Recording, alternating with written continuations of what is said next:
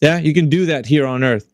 When you go up there, I want to see a demonstration of what you're saying is true, because you have an infinite amount of volume where gas is expanding into. Whereas in a test down here, you'd show like a rocket inside of a contained environment if it's going to be like in a quote unquote vacuum.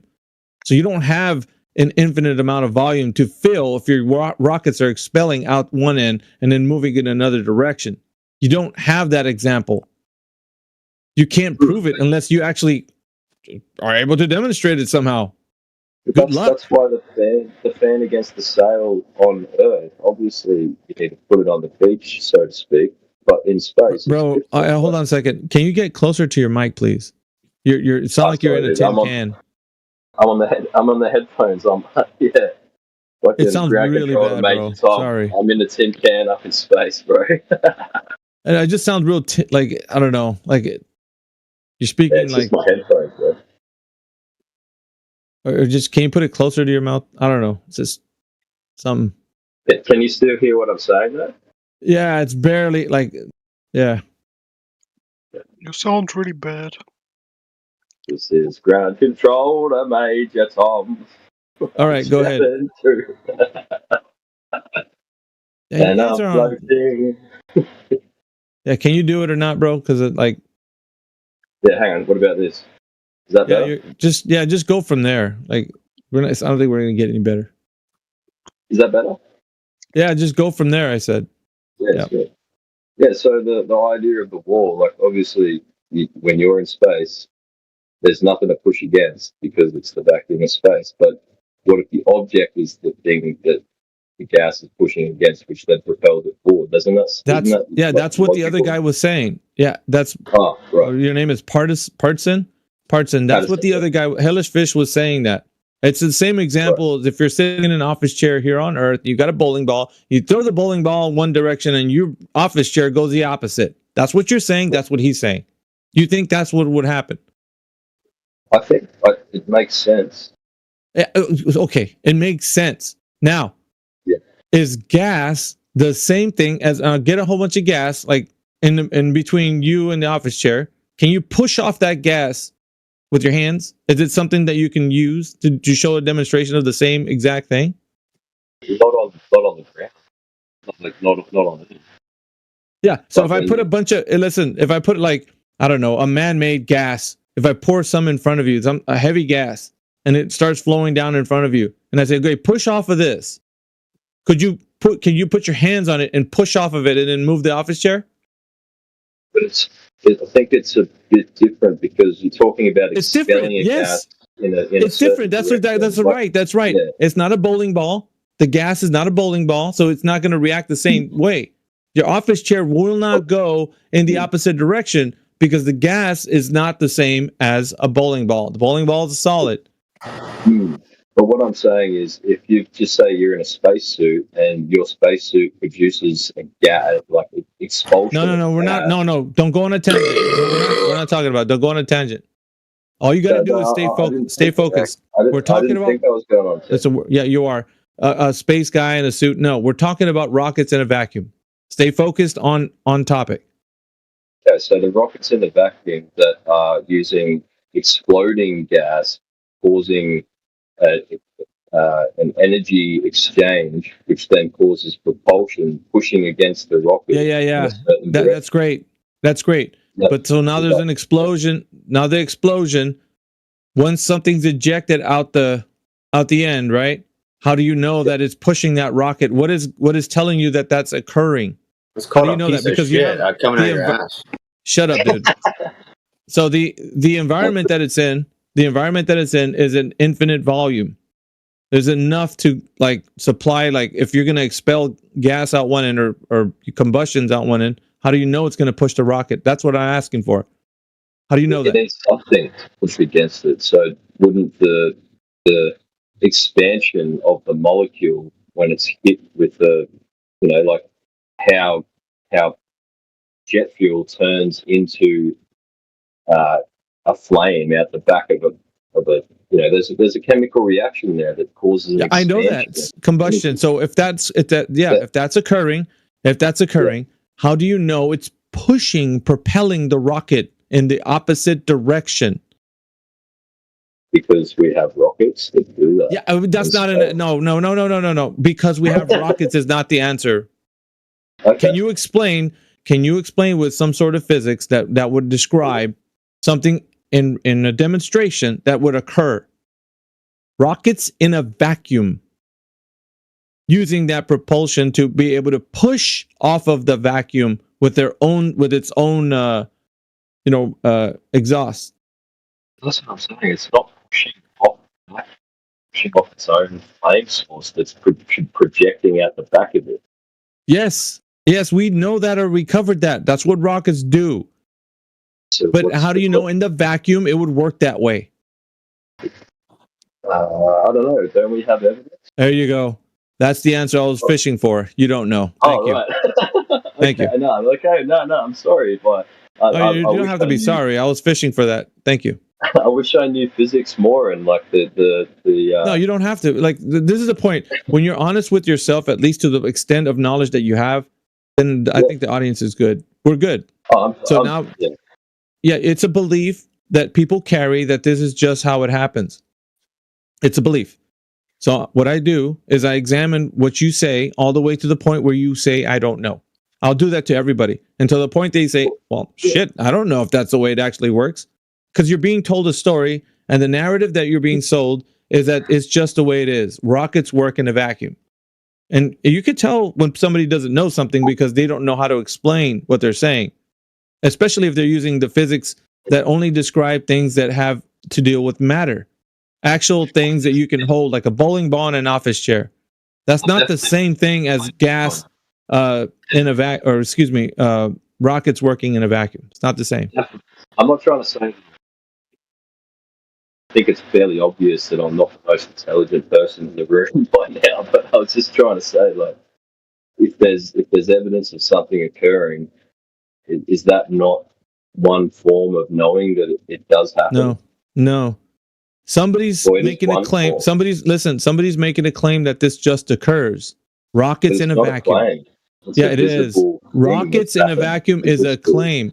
Let me tell you why it's a claim, okay? Let me tell you why. So hang on, have rockets not left the Earth's atmosphere before? Dude, listen to the claim, okay? Okay, yes. Listen to the parts and listen to the claim.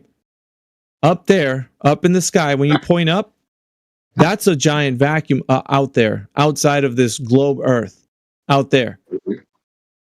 Right? Yeah. Okay. Has that ever been proven?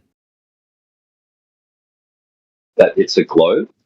No, that there's a giant sky vacuum. Shit, I don't know. Like, thank you. That's the point. I feel like, this is the point, Partson. This is the point of realization for you, right? Where you start to realize where your knowledge ends about the topic. You don't know if there's a giant sky vacuum as you point up. So then you can say, well, it just works, doesn't it? No, you don't know if the claim of the rockets working in a vacuum is actually true because you don't really know if they even proved it to you that there's a giant vacuum in the sky. You can't prove that. So what are satellites? It doesn't matter. Like, we're not talking about that. The subject right now is this your base of knowledge for the idea that rockets are working in a vacuum. So we're showing how what you're thinking about is you don't even know if you can say for sure if there's a sky vacuum. You don't even know that. We know you that believe satellites exist, right? Do we know that satellites that's a whole Partson. That's a whole other topic.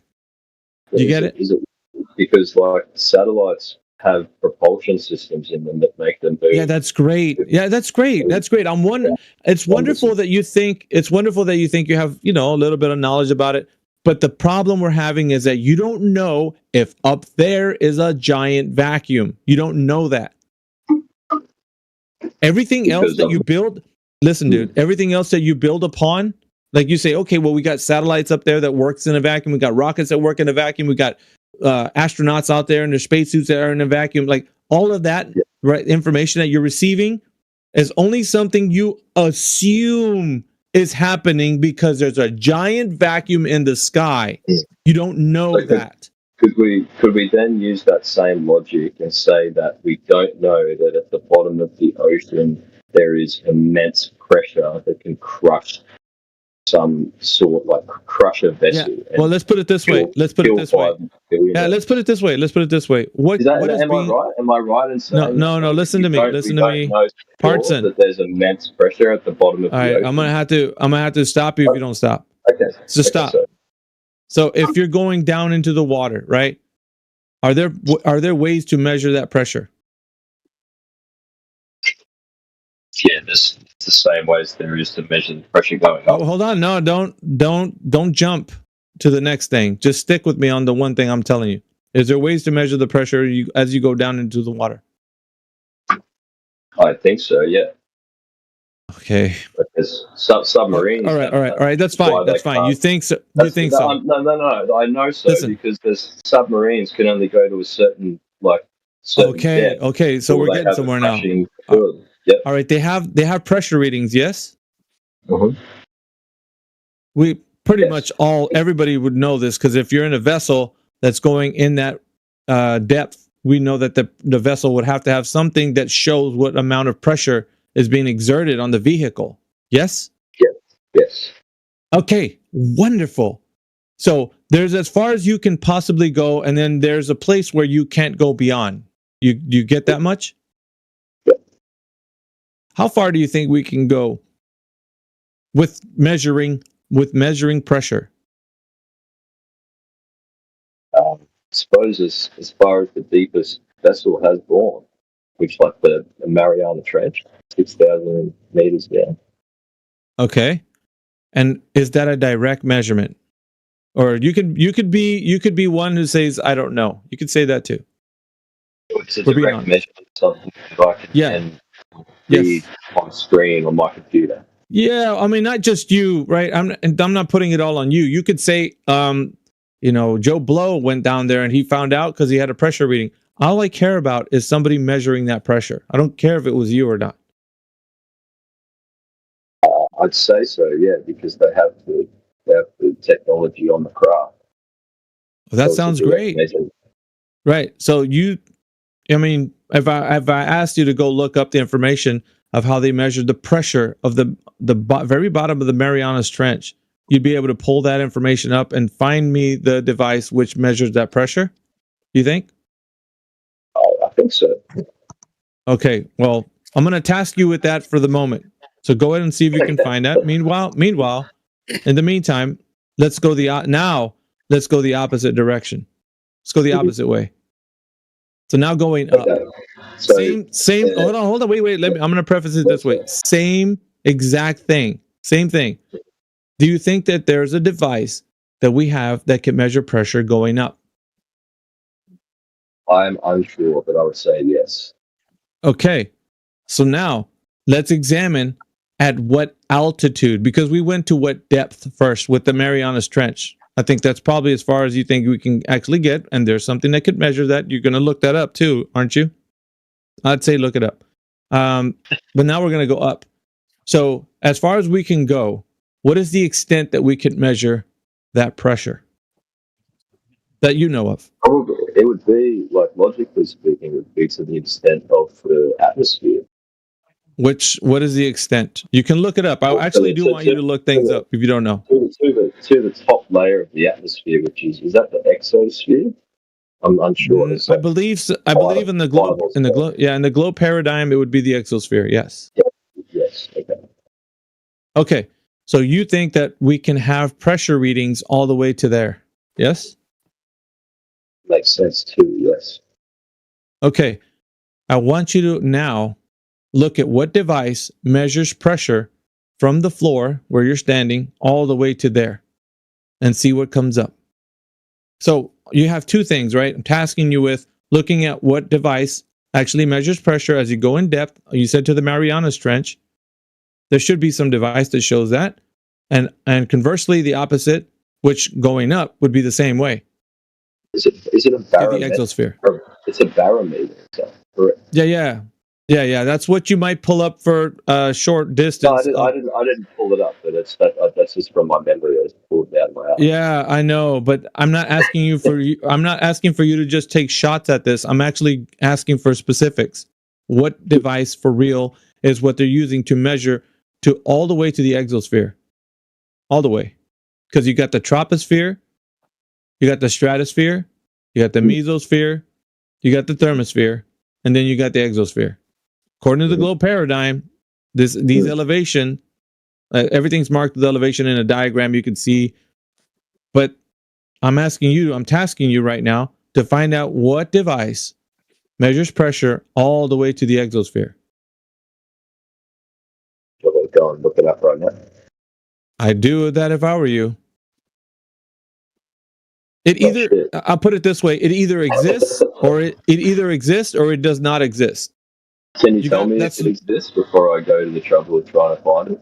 I'm not going to give you information that I think that you would be enlightened to know for yourself, because it would come from me. It would come from me, and you would say like, "Nah, you just saying that because you want to defend the Earth being a horizontal plane." No, I'm totally open to it, man. I'd like you to tell me.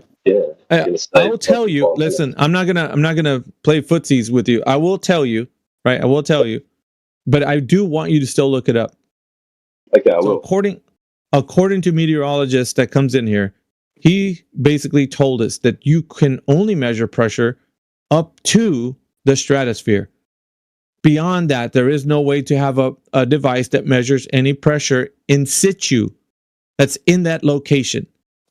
You can't measure any pressure in the mesosphere and above. So he says basically meteorology is really only concerned with the troposphere, where weather happens, where it occurs. But above, above that, you wouldn't be able to have any pressure readings. So just like the Marianas Trench, you said that the device that would have to measure pressure as you're going down, it's not the same as going up. Right. So the guy comes in here frequently. So I'm interested to find out what height the recent Red Bull space jump was set at. It's probably just a Google search away, dude. Yeah, just look it up. It's 120,000 feet, but look it up. And not only that, just I wanted to send you. That's fine. I wanted to send you on that journey because as far as like the diagram shows of the altitudes, you can either measure pressure or you cannot. One of those two, but it's a spoiler alert. You wanted to know. I told you. You cannot measure pressure beyond the stratosphere. You cannot measure the pressure. Okay. So there's a huge gap of knowledge that you don't have, where you're supplying an assumption to then say, I know that the sky is a vacuum for sure. You and everybody else that's in here that believes the Earth is a globe does not know that information to be true. Let's take it further, Alpha. What's funny is they don't know what the environment is, but they extrapolate it. Okay, so they say if it's decreasing, if the pressure is decreasing at this rate down here and at that rate up there, then if we continue that decrease mathematically with projections, then it should be this decreased up there. And then they start building space technology for that extrapolated calculation, and it magically works every time. Isn't that amazing? That's right. So we're giving this information to you to look through. This is the reason why I want you to look for this information as best you can. So even in this conversation with us and beyond. So when you log off of here and you have your own time, go look at that. Go look that up. See what you can come up with. And I guarantee you, if you find something, bring it to us so we can examine it. Because a lot of the claims are there's these ways that you can measure and there's these devices you can use. But upon further investigation of those types of things, we find out they're not actually measuring in the environment. Or if they are, they're passing through and they're not actually stationary in it. Because you'd have to have some sort of way to stay up in that altitude to get a reading from a measurement. Have you spoken to any astrophysicists in your chat before that had like any kind of information to provide. There's one yesterday. What was his take? Josh Ingersoll of Amazon Kuiper Systems, a satellite engineer. Correct. Yeah. And then what was he kind of, did he have a way to rebut? Well, he claims that he does. He says that he will present the information, and then he goes away. Every time. Every time. Oh, fuck. Yeah, every time, Partson. Yeah, dude, that's what we say. We're like, WTF. We've been doing this 10 years as a community. We're like, WTF. It happens. This is not an unusual occurrence, dude. We talk to these people all the time. It's just really disappointing. Yeah, it's kind of. I think maybe that happens with a lot of physics, especially in the quantum physics realm. Pun intended. Well, no, listen, but what's happening though is the magic trick, right? The hat trick is that all you have to do is presume that what they're saying is true, and you create an imaginary world where all of the things that they're saying exist, like satellites working up there, rockets in a vacuum, rovers on Mars. You got the satellite Voyager out in space, like all this space lore will start to listen, bro. All this space lore will start to manifest itself in your mind because you believe that they have the information that's verified. So you carry a belief system that cannot be demonstrated in any way. There's no measurement that you can bring back forward to us and say, look, they measured it this way. Hopefully I've demonstrated that I'm open-minded enough to other ideas to say that I don't concretely believe in what I've been fed. Yeah, dude, I'm an open-minded guy, man. I like discussing stuff. Yeah, Patterson. That's your name, Patterson. What I'm trying to tell you, bro, is that everybody, you, me, and everybody in here have been sold an idea. We've been sold an idea, and some people take it as gospel truth, and they don't want to challenge it. So this is what we're doing now. As I told you with the pressure readings, right? Because if you're getting in a vessel and you're going into the water, you'd have to have a way to measure that pressure. It would concern your very life if you didn't understand what pressure you were at, right? Yeah. And know the dangers of it. So you'd have to have some way to read that. Wouldn't you agree? Definitely, man. The thing is, okay. Just take that. Take that. What I said. Take what I said. Now go the opposite direction. Going up would be the same thing. If you didn't, let's say you were just in a vessel going up, and you were like, okay, well, I have readings only to a certain level, but I don't have readings beyond that. Wouldn't that be detrimental to your voyage? Yeah, definitely, but it's more detrimental if I believe to the true materiality of this world. I'm stuck in between simulation theory and what is real. Well, no, so, but me, here's you know what I mean? Bro. Well, hold on, Pat. Before you go to simulation can be flat, right? Simulation's not curving. Yeah, before you go to that, bro. Yeah, hold on, dude. Hold on. Don't throw everything into question. What you should do is question. Pat, relax, brother. What you should question, though, are the grandiose claims that are being put to you that something like a space vacuum exists. I do, man. I do. That's the thing. I do. That's why I'm in this chat right now. The most important thing you should do is not just take what people are saying, but examine what we're saying and go and test and verify and see if you can find what we're saying is missing. There's something missing. The people believe that pressure is being measured all the way up, but if it was really important for a voyage to go up into the sky and you couldn't read the pressure values that were up there, wouldn't you know, like, that would be like extremely important? You'd have to know that it's mission critical. You'd have to have a way to verify that the information for pressure readings would be something that your vessel would have to be able to do if you're up there. So technically speaking, there's a lot of verifiable facts about how the Earth is round. Can you present some facts about how it's flat? Yes, measured that way. Is that verifiable? Hold on, I'm challenging the premise. What verifiable facts are the world is round? Yeah, We're here because We're here because of that. We're here because we can't find those verifiable facts that the world is round. Yeah, there's no measurements. The only measurements are flat.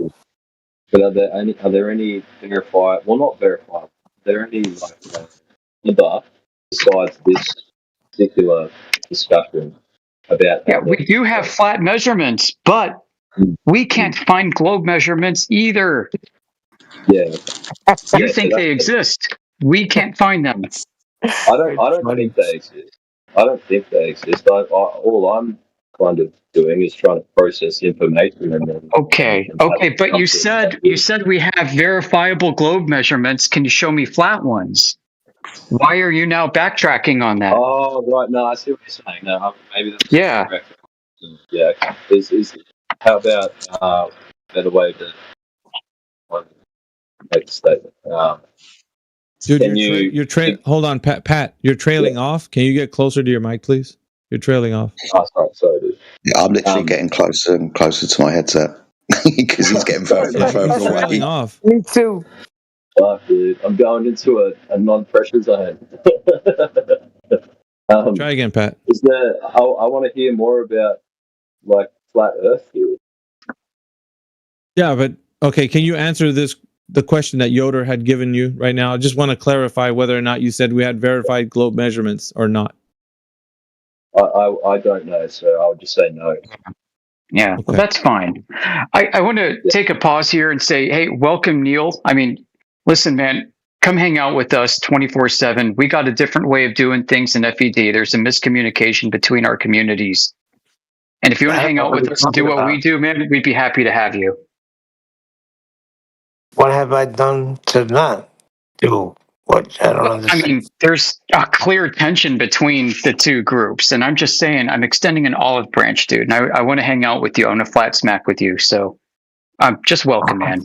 Hold on. Thank you for hanging out with us. When have I ever come here and done anything other than what I do? You really want to go there, bro? Yeah, Neil, I think you're making it a little awkward and weird. Like, just accept it. Say yes to, or what? Amish. This is not an admission of guilt, Neil. Yeah, what do you go? I don't know what you're going by. I'm tabbed out. So he dropped already. What the hell? Oh, you can't talk to him, Craig. Maybe it was an admission of guilt. Yeah. What? Wait, he dropped? Yeah, he dropped. I just said, come on, man, hang out with us. I'm totally serious. I want to hang out with Neil. If you're still listening, Neil, dude, like half my family's from New York. Like my mom's side, the family I married into. You remind me of so many people that I've known over the years, man. It's really cool. So, like, dude, come on, hang with us. Why can't we be friends? Why can't we be friends? I mean, I dated a girl with the last name of yours, Neil. I don't know if she's part of your family. Oh, geez. Awkward. I know. I wanted it to be awkward. I know. Seriously. Anyway. So, AV. Yeah. AV, what's up? Man, dude, it's been a great past couple of like 3 days, dude. Like in here, I'll tell you what. Ever since we went on that list, I don't know if you weren't a part of that the other day, but we went through all the bad arguments. I was there for some of it. Some of it I was there. It's been good, man. Yeah. Yoda's been it's just something to talk about. Yeah, about the list. I was talking about this morning. Like, we should probably rank them because there's literally an infinite amount of bad flat Earth arguments. Yeah, you know what I mean? Like trying to like list them all is like, okay. We should rank them and like rank good arguments and then prune the list. Well, I mean, obviously the bad arguments, you just prune that completely. But the good flat Earth arguments, like take the top 50 or top 100 and just prune half of them. That's what and don't use them anymore. You're totally right. That's a good way to put a positive spin and actionable spin on this. I realized that when I was down to like number 30. Excuse me. I'm like, oh my gosh, this list is never going to end, is it? Yeah. Like number 30, I- number 31, number listen, 32. I When mentioned- I read he sent Yoda sent me the list this morning, and I was like, Yeah. he's like, there's an explanation for each of them, and I'm like, well, I think the eternal toroid is pretty self-explanatory. It doesn't really need an explanation to it. Oh, And then I realized this list could get quite long. Like, oh my goodness, man, this list could be endless. yeah. Yeah. So what's the best I was- round argument? that's hold on, easily Pat. put to bed? Yeah, hold on, Oh, sorry. Pat. Yeah, 1 second, bro. So I was going over the list yesterday, Indio, but I like some of the points that were being brought up, and I even said it this way because Yoder put those points up to be discussed. So they were not just like a blanket statement of they're just straight out bad arguments as the way they were. Right. It's how people use them, like the context wasn't being brought forward. So they're not. That's a good like, point, Miggy. Yeah, Yeah, I DJ created pointed that out, this is too. a list of talking points, dude. Like DJ and I were like, okay, so what kind of discussions have we heard over the past, 2.5 years being outside 24/7 that bother us? And we started off with, with that list. We're like, yeah, we've heard this, we've heard that, like these, and it was all the cases where these discussions go sideways. That's how it started. Yeah. I mean, these are good discussion points because we hear them all the time. So I figured the list is kind of like a good thing to bring to publish so that we have something to talk about. Like these are talking points. Absolutely. All of these Now, are let me bad ask you. arguments. Is the list gonna be confined to what people that we associate with in here talk about, or? I mean, it I would started say- off that way. Like yeah. this isn't I'm not like doing a blog post, dude. This is not like Amish's, top 100 shitty flat Yeah. Earth proofs. This is I like, got that. guys, we've had a lot of crazy discussions the past 2.5 years. What have we talked about here that we really kind of want to stop and have answers for? That's kind of the intent of the list. That's all it is. I've only ascribed it to Yoder because he put the list up, not because he's the author of the list. We all agree that some of these arguments are bad, so we would all be the ones to have contributed to some of the reasons why. I even went over some that weren't even on the list. Especially the one we were just talking about right now, rockets in a vacuum, and then the 3-body problem. That seems to be another one. They're poorly argued. I agree. They're poorly Sure. So argued. and that's it. The point of this list is to bring up things that we talk about that we can do better at. Like we need to sharpen our saw. And this list kind of gives us the things we need to either avoid or we need to embrace and flesh out more fully so we can sharpen the saw. Can I ask, is like at the top of that list, because I'm really interested to know this one, because I think this is probably like one of the main ones, right? Like if you're flying around the Earth, if you're flying across the Earth, let's say that. No, you can use the word around. The around is mutually exclusive to a world card. Yeah, like kind of point of latitude on a map. I just didn't want to. If I walk around my neighborhood, is my neighborhood suddenly it's true. Yeah, right. You're right. But you're still like, if you're walking around, it's kind of like a circle, right? So, oh shit. Okay. Yeah, east and west are circles. If you go on the merry-go-round, no, I just had a bit of a. Hey, young man here. If you go on the merry-go-round, is that a ball that you're on? So hang on. Okay. Are you familiar with a merry-go-round?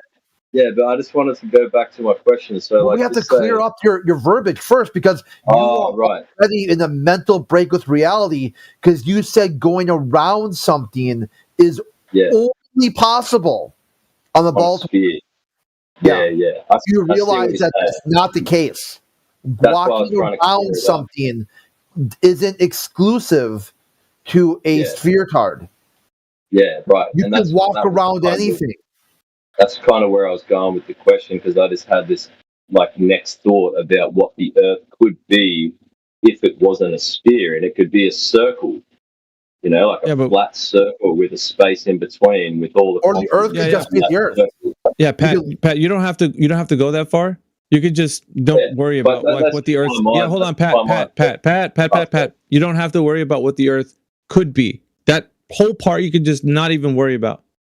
Just only examine what you can tell from being where you're at on Earth. Like just talk about what you see. let's get this back on track, guys. Let's get this back on track. Listen, like east and west are arcs, if anything. They might be circles. Okay, done. Could I just flesh out what I was trying to say? Like, I thought, like, with this question... Well, I think you should do that off mic. You should do that. You should flesh out what you're saying off mic, because you've already in back-to-back problems. Number one, you were thinking about, I said the word around, so therefore I'm presupposing a globe. Incorrect. Next thing, you have to know what it is by knowing what it's not. That's another problem. That is a problem. Okay, so you've got two things. The list, guys. Let's go back to the list. So, I mean, he had a problem with circumnavigation. Okay, I don't recall that being on the list, but circumnavigation is a map. Is a consequence of how coordinates are mapped. It's not a consequence of the actual Earth you live on. So the question that I had, that I was trying to say, that what I was asking you guys might be at the top of the list, was if I fly from Australia and go towards what would be the equator, all around the equator back to Australia, what's the sort of justification of how I got back to the same point? You use the coordinate reference system. Okay, listen, you can use coordinate references for any kind of topology of coordinate references are going to give you an internally consistent way to do reckoning. Okay, so let's say I walk from my house to my neighbor's house, and that's 1 unit on the coordinate system. Let's say that I walk from my neighbor's house to the next neighbor's house, and that's 1 unit on the coordinate reference system. How do I know that those units are actually equal to each other? They appear to be equal on the coordinate reference system. I go from XY1 to XY2, but how do I know, and then XY2 to XY3, how do I know that these two distances are actually equal to one another? I'd have to measure them. Now think about the entire world. Think about going from freaking Australia to the equator and doing that. I mean, you're asking people to validate the measurement. You're asking people to measure the coordinate distance, which is calculated. What I was more meaning was flying from one point around what is supposedly the globe back to that same point. Yeah. How do you know how far that is? Yeah, well, not so much how do I know how far that is. Like, how did I get back to that same point? Measurement. Well, it depends. I mean, if you're using latitude and longitude, and you're using something like GPS, you just go by reckoning of the beacon's triangulation of your position, or you use maybe a compass and magnetic declination maps to correct yourself. Like, there are so many ways. What you're asking is probably malformed. More so, like, what does that mean for the shape of the Earth? It doesn't mean anything. It doesn't mean anything. Zero. Oh, okay. All right. No, yeah, okay. Sorry for talking over you. No, I'm sorry. He's trailing off too. It's hard to hear when he's. Yeah. So let's say instead of my house, I'm in Australia. That's XY1, and let's say the equator is XY2. Okay, and I consult the map, and I'm like, okay, the map says that distance is 4,000 miles. Great. How do I know that that's true? Just like if I look at XY1 is my house and XY2 is my neighbor house, I look at the map and I do the scale and I measure it on the map and say, okay, that is 2/3 a kilometer. Okay, great. How do I know that that's actually 2/3 a kilometer? The map says it is, but what if it's off in reality? Okay, so we need to validate that measurement. We need to validate that calculation on the map with a measurement. So if people say that Earth is a globe and is curving, so if I were to follow like the 45 degrees south latitude in a circle, a great circle around the South Pole, how do I know that I'm actually turning to the left gradually as I go and dipping down? How do I know what distance I'm actually going? The map will show me that I'm going, maybe 1/2 of the equatorial route or whatever. I'm at 45 south. But how do I know exactly what distance I'm going? If GPS tells me I'm going this distance as I travel, it's doing map coordinates. It's saying you were here at this coordinate at that location. 10 minutes later, you're there at that coordinate at that location. It goes bleepity, bleepity, bloop, latitude and longitude, calculate, you went this distance. And if everybody's using the same GPS, then everybody's going to get consistent results with each other. But how do we know that those are absolutely correct results amongst each other? That's why we do a different form of measurement to validate. And so when we measure Earth flat, we take out the curvature component to the globe. We take out the curvature component to the latitude and longitude system we use, and we invalidate it because the topologies do not work. You cannot project a curving non-Euclidean space onto a Euclidean flat space without having distortions. And when we measure distances in reality, we invalidate the distortion of non-Euclidean space.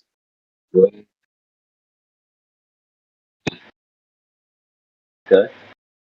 There's actually dozens of examples of this. There was a girl, she was the youngest person to sail around the world. She talked about when she sailed from Australia to South Africa, it took her 2 weeks longer than it should have based upon her speed and course. There's a guy that sailed, he was sailing out from Australia, and according to his map, New Zealand should have been on his right based upon his course and heading, and it ended up being on his left. This has been noticed with Iceland, people flying airplane routes. Then there's the frickin' problem of circumnavigation of Antarctica. This takes way too long compared to how big it's supposed to be. And I mean, when I say way too long, I mean like double the time. At least double the time. It's actually 3 times the time. So there's something called the Vendy Antarctic race, and then there's the Vendy Globe, and then there's the Antarctic race. Now there's a trimaran, and now it's the exact same boat. It took them the same amount of time to sail around Antarctica, which is the world record, as it did to circumnavigate the entire world, right? According to the Globe mathematics, right? 93 days. Now, how is 25,000 miles the same as 16,000 miles? Yeah. Why would that take the same amount of time? Right? If you're going by time over in speed, right? Assuming it's going relatively the same speed, it'd have to be going so much slower. Like 60, it have to go 60% of the speed around Antarctica, which is crazy. Like we know, and this is based upon, and these distances they're calculations based upon the coordinate reference system that Yoder was just talking about. But when you do it in the real world, right, and you throw out the coordinate system and just say, hey, we're going to sail, and we're going to see how long it takes, we're going to measure our speed, the distances don't match the globe. That's why we're here. You said, hey, there's evidence for the globe. Like, bro, we're here because we checked, and what should be according to the globe doesn't exist in the real world. That's what we're trying to tell you. It doesn't actually exist. And that was my next question: was that is there like a collectively agreed upon shape of the Earth if it were to be flat? Because you can't be in 2 places at once, and there's not 2 Australias, right? So, well, maybe there is, like in simulation theory, like we pass a point and it just starts again. But like it would make sense for the globe to be a thick circle floating in, maybe space, or we don't know, but like if you're going around it or you're going, what we're telling you, in reality, you're not traveling in a big circle. You're traveling in a big circle in the coordinate reference system. It's the abstract mathematical object is not the Earth. Look, boats don't just like point in a direction and go that way. You have your course, you have your heading, right? So your heading is the direction the boat is pointed, and the course is the direction you're actually traveling. So a lot of times those things aren't going to align or be matched up. So you have to estimate, you have to use the coordinate reference system that everyone agreed upon in order to travel, because it's difficult to be in a moving fluid and correctly track where you're going, right? Yeah, So these confounding variables create problems. So we created an arbitrary coordinate, well, not completely arbitrary, a coordinate reference system based upon the stars, right? It's based upon the stars, not based upon the Earth. That, hey, if I'm under this star at this time, that means I'm here. Yeah, but like back to my question, like, is there an agreed upon shape of the Earth? We don't claim that Earth is any shape. Any particular shape. Yeah, Okay. If the Earth was shaped like, let me just give it to you this way: if the Earth was shaped like a rock, what shape would we say it is? Rock shape. Well, that's kind of what I'm kind of getting at. Like, if it's not like you can't circumnavigate it, then you have to be able to go around it some way. In the coordinate reference system, east and west are merely circles. So if I point something east and keep north to my left, right, and just keep traveling in that direction, I'm going to go in a circle. You can draw a circle on a flat surface, right? I suppose I'm just trying to like picture in my mind what the Earth looks like. From where? From where? Yeah, from where? From where? What the Earth looks like from where? You got to be somewhere, right? We have to place the observer. But you're the observer, right? We have to place you somewhere. From where? From the moon? You want to know what flat Earth looks like from the moon? Oh, you're right. Okay, I see what you're saying. You're right. Wow, okay. It just keeps, I feel like I'm digging myself deeper into the rabbit hole. Well, I mean, simply, why wouldn't you go, hey, what's the Earth look like? You don't just, draw from your memory of what the Earth looks like. Where did you get the idea that you could see the Earth in its entirety? Oh, pictures from space, right? From the shit on TV. No, actually, the moon. No. In terms of a flat Earth argument, from looking at like some theories about what flat Earth may be, as in like a halo on its side, where you can travel from one point to the other, going in flat in a straight line. It's not really straight; it's sort of curved because you're going around it and coming back to the same point instead of it being a globe. Yeah. It's just like a big ring. And that's something I'm pulling from my memory because I think I might have seen that as like an argument for what flat Earth may be, or from what the Earth may be, rather. And that's why I was asking the question: is that like top of the list in terms of how you get from one point to the other, from the same? I got you, man. You know what's funny? I'm going to pause you because I got you, man, and I want to give you a funny thought. Okay, this is not supposed to be thought terminating, but did you know that you can go straight lines or curved lines on flat Earth?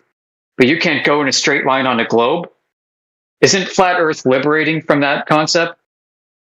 Yeah. Well, you can't go in a straight line because if on a globe, you're going down the whole time, right? you're doing a somersault. Is that right?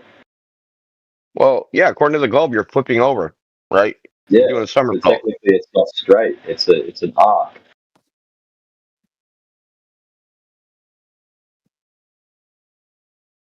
Now, what seems more reasonable? You're going in a circle drawn on a flat surface, or you're flipping over? I suppose if you take into account gravity, both. Always, every time.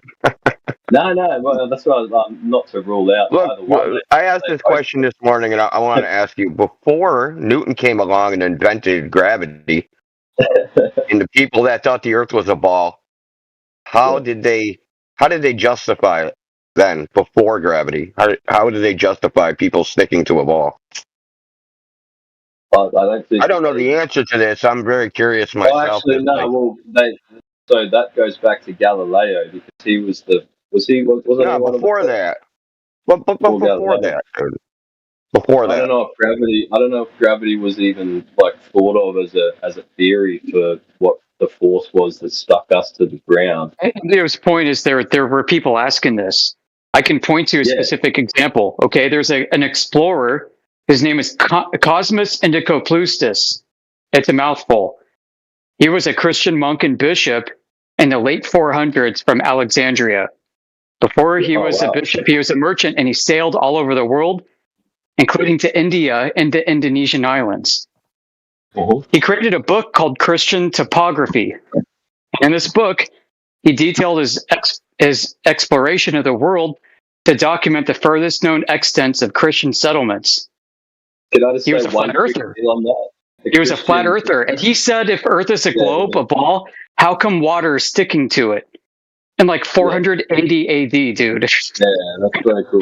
Dude, the Christians have been their greatest downfall. Can I just say that? Like, if it wasn't for Christian monk theologists and like geologists and physics well, I suppose physics wasn't invented then, but they led to their own downfall of their own religion because they had the time to. Okay, that's immaterial to the discussion. This was the world religion at the time, right? And I'm giving you context about who he was and when he was. The point is 1,000+ years before Newton, he's like, guys, if Earth is a globe like this ball that you think it is, which, by the way, he was concerned because he noticed that more and more people amongst the Christian lands were adopting this globe idea, and he wrote against it. He said, how do you suppose the waters of Earth are sticking to it? He asked that question, which is what Indio asked you. Like, before anyone had a concept of gravity, how did they think of this? And let me tell you what, back then during the Dark Ages, I bet this was a huge gotcha. For that reason, because they didn't have a story to explain what gravity could do on a ball. Yeah, like that. They didn't know how to use mass as an argument for gravity. Yeah, to be honest, they still don't. Like, if I ask you to define mass, what is it? It's like Sunday down the road at the Christian church. No. I mean, that's the best definition. Probably the best definition you're going to get. Yeah, dude. Pretty funny. If you go on Wikipedia and look up mass, there's 5 definitions. Yeah, right. It doesn't, it's a meaningless term. It actually doesn't mean anything. It's like a magic word used to hypnotize people. Hey, what is it? Oh, it's a quantity of matter. Well, that's not correct. Yeah. That's what most people think it is, but it's not that. It's funny, guys, because every definition that's given of mass contradicts another definition of mass from another academic discipline. That's the funny thing. It'd be funny to get 3 of them and then line them up in like a rock, paper, scissors format.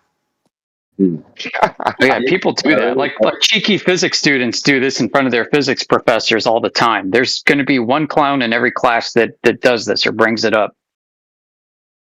What we should do is put them on a 6-sided dice, and then, like, which math you talking about? We just roll the dice. Yeah. What you do is you hire him to work at JPL, and you read him into the flat Earth. Does molecular science play into, like, are any of you guys interested in molecular science and the study of atoms and how they work and operate? Like, I don't know. Yeah, we know about it, but I don't know what it has to do with this topic. So, like knowing about it, similar to like the start of the discussion when I first came in, like, we don't actually really know about it. We just know what we're told, right? Yeah, we have models of the atom, but they're admittedly models, right? They even say in the textbook, this is the Bohr model of the atom. They don't say this is like... Yeah, and an electron... They don't say it's actually real. Yeah, and it's like, and this is kind of up for major discussion as well, because like an electron is meant to be a thing, but it also operates as a wave, which is why when you do the model of shooting the protons through the holes in a piece of something, and then on the other side they produce an image that is not congruent to what it should be because it spreads out after it goes through that hole. It doesn't operate like a piece of matter. It operates like differently, like it kind of disperses after it goes through the center of that hole. I don't know if you guys are familiar with that particular... Yeah, it's the matter wave theory. It's called the de Broglie theory. Well, and that particular experiment is like really interesting because it kind of bends like what we know about molecular science altogether. It doesn't. It asks more questions than it answers. You know. I mean, but what we know about atoms, if we think about like reality, that operating on a molecular level as like as atoms and a nucleus and electrons and photons, etc. Like, is that model? Is there any of that like that particular scientific model that plays into or like can be incorporated into flat Earth theory, or is there any of that lends towards the round Earth theory? Like for me, what it doesn't say anything about either one. Doesn't say anything about either one. None of those. Like if you look up the standard model of particle physics, gravity is not a fundamental force. It's not even included in any of it. If you go on Wikipedia right now and this, you type in the standard model. Go on, listen. If you go on this, look up the standard model on Wikipedia. It'll say it's a model of the fundamental forces excluding gravity. So nothing at the macroscopic level that would make the Earth the globe. You mentioned it yourself. Gravity is even included in particle physics. There's no carryover. There's no crossover. So there's no mention of an electron orbiting and like a nucleus. Yeah, you're talking about electron orbitals, and in the probability, in when they do the wave equation to get the probabilistic position right of where the electron is, they don't have gravity is not a variable in any of that. So the fact that like we don't know whether the electron is actually orbiting the nucleus, all we know is that an electron is present, as is the proton, right? We know even less than that. Like that's even making a leap. All we know, if we do a particular thing, we can make some frickin' phosphorus, pixel on a screen flash. Like that's all we know. Yeah, well, that was like what I was saying before. Is they don't even like they thought previously that the electron was like a physical thing that like just traveled around the nucleus, kind of like the moon around the fucking Earth. But in actual fact, we don't know whether it is matter according to quantum physics because you're talking about it's called the Rutherford model. What you're talking about, the one where the atom is like a bunch of orbiting planets, right? The electrons are like orbiting planets, orbiting neutron. That's called the Rutherford model of the atom. That was rejected because of a bunch of tests where they shot neutrons or electrons. Hold on, and the deflection angle wasn't great enough to support that model, right? And then it also leads to infinities, right? Because the electron's supposed to be orbiting so fast within the model, and it should crash into the nucleus because there's nothing, because there's nothing in preventing it from just crashing into the nucleus. Yeah, but don't they say that's what happens at least with radioactive materials, right? It all crashes into the nucleus, turns into iron. No, that's the thing of that. Am I thinking of that right? I think they shoot a photon. That's fusion, right? No. So all radioactive materials decay into iron. Yeah, because they have excess neutrons. That's what they say. Right, there's excess neutrons that they crash into the nucleus. Yeah, that's what I'm saying. No, but they did like these tests where they shot. I think it was freaking electrons.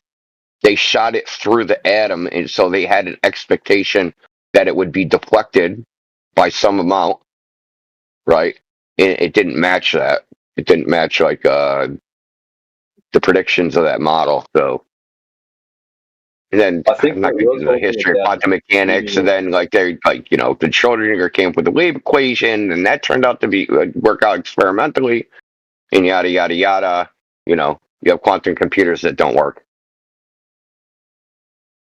Yeah, well, the whole of quantum physics is sort of like in a bit of tumultuous period at the moment because there's more scientific evidence to come out to say that the whole of the basis of quantum theory could be fucking jack shit. So It's always been. entire, It's always been known, probably. yeah, it's always been, but it's just been built upon and built upon and built upon and made into the, you know, the big schools of thought. You know, ultimately academics need jobs. Becomes so big, it's like a snowball effect now where they don't want to stop it because they do that and you know the same thing is happening in astronomy. Yeah, like the idea has like this inertia that just keeps like, you know, within academia itself, it has an inertia where you can't speak against it without getting like ostracized, sidelined, not published. But then if you want to advance your career, you can't do anything heterodox. You have to parrot the party line. It's you know, people think this science has no sociological aspects to it. It obviously does. Serious sociological pressure, peer pressure. I mean, how do you have peer review without peer pressure?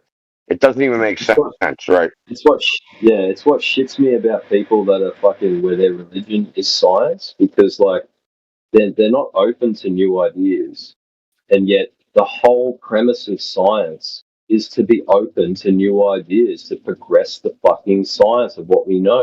And it's like, unless there's fucking 10, 20 years of study where something has been proven, then it's like, okay, we can adopt this and say that it's free now. They're like, oh, but what about that fringe idea that could be correct? Like, fucking go back to the flat earth theory. It could be correct. You know? Yeah, so is anything unscientific about a flat earth? That is a good question to parlay this back into the room topic. Yeah, what is unscientific about flat earth? Yeah, the fringe idea is the globe, Mr. Pat. Yeah, so answer Yoder's question, what's scientific, what's unscientific about flat earth? What makes you think it's you seem to be characterizing it as if flat earth was the fringe idea when clearly that's what we observe and experience, and the globe is a religious construct that has no basis in science whatsoever. Okay. Well, I was just about to say that the fringe idea is definitely not the globe theory because it's well received and believed by the rest of the scientific world. Believed, that's right. Yeah, but it's believed by people. It's believed by people who take the mantle of science when they're actually pseudoscientists, because there's no empirical evidence for it. So, yeah, do you have any empirical evidence for the globe to present? Oh no, I'm definitely not here to argue. I'm not sure if you've been listening, but I'm just open to all discussions. Oh, okay.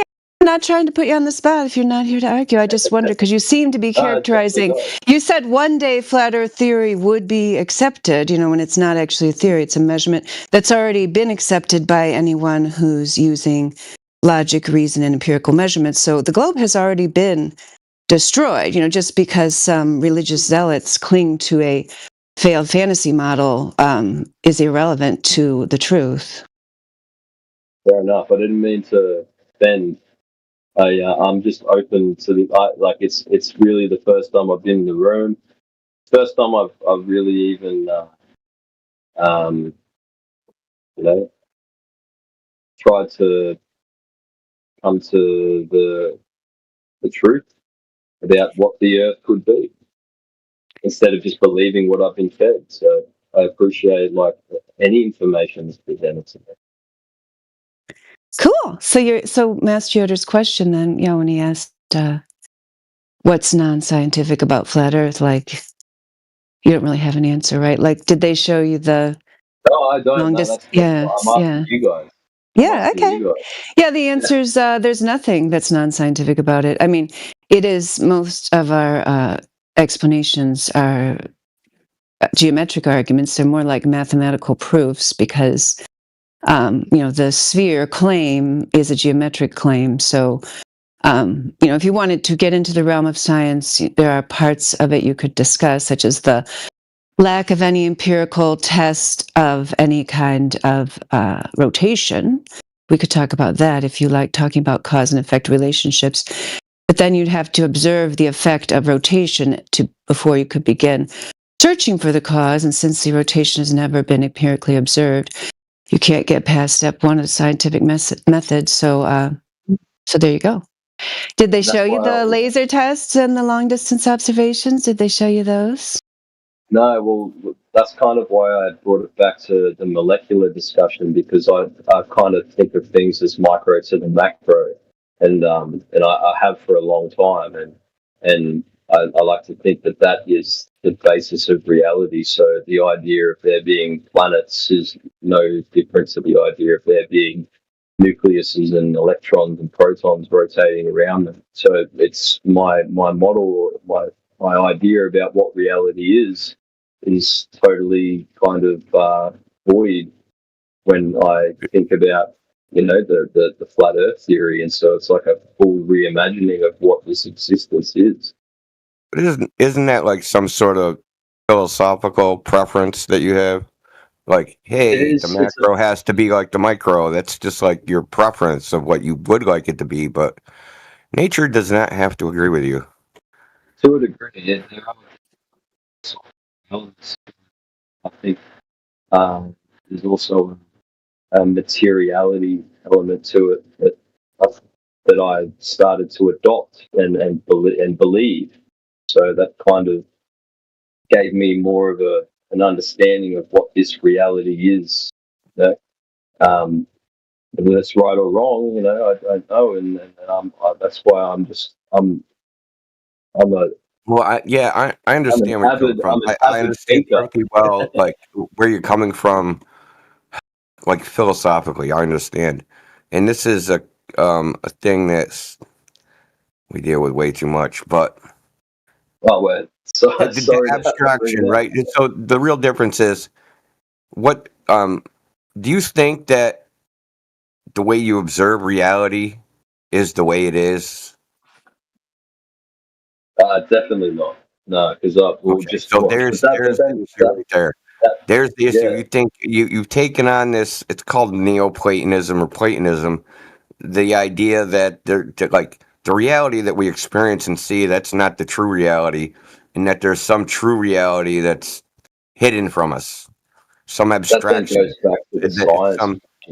Well, I mean, you can't do science with that idea because, brother, you can't do science with that idea because science is based upon, and its foundation is empirical observation and measurements in the real world, and assuming that those measurements and observations are what the world really is. Mm-hmm.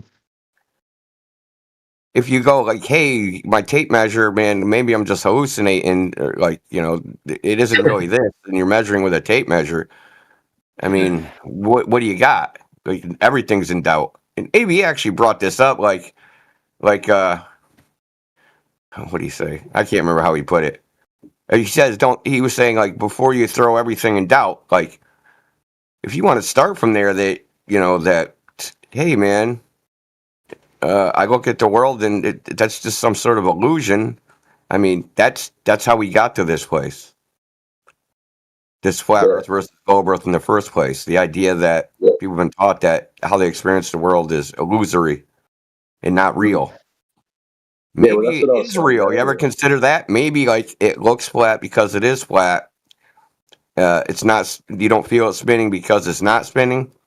Have you ever considered that's like the world we experience is the way it actually is? Yeah, dude, I have, and that's why I brought up like earlier. Like I'm caught between the idea that we're in a simulation and we're not. Like it's on my mind. But it would have to be a simulation of some reality anyway, right? That's what a simulation is. It's simulacra is like an imitation of something else, right? What is the greater reality that it's imitating? Well, I don't think a simulation has to be an imitation. I think that a simulation. That's what simulation means, as in similar, right? That's what similar. Right. Mm.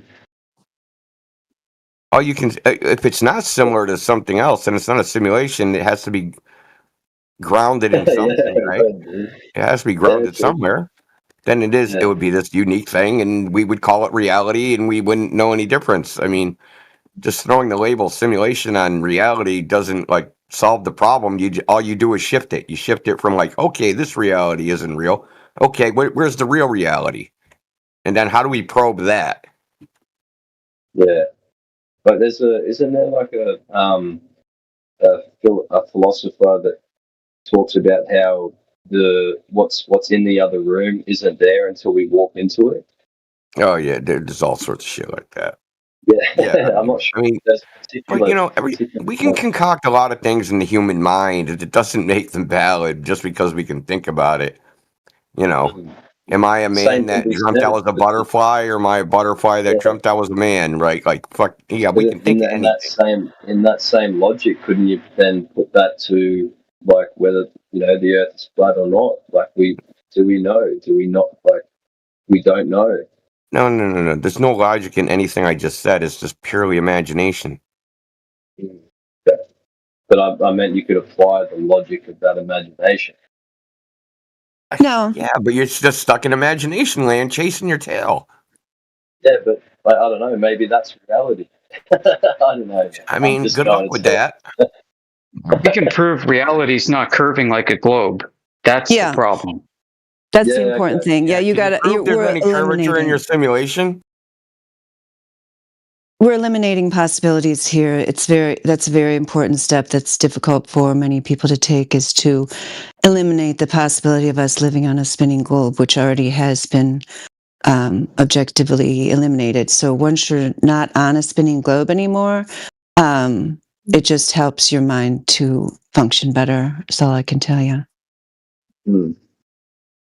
If I think about me not being on a spinning globe, that makes me feel like I'm in more of a simulated. Yeah, it's like it's why do you think you live on a spinning globe?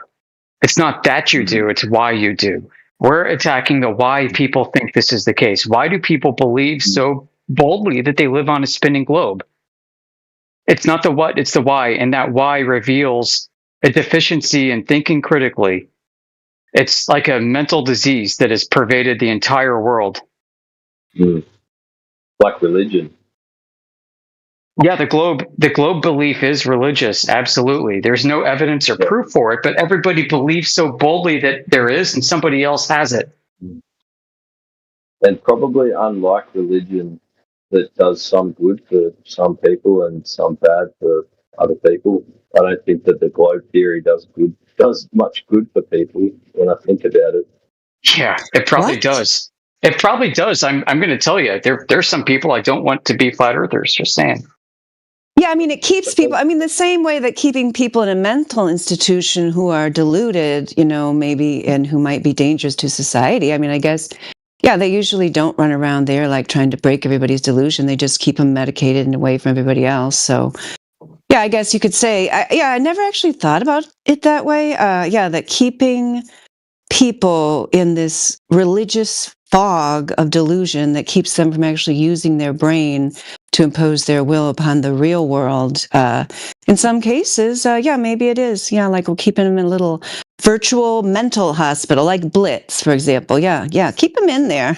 We don't want that devious little worm, understanding reality and trying to bend it to his will. Yeah, I'm into it, Mr. Yoder and Pat. I've known a lot of Christian people that were previously not Christians that are now living much better lives because they are Christians, and whether and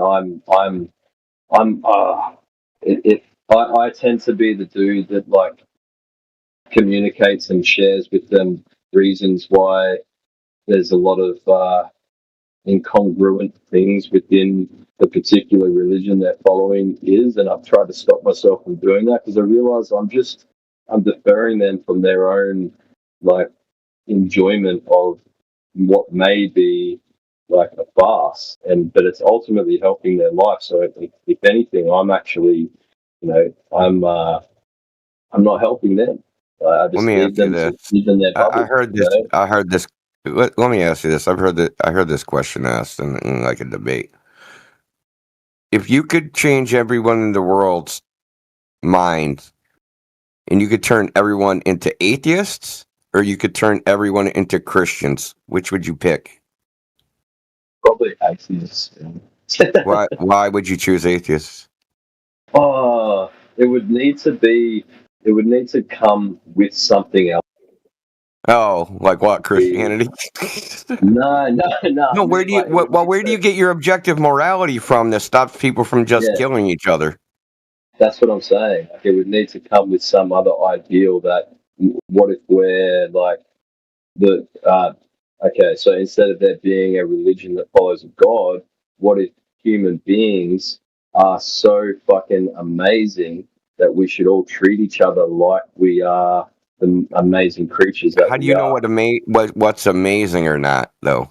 That's the thing. Amazing like to that's what? what I'm trying to say. It would need to like if everyone if everyone on Earth, whatever that type of Earth. Yeah, well, someone's gonna have to decide what amazing is. Do you understand? And you're gonna have to have some metric on which to measure that. What's amazing in an atheist materialist worldview where the universe is just gonna, heat death in, 100 billion years or whatever? Nothing matters. Remember, you're just a bunch of chemical processes. It doesn't. None of that shit matters. So what does it matter if I hump dead bodies or frickin' murder children or why does any of that matter? That's why it matters, because we are impermanent beings and we will not be here after a certain amount of time, and that's why, without trying to put some sort of religious attachment to the word that is sacred, that's why life is sacred, because it is impermanent. It's sort of like the same. You even using the word sacred is funny. The thing is, you're using a Christian ethic just to even make an atheist argument. It's hilarious to me. It really is. I don't think so, because the Buddhists, for instance, that Buddhism is not a religion; it's a way of life in their kind of depending on where you are in the Buddhist realm. A lot of Buddhists don't think that it's a religion; it's just a teaching. It's a way to live your life. It's impermanence. Nothing is forever, and all of the indoctrination that occurs in terms of believing in a god or anything, when you get to a particular point within Buddhism, they shed all of that. They let it fall away, and it comes back down to the fact that this is an impermanent existence, and therefore we should just try and live righteously with what is righteous? With all beings.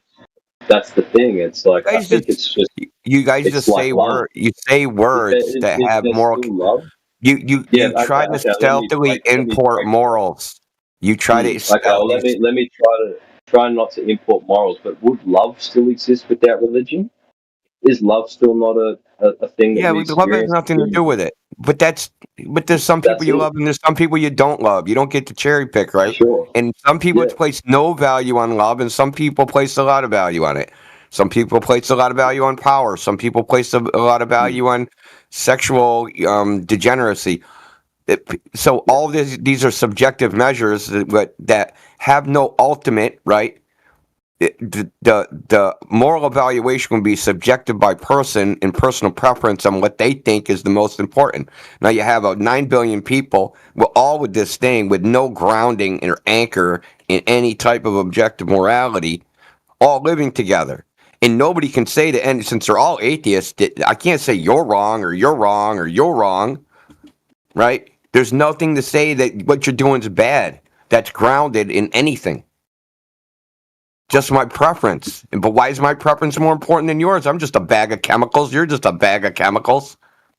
Why does your bag of chemicals get to tell my bag of chemicals what to do or what's right and wrong? Are you playing devil's advocate? No, I'm saying that, dude, if everybody in the world was atheists, it would just be a savage freaking, it would be the end. I don't know, man. Maybe if they actually believed it would be the end, dude. Like if you could make everyone in the world just be, there'd be no break. What's the break on people just murdering each other? Love, because love still exists. Love is not determined by a religious belief. It's a chemical reaction that occurs in human beings where they love animals, they love their I'll family. tell you. I can tell you exactly what would happen. There's a group of people. They're called sociopaths. Okay, they don't have love emotions. They don't have hate emotions. They see people in a purely utilitarian way, like an object. What would happen is all those people would kill off all the people that have love in those things. They'd murder them out of existence. I disagree. I think that the people that have love. Can I just say, I gotta say, love's not a chemical reaction. I can't let him say that and not have it be. But go on with your conversation. Go on with your conversation. Sorry. Apparently it is, and I don't know. Maybe that's wrong. But love is a chemical reaction, and that's what you're going to use to support society. A chemical reaction is some twisted form of evolution. That's what he said. He said that. If those psychologists, do we like evolve to have love and like that chemical process? Do you think love is purely chemical? I don't know. There's some scientific evidence to say that what happens when someone loves another thing or another person, something happens in your brain where dopamine's released, and it feels. Go tell your mom that. I dare you. Go tell your mom that. Like I don't. Go tell your mom. It's mom. I'm going to tell you I love you, but it's really just evolution that made these chemicals in my brain. All right. It started at the Big Bang, and it's like I don't actually feel this. It's just the result of a chemical process I can't stop. But you just told me then that love exists. If it's not a chemical, reaction, I don't think it is. Fucking chemical sack that we are. Like, then it's a thing that exists. It's real. And if the sociopaths rised up and were like, let's kill off everybody, the people that were like, no, they're fucking idiots. Let's rise up against them and make love the fucking main thing. There'd still be this battle of good and evil. It wouldn't stop. Even if religion was removed, you still have good people and evil people against each other. There may be no. You can't define what a good person is. That definition, you're going to give me your subjective opinion of what you think a good person is, and then I can ask everybody else in this chat what they think. Assume the atheist position where there is no God and it's just a physical, materialist universe, and they could give me their subjective opinion, which is also just a bunch of chemical processes as well. So why would I listen to a bunch of chemicals doing some chemical reaction in some meat bag? Like, why would I listen to that anyway? They're like just making sounds like there's no way to say what is good and evil logically. Yeah, that's why the atheists can't even have an ethic from which to order a society. Maybe there is no logical way to say what is good and evil if you remove religion. But people, I know that's what I'm trying to tell you. If you just say you wiped 20 people's minds and put them on a desert island and make them live together, like maybe they're going to turn into all savages, but they're still going to feel a certain way when you murder their friend. You're going to have the Donner Party going on. That's what I'm like. There's inherent feelings inside human beings. The consciousness that we possess allows us to. Don't make me have to give my lecture about slandering the Donner Party. Just a little PSA there. Oh yeah, but yeah, continue on. But you know what I'm saying? Like, there's inherent feelings within. He didn't eat all of them. He only ate part of them. No, just kidding. Religion is just an offshoot of our own emotions, man. It is. Like, that's where it came from. We created religion. Religion didn't stem from the fucking heavens. It came from us. It was created by evolution, obviously. Obviously, evolution created religion. The Big Bang created religion. That's what created religion, right? About the actions that we do against one another, and then religion was created to help try and contain what could happen if people get on the wrong side of each other. No, that's my belief. Okay, yeah. So you believe that's how it came about. I mean, that's fine. Yeah. But like, so you think religion is some sort of product of evolution? Doesn't it have to be? Yeah, because that's a product of us. It's a product of human beings. created. Yeah, but we evolved though. But we evolved, right? Sort of mechanism. Yeah, of course we did, man. I think so. That's the thing. Like, So there was a big bang. A bunch of shit happened. Some chemical processes happened. The Earth formed, and then life. Hold on, dude. Hold on. I'm going through it. Like, then life emerged from the goo, evolved into single cell organisms, multicellular organisms, yada yada yada. Okay. Eventually, human beings came around, and part of their behavior to help them survive was to create religion. So it's a product of evolution, because the brain is a product of evolution and all this stuff. So it has to be a product of evolution. It has to be a product of Big Bang and physics and all those things. Mm-hmm. Right? All the chemical reactions and whatever that have to happen. And that they're just a delusion in our brain that's being created, and that you don't actually love anybody. It's just a bunch of chemical processes. It's,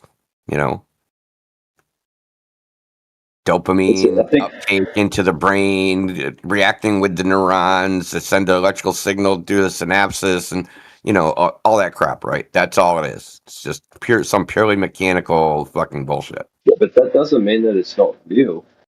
It doesn't mean that it doesn't. It's not real. It's like, what did we call an emergent property? It's not real in the sense that. But it's real that you love your mom. Yeah, you put it in a jar. Like, you love your mom, right? Yeah, I don't have your worldview. What's my worldview? I'm not an atheist. Well, the atheist. I'm not an atheist either, dude. I don't have an atheist worldview. Well, why would you say that the world would be better if it was atheist? Why would you? I said that you made me decide one or the other. Between all Christian versus all atheist. Yeah. Well, I would. No, not Christian versus atheist. Religion versus atheism. I said Christian, but. And I've only seen this religious model. So I said maybe atheism's the way, because I haven't seen that model. I haven't seen that play out. I can't say definitively if it will. Yeah, you have. But yeah, you have. Definitively, you think that I said definitively that it's no. You have seen the atheist model play out. You're seeing it play out right now. It's called liberalism. I've talked to a lot of atheists, man, and some of those atheists have been the nicest, most loving people that I've ever met. So do you live in a theocracy? Yeah, one of my best friends is an atheist.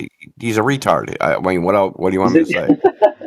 Yeah, but I've met atheists, loving people. I've met a lot of. Yeah, that's fine. You're talking on the individual level. I'm talking about the macro level, really, not the individual level. So we're back to micro and macro. Yeah, that's why I said everybody on Earth, right? Can you have a society at the societal level be all atheists? I mean, can that even work?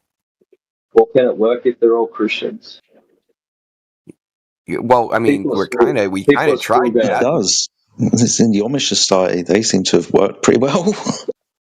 Yeah, but Christians still kill each other. Not if the rate secularists do.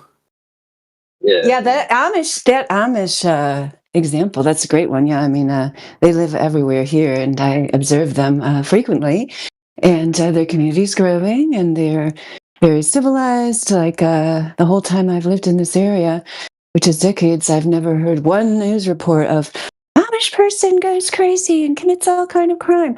No, they just quietly, they have their own school, they have their home churches, they're buying up more land around here all the time. They have a shop, many shops actually, but one that I go to in particular that has a public storefront where they sell their, harvest and meat and so on. And VetNet, they got a great VetNet section. They don't have any police, right? Well, the Amish are. I don't think so. I mean, I'm sure they have some kind of probably like internal. I can imagine the Amish police now. From what you said, like the Amish are a beautiful exception, but there's Christian men going over and killing people in the Middle East right now in the sake of like patriotism and. Well, then they're not Christians.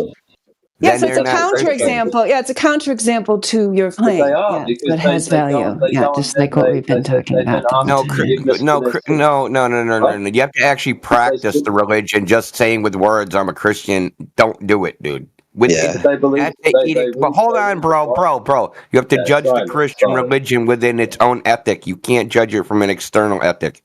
Within the Christian ethic, it's practice that makes you a Christian, not frickin' blabbing at your mouth.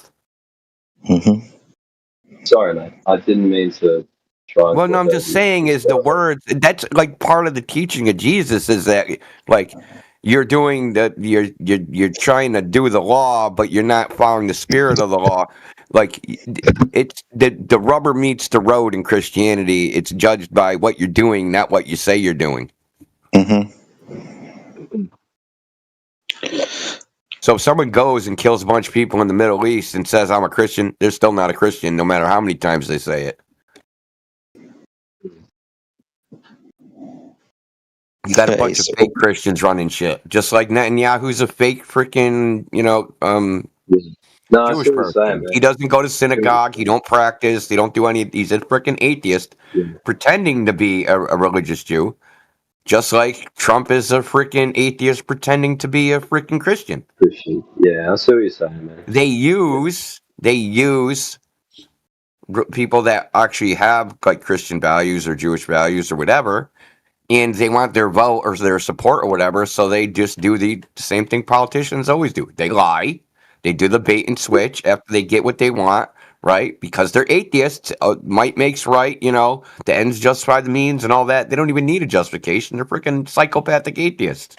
They go, I'll just lie to all these Christians because they're a bunch of fucking stupid people that have ethics because they think that they're going to die at some point and have to answer to God. I don't have that problem. I don't have to answer to anybody. I got one life. I'm going to get what I can while I'm here. And I'm going to lie, cheat, and steal to do it. And they have no remorse about it because they're atheists. Why would they be remorseful? The fucking sun is going to blow up in 4.3 million years, a billion years. So what? But going back to like Christians committing or like being involved in warfare, that's ruling out a whole bunch of like really great folks that are, called on by their country to go and fight for their country. Maybe they're indoctrinated. Maybe they're, Can you tell me what the military doctrine of Jesus Christ was? I can't, but I know that there's a lot because of one don't exist.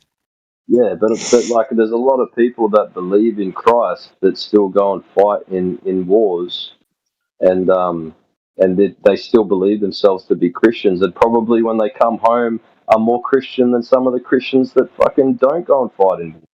Do you know what I mean? We can use all types of religions for this example. We can even point at Muslims, right? Dude. 100%. Yeah, people get lied to and get manipulated to do all sorts of bloody things for family, for country, for God, for this, that, and the other. And we're talking about atheism, right? That's devoid of any consequence.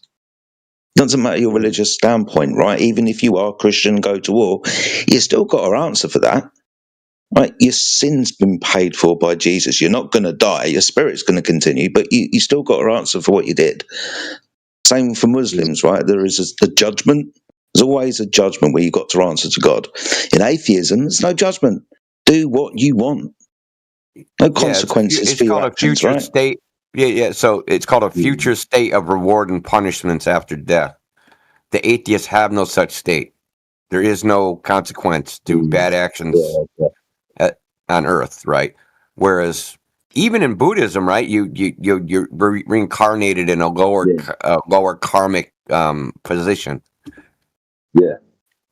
Same with Hinduism. Atheists are none of that, dude. It's just so what about what I can. Because well, I mean, the whole point of I didn't want to get way deep into it like we did. I'm just saying is like the whole world was atheists. Freaking dude, you'd be praying there was a God, dude. Like, yeah, I'm not an atheist, but I'm praying there is a God. Like, if you were an atheist and you were in that situation, you'd be praying there was a God because it would be so bad you couldn't even imagine the torment. What about agnostic? If the whole world was agnostic, would it be a different situation? Because agnosticism isn't that the belief that there is no that there may not be a God or there may be a God, but there's no definitive way to know. Isn't that the definition of Agnostic means doubt, like a doubter, like you're not sure. So it's basically the same as you're on the fence. Being an atheist. It's just like no, you're just on the fence. So there could be, there couldn't be. You're not taking a position. Agnostic would be like, things are going well, and I don't care if there's a God. And then when things aren't going well, they're like, I hope there is a God. If you're listening, God, I need some help. It's like, I only need you when I need help. It's kind of like, it's another analogy. Like you go to the restaurant. They go, what do you want, chicken or fish? And you're like, I'm not sure. And then they bring you the fish and it's burnt, and now you want the chicken. You want the chicken. So agnostics have the concept that, or go by the belief that the grass is always greener potentially on the other side of the fence, but they don't really know because I've never looked. But it could be. Typically, so is there any moral... take that position when they're doing well? They're doing bad behaviors and doing well, but then then when things go like Sheepdog said, when things go bad, jump to the other side. This is like personal descriptions of what it is. But are there any agnostics in the room that can say otherwise? Sure. Or like... Well, I used to be agnostic at one point. I mean, you can just ask me. I was one. Okay. Yeah. So you just said it. Yeah. An agnostic will sit back and wait to see which side is better, and then pick that side.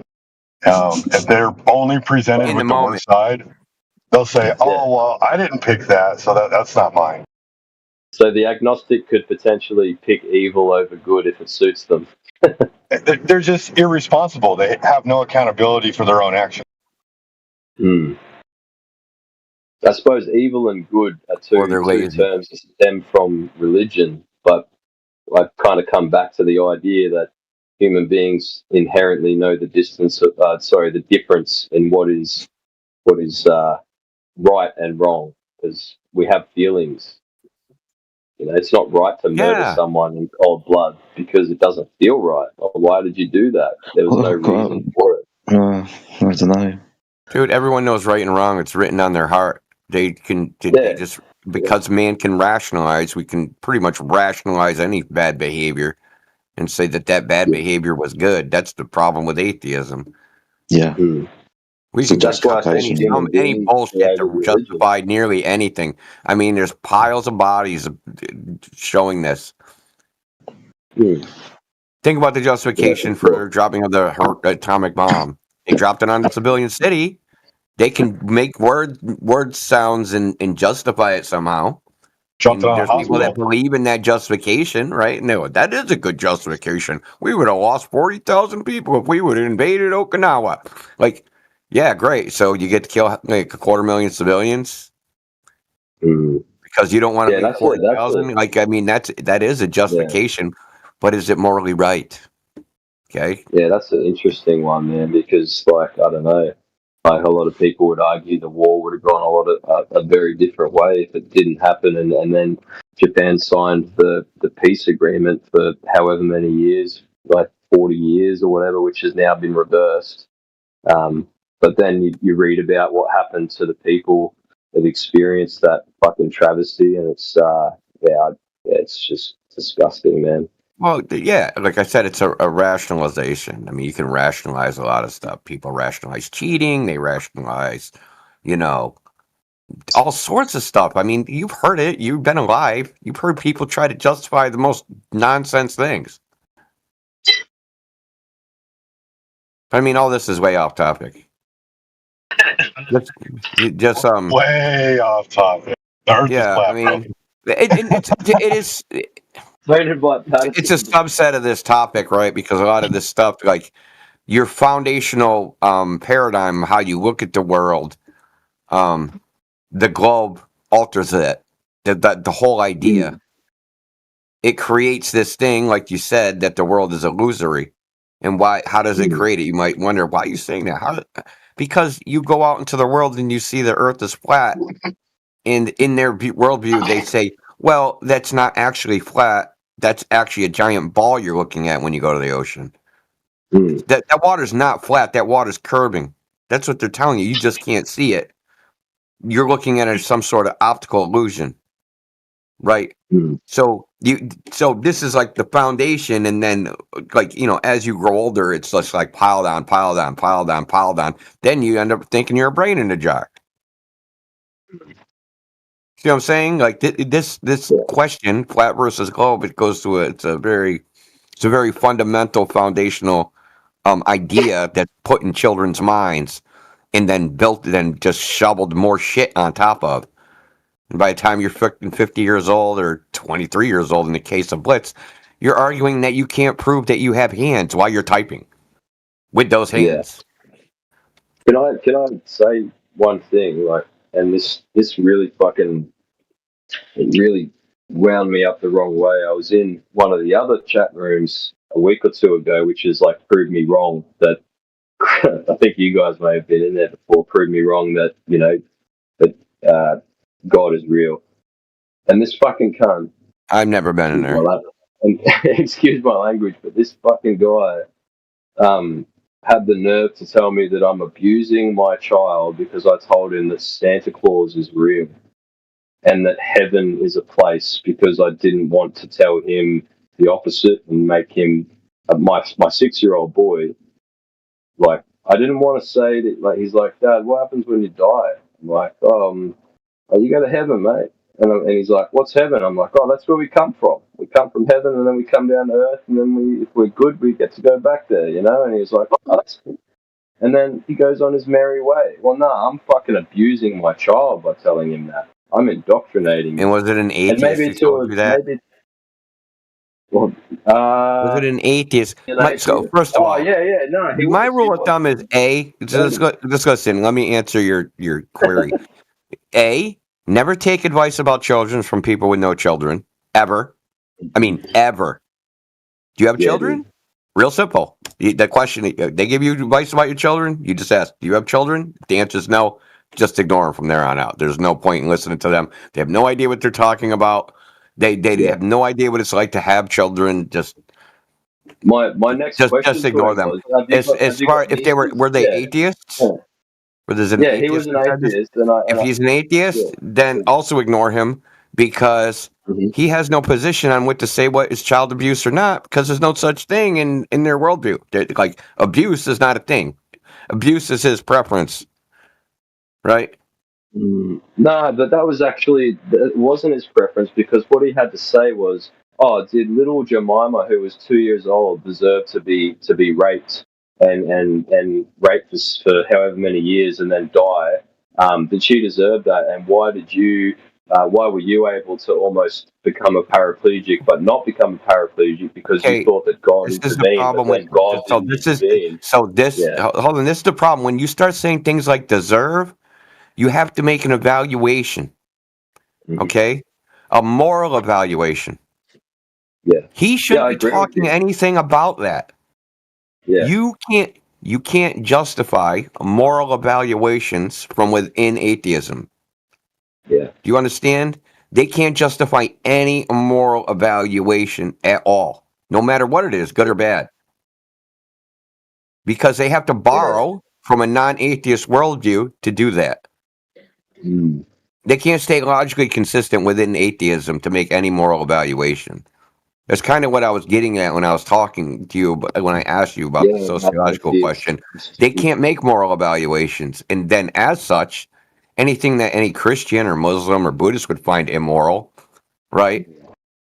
You can't say that's good or bad. And they can't say, even no matter how degenerate from the atheist world, or from the Christian worldview, that action would be, from their worldview, it's not degenerate. It's just freaking, just a bunch of chemical reactions. It's like there's nothing. They have a physicalist, materialist worldview, right? They think everything, human thoughts, ideas, love, all that stuff is just the result of chemical reactions that have been happening since the Big Bang. Well, he wasn't like to That a whole degree, but story. he still had like a moral footing, and he went on to try to tell me Don't let I only atheists keep. make moral judgments, dude. Don't take moral Yeah. freaking judgments from an atheist, dude. Well, no, that's the Look, thing. That's the you're thing. dealing with. I answered my own question, man, before when you asked me, like, would I choose, and going back to this discussion with this fucking atheist guy. Fuck, like, man, He doesn't that's what all atheists believe are gonna be in like. deserve. Yeah, He doesn't believe in deserve. yeah. What? Wait, how does he evaluate what's this? It's just going to be his personal preference. That's all it's I ever think going to that's be. why he was so angry about anyone that wants to try and tell him that God exists or could exist. Because if something happens to this person that didn't deserve it, then why the fuck do you deserve anything? You know? Well, that's the thing. The real reason he's that because he has this thing in his heart called hate, and he hates God. And he hates God so much he don't want anybody else to believe. He don't want anybody to believe in God because he hates I went on to say, have you got kids, man? He said, no. And I'm like, have you got nieces and nephews? And he said, yes. And I'm like, do your brothers and sisters want them around you?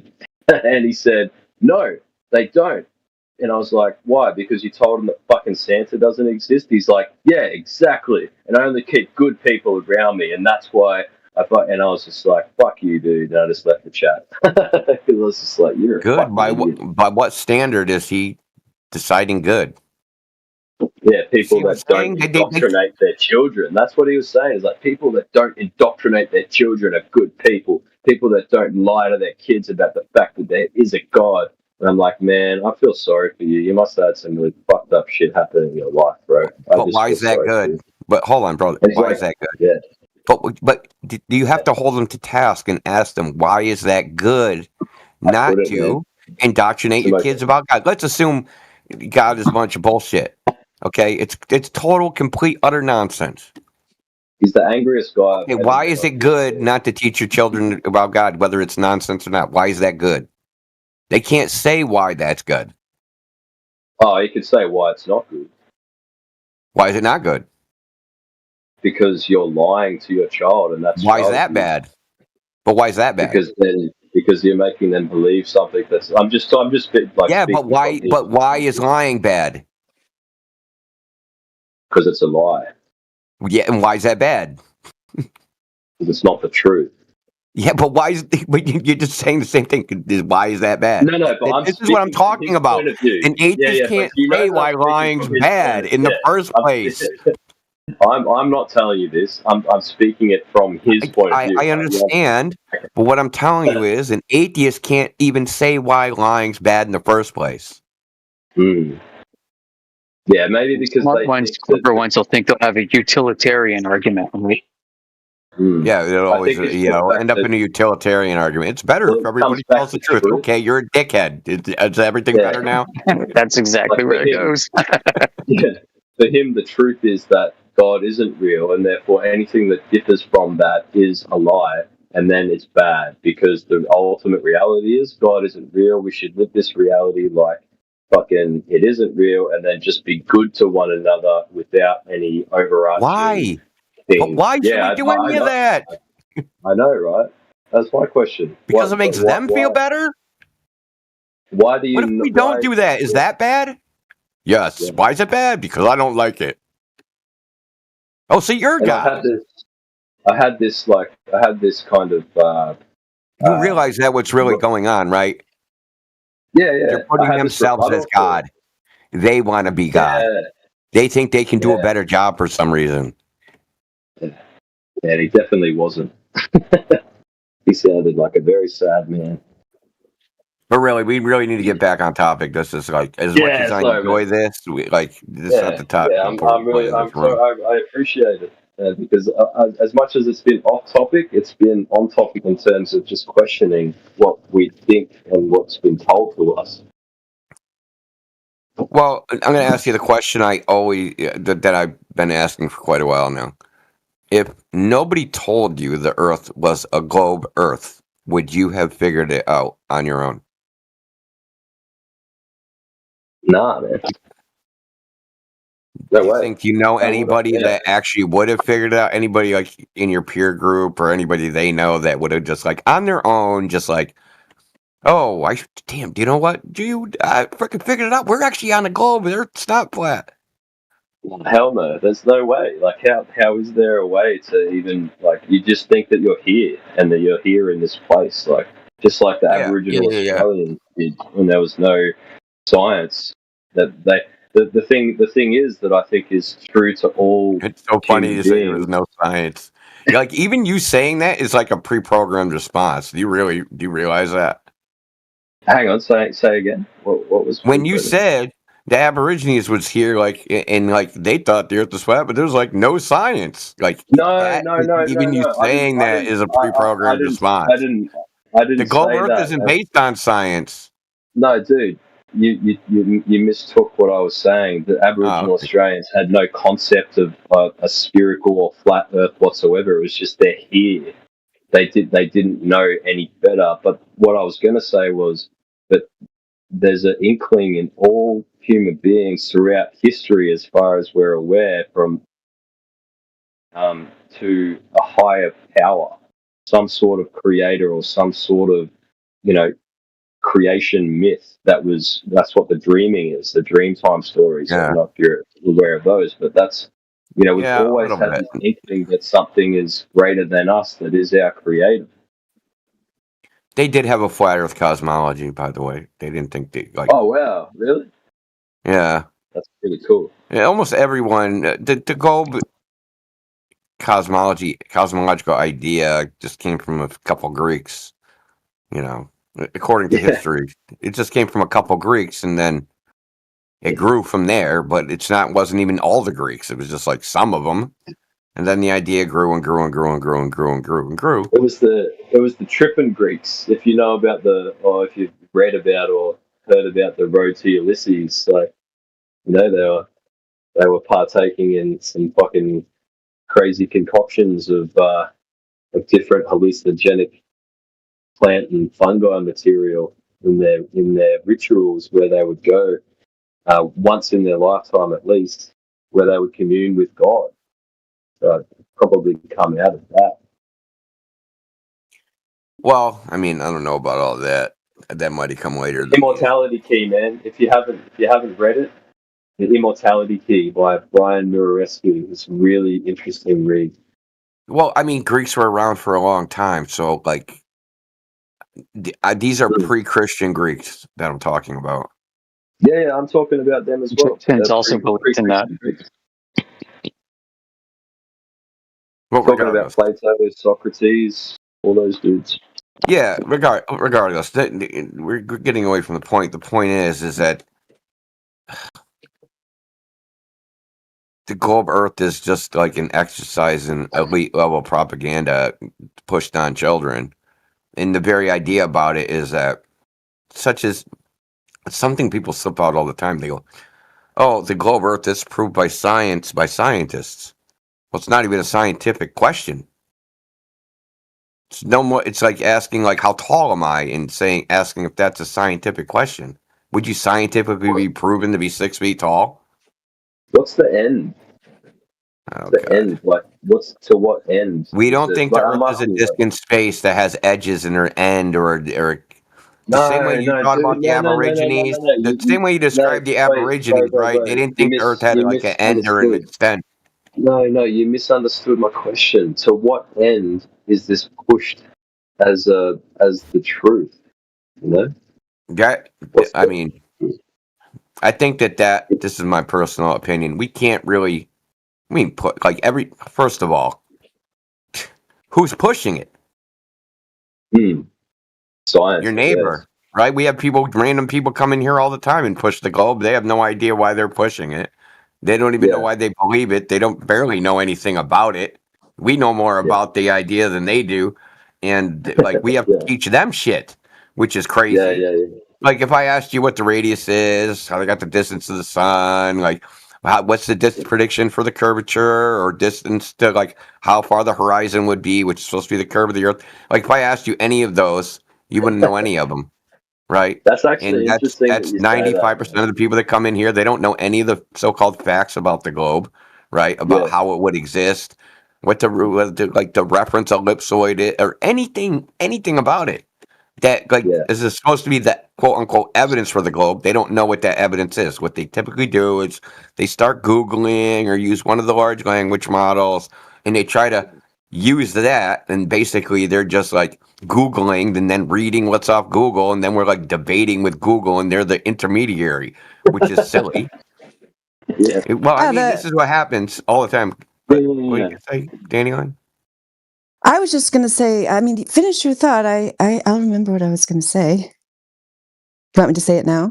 Yes. Okay. Yeah, I was just going to say the end is to stop lies being told to children, just as your atheist opponent pretended to care about. We actually do care about that because, yeah, we think it's wrong. I mean, I should only speak for myself, really. I don't know why everybody else is doing it, but I think it's wrong to indoctrinate children into a religious belief, which is the globe. It's a fundamentalist religious belief that affects the brain, affects your ability to reason, affects your worldview, affects your ability to use your own senses and awareness of the world around you, to make decisions about the world, use your God-given reason and will to help to improve that world and so on, as is a natural impulse for normal, healthy people. To subvert that from birth, to indoctrinate people into a thousands of year old religious cult known as the globe is wrong. So yeah, if you sent your little atheist buddy in here, I'd talk to him about that, how I agree with him that it's wrong to indoctrinate people into a religious belief and pretend that it's science when you don't even have one empirical, repeatable, testable, verifiable measurement or observation or scientific test to validate your claim. So yeah, I do think it's wrong to, on a worldwide basis, lie to children and indoctrinate them into a false religion that they don't even realize they're in. So that's the end. That's the end. Why it's important to me. You sort of answered my question in a roundabout way, because my question was actually to the globalists. To the globalists. So a lot of them, they don't even know why they're doing it. It's really, we call it like cult-like behavior, right? So I'll give you an example of something we see quite often. They'll come in here, we'll say, hey, we observe the earth, like the earth is flat and motionless, like you don't observe a globe in reality, and then they'll make something up. Right, they'll say, I saw a curve from an airplane, or they say, I saw a ship go over the horizon, and immediately I'll go, okay, where were you going? When did you see that? For the details, right? I'll ask for the details. And they made it up. They just read it on the internet that happens, and they tried to say that they did that, right? And then they'll ask us, why would they lie? And I'm like, who's the they? You're the they that you're talking about. You just came in here and did that thing. Why did you do that? And they don't know, but they feel compelled to defend this idea that they don't understand. Most of the people, this idea, like I just want, this is, I'll wrap it up here. Is that this idea has been passed on by a tradition, much like Santa Claus, right? It's passed on by tradition. It's not a big conspiracy. Everybody's just taught it, and there's like a long line of people that taught it to other people. Your teachers aren't in on the conspiracy. They're just taught what they're taught. They're taught just like you in kindergarten, Earth's a globe, and everybody's taught this. We have people come in here, they don't know anything about it, but they for some reason, they ardently defend an idea that they don't really understand. It is very cult-like. Like, if you were in this chat all the time and you witnessed what we've witnessed, how people treat this topic, the behavior is super culty, crazy, off the rails. I mean, it makes a lot of sense. I'm not going to get into the actual bad stuff. What I'm saying is, it's an idea that it's almost like a mind virus. It's like, it's not some giant conspiracy, though there are people that do know the truth and ride the globe like a horse and trample people with it. But that's not the vast majority of the people. The vast majority of people, it's just what they grew up to believe, and that's it. But I have to step away for a minute, and Dandelion, if you'd like to take over. Yeah, good to chat to or anybody else. Yeah, I'm here. See you, Indio. Yeah, I mean, I think the answer. I'm just here for a minute. Okay, good. We will see you in a bit. Yeah, I mean, the answer, I guess I was trying to answer both your questions. Yeah, what are the globalists' goal and what's our goal? I think they all, although I think it's good that Indio explained, like most of the people they're not consciously trying to push this religion on people. Like they don't realize it's a religion. It's the same for all of us. We did. I mean, I did. Again, I should just speak for myself. I definitely thought there was some kind of scientific or mathematical proof to back the globe model because it was so established. And I did, especially since I was trained in math and science, I actually believed, in the paradigm to some extent, even though I already knew there were a lot of errors and that there were a lot of areas where it was only given lip service to and that bad ideas were not always challenged. At first, when I went to look for that evidence to counteract teenagers' claims in 2015, 2016, when the rappers were first started, that's when they first, some popular culture icons started pushing flat earth. And that was my goal, was to counteract these claims with cold, hard facts, logic, reason, science, and math. So as soon as I found out those weren't there, then I was able to discard that idea. So the problem is we have these global believers coming in, and they do not really accept classical or natural science or really even math. They just want to believe. They have a presupposition. They're unable to even keep a tiny bit of themselves willing to discard their failed presuppositional fantasy model of the globe. So, yeah, that's why we're here. Yeah. Well, who were those rappers? Just well, B.O.B. was one of them. I can find it for you. I know B.O.B. was one. I'm not. There might have been other ones. That's the one that comes to mind. I'll look it up. Because I'm a rapper, so I'm interested. Hey, I'll find it for you. Yeah, there's a couple people in pop culture. Patterson on YouTube, by the way, if you're interested, go check out my raps.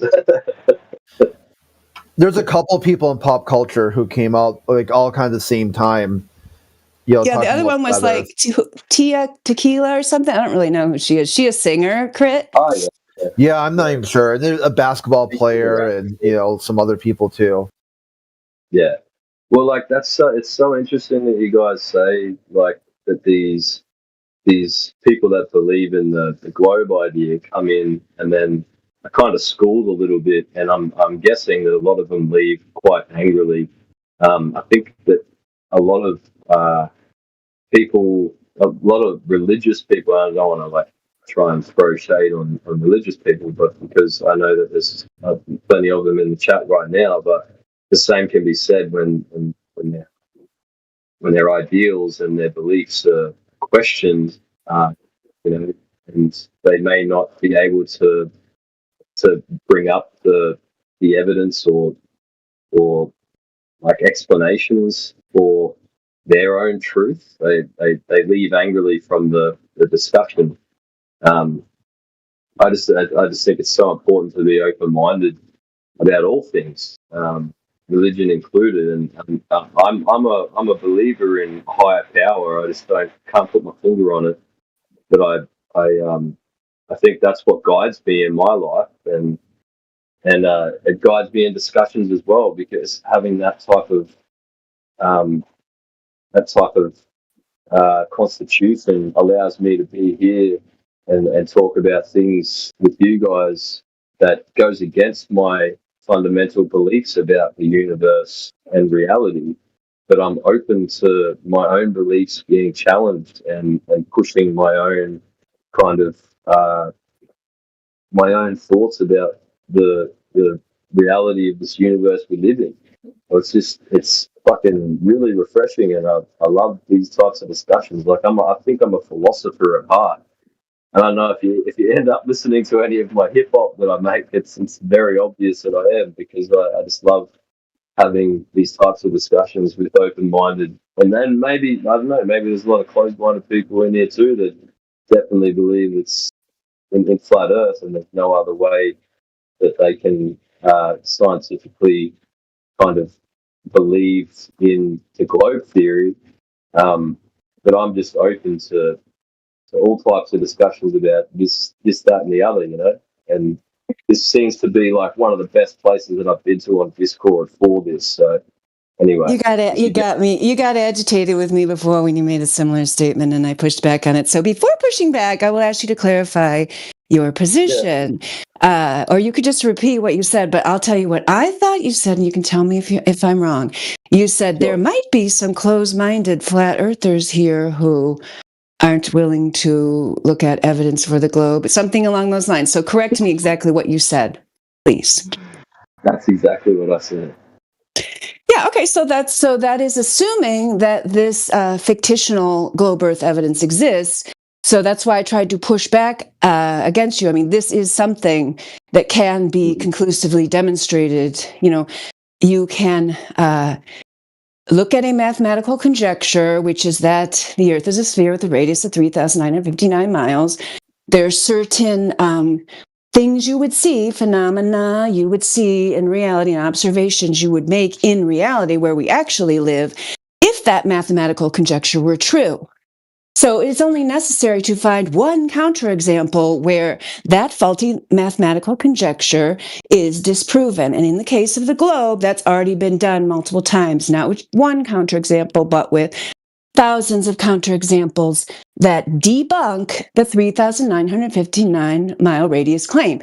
So it's not a matter of, you know, some people think this and some people think the other thing. It's a matter of some people believe in the globe model despite zero scientific, mathematical, verifiable, testable, repeatable evidence to back it up. Whereas other people have very carefully in tests that have been repeated all over the world by citizen scientists have debunked this model. So there's not equivalence. So that's why I have to push back when people try to say, like, people think that and some people think the other thing. One side is a religious belief that requires faith in a ball and that we're living on one. The other one involves people who have carefully, and oftentimes to the detriment of their own finances, personal life, employment, so on and so forth, gone out and made very carefully, well-documented tests that can easily be repeated by anyone, including yourself. Okay, well, forgive my ignorance. Oh, I totally do. I just want to point it out for the audience that these are not equivalent situations. One's a belief and one's a measurement, and the globe is the belief. Yeah, so I want to say one thing, and you can take. So, flat Earth starts with observation, just like, hey, what does it look like? What does the world look like? That, like, out there in nature. The globe starts in your mind, starts in imagination. Doesn't start from, hey, I looked out there. That's why I asked you the question, would you have figured it out yourself? No, because there's nothing out there that you experience in the natural world that would indicate that the Earth is a giant ball. You have to imagine it in your mind first. You understand? You imagine it first, and then you build it from there. You don't see it and then go, hey, that's what it is. All right? It's a totally different proposition. I would understand. It's a different starting point. That's what I'm trying to bring up. Like that's why they can never be an equivalent claim, because they don't have the same starting point. I would push back with one idea, and it probably is flawed. But if you've never been on an airplane before, and then you go on an airplane, and then you fly to another place, and then back to your starting point, or just say you fly around the world. Yeah, what does that mean to fly around the world, though, dude? I mean, come on. Didn't we already do this? Yeah, we did. I'm going in because I'm frustrated. Navigation? No, but what I'm not trying to say, trying to demonstrate is it could put the idea in your mind. I'm not trying to say that it can make you believe that there is one, but it's like maybe you're looking at the screen in front of your fucking seat on the airplane, seeing you fly this point to this point to this point, and then back to the same point. It's like, how did I get back to that point? Yeah, you're watching a representation of the world on the back of your plane. It doesn't mean it's real. I can't tell you. I used to fly around for my job all the time. I used to see cities on the right side of the plane that on the map on the back of the headrest would be on the left side of the plane. Mm-hmm. Yeah, this is the same thing. You did a full reset. This is the same topic you raised some 2 hours ago. You've you've reset back to the very beginning. We're going over bad flat Earth arguments. Okay, so how are you? This is a really bad argument. You're saying you ride in a plane. So it wasn't you look at the back of a headrest. Therefore, Earth is a globe. No, it wasn't. Sorry, it's not an argument. Yeah, that is it. Actually, it's just a, Yeah, I mean, I hear, since you've been in here, that you don't. You said I'm not here to argue, so on and so forth. But you are. If you are pretending, like you can be on the fence and not make your mind up about this, we can show you some more evidence to examine. Because I feel like, I think you said a while ago, you haven't seen the long distance observations or the laser test. We can give you some things to examine, but when you're taking a position, we will. Yeah. So I just wanted to mention, like, if you're taking a position like this, like I just explained to you, if you're saying that these are somehow equivalent, then you end up with something like this that's being pushed by, multi-billion-dollar backing as the false fantasy globe non-model. Then you are participating in the lying to children that we talked about earlier. So, yeah, I'll find some things to show you. That's why the fundamental question to ask yourself is, how should I think about the information I'm seeing? It's not what, but how should I think about it? Right. I mean, we concern ourselves with the how question. Well, that comes back to the pure element of philosophy, which is it's not actually what am I thinking about, it's how should I think. Right. Well, measuring something is not a philosophical endeavor. Really. How should I think about a measurement? I mean, it's pretty plain and simple. I'm more like, how should I think about an idea, or how should I think about ideas? When you go to the doctor and they take your height and weight, do you get all philosophical on them? Right. Because that's all we're talking about. Because this is purely a geometric question. What is the figure of the Earth? What is its figure? And you can just measure what it is. You don't need any philosophy behind it. Well, that's why I was so interested in actually trying to have an idea about what this flat Earth looks like in my mind. Like, is it a disc?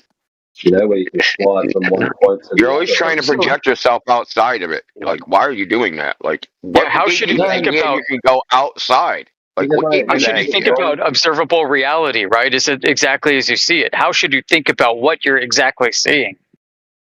If you start wondering, okay, should I think about it by jamming it through an entire filter, right? A cosmology that somebody else gave to me to believe in that I can't check or validate for myself. Is that clear-headed thinking?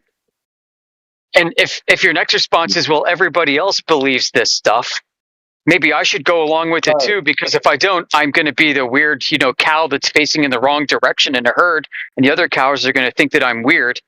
Well, so what? It's not that, man. It's just like me trying to understand this on a material level. Like how. I understand. Have you ever been in a very, very large building that's millions of square feet? Do you ever think that this building doesn't exist because I haven't seen it from an airplane? That sort of goes back to what I was saying earlier about, like, does the next room exist if I'm not in it? Oh, God. Wow. Yeah, it exists whether you're in it or not. Here goes brain in a jar in about 10 minutes, maybe less. What do you think? He's already dipped his toe in the jar. Oh gosh! Please forgive me if I'm coming across in a. I'm not meaning to be abrasive. I'm not meaning. No, it's what you guys. No, it's this cognitive dissonance you guys have. Yeah, probably. And I'm a guy that believed in a globular Earth, and now I'm being. And that if it's not a globe, you're going to blow up reality itself. You're going to blow up all reality. You're going to take us and everybody with you. You're like a cycle. You're like a shape of the earth terrorist. Like if I can't have a globe, then you can't have any reality at all. I'll just blow it all up. We're brains in a jar, and we don't know anything that's real. We can't know anything. Like it's hilarious to us. A disc works for me. Like I can go with a disc, bro. Why does it have to be some abstract shape? Why does it have to be like a freaking? Why does it have to be like a? Like no, I'm asking. If I say what's the shape? If I asked you, I asked you what. Okay, if I asked you what's the shape of a rock, what shape is that? What are you going to tell me? Shaped like a rock. Yeah, I mean, dude. Yeah. You know what I just thought of? Like a suicide bomber going to a flat Earth cafe and blowing themselves up because they're so pissed off. Can you imagine that dystopian future? Yeah. Oh no. I mean, jeez. Please no. I could see it happening, honestly, based off of the people we talk to. Just saying. Okay, this goes to the crux of where this globe Earth idea. It was purely an aesthetic idea. It came from the idea that a sphere is the most perfect shape. Therefore, the Earth must be a sphere. Now, the Earth doesn't have to be some idealized shape that we created on a piece of paper, right? With graph paper on Cartesian coordinates, and we just draw these a cube, a pyramid. Like the Earth, it doesn't have to be like that because that's not how nature is. We don't see these idealized shape in nature, and when we do, we go, "Holy crap! Nature formed a pyramid. Holy crap! Nature formed a square." We're mesmerized by it. How did nature do this? But you know what a tree looks like. But you're asking us, is Earth an idealized? Well, listen, brother. What you're asking us, what's the shape of the Earth? But in your mind, it has to be some ideal shape, right? A Platonic solid, a non-Platonic solid. Something that you learned in geometry class, right? These abstract forms. Yeah. Earth. What makes you think Earth has to be like that? And you're asking us what's the shape of the Earth? How would we know? Not before the territory, the ideal form before reality. That's what happens every time. Well, that's fuck. Okay, well, you just like broke another wall. You've been indoctrinated to think of the world in a certain way, right? That it's an ideal form. And that's what it looks like. It looks like some ideal form, and if you get far enough away, it's going to look like one of these Platonic solids. No, where did you ever get that idea? Because I don't know, maybe it. I don't know, mate. It doesn't work with my obsessive compulsive brain of trying to like work everything out. You know, I want to be able to place it as an object. I want to be able to see it as a shape because maybe then I can understand it better.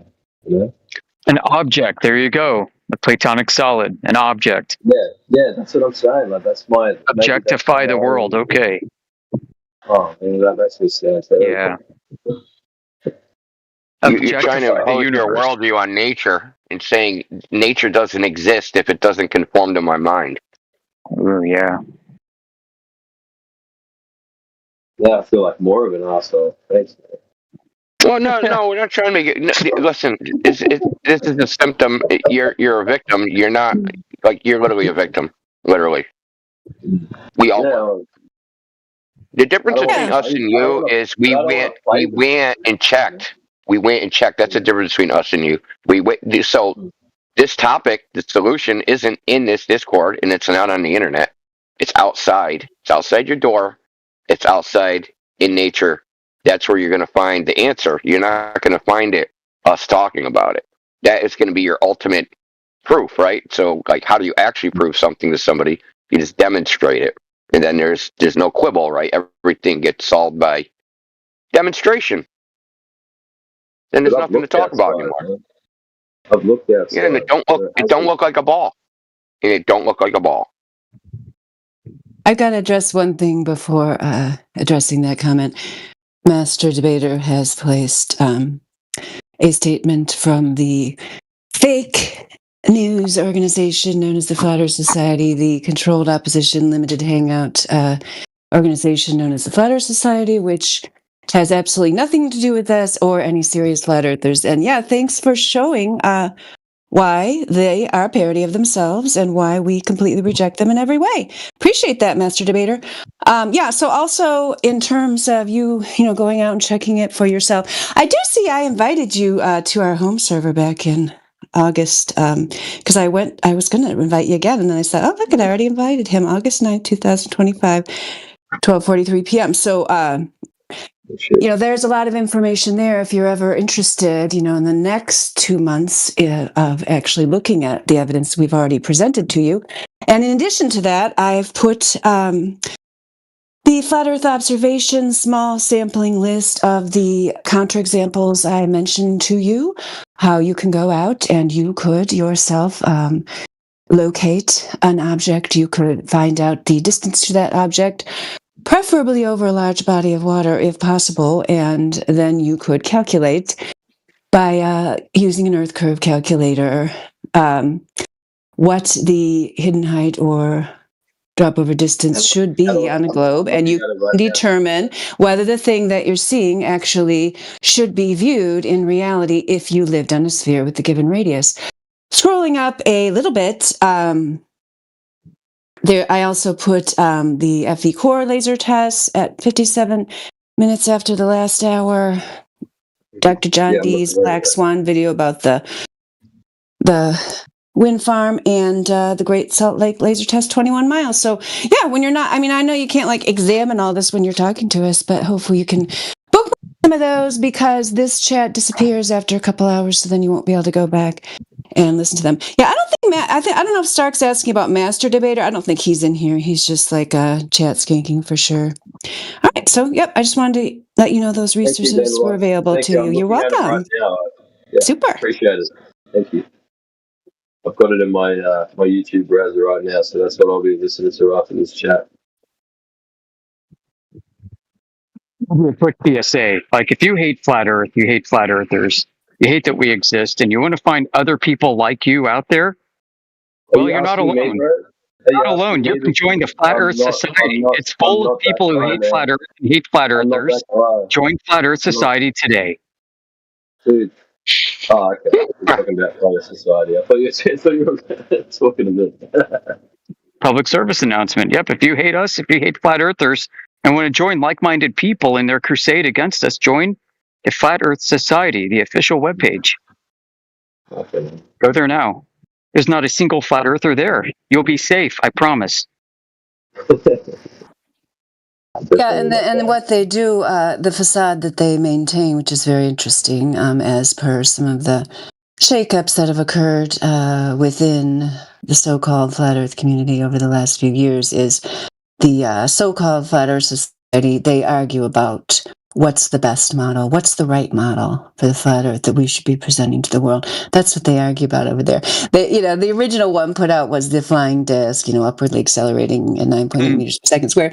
But because they have to continue their organization, they now have to debate about, but actually, what is the best model? Maybe we should add something to that or tweak it a little bit. So the point is, they don't get what we've been trying to hammer home here, is that we're debunking the globe. We are not presenting you with a replacement. But, as Indio said earlier, we get it when people are indoctrinated into thinking that the Earth where they live is an object that they need to be able to fully describe for some unknown reason. You even indicated, that the Aboriginal cultures in Australia didn't feel that need. And I think Indio was trying to get at that with this question of, if you just arrived here and you were living your life, you would probably not find a need to do that. You probably wouldn't. Yeah. Some academic humility is needed, I appreciate that. Thank you, because I'm definitely and it's so funny that I brought up the disc, and then you mentioned that these guys are trying to, really identify what the shape is. Well, that's my own, indoctrination of trying to work out. What's trying to be done is to take the flat Earth idea and shoehorn it into the heliocentric model, right? Yeah. Oh. For the Earth to be flat, it must be a disk in space orbiting the sun. Now, how does that work? Well, obviously, that can't work. Right? If you take a flat Earth and insert it into the heliocentric model, the third disk from the sun, none of that can work, obviously. So that's why they want to portray it that way. It can't be flat because it can't work within the heliocentric model. We don't believe in the heliocentric model in the first place. Right, so it's basically a straw man. The whole thing is just a straw man misrepresenting our position, right, to make it easier to, quote unquote, debunk by creating a flat Earth in their head that can't possibly work. We don't believe in that flat Earth either. Okay. Like MC Toon's challenge, which is completely circular in its reasoning. Like you can't complete it because it's illogical. And what you were mentioning. Yeah. So this is a challenge. Give me the spherical Earth. Give me the coordinates in spherical geometry, but don't use spherical geometry. But what you were mentioning like way earlier when I came on was the list that you guys are running through of the potential ways to justify the flat Earth and how some of them are trash and etc. Like in terms of this community and like asking honestly, like is there a lot of stuff that you have to come up against and trying to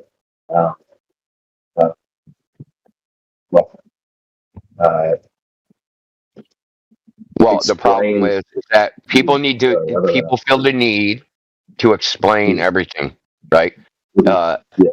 Explain this, explain that. Explanations are useless. They really are.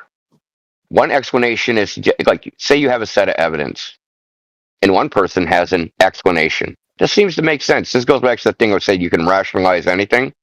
Well, another person can come along and come up with some other explanation that also makes sense. Well, how do you know which one is true? Ever have a cheating relationship partner? It's kind of like that. Yeah. Oh my God! Don't even go there. It hits home, but it works. Is there a lot of like in the flat Earth realm as well as like intelligent scientific people? Back to the buzzword. What was just posted in the chat? One of those is from Dr. John D., who's a university professor. Yeah, and that's what I'm interested in, man. It's like intelligent. Like, why do the credentials matter? Can I ask you why the credentials matter? No. The credentials don't matter. I think what matters to me is like people that are centered on empirical evidence, which seems from so far from this chat is what most of the evidence for the flat Earth theory is based on, is empirical evidence, right? Yeah. So the reason I haven't talked about it, just me specifically, is because you said you're obviously not the smartest guy in the room, and I thought like, hey, if we go over a bunch of mathematics and geometry and all these things that like you're just not going to listen or pay attention to them. And I was pretty much right because you reset back to circumnavigation. So, but maybe only just because I was trying to. I still have this idea in my mind. Well, let me ask you. Then let me ask you. So, according to the globe Earth math, how far away should the horizon be for a person? Say you're 6 feet tall, you're at the beach, you're looking at the ocean. How far away should the horizon be? Oh, man, now, that question doesn't make any sense because the horizon's an optical effect. I think what you're asking for is distance to Earth curve. Yeah, what's the distance to the Earth curve? Oh, man. I wouldn't be able to say because I don't know, but maybe 1,000 miles? Okay. In 10 miles, there's supposed to be 66 feet of drop. But, well, there you go. Like, I'm definitely not. Well, I mean, if you want in kilometers. Well, like that's what I'm saying is like we could go over the math, but it doesn't seem like it seems like that would be a slow walk, right? It may be, but I am aware of like different scientific fields and quantum physics. And this isn't science. This isn't science. We're not doing science. We're just measuring stuff. Mathematics. We're just measuring dimensions. The same way you would measure a table, right? I'm not illiterate to mathematics. Yeah, but you know how to measure. But you know what measure, brother. This isn't complex math. That's what we're trying to tell you. Can you have a horizon beyond the curvature of the globe? Beyond no, because it's not visible. That's what the other guy was wondering. I mean, it's not visible, right? Yeah. Where the curvature of the Earth is where the horizon ends. So then you should be able to see the curvature of the globe, right? How would you be able to? Because you're looking at That's a the problem. end of it. Nobody's ever seen it. Yeah, well, yeah. Is that also an argument for the round Earth theory? Because you can't see it, therefore it may drop off. Yeah, actually, the more flat it looks, the more they believe it's globe proof. I'm not joking at all. Yeah, no, that's why I'm asking. That's why I may be not the most intelligent person in the room, but I have some intelligence.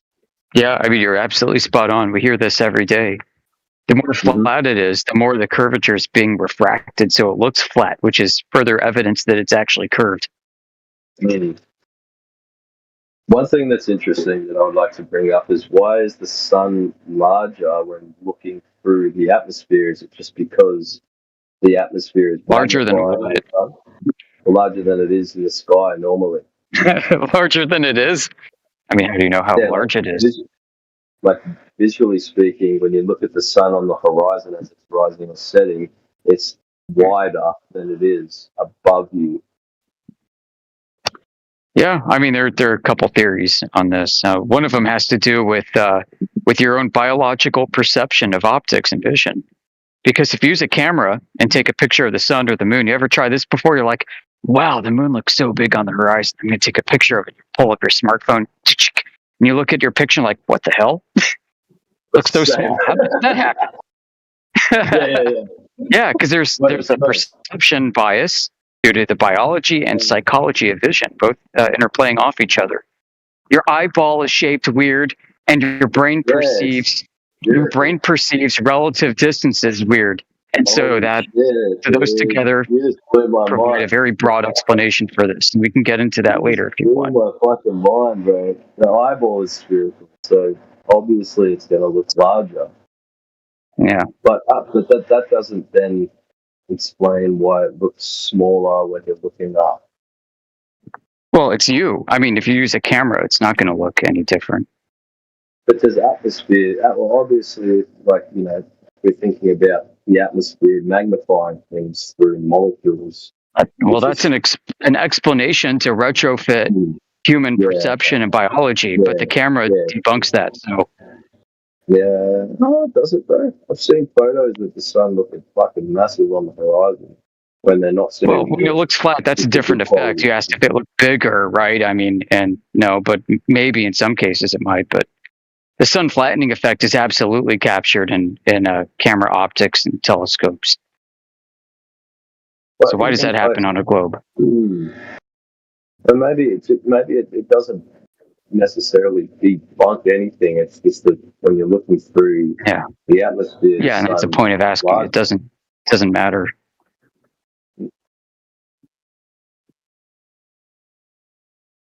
When we can measure the Earth and it doesn't curve, it doesn't matter. What can I ask a question about the sun? This is funny.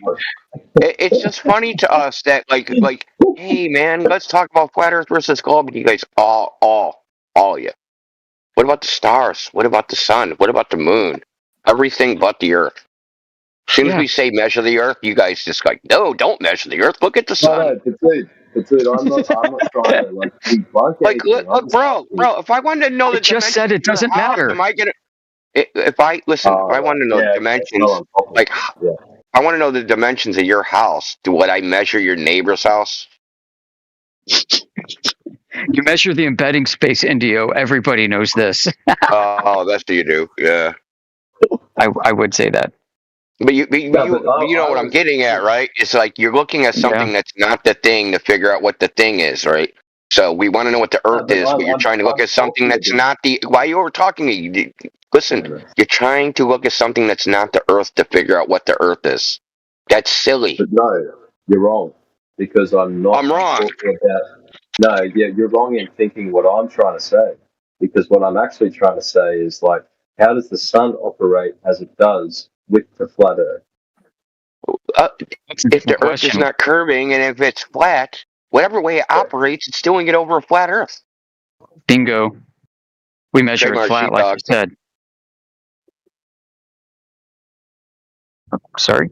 So I suppose by saying that the sun is larger on the horizon is is it's thought of as trying to debunk the flat Earth theory, but that's not actually what I was trying So to is get the at. horizon 3 miles away for a 6-foot observer? Is that what the sun's going behind? A horizon 3 miles away? Not. Come on. I don't know. Is it a non-valid question? I mean, why does it matter when we measure the Earth? No curvature. Who cares, really, what the sun is actually doing? Or the moon, or the stars, or the planets, places we can't go, nowhere that any of us can test or experiment with, or play with, or manipulate. That's all up there. We've got this down here. It's just, yeah, for sure. It's just cool that it like gets bigger on the horizon. Do you understand that the surface of the Earth is covered mostly in water? And that water is supposed to conform to gravity, and it must be curving for the Earth to be a ball. And if that water does not curve, it can't be a ball, right? If the oceans of the Earth are not curving, it can't be a ball. Would you agree with that? If the oceans of the Earth do not curve, then yeah, think about the blue marble. The surface. Yeah, go ahead. Surface of the Earth is not curving. What does the Earth look like from the moon? Do the oceans curve? Yes or no? Nah. Nah. There's no way to see that. It's just you're looking at a flat surface. Oh gosh. Is that right? You're just looking at you're looking at a disc from you're looking at a circle. Not looking for an answer that we want to hear. Looking for an honest answer. Yeah, no, that's I'm saying that. Just, you're on the moon. Look at the Earth. It's just a disc.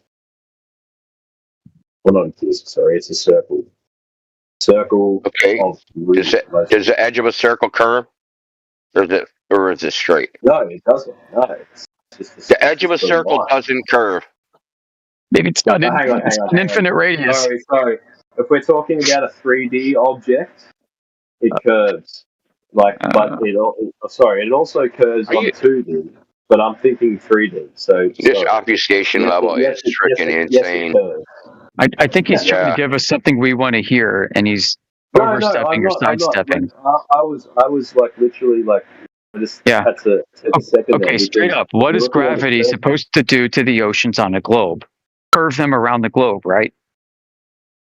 If you were to take the globe and extract all the water and leave it as a dry, rocky husk of its former self, and then add all the oceans to it, wouldn't gravity be curving the oceans around the rocky husk? The answer is yes. That's exactly what people think. But if you looked at the Earth without the ocean, see, that wasn't that hard. It looked like a circle, right? It'd be maybe jagged on one side. Dude, it doesn't matter. Land, water, the surface of water has to be curving because it has to conform to gravity. You can't have a radius or circumference otherwise. So what's the point? We don't see it. Yeah, the point is we can go out and measure if that alleged curvature is there, and if it's not there, then the Earth can't be a ball. This is a necessary condition, right? So a necessary condition of Earth being a ball is that the surface of the Earth is curved, not straight. So the point being, sorry to cut you off the Indio, the point being... No, go ahead. Thanks, yeah. The point being is that you'll have to go out there and actually measure it to confirm it. That's the main point there. That's the point you want to hear. Get out there and confirm it. Thank you. Is it really as flat as it looks? Let me go measure. Let's go test the globe. Let's get my coordinates, latitude, longitude, boom. Let's get the one of the thing I'm seeing in the distance. Maybe it's a skyscraper across the bay, boom. All right, so we got the 2 coordinates. Let's look at the map and calculate that distance. Okay, good. So these are map coordinates and map distance. How much curvature is on this map since I'm using spherical coordinates? Boom. Okay, we got the curvature amount. Oh, geez. Okay. There's too much curvature for me to see that. How's that possible? Maybe my coordinates are wrong. And the distance between. If you're sitting on the moon, right, and you're looking at the Earth. Back to space. Oh, geez. Yeah. Back to space, like you said earlier. Geez. Oh, no. This is like a serious question. Serious. So you're. All right, imagine myself on the moon, like what? Like Apollo? Or do you want my imagination of what the moon is? Because I guarantee what I imagine the moon to be is not what anything NASA's put out.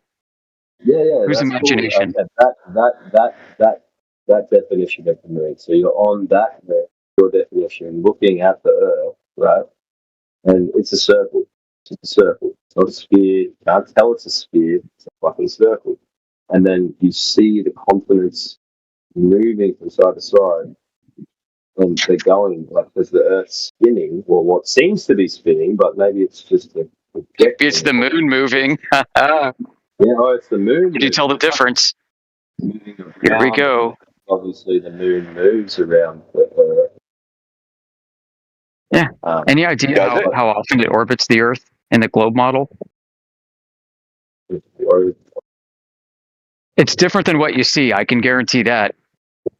Yeah. Yeah. So the moon moves about 5% slower than the sun in the sky from our perspective. In the same general direction, east to west. About 5% slower. That's about it, man. So it'd be really difficult to actually see how, like, the continents of the Earth moving in a particular direction in terms of the spin. They say the moon orbits every 28 days in reality because the globe is spinning under it. It's a good conclusion. Never mind. This might be too much. No, it's good, man. So if you sat there for 28 days looking at the Earth and you see Australia go out of vision, and then Africa is there. Oh no, hang on. It depends which way you're going, but it can happen about within a day, actually. Are we back in imagination land? Yeah. No, I'm just. No, we're imagining things. We don't need to imagine. Go to the ocean. Because you can just go to the ocean. Look, I know we have separate. We have names for oceans, right? But the waters of the Earth are all connected to each other, right? Yeah. Okay. So really, we just have one giant ocean. The surface of that ocean, yes, there's waves, tidal waves, tides, all that stuff. So, that being the case, that ocean has to curve into a ball. And if it doesn't curve, then it's not a ball. Dude, this isn't a hard proposition. This is really simple. I don't know why we're going to imagination, man. We can just go check. Hey, does the ocean water curve? Oh, it's not curving? Then not a ball. It's simple. What's the definition of curving, though? I'm just trying to understand. Curving, it means not straight. If you want to, So if I'm looking at the ocean, it's just going straight for 3 miles until the curvature of the Earth changes, apparently. Yeah. And then it descends exponentially from there. So the farther the object, the worse it gets. We can only see like that far, like without. We didn't say see. Well, we didn't say see. We said measure. How do you measure? With lasers. Yeah. You can even test the globe claim, right? If it doesn't comport to the globe's own claim, then the globe is internally inconsistent with reality. Yeah. You debunk it. You falsify it that way. Boom, done. End of story. Yeah, well, that's the end of discussion. It makes it. Well, that's not interesting. Yeah, I mean, you could go obtain a positive measurement by your own means after that, like go do a planar survey and go figure out the actual distance. What's that sound? Is somebody going honk honk, or what is that? I think it's my headphones saying low battery. Okay. Well, it's time to ditch them. Guess what? Everybody in your room is going to hear you talking to flat earthers. Prepare them accordingly. It's all right. Luckily, there's no one else in the room, but Fucking me. Why Would you rather get caught listening to flat earthers or watching porn? Serious question. That's funny. Depends on the kind of porn, probably. That's true. If I told one of my friends that I'm in a flat Earth chat right now, he would just lose his shit, bro. And then it kind of goes back to the idea. Because what we were talking about earlier, like the people that don't really know enough about our reality, but just are so indoctrinated by science and what science tells them, and all of the scientific papers about everything. Even though science has never evolved. Yeah, but aren't you taught in school? Yeah, but aren't you like taught in school like that there are no stupid questions, that like every question like inquire into everything, that there is no off limits topic? That's what I'm saying, bro. But like, this particular mate that I have, he's like, he gets so angry when anyone even tries to present a different idea about what something else could be. We know. It surprises us too. We deal with people like this all day long in here, and it's kind of crazy. Honest to God, like what if we were here? Think of yourself as, I don't know, like an anthropologist, okay? Like, I don't know, some British freaking documentary guy going to study a foreign tribe, and they've got this cosmology, of a flat Earth.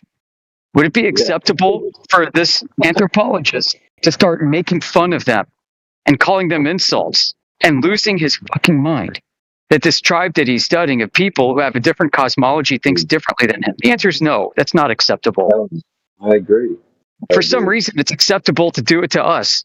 Yeah, I know. It's fucked up. It is. You probably find that those native tribesmen, when you tell them they've gone to the moon, they'd laugh in your face. As well. They would. We have more in common with them than we do with y'all. They'll be like, "What? You've been to the moon, God? What did he say? Did he fucking give you a beer?"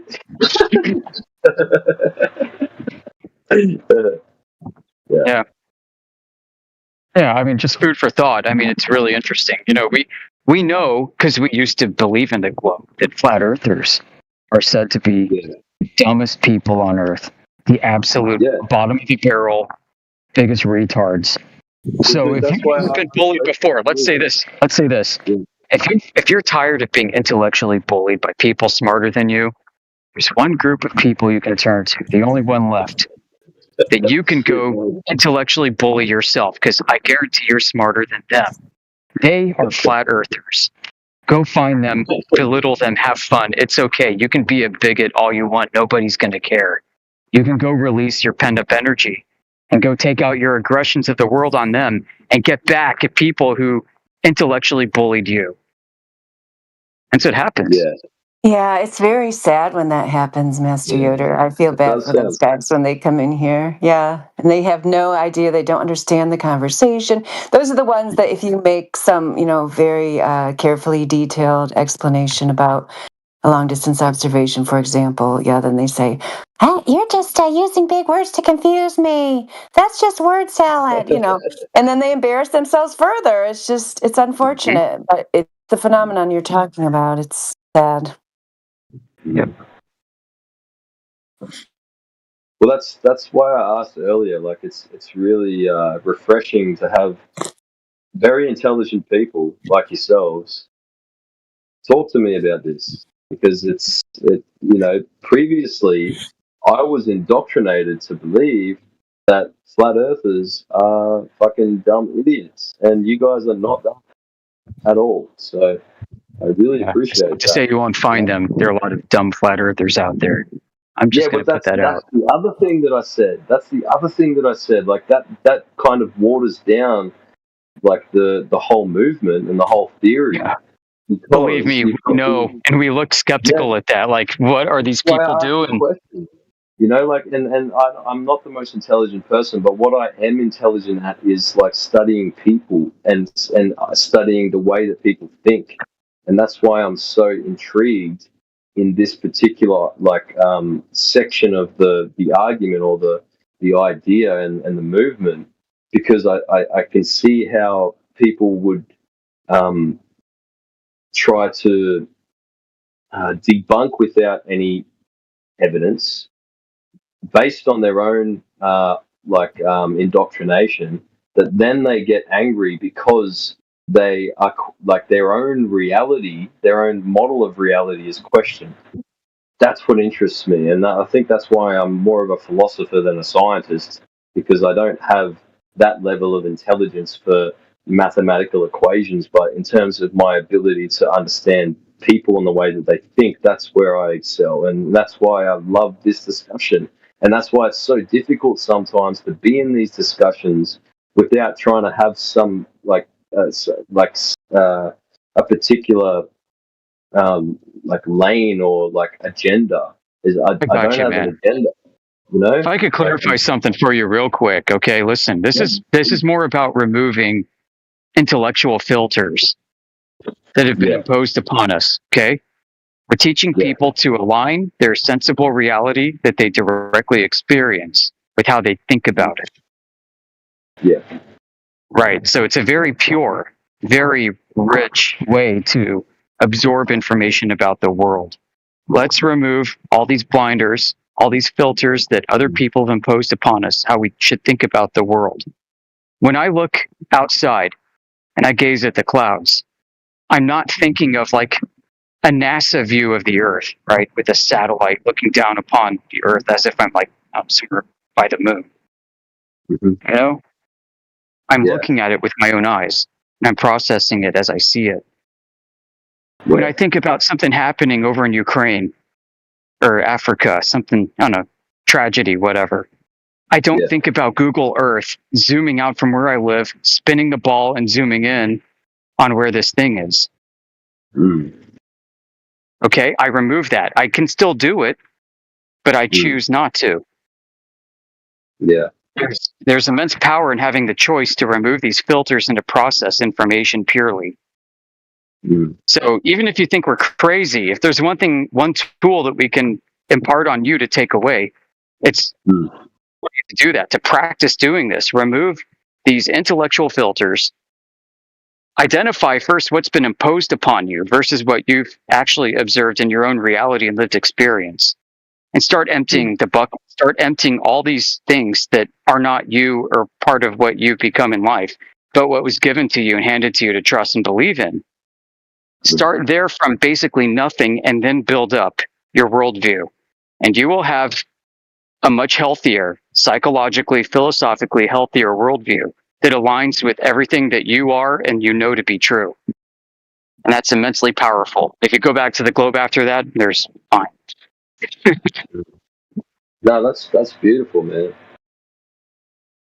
If I would say one thing is that the globe model, the one thing that it has brought me in terms of solace of humanity is that we're all in it together. We're all on the same thing. You know, it's a body, like similar to our own, but one that connects us all. And that was, I think, where I found like solace in the idea of it being an earth, a sphere, and whatever. It's just like we're all here together. This is our home, and we're destroying it, and it's fucking bad. Like it's bad that we're doing this to our life source. And I think that's like maybe that kind of attacks the or tries to stop me from thinking of it not being a globe, because it being a globe in my thinking is that it's a secular system, you know. But also it's a fully all-encompassed system, just like a habitat or an ecosystem. The Earth itself, like, you know, maybe the best way to put it is like the idea of Gaia. You know, like it's maybe and it seems very mythical, you know, like abstract idea, especially the people that scientifically inclined, but the idea of Gaia, this all-encompassing globe of an ecosphere that Gaia is was never a globe. interrelated with one another. Hold on, bro. Gaia was never a globe. Yeah, well, there Ancients didn't think you the Earth go. was a globe. Only if That's I just already my covered that. A that's few my Greeks did. yeah The yeah. I globe know, gives I you an know. intellectual escape route, an escape hatch Yeah, through the but idea of building I don't towers know. to get out of here, building rockets to escape. Yeah, You but it can. doesn't for me. For me, it's like I want to stay here. I want to be like. For me, the Earth is my mother, right? Like I feel connected with the Earth when I'm in nature. It's like it gave birth to me, and I'm part of it. That's how I feel. Like, and when I'm away from that, I'm living in Japan right now, right? I've been in a fucking concrete jungle for 3 years. I'm Talk the to Jen. most disconnected I've ever been because I grew up in the bush on a farm. Probably why I talk like I do. But like I feel so connected to nature when I'm in nature. Like I'm part of it. Like it's a part of me. And then You haven't been paying attention to it. If you think the Earth is a globe after spending your time in but that's nature, what I don't really know what to tell you. You're not paying attention. But I used to think the Earth was a globe. Since I've been in this chat, my mind has changed. Mm-hmm. Your next step's to get out there in the real world and apply your learning. What's it been? It's been 2 hours, maybe 2.5 hours. 23. Yeah, we're not here to change your mind. We're here just to give you information to get you to pay attention and to go check. We're here to brainwash you to think for yourself, not to just go, oh, they said it was a globe, I believe them. Now these guys say it's flat, I believe those guys. No, this is about autonomy, that you can, for yourself, can figure it out. You don't need help. Especially in Japan, you're next to an ocean, dude. You're surrounded by ocean. Yeah, can't see it. Jen, you here still? はい、私はいる。私はいるよ。こんばんは。日本人いる？日本人？ Yeah, yeah. 日本 Is it? 人。日本どこですか？オーストラリア人。ごめんなさい。オーストラリア人だ。Okay. オーストラリア人。Okay, so he's saying he's an Australian. 日本語が少しわかります。日本語少し話します。はい、ありがとうございます。はい。私もイギリスで生まれたから、アフリカ人ですけど、もう26年、日本にいました。26年、26 years. 26. Yeah. It's cool shit, just saying. 35. Like cyberpunk. 35年、日本にいるの？ I feel somebody should be badly dubbing these two. I wouldn't play Shadowrun all of a sudden. I'll do it in Spanish. 何歳、私は何歳ですか？33です。私は63です。30年上。すごいですよ。He's just told me he's 33. I've just said to him, well, I'm 30 years above you. 63. And then I said, ごめんなさい, I'm actually 35. Okay, so Jen, yeah. So tell him about like some flat Earth proofs he can see in Japan, like Mount Fuji. Yeah, exactly. So, 富士山からね、もし登ったら平らで見ることはできますよ。I just said to him basically, if he gets to the top of Mount Fuji, he will be able to see how level everything is, the view that he will get, for example. Dude, your Japanese skills are way better than mine. well, 26年経ちましたから。Well, I've been here 26 years, that's why. Yeah, word, man. That's cool. I've only been here for 3, so and I'm very fundamental. Well, you're doing very well for 3 years anyway. Yeah, there are loads of places. What was that? What was that photo of Mount Fuji? Remember that one we used to talk about? The photo of Mount Fuji from, what was it, 300 kilometers or something? Whoa. Yes, that's right. Yeah, the one that I was talking about was 200 miles. So that's over three. That's nearly what 300 odd kilometers. Yeah, that was from Fukushima. The one that I'm talking about. Because from Fukushima you can see Mount Fuji. You see, and I used to go there a lot. Have you climbed Fuji?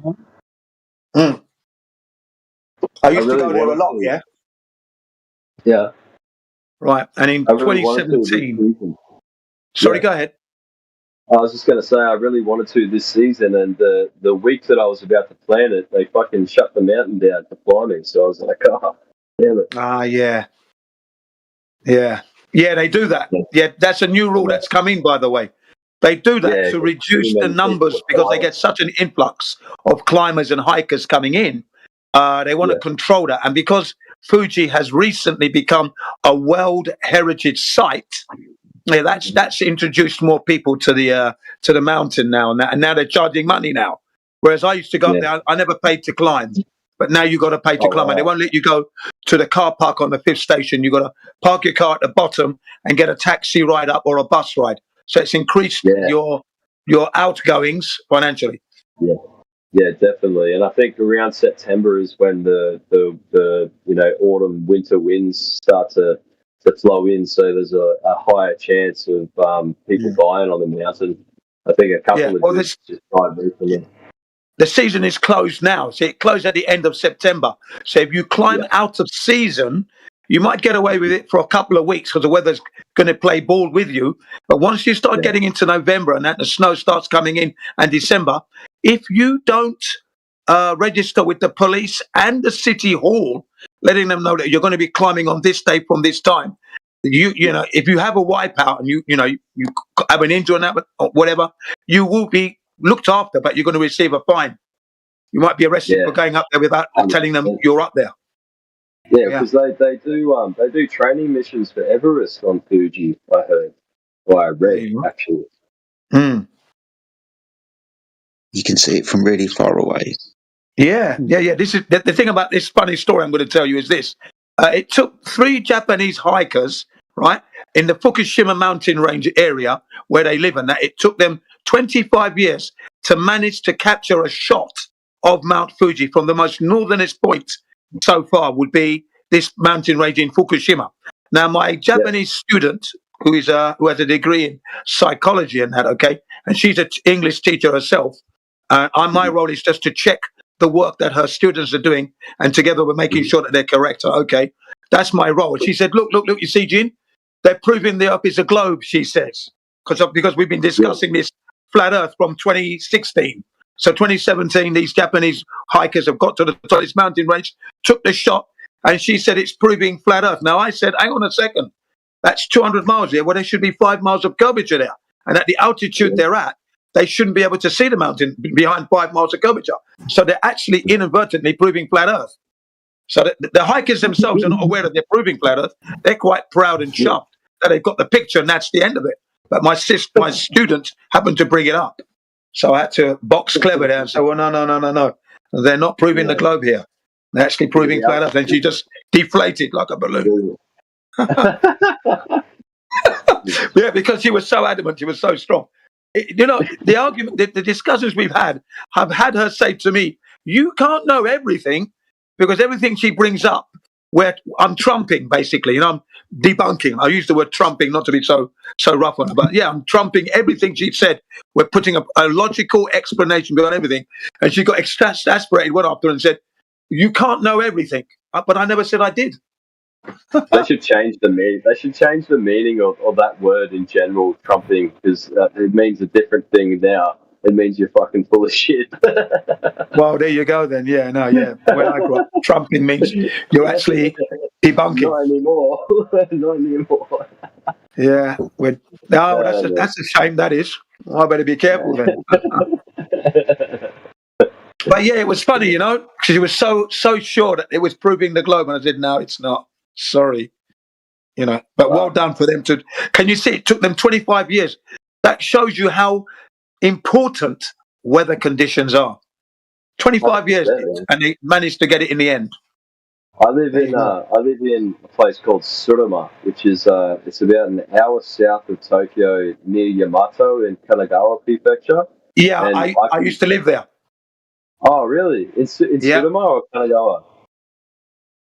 So I used to live in a place called Minami Kurihara, and that's not far from Atsugi military base.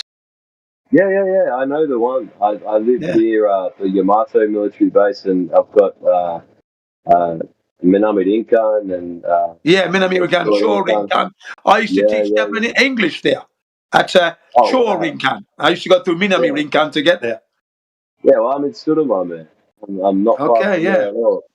Yeah, you're in a concrete jungle and very tight streets, very narrow streets. Luckily, there's some little segments of forest left. That's my running track, man. I go up those green tracks up to that forest as much as I can every day. Right.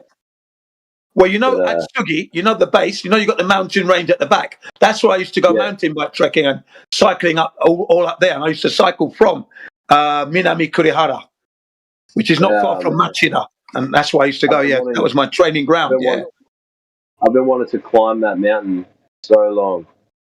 Yeah. Well, 3 years ever since I saw it. It's lucky, like where I am. I'm on the I'm like up in a building, so I can see the tip of Fuji through Mount Oyama. Yeah. The little valley there. And today actually was the first time that I've been able to see it as clear as day, with like clouds like in the mountains, and it was only after the rains. There was some big rains that have happened in the last last week, and so it just like cleared all the smog out. Every time there's big rains here, it's just like there was massive rains, and I went for a run it was 11 p.m. the other night, and I looked up. There you go. I could finally see the fucking stars, man. I saw like more than 3 stars for once. There you go. Yeah, I do that. I go for a run at night or a walk as well. I love all that. And so funny thing is, I went to Yokohama to the place called Landmark Tower with my family, of course, and we're looking through the panoramic view of the observation deck, and we're looking through, right? And I can see Mount Fuji. These were the days where I didn't even think about the being a global whatever. I was just enjoying the view. But I've since been looking back and thinking, look at that. So it's that. If I could see Mount Fuji, that's telling me how flat that. How did I miss all these clues? It was just really embarrassing when I look back like that. Yeah. It's not embarrassing, man. Just didn't clock, great views, but I'm looking at a flat Earth, you know what I mean? And not really clocking it, because it is pretty level. Once you get up to this Landmark Tower, and you're in there, and you're looking through these binoculars, but you have to put the money in to use them, of course. They're not for free. But yeah, and the view you get, boy, that panoramic view is absolutely marvelous.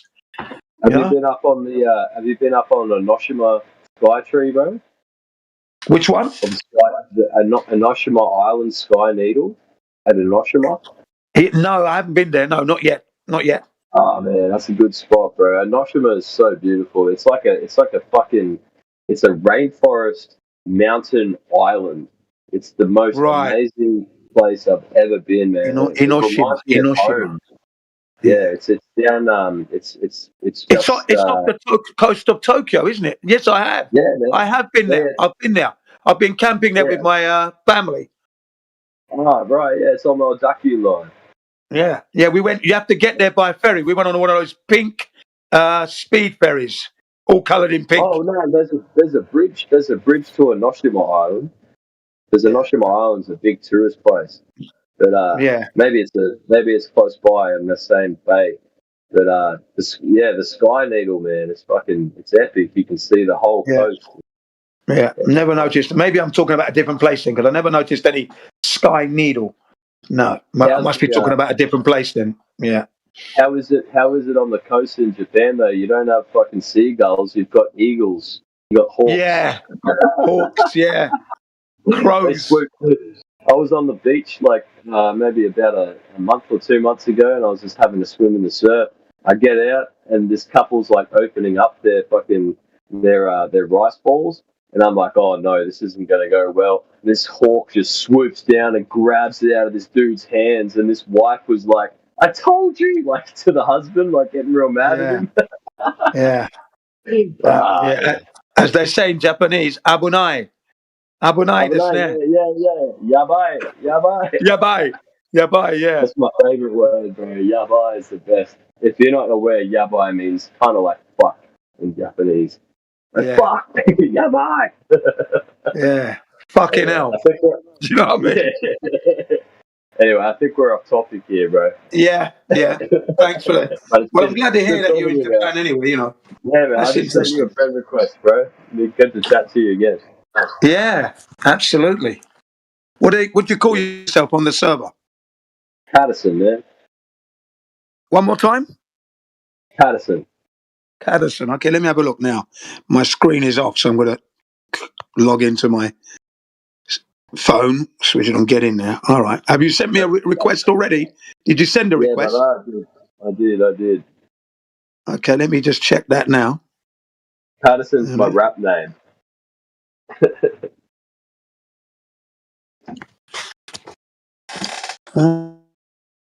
I'm not getting any notification here. Still okay with this phone.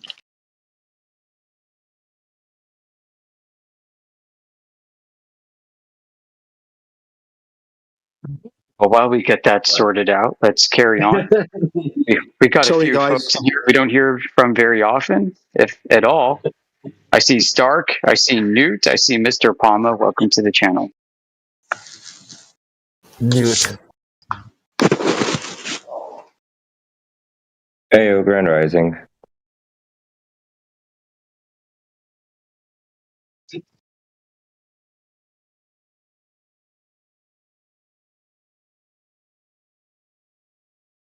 Stark is somebody new to the channel. Does he think that the Earth is a globe? Well, this topic is really about what you see and how you experience the world and measure it to be. It's not how you think of it. It's not how you interpret what's been imposed upon you as a framework of logic or thought, but rather what you can develop with your own rational senses.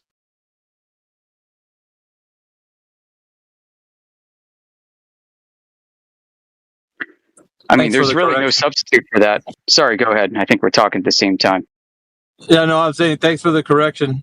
So if he's going to describe that the Earth is a globe, what would be the description of it being one? Is there any way that we can test and verify? Yeah, it's like if you're going to say that this image from space is real, how would you know that to be the case if you haven't experienced that for yourself? Because you're just getting into a thought process of comparing images from space that other people sent you with images from space that other people sent you. I mean, there's no basis in reality for any of this. So why should you blindly accept it? I mean, are you obligated to blindly accept it? Should you accept based on faith and trust in your fellow man or institutions? You can. How ethical is it, though? I mean, can you ethically say that that is a direct, real experience that you've had with your senses? Absolutely not. You'd have to be honest about that and say no.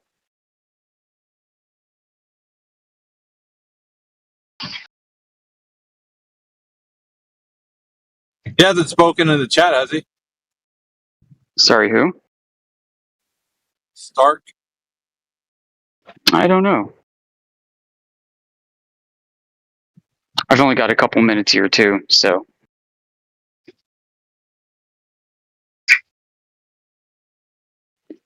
Hoping to pass this on to someone else. We've all seen a tree before. We've seen a photo of a tree, so we can say that the photo of the tree is the tree, but we haven't all been to space. We can't definitively say that what we see from space is what is from space, right? Yeah, you're talking about the law. You're talking about the law of identity. A tree is a tree. The world is what we see it as.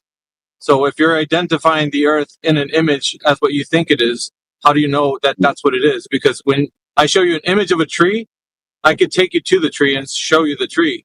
So you could verify that it is a tree that has an image. How can you do that with the Earth? when they show you images of it being a globe.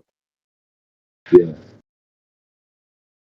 That then kind of pushes the idea that we're being fed something that we couldn't necessarily believe. Shouldn't. Right, but it's logic, right? It's logical to say that you identify the thing that's in the image as something that it is in the physical world. But if you can't identify it as that, then how do you know it is that? Trust. And maybe that's the problem. Right. Yeah. Yeah, it is a problem, isn't it? Yeah. Definitely. If history has told us anything, it's not to trust the institutions. It's not so much not to trust them, but to evaluate how we understand what information is being proposed to us, and we can discern whether or not it's something that is true or not. We can test, we can verify, we can do things about it, right? So it's critically thinking about the information, not just to not trust it. You know what I mean? Examine it. What are they saying? Yeah. What are they showing? Maybe it's a really contentious sort of road to go down to try and make any connection between the two. But maybe it's worth doing. Like, so what happened during COVID when the people that trusted science were like, trust the vaccine? Right? I'm really not trying to get into an argument about COVID, but like a conducive way of trying to connect the two together, given what people believe as to be science, then trusting something that hasn't necessarily been proven through a historical context as the way that you should then operate, like in terms of believing that this particular vaccine is going to help to stop the spread of this virus that is, spreading around the world. Is there like some sort of connection that you could make between the idea that this trust in science has not necessarily led us down the best path? Yeah, you could say that it's not just the idea. When you say trust in science, you don't need to trust in science. Science is a methodology. It's a process by which you can understand by changing variables and understanding that the dependent variable that you're trying to examine a control test, right? You want to know what causes an effect. So you're going to do things to make it where you can eliminate certain things, and you can have a hypothesis, right, as to like what's causing that effect. So you see something in nature and you want to see, okay, I see fire in nature. I want to know what causes that. So you're going to try to do a number of things, right? But in science, it becomes something that you can test and you can verify. When the word science is being used in this particular case, the way you're using it, it's been already, for lack of better words, bastardized. So it's been used as like science is everything, and it's not everything. It's very specific. Science only applies to certain things that we use the method to use science for. It doesn't stand for everything, and that's what it's being used for now. Yeah, like the way you're using it is a more colloquial way. Everybody's been using the word science. I think that's the big issue right there. There's a lot of things wrong, but universal understanding, like that's what it sort of comes down to, especially during the epidemic, is like this universal understanding that science is trustable. We should all trust science because the doctors say this and that, but then ultimately what happened was a fucking shenanigans. Oh, it's a number of things, but like just the word itself is like you have to overcome what it actually means in context to what you're talking about. So it doesn't mean just everything, and I think that's a huge issue. When we say it colloquially to what it actually means, it gets kind of like convoluted. Yeah. Like, and that's sort of what I was going on. Like the trajectory I was on was like, to the layman that is so in a particular place of information receiving, where they are like, okay, I'm being told from this from these people that this is how I should operate and how I should like understand what's happening in this particular situation. But then I've got this alternate source that's saying, oh no, it may be wrong, but no, science is true. So I need to believe the science because science is true. But what is the science? Yeah, You know, like yeah, and I that's the think thing, though. that's what so many people got caught up in that shit. Yeah, Pat, but You know? we don't have to let the word belief in science, like you don't have to believe in it. You know, that's the problem too. the issue There's that not a happens. you don't have to you don't have to believe in it. You just see the process by which it's outlining how to understand cause and effect relationships. And then the outcome of that is, something derived by the methodology that people that are examining the physical world, there's things that are determined, right? What causes and effect. It's not something you believe in. That's the issue. That seems to be thrown around a lot with like, do you believe in science? Well, what do you mean believe? It's not a belief. Do you understand? Like that seems to be the big hurdle. That's a big hurdle to get over, bro. And I think think about it this way: science is based on a lack of belief. You need to suspend your if you just slap a belief sticker on it, there's no reason to even use a scientific method anymore. You just say whatever you believe or don't believe. You add in a uncontrolled variable called belief, and then use that uncontrolled variable as your control variable. And then as soon as you get a result that you don't like, you switch that control variable for your independent variable. Is that the same thing that you do?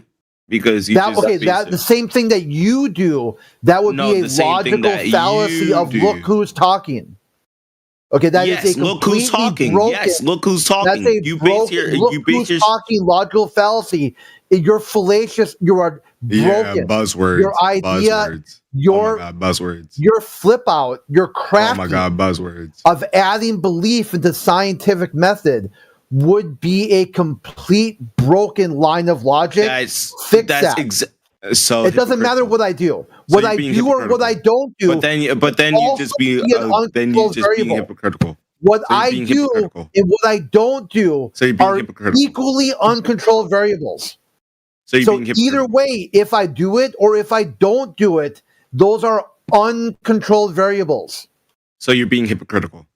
And then it doesn't matter. It doesn't matter if I'm hypocritical. It doesn't matter if I'm not hypocritical. That would be an uncontrolled variable. Because it just makes your whole claim. It doesn't matter. That's irrelevant. That's illogical thinking. Your whole claim. Just because somebody says something, it doesn't change the fact. It doesn't change the fact. It does change the fact. The fact is belief is not required for science. Yes, but that's what you do. That's no, it doesn't matter who said it. It's hypocritical. Oh my God. Yeah, it doesn't matter who said it. Hypocrite. Flat earthers are hypocrites. It's crazy. It doesn't matter. It doesn't matter. That doesn't matter. It's crazy. It doesn't matter who says it. It does crazy. It's a fact. Belief. It's not a fact that the earth is flat. It doesn't matter if a flat earther says it. It doesn't matter if a magic 8-ball says it. It doesn't matter who says it. Yes, it does. Yes, it does. It doesn't matter. Yes, it does. Yeah. No, it's completely irrelevant. You're irrelevant. The source of the information now you're throwing is insults? completely irrelevant. Now you're throwing insults? Now you're throwing insults? You are completely Crazy. irrelevant. Your logic is broken. It's fractured. It doesn't matter where the information is coming from. That is two things. Look who's talking fallacy, and you doubled it up with a genetic fallacy. Your thinking is so broken that's a complete disqualification. Yeah. Yeah, he was just an entitled princess that wanted to say what he said, and as soon as he got muted, he ran. So yeah. It's completely misrepresenting our position as well. It's not coming from a belief basis or foundation. It's coming from one's own experience. And once you've gone out there to actually confirm it, it just confirms what you've been living all along that you've been distracted from. Jin, how many times a day do you tell people to go out and check, and then this guy comes in and says that it's a belief? You know, it's like a slap in the face, bro. Like, yeah. Do you know who that was? Who was the guy that was talking or trying to? I thought it said Ryan on his name. But I don't know. Hold on. Okay. I'll be right back. Because that's what we say, that you've got, the final point is you've got to go out and check it for yourself. India was saying it's not for you to believe us, because that's just moving from one belief to the next now. You're not actually learning anything, or you're learning, but you're not confirming anything. So you've learned about some new information that conflicts and contradicts what you've learned. Now you've got to go and confirm both of them. You've got to confirm the globe and confirm the flat earth. And that's what you're going to have to go and do. Got to. That's it. There's no two ways about it. The Australian guy that we're talking to. Do you see why this topic's important now? Look at earlier, about 3 hours ago, we were just telling you about how this invokes people into some very weird behavior patterns. Yeah. Like they're ready to throw away all of logic, reason, and science just to get some kind of debate, bro, gotcha. Yeah. And once he realized that he was in back-to-back, deep-seated logical contradictions, he decided to just run away rather than face his own worldview and do an internal critique of that. One thing, though, on that, like, when you're shaking up someone's entire fucking worldview, man, like, if you're not as open-minded as I am about, like, the way that reality is, it's very confronting, man. Like, that's one thing that you got to understand. Like, it's very confronting when your entire idea about this fucking life, this existence, is turned upside down. That's probably why that's evident. That's evident. I think the worst part about it is that even though Crit was telling him that's not what we're saying, he's like, yeah, that's what you're saying. So the worst part about it is he was trying to project some type of idea the way flat earthers are onto us that Crit says we're not. Basically, Crit was like, I'm the flat earther. I'm telling you that's not what we're doing. He's like, yeah, but you're still a flat earther, and this is how you actually think. So who is he? Like, why would he project that that's what we are when Crit was basically saying that's not what we do? From Crit's own mouth. I think he might have been on the coattails of the fucking COVID topic that I brought up, though, to be honest. Like, I think that he might have been just riding that particular topic, even though I said I didn't want to go into that. It's hard not to, and there's so much fucking, still present opposition on that particular topic, but it's a bit like what I was kind of going back to what I was saying earlier. Like it's the people that are so entrenched in their own belief system about what the world is and what it like is at its foundation of science or of belief or philosophy. And when you shake them up like to something entirely different, you're gonna have confrontation. The guys, you heard it from the guy himself. It depends who says it. Depends who's saying it. That's where he's gonna go with the truth. Depends who's saying it. Yeah, that's right. He shakes himself up. He shakes himself up. He sets his own route, and you'll find that Crit and the rest of my colleagues very their position because we were once like them. We don't forget that. We were once indoctrinated, and we never forget that. Okay, right. So we extend common decency, and the reason why Crit let off was because Crit gave him the best of decency, and now he's totally ignoring what he's saying. In the end, he gets told off, and that was quite mild, by the way. So, I just want to add something to that, though, because you guys know Crit is a veteran on this.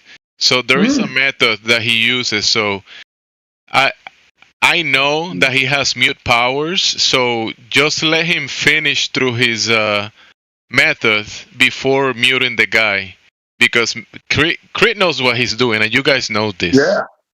Yeah. Crit's a champion at this. He was demonstrating. He was demonstrating that he was point in case. So just allow the guy to hang. Just let the guy to hang himself.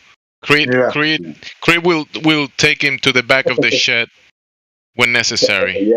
Yeah, knock him on the back of the head.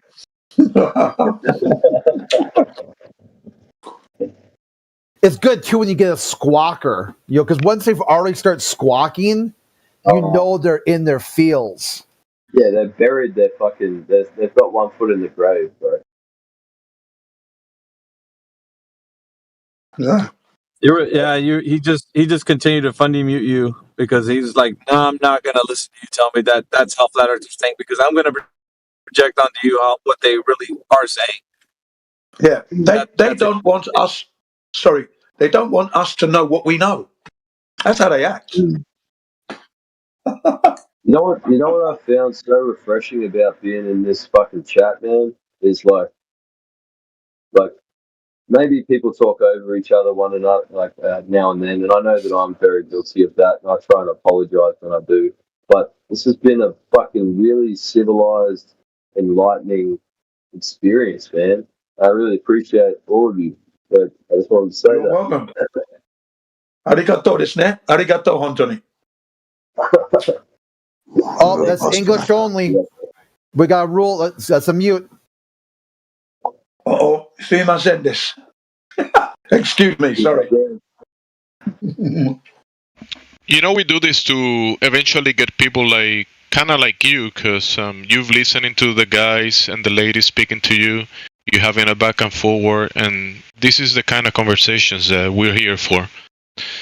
Yeah, obviously, we like the debate, and we like also kind of like arguing, and having the back and forth with other people. But I mean, you having a conversation and listening respectfully and all that kind of stuff. Yeah, it's appreciated as well. So, and you met Jin, which is in Japan, which is an extra perk that you got. Because meeting Jin in Japan in your area, maybe you guys can meet up and go up Mount Fuji and that kind of stuff. That sounds awesome.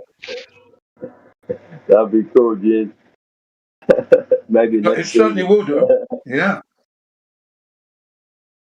But no, it's been good, man. I've been in politics for like 5 years, maybe 6 years now, and I'm drawn to the debating room so often, and it's nice to just like find a room where you can, just shoot the shit, talk about ideas, and be respected, and still be confronted at the same time, but in a respectful way. It's nice. Yeah. The other thing is, there are a number of Aussies and Kiwis in here as well. So they're there. Your countrymen and women are in here as well, especially on the men's side, anyway. Yeah, I call them upside downers. Yeah. We're not down under. Upside downers, yeah.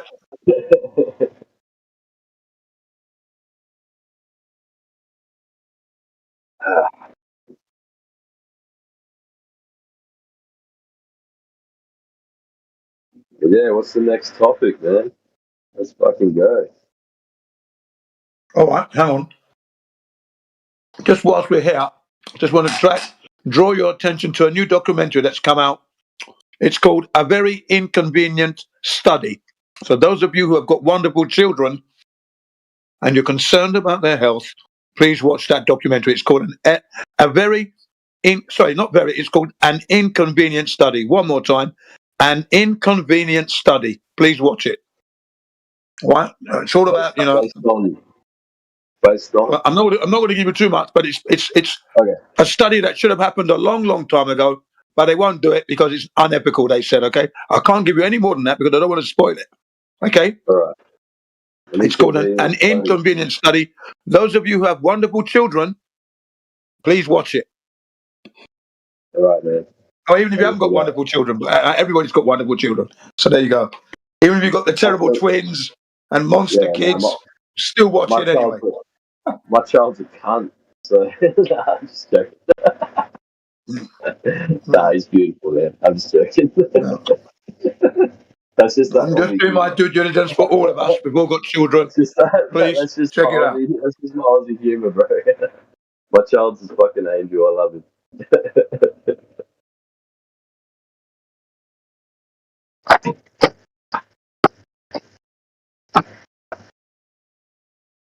Yo, Gina, you got kids in Japan, bro? Yeah, 4. Oh wow, man. So are you married to a Japanese lady or all boys? All boys? Yep. Are you married to a Japanese lady? Yeah. Oh, word. That's probably why your Japanese is so good. Yeah. Yeah, my Japanese is good on the household level, but in terms of conversation, it's pretty bleak. I'm still trying to learn, man. Yeah, it takes a while. Yeah, it's so different if you go to school versus trying to learn on your own time. You know, you just get lazy and just yeah. I'm lucky because my missus is fluent in English, so we just speak in English all the time. Whereas if she wasn't as good as English, I'd probably be a lot better at Japanese. Yeah. My wife is fluent in English, but I'm also fluent in Japanese now, so yeah. Perfect, bro. Hey, if you need any English classes, Gene is he's an English Japanese teacher as well. Oh, word, man. Yeah. Call him Jim Sensei. I can argue about any topic in Japanese. Any topic, I'm arguing, mate. Hey, Jim, wouldn't it be Jim-san? Sure, Jin-san. What does the students call you, Jin? The students. They call me Jin Sensei. That's it, Jin Sensei. There you go. AV, Jin Sensei. Oh,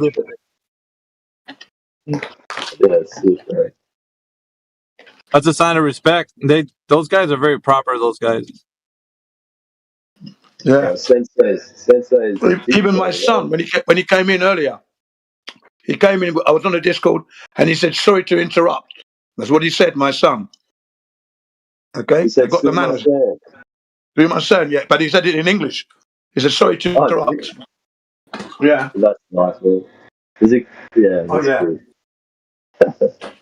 And then he informs me. Listen to this one, right? He informs me that he's just purchased a new minivan, 30 years old. 30 years accurate. Oh, the minivan, nice. SUV that's 29 years old. Okay? So he's following in my footsteps in that I said to him, there are valuable things that might be old, but they have a lot of value. Right? And he's looked at the modern cars, he's looked at the modern minivans, and he's looked at that one and decided to go for the older one. There you go. What's he got? Has he got a Hiace? No, no. You see, the Hiaces are too big. It's a minivan. It's a Honda one because he's working for Honda. And when you work for Honda, you have to drive a Honda vehicle. You might have your vehicle. You've got 3 years to drive your vehicle, and after 3 years, you have to change it for a Honda. If you work for Honda, okay? Yeah. So he hasn't quite worked for a Honda a year yet, but he's now deciding to get rid of his Daihatsu, and now he's picked up this minivan because we do the mountain bike trekking now and again, and he does his off-roading as well, right, with a motorbike. So he's got the van, 30 years old, but it all folds down neatly. You get your bike in there, all the seats disappear. The seats disappear into the floor. Wicked. Yeah. For an over, yeah. Good. Right, yeah, 30 years old. Yeah, he surprised me anyway. Yeah, for sure. And guess what he asked me for? Guess what he's asked me for now? He goes, "Daddy, can I use your tapes? Because it's a cassette player, isn't it? It's not a CD player. It's a cassette player. And I've got all my cassettes from when I was like 17, 18, all the music I used to listen to, jazz, funk, soul, reggae, hip-hop, when it's first started coming out. And he wants to record all that stuff onto his smartphone. So he's going to play it with a cassette, record it, and then I'm going to download it onto my smartphone. Yeah. So I said, yeah, of course you can use my cassettes. All of them. TDK. You know, stuff from the 80s, right? All the 70s, 80s, 90s. So good, man. Yeah. The quality that people in Japan keep things very in good condition. So if you got a Honda from the 1990s, I guess it's a 1990s Honda, right? Yeah, 1995.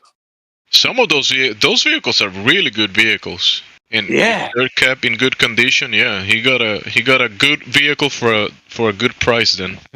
Yeah. Yeah, Japanese cars from the late 90s are really good. Yeah. Yeah. And the 80s as well. That's The what 80s were really good. That's what I'm trying to do when I go back to Australia is get a vehicle, because I'm heading back probably like mid-year next year, but found out that I have to own it for a year before I can bring it in, like Yeah. in terms of an export. So I think I'm going to be here a little bit longer so I can get that fucking Hilux. Right, yeah. See, I run a Nissan Pathfinder. That's what I got. I got a Pathfinder. Ready, guys. It's called a Terrano in Japan, as in terrain. Terrain. But in the West, it's called the Pathfinder. Yeah. Like 29 years old, my one. 96. I love the Pathfinder design, eh? It's sick. Yeah. The only thing I've done is change the suspension springs, so it gives it just that little bit more of a high stance on the road. I felt it was sitting just a little bit too low, so that's all I've changed. Everything else standard. Yeah, man. You know what I've been noticing so often and recently is there's like a massive movement in terms of off-road vehicles, like even in the inner city areas now. Yeah. It's cool, man. Like I'm like walking down the street, I'm seeing these like tricked out like Land Cruisers, like old school Land Cruisers and Nissans and stuff. And I look at them like, because I'm a white guy. I like look at them as I'm walking down the road. They look at me and I just give them the shuckers, and they're like, yeah, like they know what I'm talking about. Like they know that I know that they've got a sick car, you know. Yep. Great truck. Funny. Yeah, even the people in the supermarkets where I go, when I go to the supermarket with a car, not so often now, but when I used to go there a lot to the supermarkets, they used to say kakoi, meaning your car is really stylish, nice car, right? Now there was one time I went camping at Fujinomiya campsite, which is at the foot of Mount Fuji. Okay, now I'm. We set the tent up, we're doing our thing. The next day, the car's got a crowd of people around it. Okay. So I walked past because I was going to the toilet, right? And then get some water and that. Okay. And I come back and they're still around the car. So I asked them, Monday this car. Maybe my car was in the way, I thought. I said, no. And they're asking me, because they're looking at the Transformer logo. I've got the Autobot insignia on the boot. Right on the back of the car, on the bonnet, and on the roof. Right, and because they asked me, do you belong to some kind of club? Right, because they recognised the logo, but they couldn't place it. You belong to a club? I goes, well, why do you ask? What club? Because what is this mark? What is this mark? This maker? I said, this is the Transformer Autobot, and they all went, oh yeah! And then they said, kakoi, really stylish. And then what's its name? Nemaewa? I said, Uppercut. So look out.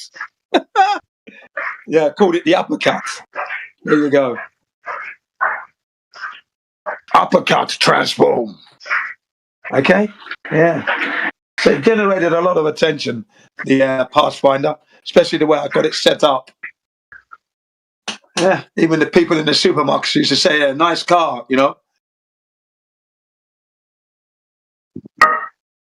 Hey, look at this guy's on. Is it okay? I said, yeah, of course it is. Look at it. And they say, shh, don't tell anybody.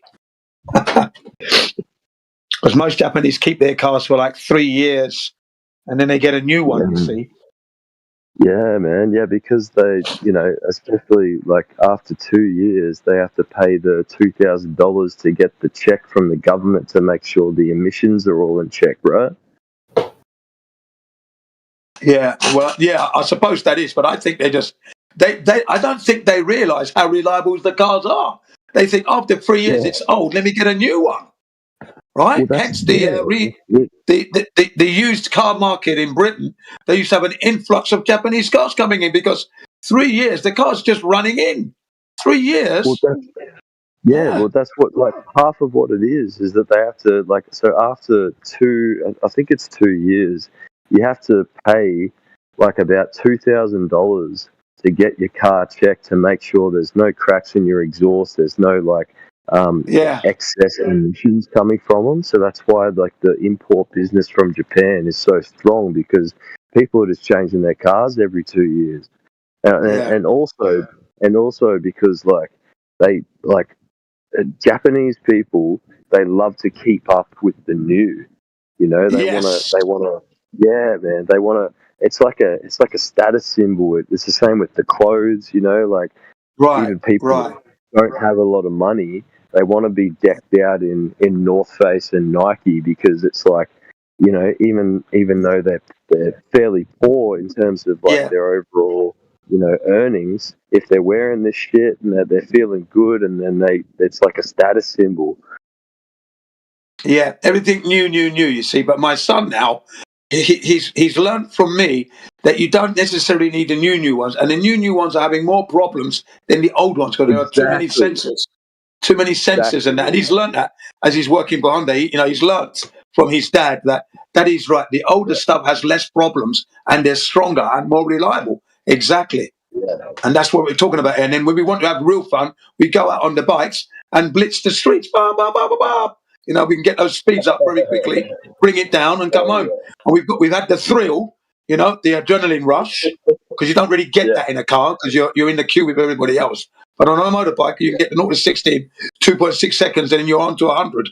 You know what I mean? You can't really get that in a car.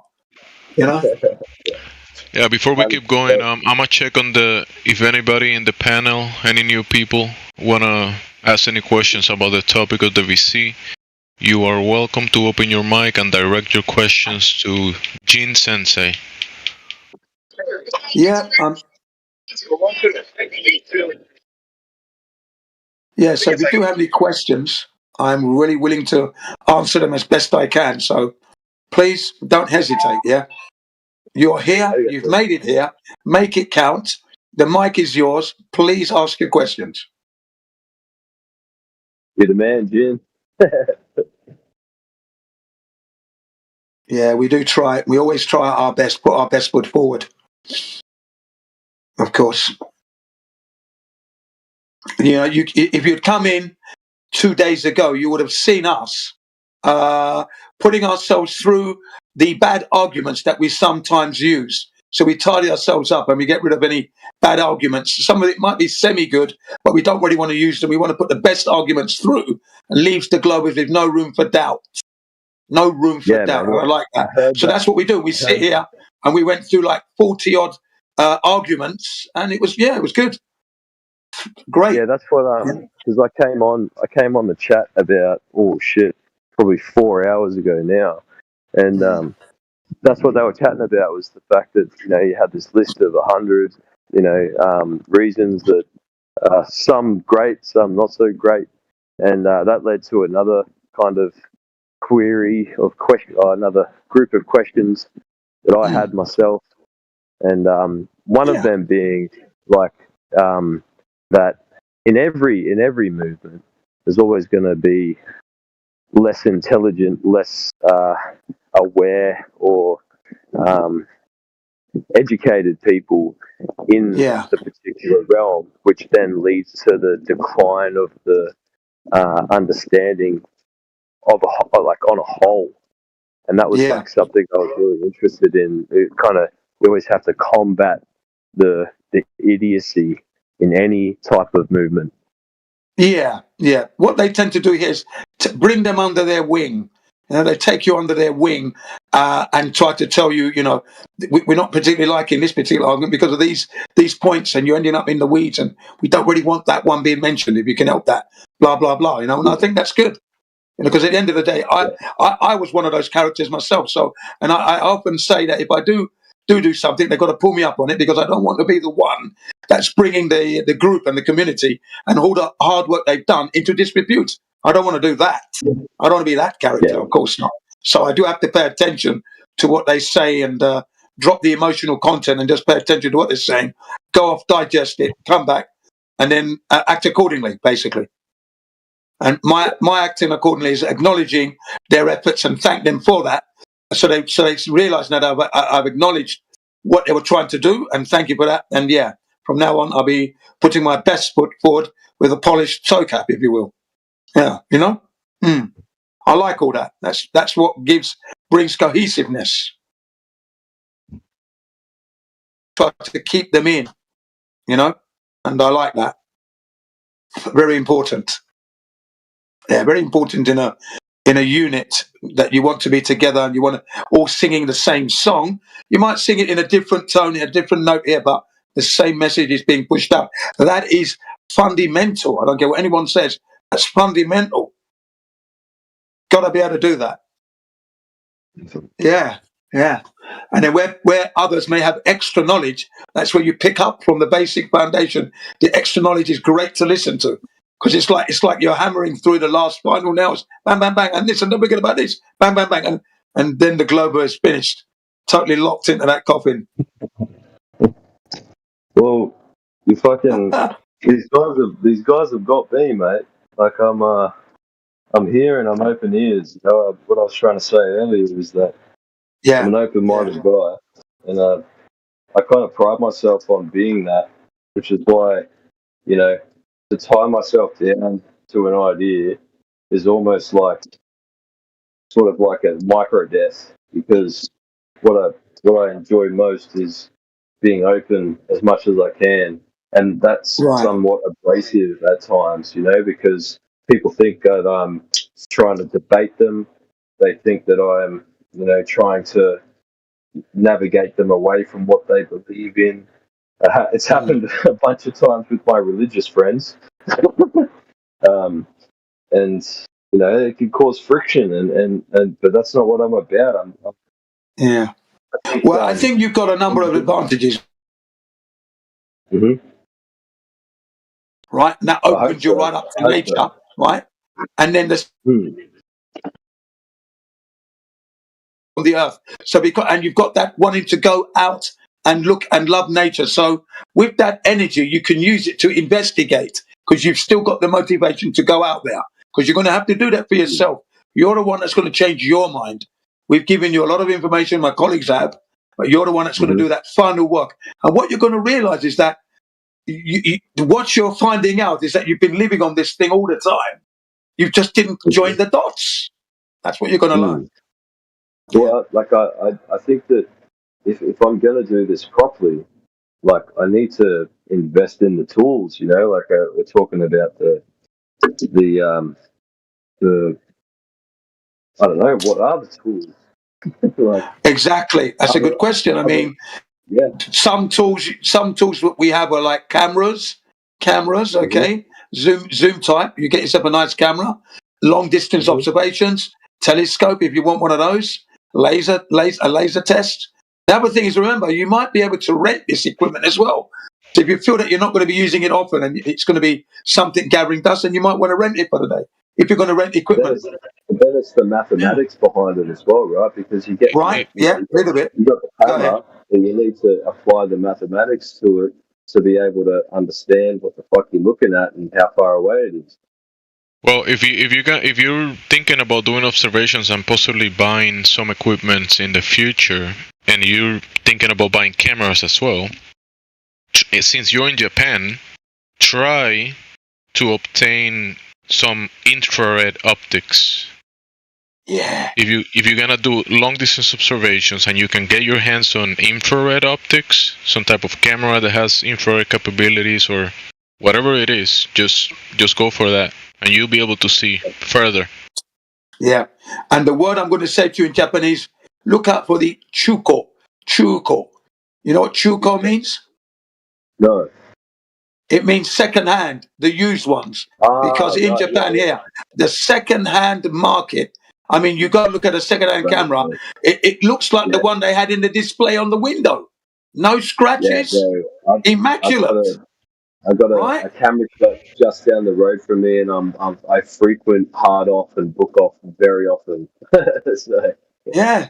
So you look for the used cameras first, because you get some real bargains and really immaculate. I bought my Canon G-Shot from secondhand from the shop. Came in the box and everything. Took it out. Not a scratch there. The case was in there, not used. The case wasn't even used. How much did you pay? Niman Gosen yen. Okay, so that's 250,000 yen. Right. Now let me get that. Hang on a minute. Let me get that right. Niman. 25,000 yen. Sorry, 25,000 yen. Too many zeros. Oh, that's good, man. Yeah. So I can attest. How much is that in dollars, Jin, by any chance? You said okay, let's have a look. You're probably looking at about $150, just short of that. Yeah. So Australian basically now, like given the dollar, you just take 2 zeros off. So 25,000 is about $250 Australian, which is probably like 125 American. Yeah, I'd say 150 American dollars. Yeah. But the second-hand stuff in Japan, I can testify to that because I was looking into cameras and I found a P900 and it was in Japan. And because the other ones, like there was a bunch of lists, a bunch of cameras listed, and some of them has this issue or whatever, like crashes. But then I bought the one coming from Japan, and that thing was like brand new. And it was like the best price and the best quality. Yeah. When Japanese people look after the shit, man. Like whether it's cars, equipment, like that's the thing. Like it's like being over here. I wish I made more money because there's so much shit I want to buy, and every time I go into Hard Off, I'm just like fuck. Like I bought a Hero Black. I think it was a Hero Black 9 with its full kit for about $220 Australian, and like that's you're probably paying like $400 for what I got, with the extra batteries and stuff. It was dope. Yeah.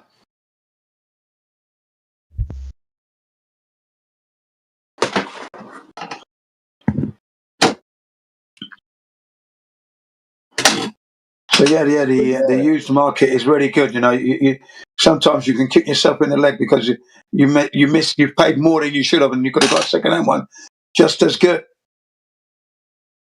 Hey, Jen, I wanted to ask you something. Yeah. I got told off before, but yeah, basically got told off because I come into this chat as a Glober, as we're called, I guess, as I was called, and but still very open to the ideas that are presented to me.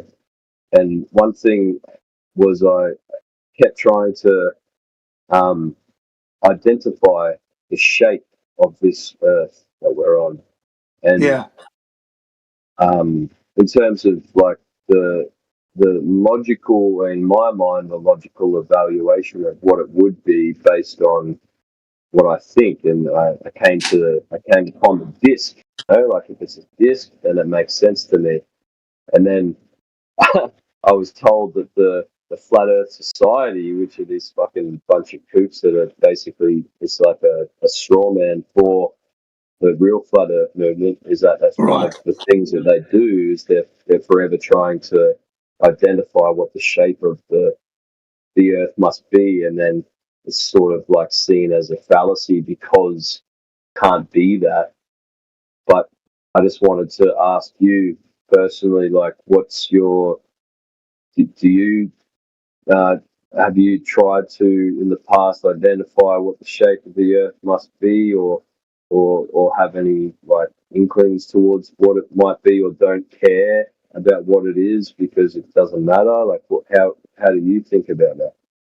Well, when I became a flat earther, rejoined back to the reality of the earth is being flat and that realization. Again, when you're an engineer, you know what is possible, what isn't possible. All right. So basically, we can't leave Earth. So there's no way I'm going to know the shape. I can't even think of a shape it could be. So I'm not concerned about that. I'm more concerned with the shape that it isn't, and that the surface is indeed level. They've drilled 7.6 miles. That's 12 kilometers deep. So we've got that thickness to go by. That's all I've got at the moment. And that's good enough for me to be living on the earth, because there are other things that we need to be getting on with, working together, trying to, get rid of this horrible thing called government. There's lots of things going on that we need to try and address. That shape, I'm never going to be able to leave Earth to see that. Okay, but we know it's level, and we know that the Creator has created. Hang on, we know that the Creator has created this for us. So some of us have got moved towards the Creator. That's all good. I don't see that as a negative. And for me personally, I'm not concerned with the shape. The only shape I'm concerned about is the globe, because that's not the shape of the Earth. You see what I mean? Excuse me. Yeah, that's it. That's my position. Someone said excuse me. Does someone has a question? Did someone said excuse me? Yeah, sorry, go ahead. Sorry. I just joined. I've been this couple of times, but so I was wondering, do you not believe in satellite imaging? Absolutely not. Yeah, I have no belief in that, because the understanding I have of where those satellites are meant to be, they cannot be there. It's impossible. So, and then the imagery is coming from drones. You can have your drones, and your satellites can give you those images. We don't really need the satellites. Okay, and the satellite is evoking this globe as well. And as the Earth is not a globe at all, then the satellites can't be there. It's quite simple for me. We don't have satellites up there. Satelloons, yes. That hardware with solar panels, geostationers looking down on we don't have that. Right. Okay. I'm on your side here. I'm a flat earther as well. I was just wondering. I was just, Thank you. Oh yeah. Yeah, no, thanks for the question. Yeah, there's a difference between footage that is obtained from high altitude devices. It could be drones or satelloons or even other type of hovering devices that can be in the mediums above us. And there's photographs that probably have been taken and what you call imagery. That stuff exists. But the thing that you see in the web searches, and you see a device and next to it is a globe Earth, that's not real. When they're showing you the Earth, a misrepresentation of the ground and the waters across the Earth that are measurably not curving, and they misrepresent that and show you an image that is curving around a sphere in the vacuum of space, that's not what this world is. So whatever that satellite is next to that globe thing, that's another cartoon. So you get in two cartoons. So you gotta make a separation between the fantasy side of things, like a talking lion in a movie, right? And then you have the real lions in Africa. Those are two different things. Yeah. And in English they say a rule of thumb. So my rule of thumb is this: if you are building upon a false premise, that false premise being the globe, and now you're extrapolating it to going to the moon, and you've got your satellites, all of that has to be seen as null and void. That is what would happen in a court of law. If you're bringing in something from a false premise, whatever you built upon that false premise is null and void, because you haven't established that the Earth is indeed a globe. That hasn't been established at all. And it has lost in a court of law twice. So there we are. Failed to be proven in a court of law twice. I can show you infrared from LiDAR from this Calypso satellite, which is a bunch of these satellites are mostly like weather devices that are reading the weather and looking across the surface of the Earth. And the LiDAR from the Calypso will show you, in the one I have available, it's about 1,120 kilometers. That's 660 miles across the Atlantic Ocean, and it's level, all of it. So you do have imagery of devices, but that when they show you like a globe Earth from a satellite, that's not real, because the Earth is not curving like that. How do they actually show you a globe Earth? Because from any perspective, it's going to look flat, right? Well, You know, from any I've never perspective. experienced living on a globe, so I couldn't say either way. My expectations are it's curving 360 degrees. There can't be a flat spot anywhere. And in engineering, as you well know, these ball bearings that we have here, if there's a flat spot on a ball bearing, that ball bearing is rejected to the smelting bucket to be remelted and resmelted to make a more spherical one. Yeah. So, you know, I'm not accepting that you can be on a sphere and it will be flat. We're going to accept that. Sorry. Just from an engineering point of view. Yeah, like any photo from a satellite in the atmosphere is looking at a circle. But there's no way that it can see it as a sphere. There's no possible way to see it as a sphere anyway, because if you're looking at a sphere from a point away from the sphere, it looks like a circle from any point. You know, there's no way to actually determine that it's a sphere unless you've got and even if you've got multiple satellites, it's all just seeing a circle, which sort of like which leads me to think like, how the fuck does it work?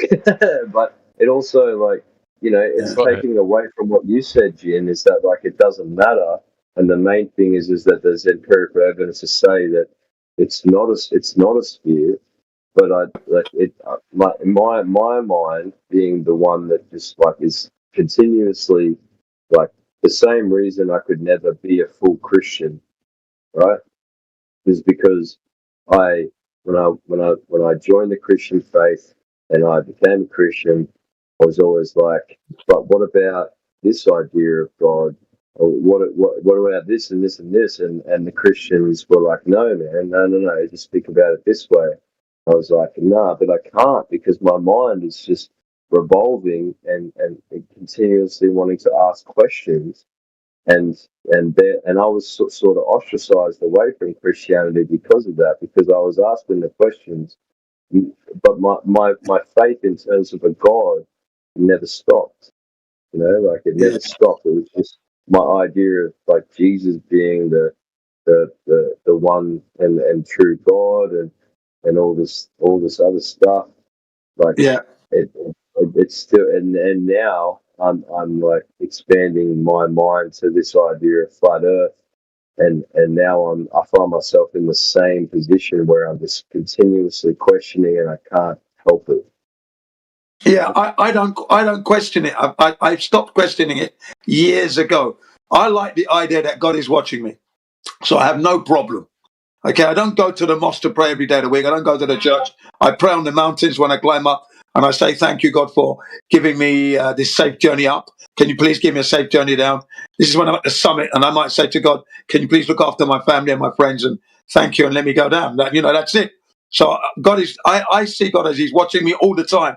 So I don't sweat it. He's there. I didn't make this earth. And whatever's happening that is good, I always say, Allahu Akbar, thank you very much. My son came to me today. He's got himself a new car. He's going to be picking up next week. And I said, Allahu Akbar. And you're thinking like me, you know? And then I recited something that we used to listen to when he was a kid with his brothers before they would go to the kindergarten. You know, Ya Ya Koshi. It's called Ya Ya Koshi Ka, Ya Ya Koshi Ya. And basically it was saying that you are me and I am you. And I said it in Japanese like that. And then he went, yeah, I remember that. He goes, you see, you are acting like I'm acting like you now. There you are. You see, I don't sweat God. God is there. I don't sweat it. Just got to get on with getting everybody getting on. That's what I want to do. Yeah. That's it. Yeah.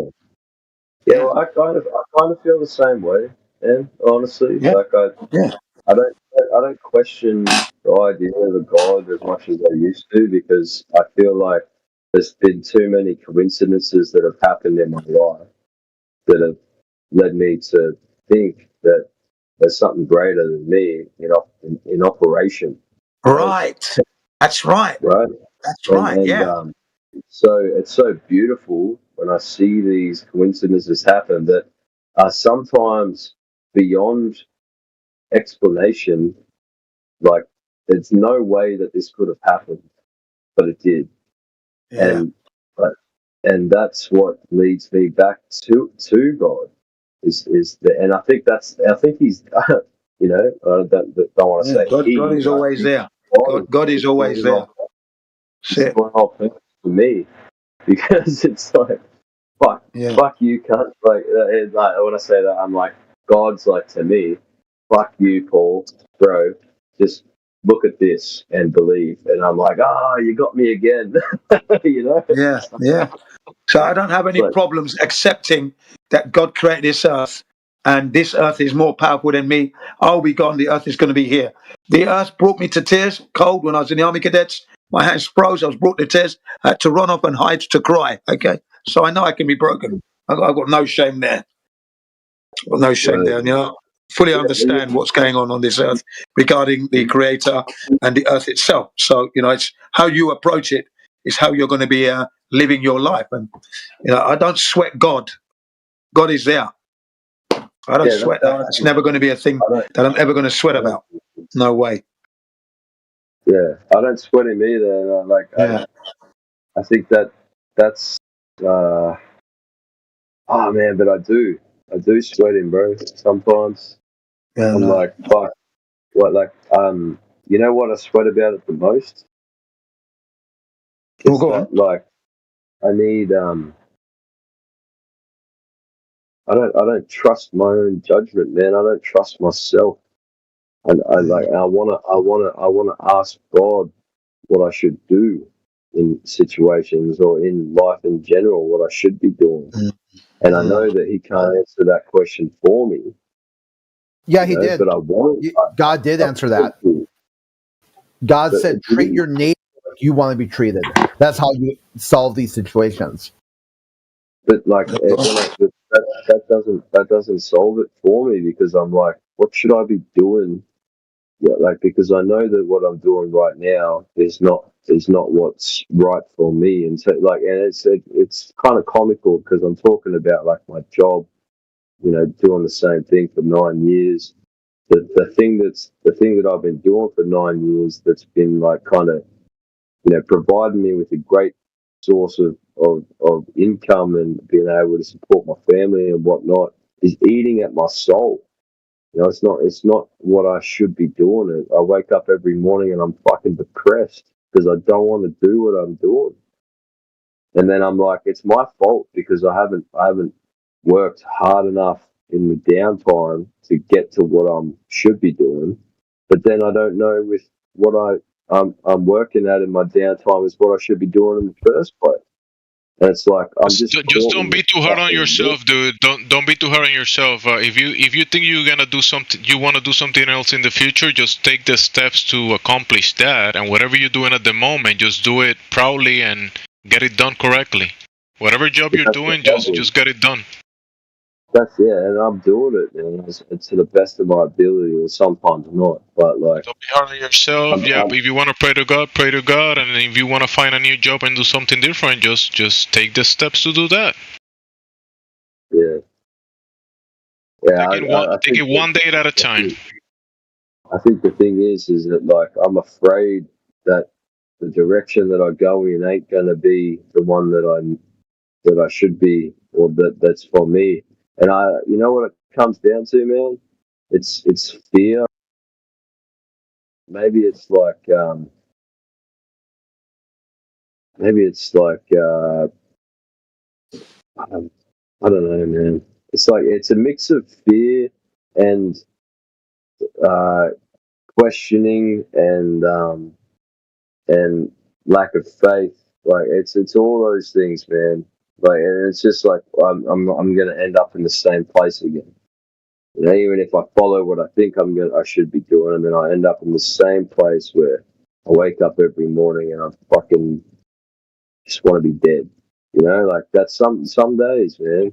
Listen, man, I hate to cut this off. I feel for you, dude, but no, sorry, we bring this back to the room topic, and you know, therapy can be left between you and your counselor.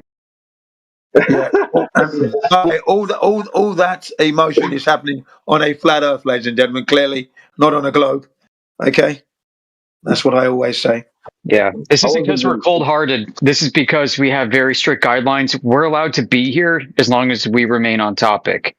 This is a very contentious issue, and anytime it wanders off topic, it can lead to unintended consequences. Yeah, and threaten our position. No, So don't take any of that seriously. It's just a joke. all right. I mean, just to take a quick roll call, we've got some people popping up into the chat. We've got Dystopian Spell. Hello, welcome. I see Professor Phil down at the bottom. Professor Phil, welcome.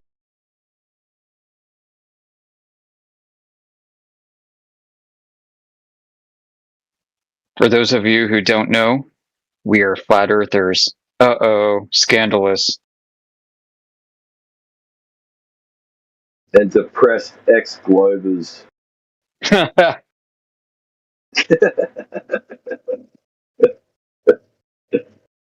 Trying to find our way on this flat earth. Fuck. Yeah. I mean, it's not an easy thing to do. This world is so full of traps and deception. It's not meant to be easy. But you know what? I love you, dude. You're a good egg. You're a fucking cracked egg. That's what I am. But you're a cracked egg on a flat earth. There you go. Yeah, ever since I joined this chat, I'm just a fucking cracked egg now. Cracked egg on a flat earth. Yeah, but you can put yourself back together again, unlike Humpty Dumpty, okay?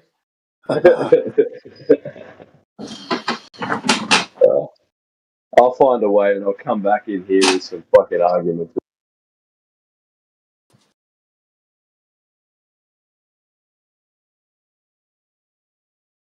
Actually, that's a funny thing. Globalism, you know? The whole idea of kind of makes you laugh at it.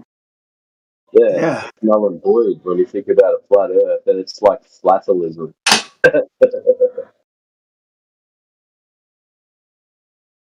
It should be called flatonism. Not globalism, flatonism. Just flatulence, bro. Like, even if you accept a globe cosmology, you got to think, man, this is kind of weird how it's pushed everywhere. Like, you see a plumbing van drive across the street and it's got a globe on it. It's like, what the hell's that for? Yeah. You know, it's weird. Well, it's not that weird. It's not that weird. It's weird because you know different, right? But it's like to the rest of the world, or, you know, to the people that are fucking think that the world is a sphere, then it makes sense. But it throws everything else into the garbage when you think about it from a different perspective. It's so difficult to think about it from a different perspective if you're not open-minded enough to actually think that could be the reality. You know, it's just like so entrenched, man. That's probably why the arguments in this chat are so heated sometimes, because it's so entrenched in people. Yeah. What I'm hoping in the future is that I'll go into a shop and I say the earth is a globe and everyone cracks up because they realize how stupid they were. You understand? Yeah, because it is funny and you look back on it. We thought it was a globe, eh? Are we on a globe? Yeah, I'm looking for a globe for my child. I'm looking for a globe for my child. Yeah, you know, it'd be even funnier. You like walk into into a shop that sells globes, and it's just like a flat disc spinning around on the thing. You know. Well, yeah. I mean, I don't imagine that one because we're not really a disc, you see. Well, we can't. Yeah. Yeah, I wouldn't have that. I don't have that image. What my one would be? I'm going into a toy shop to buy some. I say I'm looking for a globe. Everybody knows it's flat, yeah. So we're living in everyone's woke up to the flatness. I'm looking for a globe for my child, and everyone cracks up because we know it's not a globe. You know what I mean? That's what I'm looking for. Hoping for in the future. Well, I can say that. Well, you know, the globes are for decoration purposes, not for education. That's right. That's right. Yes, they carry a seal. Every time you see someone like in a video, like the people making videos about showing how smart they are, and they have on the back table behind them, they always have like a globe behind them. Yeah. That's decoration, not education. Yeah, of course it is. In fact, I've actually seen a video where they're in the factories making the globes, and it's a painstaking process because they got to do each strip at a time and line it all up. It's almost impossible to make this damn thing, but yet they make them. I feel like the globes globe idea is like the same as God. You're never going to see what God is. You can never see what God is. Just the same as you can never see what the earth is. Sort of makes well, because sense. as God's creation, I mean, you're gonna require God's eye view to be able to see the whole of His creation, and we don't have that. We lack that perspective. And neither do the angels. Apparently, they don't even know what God looks like. So how the fuck are we going to know what the globe looks like? Even if it is. And remember, the globe is a misrepresentation of reality because they tell you, the globe is. You guys call it a sphere, right? A sphere. I wouldn't call it a sphere. I'll call it a fantasy sphere. That caveat, because a real sphere doesn't behave the way they claim the globe sphere, fantasy sphere behaves. Yeah. If you grab real water in the real world and you grab a sphere or a ball in reality, they're not gonna do what they show you the globe doing. Yeah, the globe sphere behaves flat. Yeah. Yeah, if you want to reference mass, the globe go to your local church on the corner at Sunday. It's like the talking lion in the movie. Like the talking lion in the movie, you see the talking lion speaking Spanish in Mexico, English in the United States or UK, and speaking Chinese or Japanese in those countries. You see that lion speaking different languages, but in reality, the lion doesn't speak any of those languages. It's just like the balls in reality, and the globe sphere, the fantasy sphere. They're different. One is in reality, and one is in fantasy land. I just had the best idea for the next Quentin Tarantino movie. Is like two gangsters talking about like flat Earth versus globe Earth, bro. Like it just sounds perfect, man. Like and have a shootout. Samuel L. Jackson talking to what's his name? Who's that dude? Now. It's basically similar to Pulp Fiction in the beginning. Yeah, because I had visions of John Travolta as well. Yeah, Travolta, right? Yeah, it's like Travolta talking to Jackson about like, bro, but like, what about this? Like, fun. Yeah. And then Travolta's like, man, I flew to fucking France and I saw the curvature of the Earth. And then Samuel L. Jackson's like, did you actually see the curvature of the Earth? And you just see flat plane, motherfucker. And he's like, nah, but I swear I saw it. He's like, nah. Yeah. I like that idea. Bring that into a movie. Yeah, why not? Bro. It would make for a good intro, for sure. Yeah. And then they just shoot some motherfucker in the chest that owes them money. Oh, shit. You go into a restaurant, there's everybody, the opposite globe, yeah? Everyone spits out their food in laughter. And they're like, give me a wallet. Yeah, because you got to look back on that and think, wow, how daft I was. Honestly. Yeah. Well, you know what, man? Like, I'm not convinced, but you know what I am is fucking questioning more than I was before I came to this chat, man. Yeah, absolutely. Good, it's that. It's that like I've totally kind of flipped my model of reality, and it kind of makes it more centralized on what's going on in my life because I'm less worried about what's happening beyond. I think that's a good thing. Yeah. Actually, that's something that is probably an interesting topic in terms of flat Earth. Like, how has believing in or like not believing in the spherical Earth model affected your life? How has it benefited your life? Anyone else in the room? Like, can anyone else speak on that? I know Jin. I know it's affected Jin like greatly, but is there anyone else that can speak on that shit? What was your question? How has the disbelief in the spherical model of Earth affected? Well, I mean, personally, right? The whole world believes in a globe. Everybody. Like people of all different educational levels, cultural backgrounds, it's so prevalent. So when you hold yourself out as somebody who doesn't accept this, people think there's something wrong with you.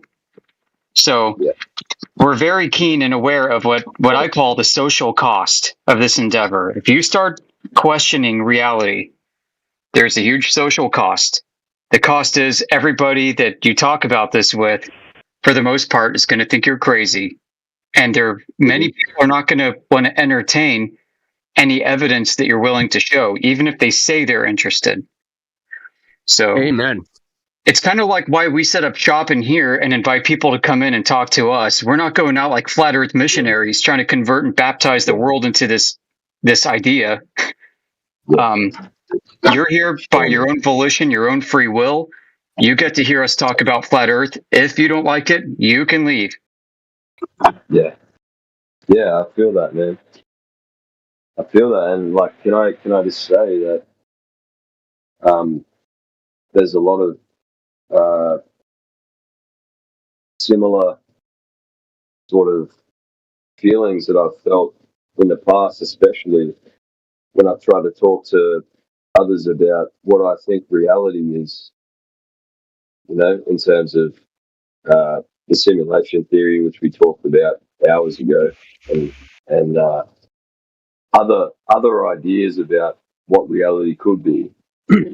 And a lot of the time I'm met with the same pushback and the same alienation. So I'm not in a dissimilar place to what I've been in the past. So I feel like I'm among friends. You know what I mean? In the social life, you can pick to keep it in the private. You don't have to go out there like others, like a missionary. There's stuff like you keep in the private, and this is there's certain knowledge, certain things that you're not gonna be sharing with everybody. And there's places and time. There's a place and a time for everything. And this is the place, and this is the time for you. Definitely, and that's why it feels great, like chatting to open-minded people, because there's you don't want to push. You don't want to Hmm. push people away just by trying to push them into any belief or anything that you want to tell them, right? You don't want to push Just people because away when with you're it. excited about something, hey, like, because I don't know if you guys can vouch for the same experience, but when you're excited about certain ideology or frame of mind that you've come into contact and then essentially adopted, you want to share it with others. You want to talk about it because it's exciting, and sometimes that alienates you. And I've been, I won't say a victim, but I've experienced that a lot in my past. You gotta pick your battles. You don't want to fight everybody. You don't want to fight the world. It's gonna be what it is. I want smoke with the world. I want all the smoke. Give it to me. Yeah, fucking hell. I want to smoke weed with everybody. So I can't smoke my ops because all my ops is dust. Oh, word, bro. Or you're fucking living in the dream then. Yes, sir. So we talking about flat Earth? I always love truth talk. Yeah, we are, man. We're talking about flat Earth. We're talking about how satellites are fake. No, Interesting. we're talking What makes you about. think satellites are fake? Oh well, they're not fake, but they don't give the best idea. Well, hang on a second. No, hold on a second. What kind of satellites are you talking that exists? Because if you're talking about the ones that are geostationary, supposedly, out at 22,000 miles from the Earth's surface, supposedly in space, are you saying that they exist? Is that what you're saying? Or just the ones that I've seen, like. So you believe so? What's your evidence that they're there? How do you know? What have you done to validate that they're there? So I guess two things. One, I look at the video that they provide. Usually they'll have a video where they, without any cuts or interruptions, go from like stationary on Earth to orbit. And number two is that we can actually see it from the ground. There's been videos of people catching Starlink satellites in constellation, and it doesn't match any star pattern, so you know it's not a star. Well, actually, there's been complaints that they're in the way, they're ruining people's shots. Yeah, but are they? They're not that high up, and they appear to be helium balloons attached with lights on, giving you Wi-Fi. That's not a wow moment. That's not what I'm talking about. Are satellites, and I did say to you, at 22,000 miles off the Earth's surface, with solar panels hanging off of them. Yeah, you know the ones I'm talking about. That equipment. That's what I'm not talking about. The helium balloon ones with the lights on. That's not a wow moment. That's World War I, technology, World War II. That's been around a long time. That's nothing new there. Okay? And Elon Musk acquired the Google Loon program he bought it off of Google. Okay? So, no, that's not proving satellites for me. Okay? So what other proof do you have? Is he there? Is he gone? Yeah, I don't know what else I could provide other than that. How that wouldn't be convincing. Yeah, so that means you haven't really validated. So you're running on a belief now. That's what you're doing. You're running on a belief that these satellites are up there looking at the Earth. What about the Earth being a globe? How have you validated that the Earth itself is a globe? Have you done that? I can validate that they're satellites because that's how the internet is used. Actually, no, it's not. Actually, it's not at all. You know what I'm going to do for you? What I'm going to try and do for you is give you a hand here. Stay tuned to the side chat, okay? And I'll show you a story in pictures, and you might begin to start thinking differently, okay? So stay tuned to the side chat and allow me to pique your curiosity, okay? That's what I'll call it. Please give me a couple of minutes just to get myself started here, because the environment I'm saying to you, for example, is not conducive to having satellites in it because of the phenomena that's known as outgassing. Okay, what is outgassing, you're thinking now? Well, it's where the materials like aluminium, for example, begin to outgas because the vacuum of space is vaporizing the aluminium. The aluminium is beginning to separate because there's nothing to keep it together. It's in the vacuum of space. It begins to fall apart, and the molecules that make up the aluminium vaporize away into gas. You see? That's what happens in the vacuum of space, according to those who are the experts in the vacuums. Okay? So the satellite couldn't be there because it would be outgassing away. Hey, Jen. Yeah. I put the 19 technologies in the side chat that can do exactly what a so-called space satellite does as well. Thank you very much for that. You put that in there, and I'll do my version as well. A number of pictures coming up that will make you. Please stay tuned to the side chat, young man, because some information is going to be coming your way that will definitely blow your mind, and you'll think, "Wow, I better rethink my position." Yeah. So just bear with me whilst I get into my library. Yeah, usually when this happens, I'm not, like, I don't know everything, but usually on something I do know about, flat earthers are just like, they have like a surface level understanding, and it leads to very basic misconceptions. I got evidence that globers you already are lost. Eaters. Does that mean you already lost. Overeaters? No. It's a stereotype. Yeah, exactly. Exactly, you already lost the moment you started talking about us. That's a problem because now your definition of flat Earth is so broad, it covers all of humanity. Yeah. They restrict it to 24/7 flat Earth. We've got issues as flat earthers too.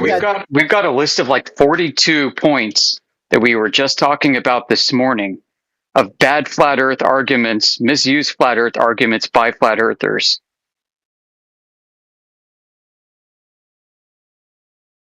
You just said, like, inside your worldview, internally, your internal understanding of flat earther is somebody who doesn't understand, like, orbital mechanics or how satellites work. That's not what I said, though. Yeah, that would be, like, more than 99.9999% of the population. Even people who work understand orbital mechanics, Crit. Yeah, even the people who work in that field only have a small fraction of this understanding. They only know their lane, not the whole thing. Yeah, same here. So you've defined virtually all of humanity as flat earthers. But I didn't, though. I just said that oftentimes when I talk to flat earthers, the reason why they come to these conclusions, like there's no measured curvature, or gravity doesn't exist, or you can't have a vacuum next to a non-vacuum, things like this, arise from a basic misunderstanding of like what the underlying physics is, which is true for most people, sure. Yeah, which is true for most people. So basic but most people aren't saying that. Most people aren't saying that the entire field is wrong. That's the difference. No, that's not. That's the same encounter globers that think that gravity holds the air down to the Earth. And well, it does. Well, that's a fundamental misunderstanding of kinetic molecular theory, if you ask me. Yeah, that's why your smoke detector's on the ceiling, right? Not on the floor? Sorry, what? Yeah, so gases tend to rise where the heat is, but that doesn't... At the scale of Earth, it forms a gradient, and so basically it's tied to the Earth on average, such that what does that mean? Pressure, it means that the pressure decreases from surface atmospheric pressure to the vacuum of space. Like it grades into a vacuum. Yeah, cool story. So you're saying what, gravity's doing this? Yes. All right. Can you demonstrate that that is the case? When you say demonstrate, what are you asking for specifically? I don't know, scale demonstration perhaps? Something other than the claim itself to prove that the claim is true. I can demonstrate how it's not. I can demonstrate how it's not the case. No, I can address that in a second. I just don't want to like be rude to him because he was making a point. Could you repeat that? Yeah, can you provide a demonstration of gravity compressing gas? Okay, so I'm gonna say yes, but the response I'm gonna give is the atmosphere, and you're gonna say that that's begging the question. Why? Right. That is what isn't. Yeah, exactly. You're providing what is being contested as an example of what is being contested as proof of what is being contested, which is in contention. Okay, so you're aware that a circular argument is an argument which assumes the conclusion in one of its premises, right? Yeah, so can you provide a demonstration of gravity compressing gas other than what is being claimed? Because right now, okay, yeah, sure, right now the best you've got is a special plea. Okay, no, bro. Go, like climb a mountain, and it'll be hard to breathe. Why? Because there's less oxygen. Why? Because gravity causes oxygen to be more compressed at lower levels of the atmosphere, and hydrogen to be more compressed at higher levels of the atmosphere. What's your proof? It has a higher molar mass. It has a higher molar mass. What's your proof? What's your proof? What's the proof? The proof is you can go there and you can take the measuring device. Circular reasoning. You can. What do you mean? Circular Yeah, reasoning? we have to Proof is address science-based. this. Right? Tools. You can prove it using tools. Not everything has to be explained using words. Most things are not explained using words. They're explained using actions and tools. What you said is the case, right? As in being the air being of a lesser pressure at higher altitudes is not in contention. What is in contention is the reason why. Oh, okay. So then here's what I'm going to propose to you, and you tell me if you think this is adequate enough to demonstrate it for you. I'll create a model of gravity, which will predict what force is going to be exerted on average at varying altitudes. And if we find that our model predicts the correct pressures at these varying altitudes, then that would be evidence that gravity is a correct model of reality. Would you agree? That's affirming the consequent again. Look, what if I created a model, okay, that had Superman flying so fast nobody could detect him? Wait, he's flying so fast he's able to gather all the molecules of the air and hold them down to the Earth simultaneously. And then I go out in reality and I see that that's the case. Can't I say my model explains that perfectly? Doesn't that make sense? So you said something really important, which is that it's affirming the consequent to use a model to basically to test your model by making a prediction. My question to you. No, that's not what I was saying. Oh, sorry. Go ahead. So what are you saying? Your logical form is if A then B, B therefore A. That's affirming the consequent. That is affirming the consequent. How is my argument in that logical form? If my model is true, then I will see this happening in reality. I see this happening in reality. Therefore, my model is true. If A, then B, B therefore A. Okay, I see the miscommunication. That's what you think my argument is, and I can't fault you for thinking that because that is what most people would expect it to be. But there's actually a bit of nuance when it comes to using Bayesian reasoning for arguments. It's not deductive. That's why it's not affirming the consequent. We're not using a set of inference rules. Wait, hold on. It's still affirming the consequent. It's affirming the consequent, and unfortunately, I've been very deduction respectful. is the only way to prove something is true. I've been very respectful. I would appreciate it if I am not interrupted. Is that okay? Because I feel like we're actually having a really productive conversation. And I'm not getting your point that by induction you're not going to prove anything. Deduction's the only way to prove something. So when you say proof, what do you mean by that, personally? Well, that it's logically consistent, and it's the only explanation. Solely. Are you familiar with Gödel's incompleteness theorem? Well, in what sense are we talking about that here? I've heard of it.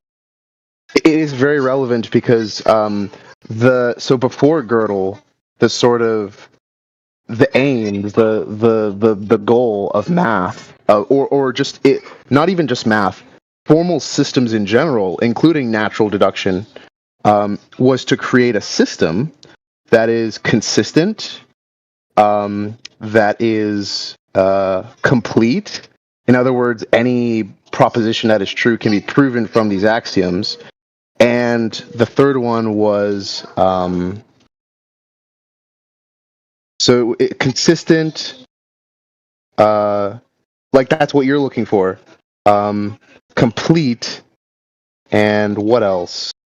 I don't know if the last one is relevant. I don't know what you're thinking right now. What I want to see is a demonstration of gravity compressing gas. That's it. I'm getting there. I'm making a point. That's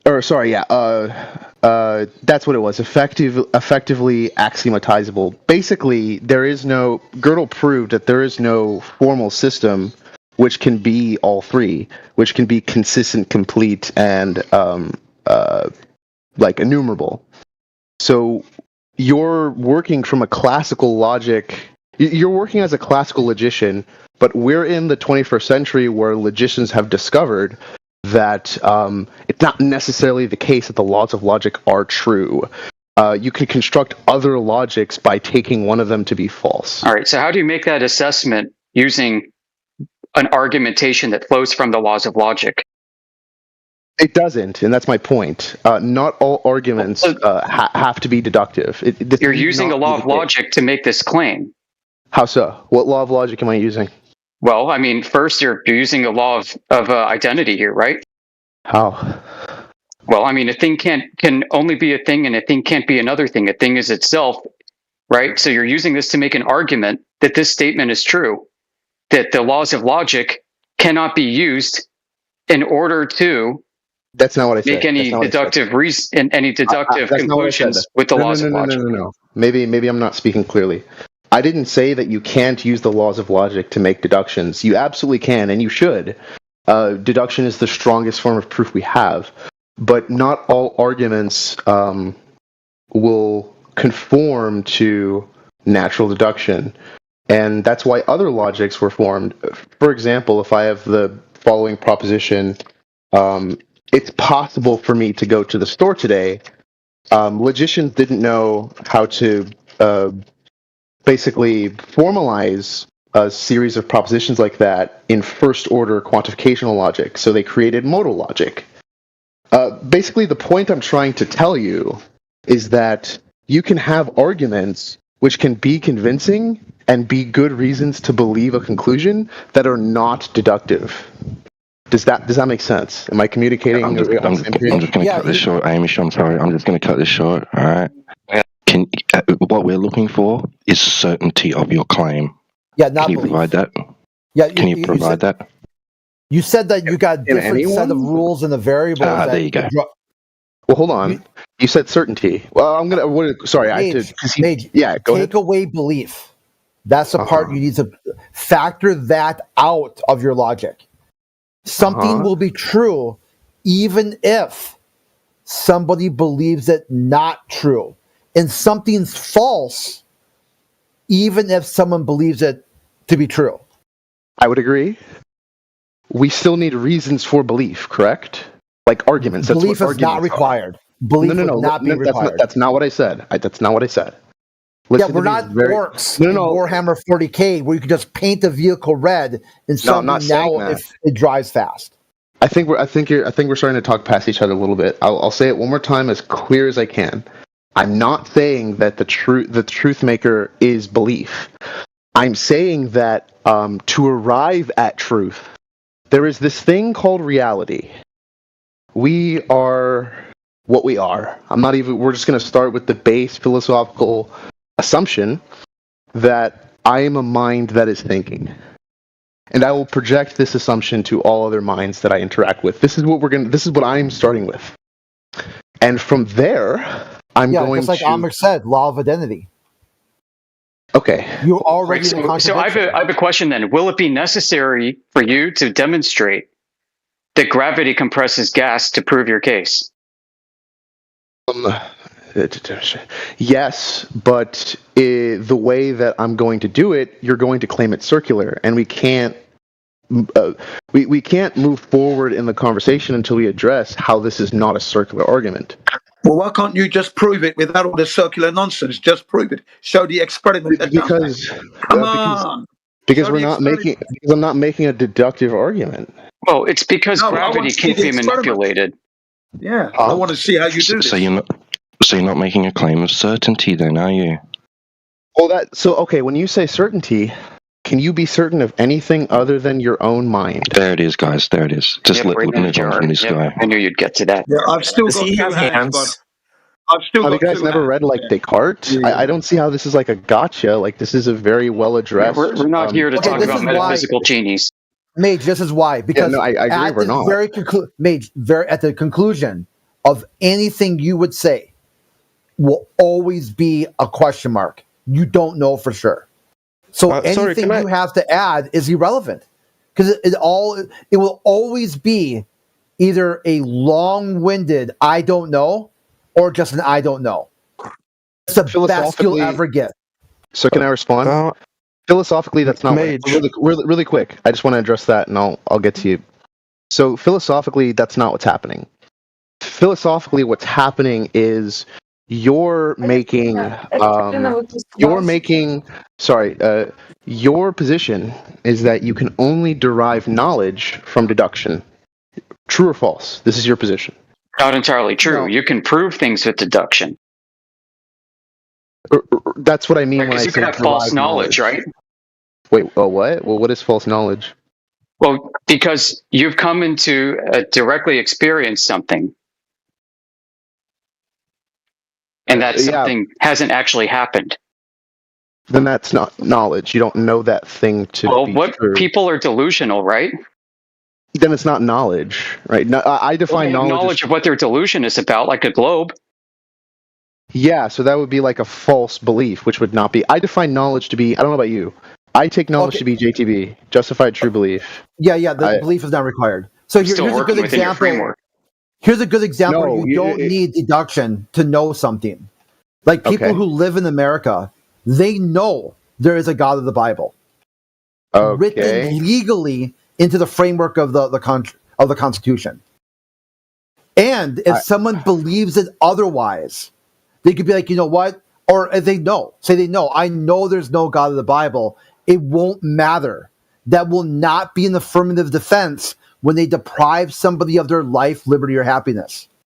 So they can know the consequences of having some kind of varied belief or worldview. Sorry, why is this relevant? Because this is something that is outside of deduction. It's called a self-evident truth. The founders wrote in the Constitution, we hold these truths to be self-evident. So as soon as the person says, I'm part of the we, or I'm not part of the we, they make the choice. But at the end of the day, they will comply with self-evident truth. Otherwise, society will lock them away so they can never hurt someone again. And even better than that, if they don't identify as part of the we, that was their own decision that they made, but they'll still comply. So they'll still be a fact, a self-evident truth that doesn't need proof. And that's completely different than some sort of scientific method. That's an agreement between... I agree.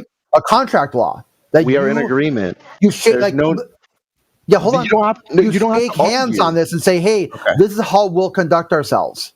This is how we'll conduct our behavior.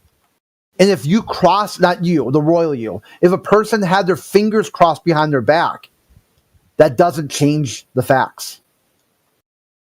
Okay, can I respond in full before you go?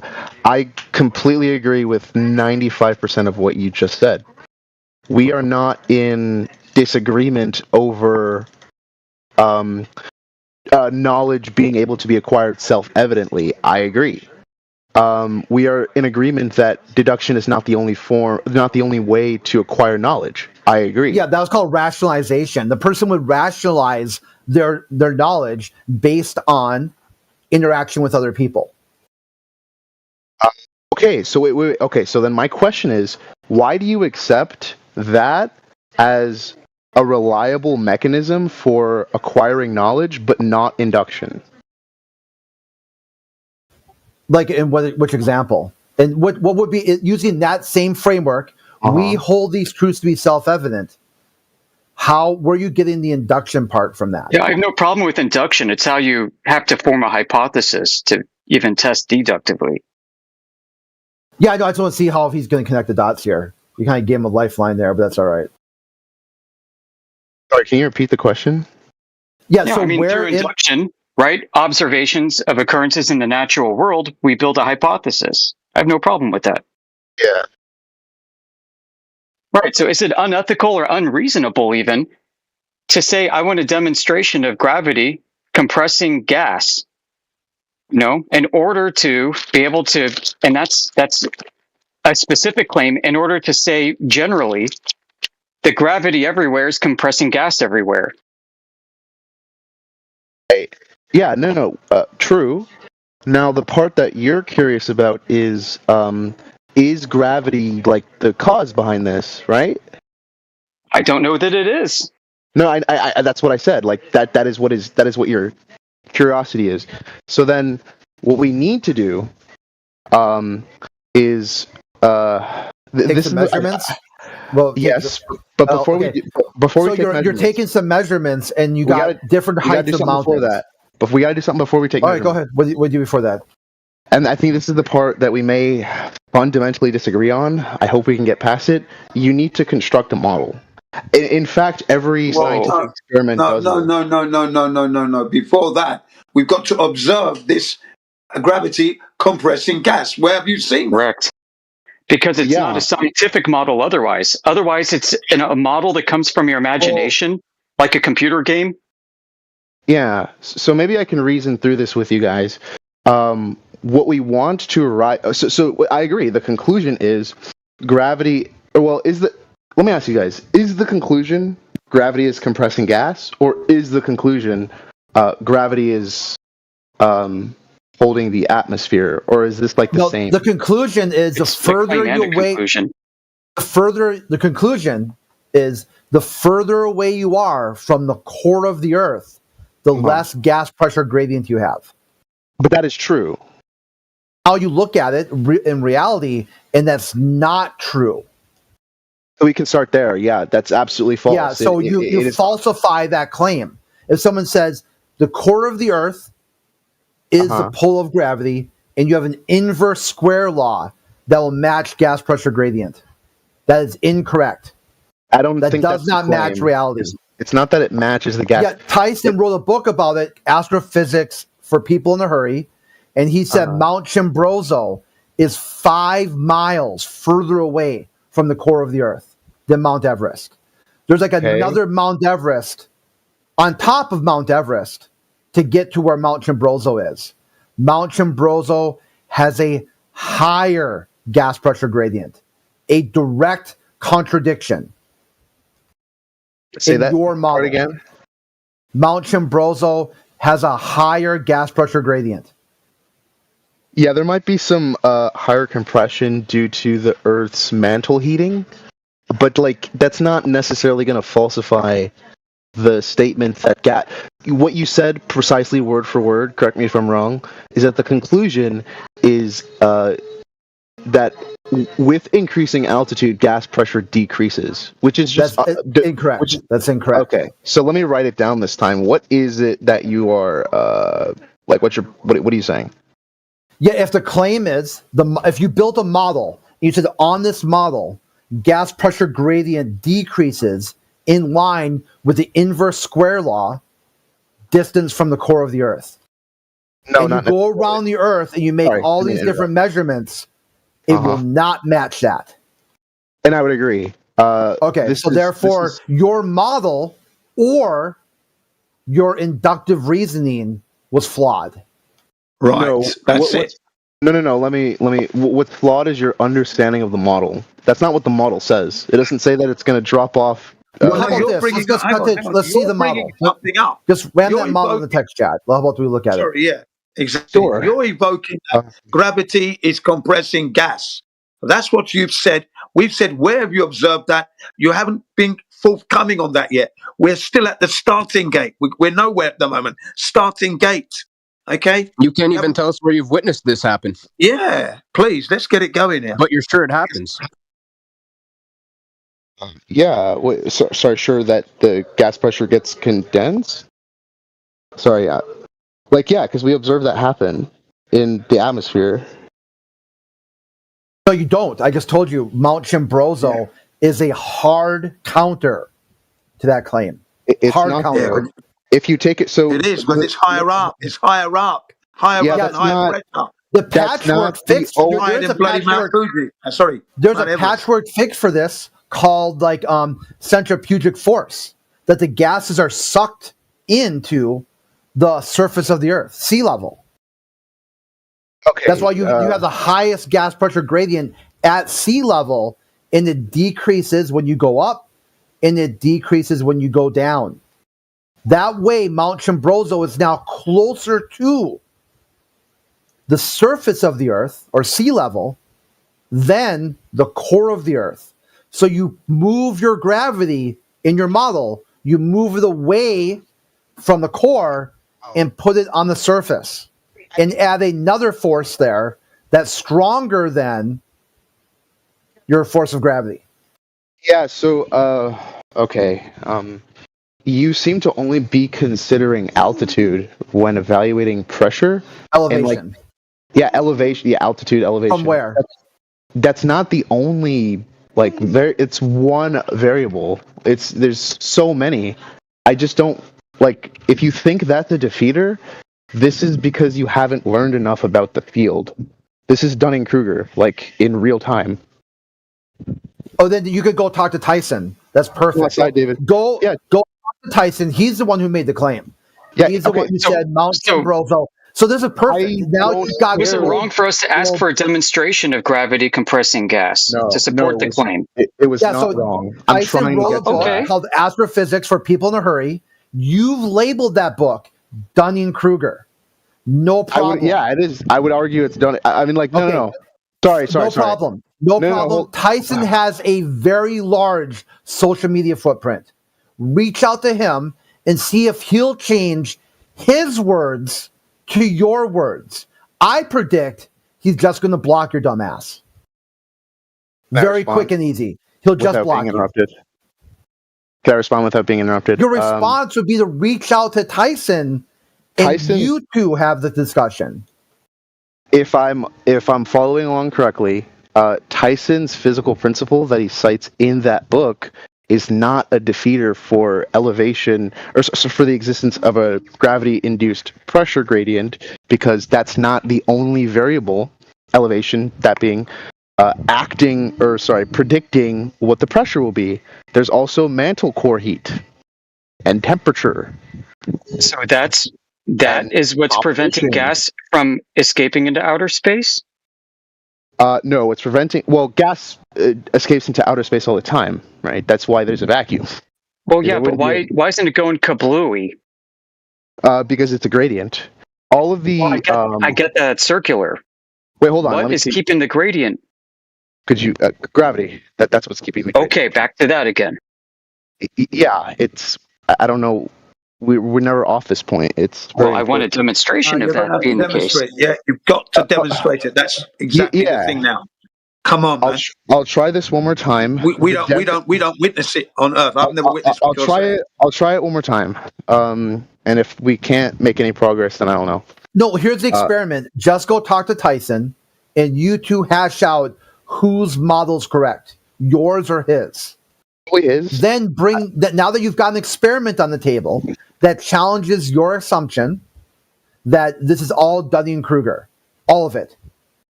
No, that's not what I said. Once you've been labeled Dunning-Kruger by Tyson, then you can come back and be like, no,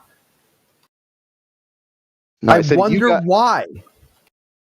I said you guys specifically are Dunning-Kruger because you you also Dunning-Kruger the Dunning-Kruger effect.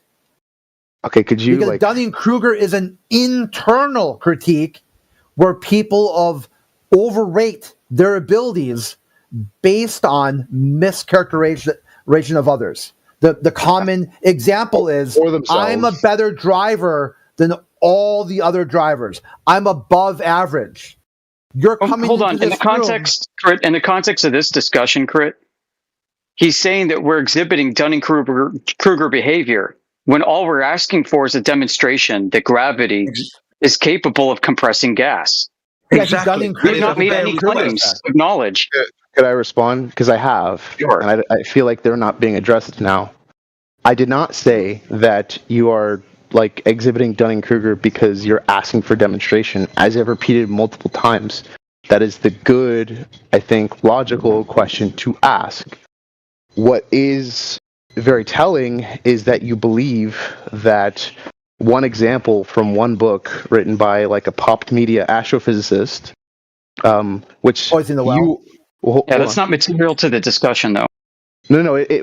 I'm not the one who brought it up. It was brought up as a counterexample to elevation. Why not strike it from the record and let's continue with getting that demonstration of gravity compressing gas? Okay, that's fine. So I'll try one more time. Like I said, we'll go back to it.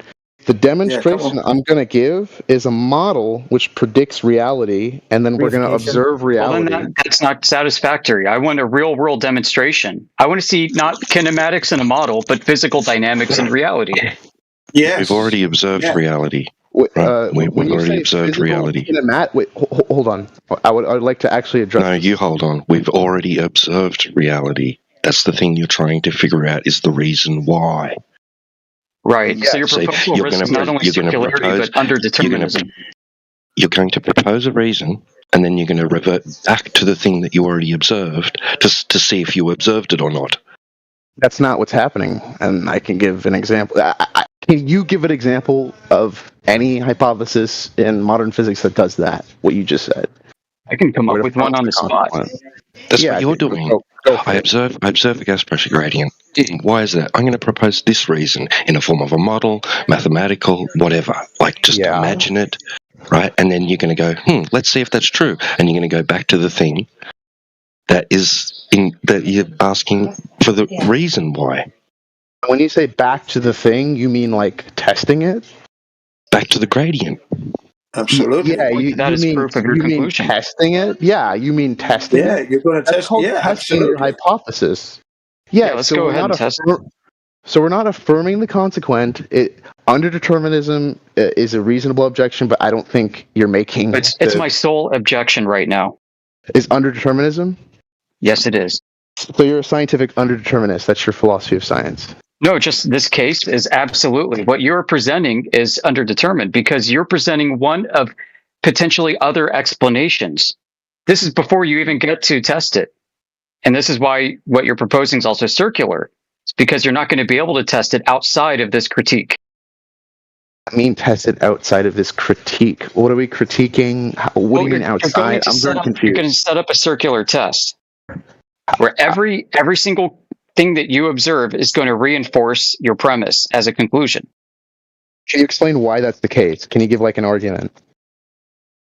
Sure, you're going to build a model that presupposes your conclusion from the premise, right? And then you're going to go perform tests, and it's going to affirm that the model was true always and forever. And it's going to exclude the possibility of other explanations, and it's not going to actually be able to be tested for cause. So you're just going to do a correlation observation. So all of that reasoning is hinged on the assumption that the experiment assumes the truth of its conclusion, which it does not. Can you give me an argument for why you believe this is the case? Because you're going to build a model. How are you building a model? Based, what are you testing in the model? That depends. You're going to test the cause of gravitational acceleration? Exactly, because you're not giving us what we're asking for. Then what is your simple? Oh, yeah, but where's the circularity? Like what you just proposed is a legitimate hypothesis. I've never seen gravity compressing gas anywhere. You're not even giving me an example of. You can't see gravity; it's fucking invisible. We're imagining gravity compressing gas. Yeah. Yes. No, that is exactly what you're doing, and then you're testing. Right, but that's not an observation in reality. You're sidestepping. No, it's not supposed to be. You're sidestepping empiricism. Holy shit! The first step of the scientific method, as we all know, is to observe a natural phenomenon. We don't observe that. We don't observe. That's an evaluation.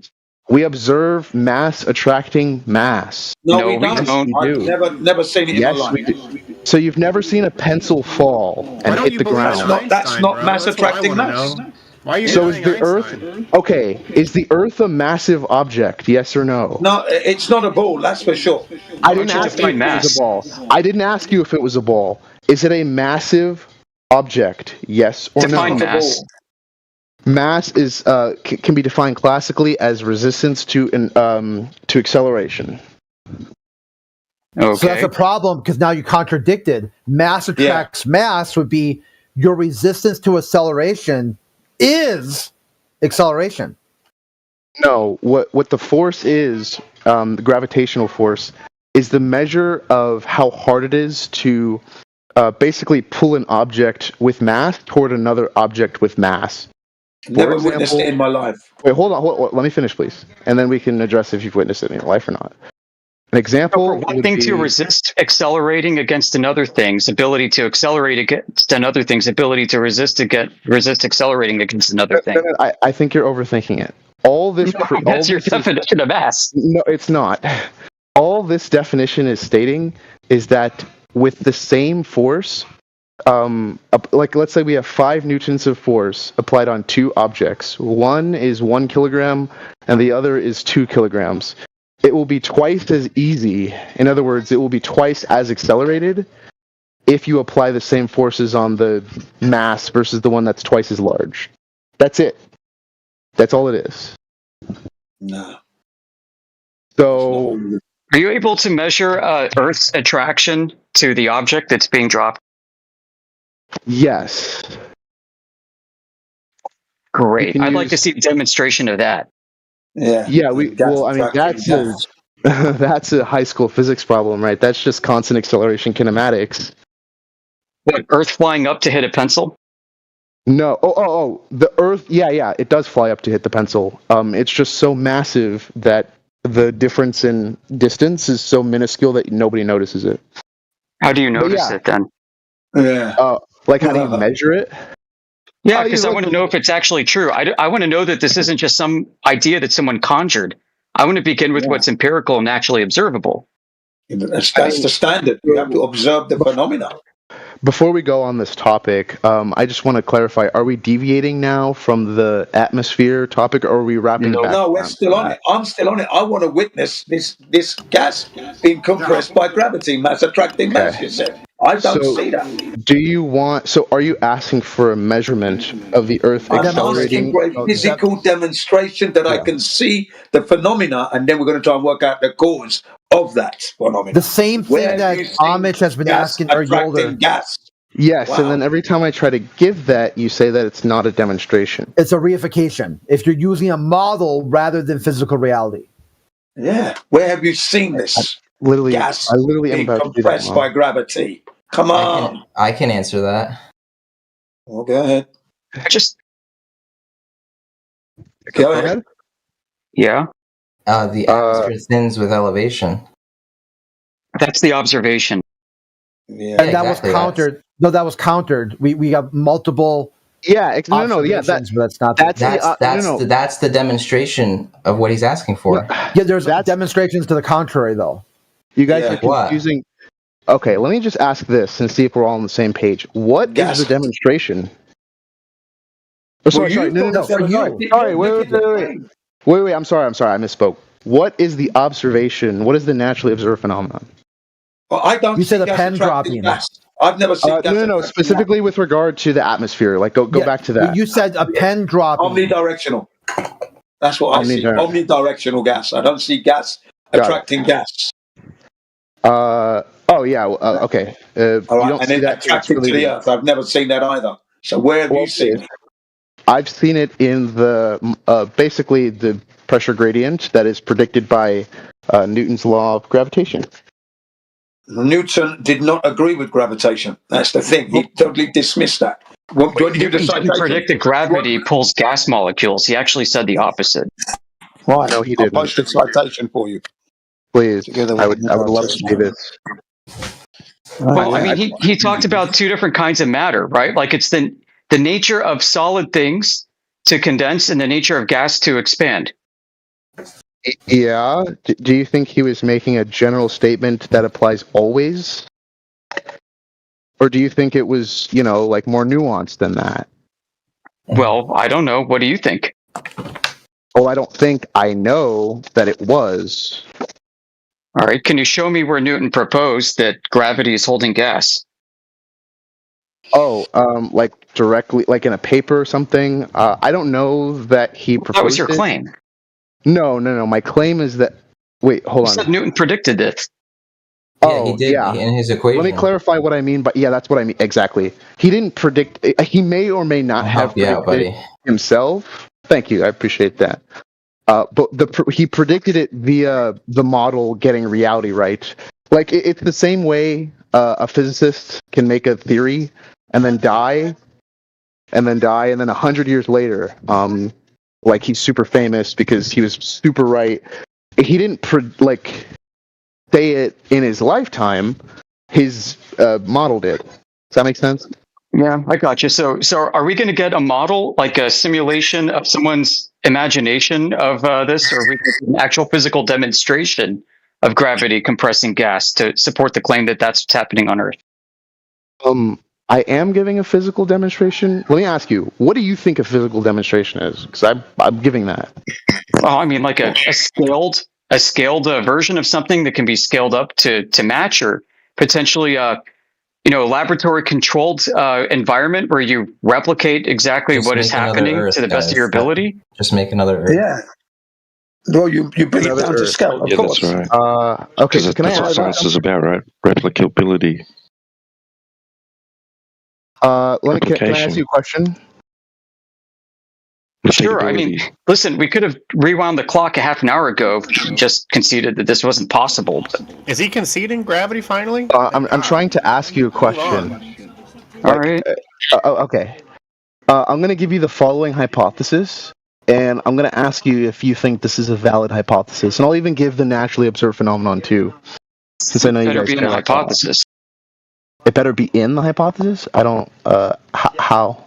I can do it however you want. Well, how do you because want me to, how do you want me your to do it? dependent variable is your observation.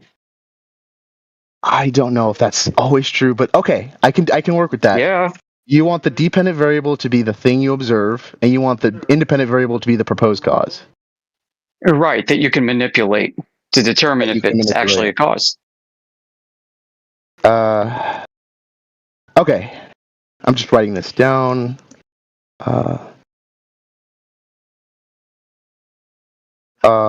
Okay.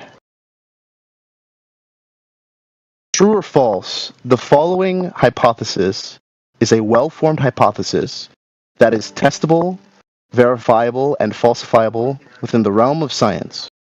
All right, are you ready?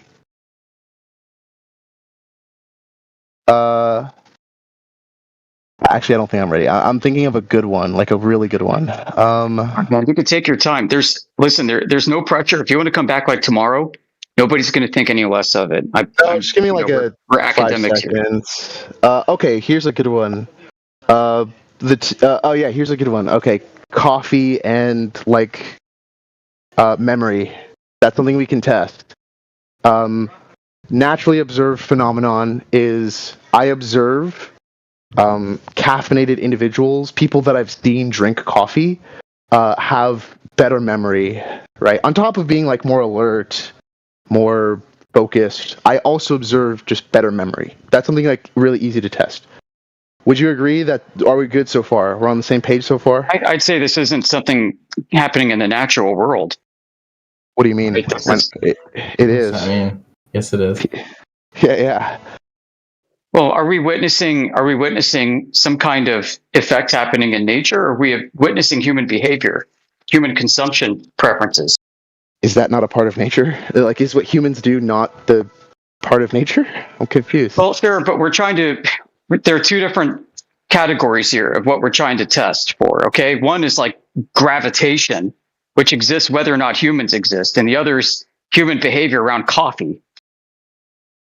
Yeah, but these are both statements about like the natural world. Humans are part of the natural world. Coffee is a part of the natural world. Yeah, so why are you using this when it kind of muddies things a bit, when we should be talking about things that can happen without a human being involved?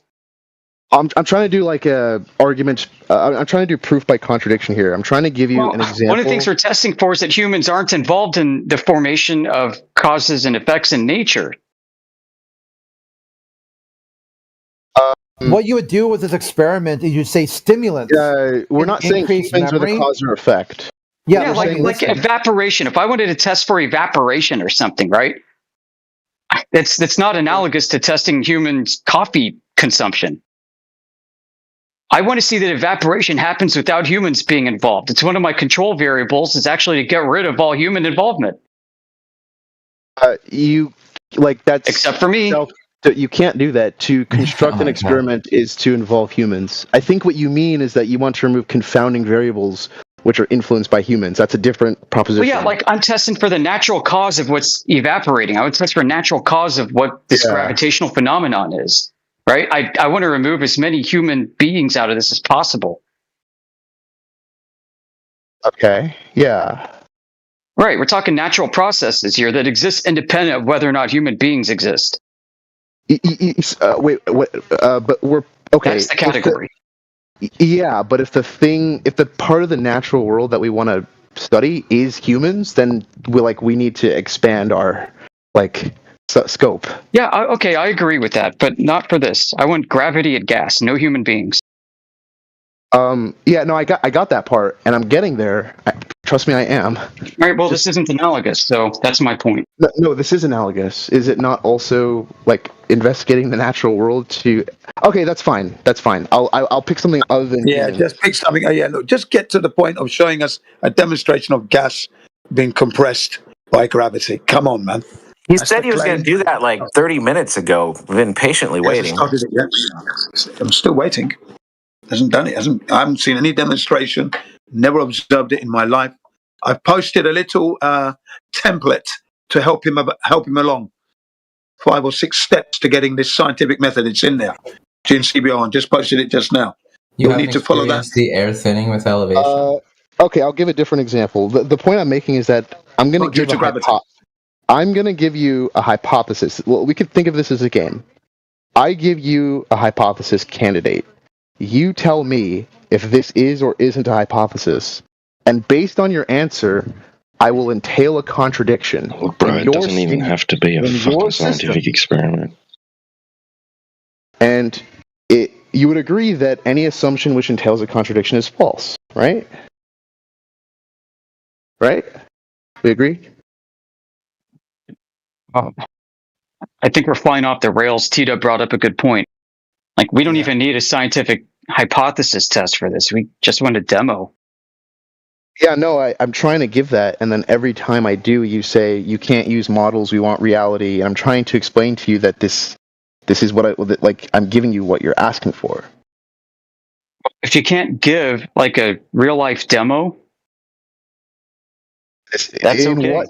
In what sense is this not real life? That's what I'm trying to figure out. Dude, what, a model that you keep wanting to propose? You guys don't listen. I genuinely don't get it. I'm actually trying to communicate as clearly as possible. A model's not a scaled demonstration of anything, right? You build a computer model like you're going to suggest. How do I know it has any bearing in reality? Yeah, this is what we're trying to say. Testing it, by testing it. That's how. Yeah. And at 20 past model. Sorry, 20 past the hour, I posted the citation where Sir Isaac Newton disagreed with the theory of mass attracting mass. So if Sir Isaac Newton didn't prove it, Albert Einstein didn't prove it with his bending and warping of the space-time fabric. So how are you proving it? That's the thing. We don't witness it. Sorry, where's your citation? So I could take a look at the direct quote. Yeah, look at the quotes. Yes, 20 minutes past the hour. 20 minutes past it's together with Nikola Tesla. 2 statements that they made. Is it the docs? Google Docs? It's there. You'll see Gin CBR1. That is my name. 20 minutes past the hour. I think it's there. It should be there. Come on. I'm at 20 minutes past the hour, 11:46. Could you just resend it? That's easier. No, it should be there. I only sent it a few minutes ago. You said 20 past. A few minutes ago. Hang on. Hang on. Okay. All right. Well, hang on a minute. I'll send it again for you. Oh, perfect. No problem. Let me take a look. No problem. Oh, no, that's a different thing. Hang on. I will send it for you in a sec. I will do that in a tick. Just hold on in a tick. You're okay. Just take your time. Is it okay if I just say something while you're doing that? You go ahead. All I want to say is that here's the crux of the disagreement that we're having. You believe that science is, like I do, a means of testing or investigating or answering, identifying cause and effect relationships in the natural world. The disagreement that we're having, in particular, is that you believe model construction and testing and verification is an ill-formed way of testing a hypothesis. This is your position, I believe. Not necessarily. No. Right, post it. Check it out.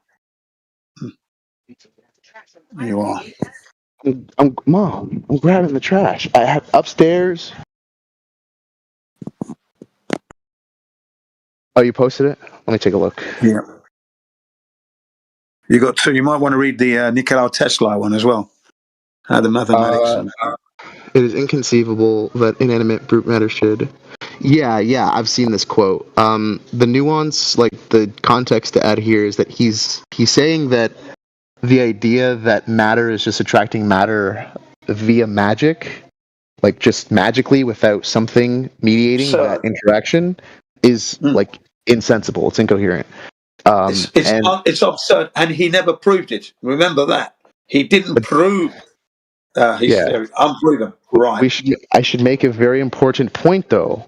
When I say, and when all physicists, and when Isaac Newton says mass attracting mass. So Isaac Newton didn't say that. That's the statement. Not Einstein. Wait. Sorry. Okay. Maybe you're right. Maybe Newton didn't say that. I'm just referring to people who teach physics.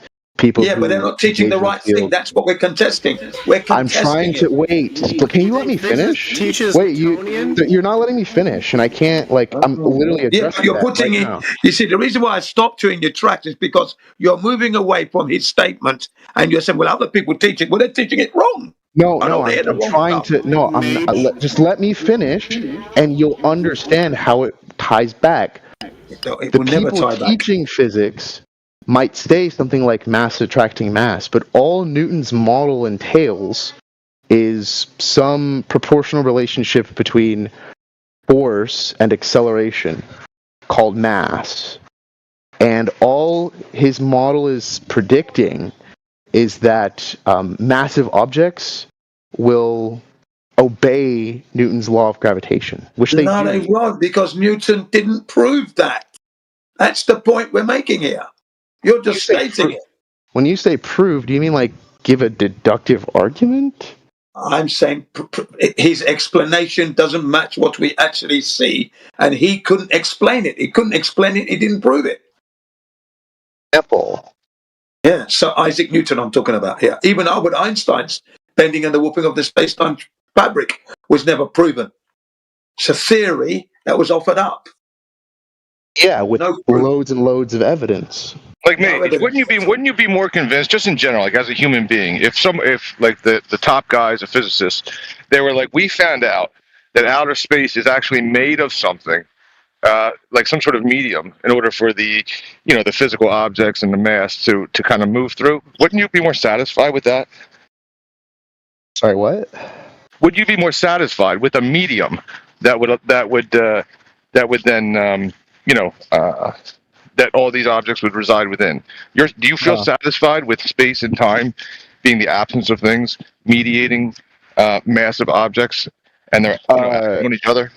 Yeah, that's fine, because the stress energy tensor evolves the the stress energy tensor evolves the geodisk values. Sorry, this is all still new to me. It evolves the geodisk values at local points in space, such that massive objects will follow the shortest possible path, and that just how have you witnessed this? I think you could do.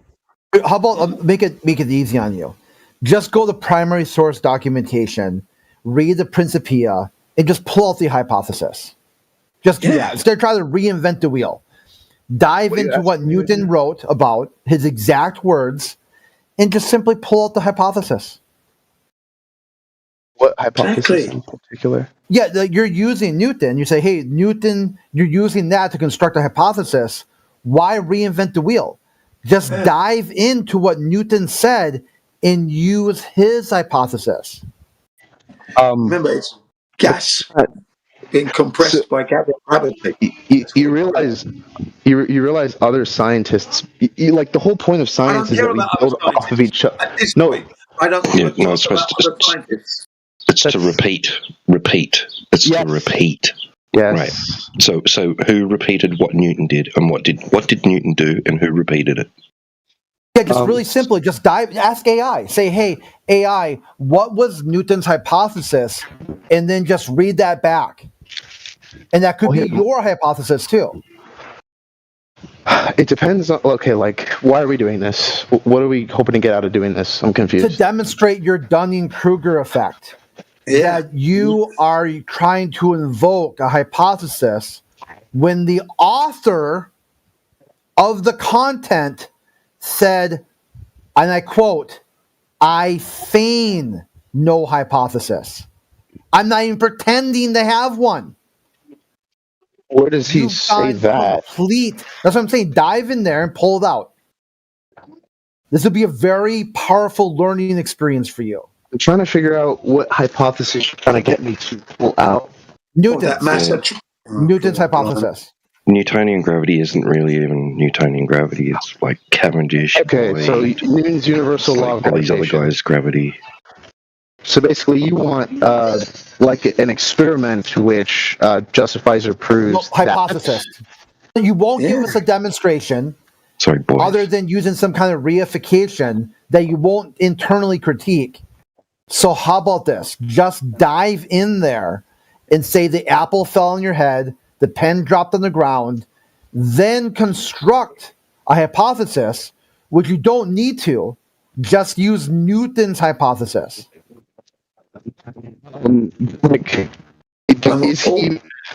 What is the hypothesis that you believe Newton is making? Not me, you. What hypothesis do you think Newton made? And then repeat that. Science to be repeatable. Not about science. Newton. We're talking about Newton here. The pen dropping on the floor was your observed phenomenon. The apple falling on his head, the observed phenomenon that you labeled mass attracting mass. Therefore, pull out from primary source documentation the hypothesis. And the test? Just a hypothesis. You don't need a test yet. Let's just look at that monkey. Let's see what that hypothesis looks like. See that last part? We can't do an experiment until we got an hypothesis, because the experiment would be the hypothesis test. So you've got your observed phenomenon. The apple fell on your head and you saw stars. Now, what is your hypothesis?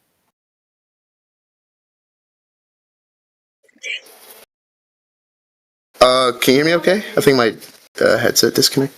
No, you're fine. You're fine. Okay. So you want me to No, not me. No, not me. You. What is your hypothesis? Nothing to do with me at all.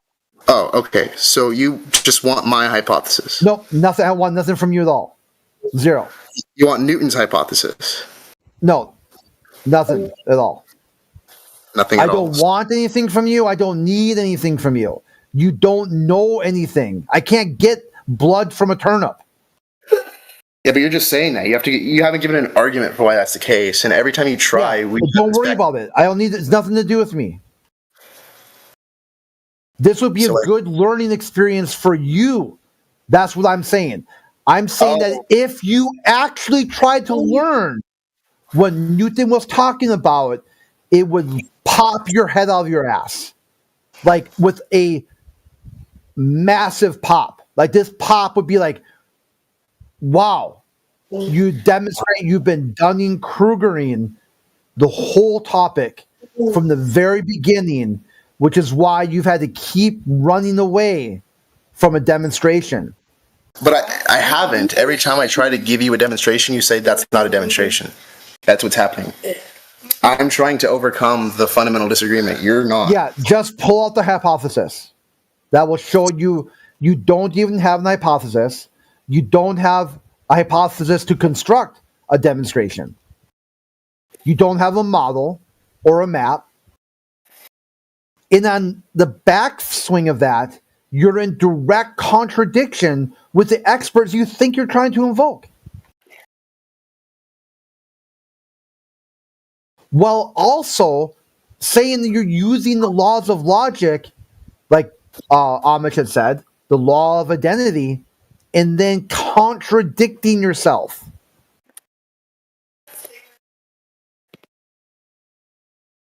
Okay, I don't know if we can. Like, I don't know what else we can do because every time I try to, right there, no we. But the first thing I said, we hold these truths to be self-evident. There's no we here. Whatever bullshit you're talking about, I already told you what the answer is. A, your answer is I don't know, or B, your answer is a very long-winded 2-hour plus I don't know. That's the best anyone can get from you is I don't know. It depends on how long they're willing to listen to you say you don't know.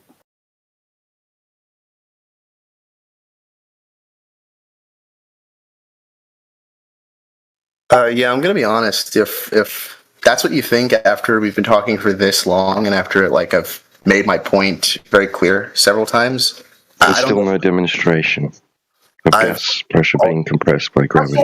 Gas being compressed by gravity.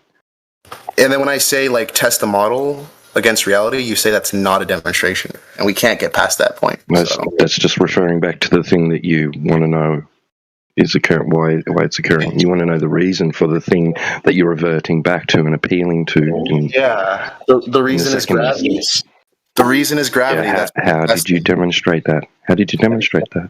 Yeah, so we have an IV, which is which is gravity, and then we have the DV, which is pressure, and then we just check reality and see if our model predicts reality. No, you haven't predicted anything. You already observed it. You already observed the thing you're saying you're predicting, so you didn't predict it. Wait. What is it that I observed that I said? The sharpshooter fallacy. The sharpshooter fallacy.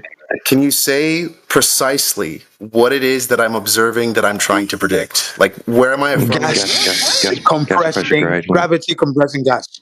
Yeah, that's what you said. Gas pressure. Gravity compressing gas. Gas pressure. Yeah, gravity compressing gas. That's what it was all about. That's not the thing he's observing. He's observing gas pressure. Oh, yeah. That's not the naturally observed phenomenon, because we haven't identified the cause, gravity. All we've observed is that gas pressure varies with elevation. Like, this is one of the first things we made clear, and now we're, like, reverting back on this. I don't know why. Right, and you're proposing that the cause is gravity. Correct. Right, you haven't manipulated your independent variable, have you? Yeah, no, you can't. So you don't have a scientific hypothesis, and you don't have a scientific experiment. So then I'm just gonna present a hypothesis where you can't test the IV, and you just tell me if you think it's a hypothesis or not.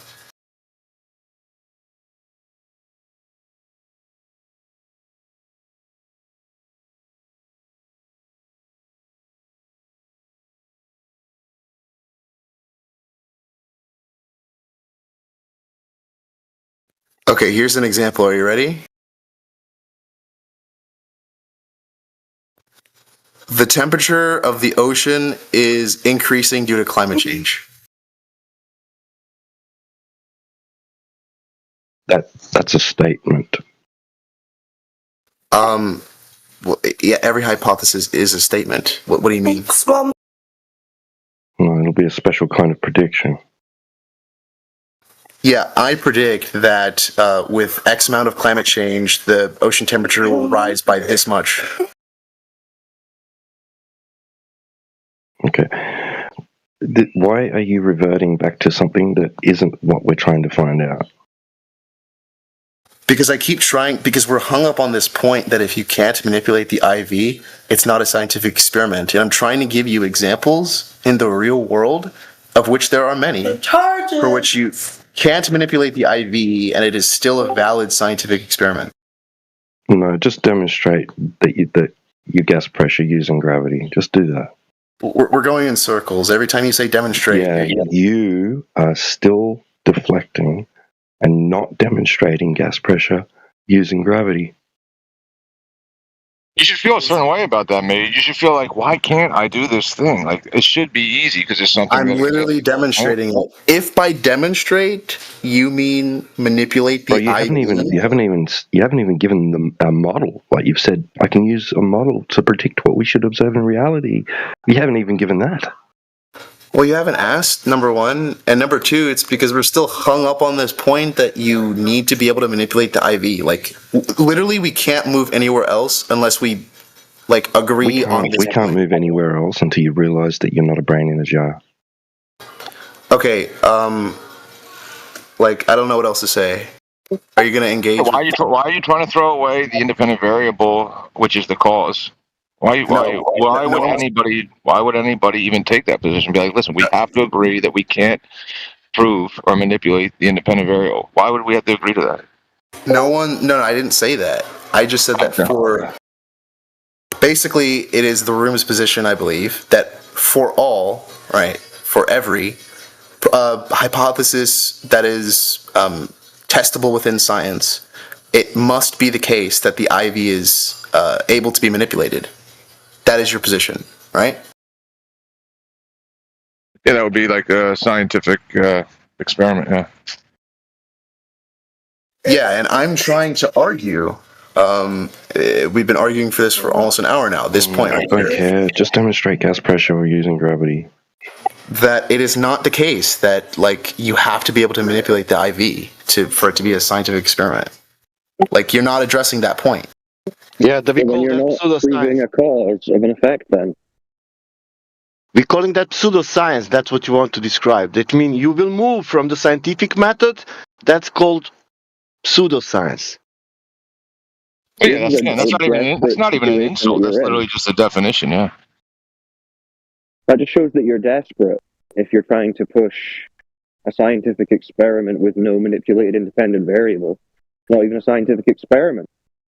You're just grasping at straws for however long you've been doing this now. This is just a no true Scotsman fallacy. Just you lack any evidence that the Earth is a giant spinning ball. No, this is just a no true Scotsman fallacy. You're saying that, like, you're generalizing for all science, like, you're excluding... That's what a scientific experiment is. You manipulate a variable to make a cause occur, to make an effect occur. Produce an effect. But you're not quite, like, you don't know why that's true. Like, you just believe that. Like, why that's is... Just how it's defined. Okay, so this is just an analytical truth. Like, then why does it matter? That's what a scientific experiment is, dude. I mean, you don't know what it is, then why even argue it? Because there's a reason why we're defining it this way, and I'm trying to get at the reason. It's not just like an arbitrary choice. So you're trying to ignore the definition and make your own one up to try and argue for your globe religion. I'm not. I'm using the definition that everyone in the field uses. This is why, like, nobody... So like, this is why science is manipulating a cause to elucidate an effect. Just get to the part. Experiments. Just get to the part that validates your claim, regardless of what we think scientific experiments are defined as being, or what science is. Just get to the part that demonstrates your claim, which is that gas pressure is caused by gravity compressing it. That's a good point, right, Mage? Like, that would speak volumes. Like, you wouldn't even need to speak. You could just, like, demonstrate and just be like, mic drop, you don't even have to speak. That would speak for itself. So this is literally like the fourth time. This is literally the fourth time we've gone in this circle. If it happens again, I'm just disengaging. I'm giving you a demonstration. You're saying it's pseudoscience for some reason. You haven't given anything yet. No, I have. I've said that we have experiment. Pseudoscience. Yeah, why do you believe that you have to manipulate the IV for it to be an experiment? Yeah, dude, don't get lost. Cause and effect, you're just assuming it. It's not science. You're not following the method. That's why. What is your argument? Why do you believe that you can't establish causal relations with model testing? Because you're saying you're not manipulating a cause. You're not even... It's just a model, not anything in reality. Yeah, you don't. You're not doing anything in reality. Not a phenomenon. That's not a phenomenon. A model isn't a phenomenon. Period. What the fuck are you talking about? Who said it was? Now you're just strawmanning. You're strawmanning my entire About a argument. scientific experiment to prove a hypothesis. Now you're talking about a model. It's two different things, buddy. No, Mage, if you're going through CogDisc right now and you need to drop out, like you had mentioned, like Crit was giving you the out, like you know what I mean. Maybe you're going through the CogDisc right now and should like breathe and come back on, because I'm not hearing it. You're doing all this over Newtonian gravity, which isn't even the argument.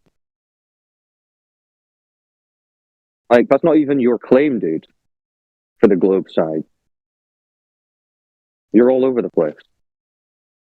Yeah, I'm just gonna type in the side chat because I've literally said this over 5 times now, and you keep trying What to is- what is gravity? Why are we asking this? Because this is your Just argument. tell you have isn't to fucking talk about it. That's why. Gravity is the observed attraction between massive objects. it? Okay, no, that's not what the mainstream are currently claiming.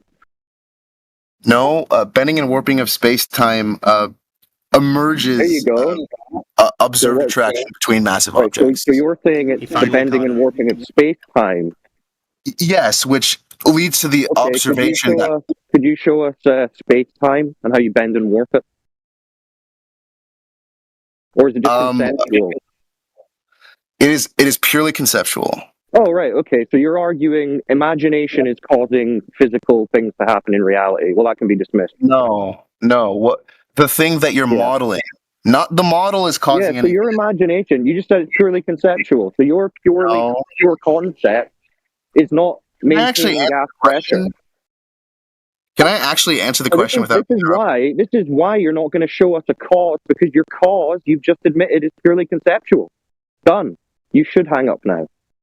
I never said that the cause was conceptual. The model is. You did, because you said the cause is gravity, which you just admitted is the bending and warping of space-time, which is purely conceptual. Yes, the thing that it's modeling is not. Holy shit! You can't manipulate your concept. So you can't manipulate an imaginary concept to cause a physical effect. Obviously. So that's how retarded your whole argument is. No. Okay. Do you actually want to engage with this, or are you just going to keep over talking? It's already done. You already admitted your entire argument is a concept. Nothing in reality. It says right here, definition of reification is treating an abstract or a concept as if it's concrete or material. Yeah, there you go. It's fallacious reasoning. Well, Mage, this might be more useful, Mage. So, with a model, how do we determine whether some variable in the model is a correlation or a causation? That's going to be through a directional relationship, correlatively. Yeah. What does that even mean? Can you explain what that means to us? A directional relationship with a correlation? What does that mean? Yes. So correlation and statistics are just two variables that are linked in some way, and it's symmetric. So A is correlated to B as doesn't have to be symmetric. Doesn't have to be symmetric. It doesn't. Well, hold on. You can have a non-linear relationship, right? No, so when I say symmetric, I just mean that it goes both ways. A is correlated to B, as is B is correlated to A. That's it. Okay. Now, how do we tell if that's a cause? Because a cause will be one way. In other words, A would be correlated to B, but B would not be correlated to A. Okay. So if we, can you give us an example, a real world example? I don't know if you're going to consider it real world. No, just give us a real world example. The simplest experiment you can conceive of. Yeah, the phrase real world confuses them, Indio, because they don't like the real world. This is where your rhetoric's about to fall into a million fucking pieces, Mage.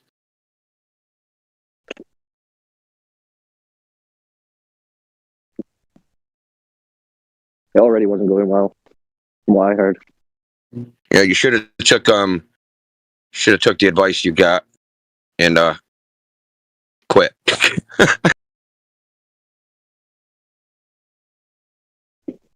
The bending and warping of space-time.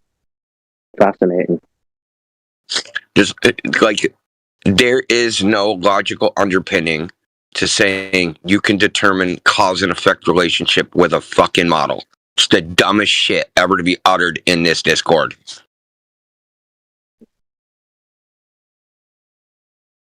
Yeah, so in all examples, in Dude, they might kick reality, you out of university for saying something like that. yeah, it's observable and demonstrated that in order to achieve gas pressure, you need some form of containment. But Mage thinks if he just appeals to an imaginary concept of the bending and warping of space-time, he can do the same thing, but he can't demonstrate it. How's that an argument? That's just a cope.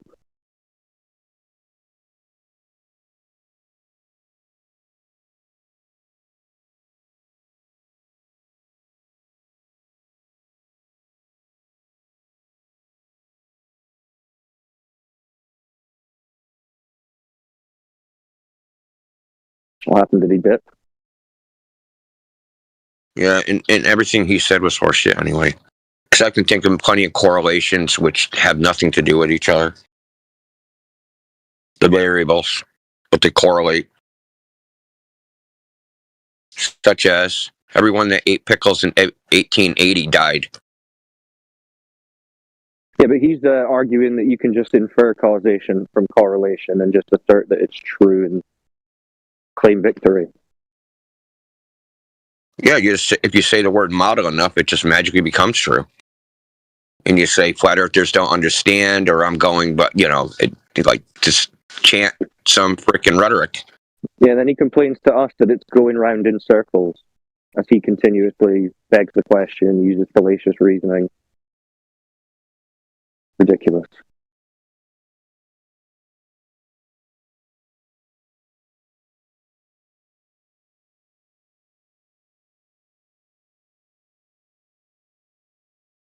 I mean, does he even have an actual causal relationship model between gravity and gas pressure?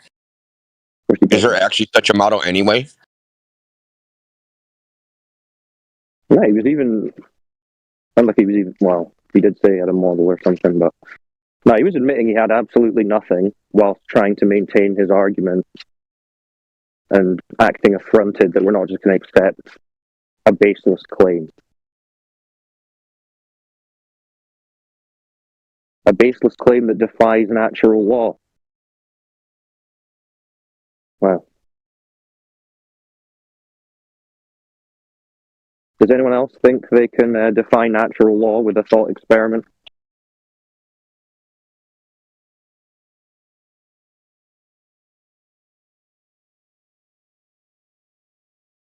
Well, it depends on if you can kill a goat by staring at it, probably.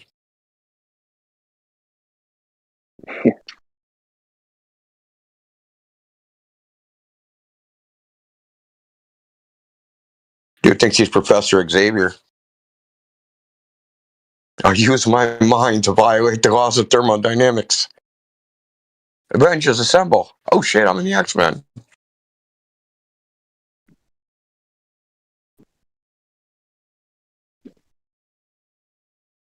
It really is baffling that some of these people are so devoted to this idea of a globe that they'll willingly put themselves through this, whatever this behavior is, deceive themselves, lie to themselves, gaslight themselves, in order to maintain it. Redefine what science is, redefine what words mean, just to maintain this religious belief. Shocking. Oh shit, Mage left? Thought he was looking for an example. He was getting fucking destroyed. He probably ran away like master debater. Well, it just goes to show you these guys actually don't practice any science because they're not empiricists. We demand empirical evidence because that's what it takes to actually have science. Is some empirical observation, experiment, experience, something in the physical and natural world. It's actually been tested and demonstrated, and they appeal to models and reifications and thoughts and ideas and concepts of the mind. Ultimately, those concepts need to be tested to be called science. They need to be tested. He was talking about, what if I test my model? What then? What is that going to prove?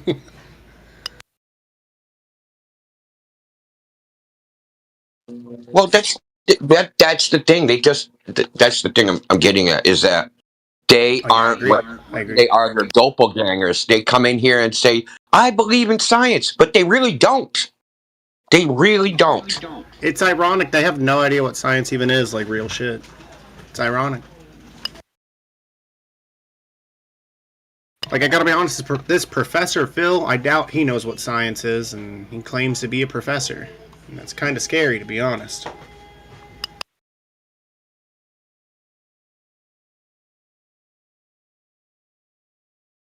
Professor Phil McCracken. Isn't that his last name, McCracken? Kraken? That's a cool last name, though.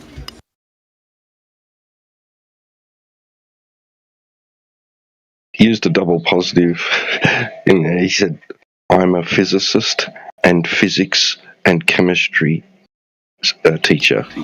I am physics. I am physics. I am physics. He's not trying to prove anything. He just wants to show a photo. Good argument, Phil.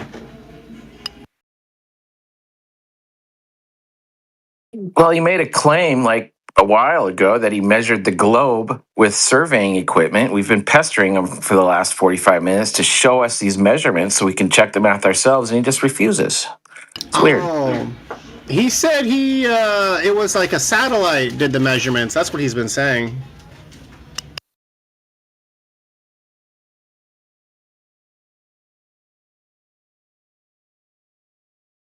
Interesting. So he had a little GPS thing in his hand. He pushed a button and he said, "Globe, confirmed." That's basically I it. will reply to it right now. I will show you exactly what he said about those specific measurements right here. I just tagged it.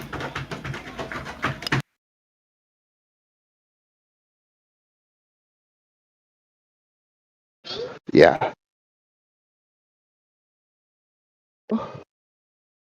Hello? There we go. Finally. Hey, sorry, my thing died. Can you hear me? I'm glad you came back. Welcome. Hi, Mage. Hi. Yeah. So, Indio asked me how you can establish causal relations different from correlative ones. What I was saying before I cut off was, What I was saying was, if the correlation is one way, if it's not both ways, then that is what causes. Okay, so I got a correlation for you, Mage. Everyone that ate pickles in 1850 died. Is that a two-way correlation? Is it? Yeah, everyone that ate pickles in 1850 died. So the variable that you're relating is like pickle consumption and mortality? 1850, ate pickles, dead. Yeah. So that's a correlation. That's a correlation. That's symmetric. Oh yeah. So if you ate pickles, that means you were born in 1850. If you ate pickles and died, that means you were born in 1850. Are you misunderstanding me on purpose? No, you said it was a two-way correlation, brother. Yeah. So everyone that died in 1850 ate pickles? Or died that was born in 1850, did they eat pickles? The two variables you're relating are pickle consumption and mortality, and those are related. Listen, that's what I'm giving you this one because you don't understand correlations. Correlations are just two variables that can be related. Everyone in 1850 died. Everyone that ate pickles, that ate sausages, that ate hamburgers, that ate freaking chicken, that ate everything. Everyone from 1850 is dead. The fact they ate pickles is fucking irrelevant. That's why I asked you the question, dude. You don't understand any of this shit, dude. Go fucking fight with ChatGPT some more. But it's not a defeater because the example you gave is... it is not symmetric. It is symmetric. Oh my God, Mage. I don't think you... Do you know what I mean by symmetric? Yes, that means if you manipulate one variable, right? If I manipulate variable A, you see a change in B, and if I manipulate variable B, I see a change in A. That's not how correlation works. I just gave you a correlation that had nothing to do with that either way. No, look. A and B had no relationship, dude. Mortality rate is correlated to pickle consumption. They both vary with each other. That's the correlation you Everyone gave. in 1850 is dead. They're not dead from pickles. I'm not. Oh, holy shit! But Did it's I a say true pickle? statement that everyone that was born in 1850 that ate pickles died. That's a true statement. Okay, let's just establish. Everyone that was born in 1850 is dead. Yes, pickles did not cause them to die. No shit, Sherlock. Yes, they're just correlated. You are asking. That's right, but they're not symmetrically correlated. They are. In That's what way? you're Explain missing. yourself. Yeah, so as mortality rate rises, so what mortality too does, rate? That's the mortality rate. Who said mortality rate? It's born 1850, not mortality rate. That's holy shit. You said everyone born in 1850 is dead. Yeah, that's right. It has nothing to do with mortality rate. No, that is literally everyone. You said they're dead. You didn't say that they're old. You didn't say that they're getting old. I said they're born in 1850. Yeah, I said they're born in 1850. So, and then you said that they're dead. Yeah, everyone born in 1850 that ate pickles died. What are the two variables you're correlating? Because I'm not going to take this. This is just dishonest. No, the two you're variables. brain dead. You don't understand what's happening. That's the problem. The variables you stated are because they're correlated, but they're unrelated. They have no direct relationship to each other. It is indirect. It just happens to be there's some action from one of the groups participating in some action. Dude. So it's true with that group eating pickles, right? No matter what. Holy shit. Dude, the correlation, there's a correlation but no relationship. Correlations are relationships. You're What's the either relationship? retarded or you're dishonest. Explain to me what the relationship is then, Mage. A relationship is just a mapping between two. Not the definition. Explain to me what the relationship is between being born in 1850 and eating pickles is. Oh, that one rises with the other. That's the relationship. Oh my God. No. It just happens to be that there's some people that were born in 1850 happen to eat pickles. And because nobody lives for fucking 100+ years, they all died. They didn't die. It had nothing to do with eating pickles. Their life and death is not correlated to eating Mage. Their life and death has no correlation to eating pickles. It just happened to be something that category of people did. You talk over me one more time, I'm going to ban you again. Okay. Think of your shit, Mage. Your little bitch gimmicks ain't going to work no more. So if you talk over me, is that fine? Look. What is I've asked you 9 times now. What is the relationship between being born in 1850 and pickles? In my statement. Okay. You're born in 1850. It's 1850. You're eating pickles. It's 1900. Some people die. People are still eating pickles. Fast forward to 2025, the current year. All those people are dead. People are still eating pickles. Okay? The correlation that it seems that you're trying to draw is that as mortality rate, the death rate from 1850 to now rises, so too does pickle consumption. Maybe the R value is small, but that's still what you're saying. If that's not what you're saying, don't be a dick about it. Just clarify what I'm misunderstanding. This was given to me in university as a way to demonstrate that correlations don't always have a relationship between the variables. This is what I learned in university. This is the example they gave. You're still trying to listen, it could have been, they could have ate a pickle at 3, okay, and never ate a pickle again, and everyone in the world could have stopped eating pickles. Literally, one person in 1850, born in 1850, could have ate a pickle. And my statement would still be true. There's a correlation between someone born in 1850 and somebody eating a pickle, right? But there's no relationship. They're not linked in any type of causal way. But there's a correlation. Causal way. And they're not a symmetric. And they're not, it has nothing to do with being symmetric because there's no relationship from which to be symmetric with. You don't really understand what a correlation is. Why are you saying that when we both You agree don't with understand what a correlation means, dude. You don't understand what it is. What do you think it is I'm saying that contradicts what you're saying? You said that I can tell the difference between a cause and effect relation between two variables, and simply correlation by symmetry in the correlation. That means if I change, basically reversibility, which is nonsense too. Okay, so if I manipulate A, I see a change in B, and if I manipulate B, I see a change in A. That's not what correlation is.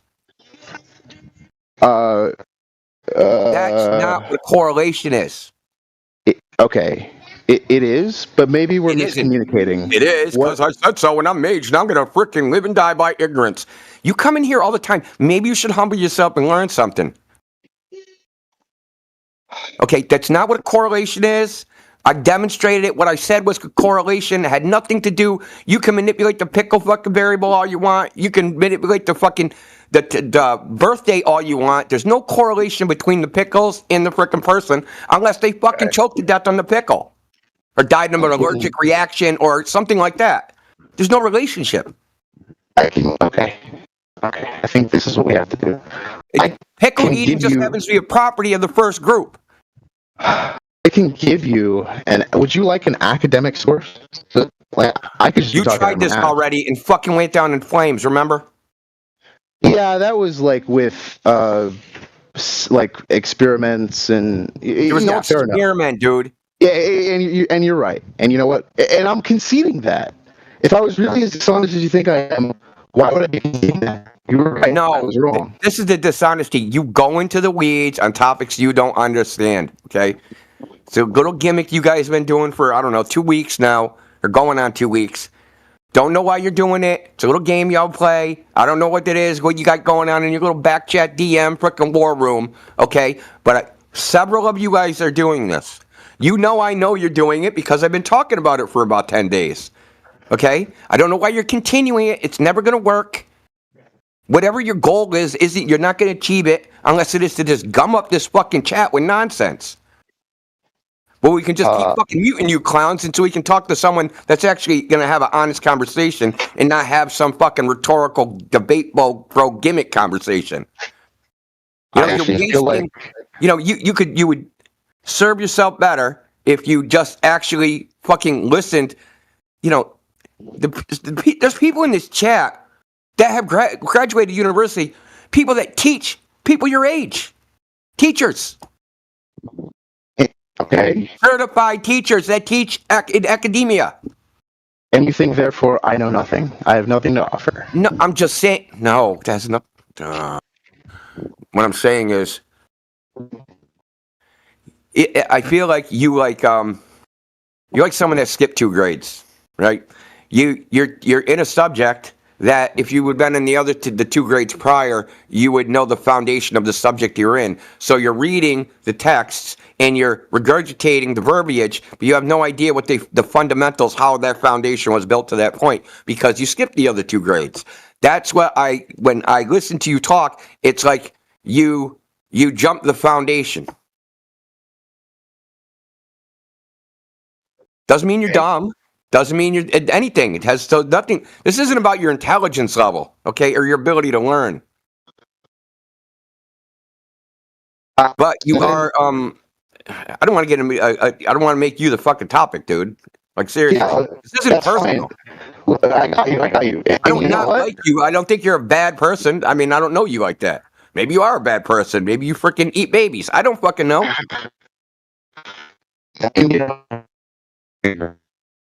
You're right. Maybe I eat babies. I should show you right now. Am I still? Sorry, I couldn't. No. Hello. Can you still hear? Is my mic off or on? I've been. You're really your mic is shit right now. Okay. All right. How's this? Is this better? It's better now. Okay. So, I'm not denying that possibility that I'm missing some foundational concept, which is elucidating the argument or something. What I'm asking you to do is not tell it to me, but make an argument, argue what I'm missing and how how it adds relevant context. Oh, with the example I gave, that should be enough. And you're talking about the two correlated variables like pickles and people being born in 1850. Yeah, this is what they taught me. This was like correlate. I remember them saying, the University of Rochester saying, correlation. This is one of the first things they teach you, that correlation isn't causation, and correlations don't actually mean what you think they mean. Sometimes correlations are freaking irrelevant to each other and they're unrelated. Yeah. Such as, and the example we used, everyone that ate pickles in 1850 died. Now, initially, people think, oh, fuck, dude, pickles killed all these people. No.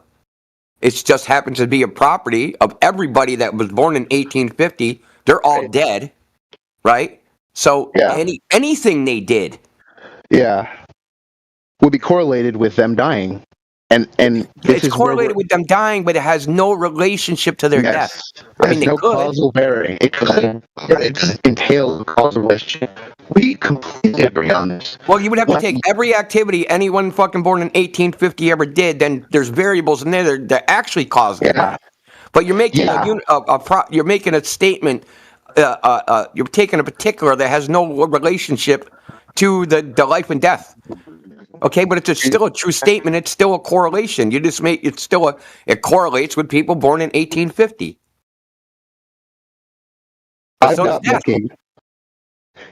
No one here is making a statement that one causes the other. I'm not. You're not. Nobody is. The point was we were talking about correlations and what correlations mean. Okay, it's impossible to determine cause and effect. Now, all cause and effect relationships are also correlations. Okay, but not all correlations are cause and effect relationships. So how do you differentiate the thing? Hold on. How do you differentiate the two? Because this is the core problem. How do you differentiate the two using a model? Okay. I'm gonna give a real shot at this. Please do not interrupt, even if you feel like I'm not on point. No, I'll let you hang yourself, dude. Freaking, you got plenty of rope. Go for it. But you're very, I mean, you might want to fix your internet connection before you do it, because you're going to be just broken up garbage right now. Wait, hold on. I know how to fix it. Let me just move closer to the router. Okay, where's my laptop? What the fuck? Say something. Are you you on your roof? Yeah, I'm outside smoking a ciggy, but my Hey! Seriously, like, my damn dog just ate my fucking breakfast. We seen your cigarette. You're funny. Hold on, I got it. Look, I suggest you don't go on your spiel until you have a good internet connection, because I'd hate for you to waste your free airtime.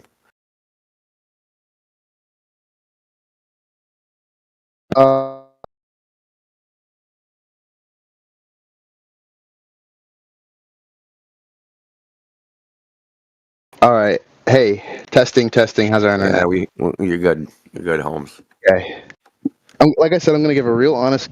What's the word? The honest college effort. The honest college. Okay, so what is the problem? Can you state what the challenge is? The problem is that I am purporting or stipulating that causations are actually just correlations with some property, such that not all correlations are causations, but some correlations are causations. And you're trying to say, how do we differentiate between the two? Yeah, I'm asking. It's a question. How do you using a model? I know how to do it experimentally. I don't know how to do it using a model. Got it. So, and I should say that the only time that you'll do this, because what we're doing is we're basically just making a concept, and we're trying to say, does our concept map on reality in a way that we can predict? That's irrelevant. That's irrelevant. You can predict using correlations too.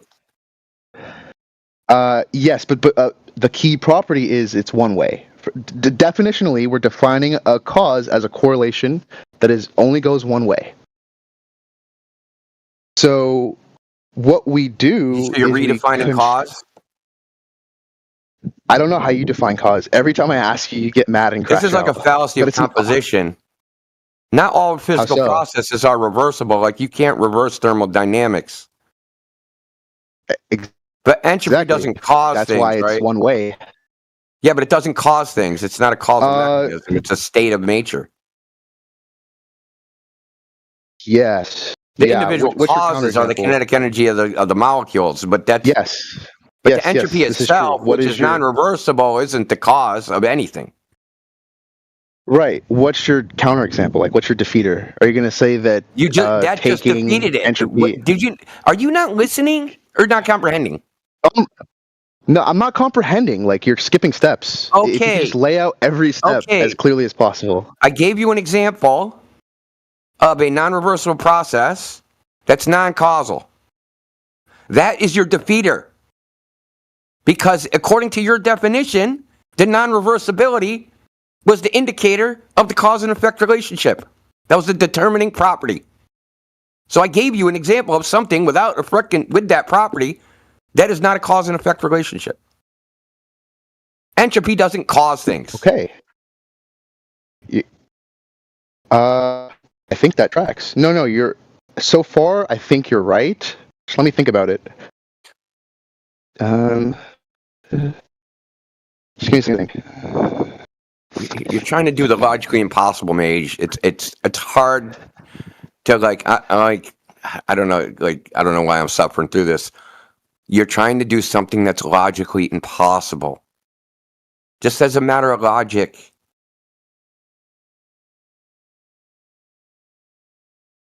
Even the fucking even the direct experimental method of cause and effect, that even has assumptions that that's going to continue forever.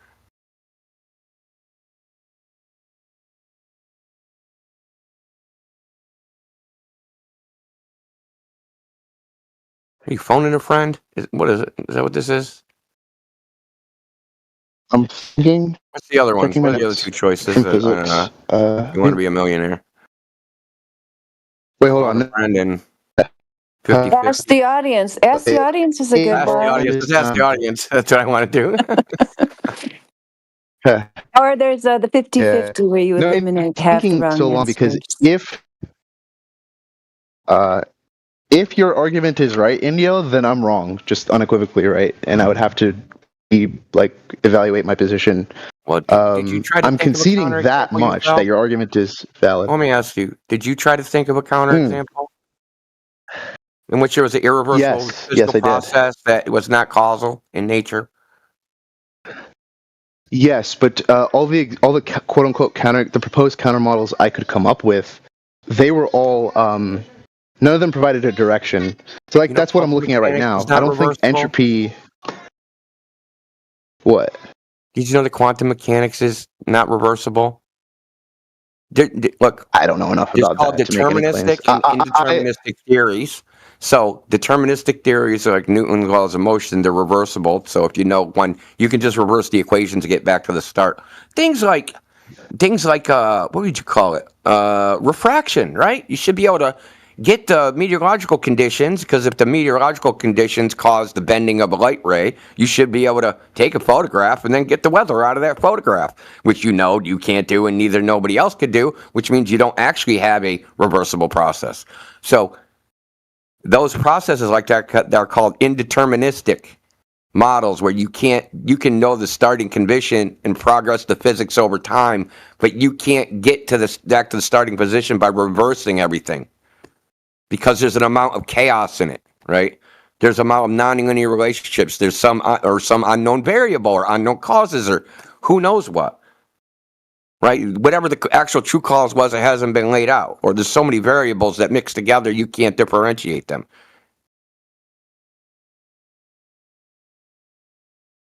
So this is why you have to, this is why you can't say X causes Y unless you do a controlled experiment to determine the exact cause and effect relationship by controlling all the variables.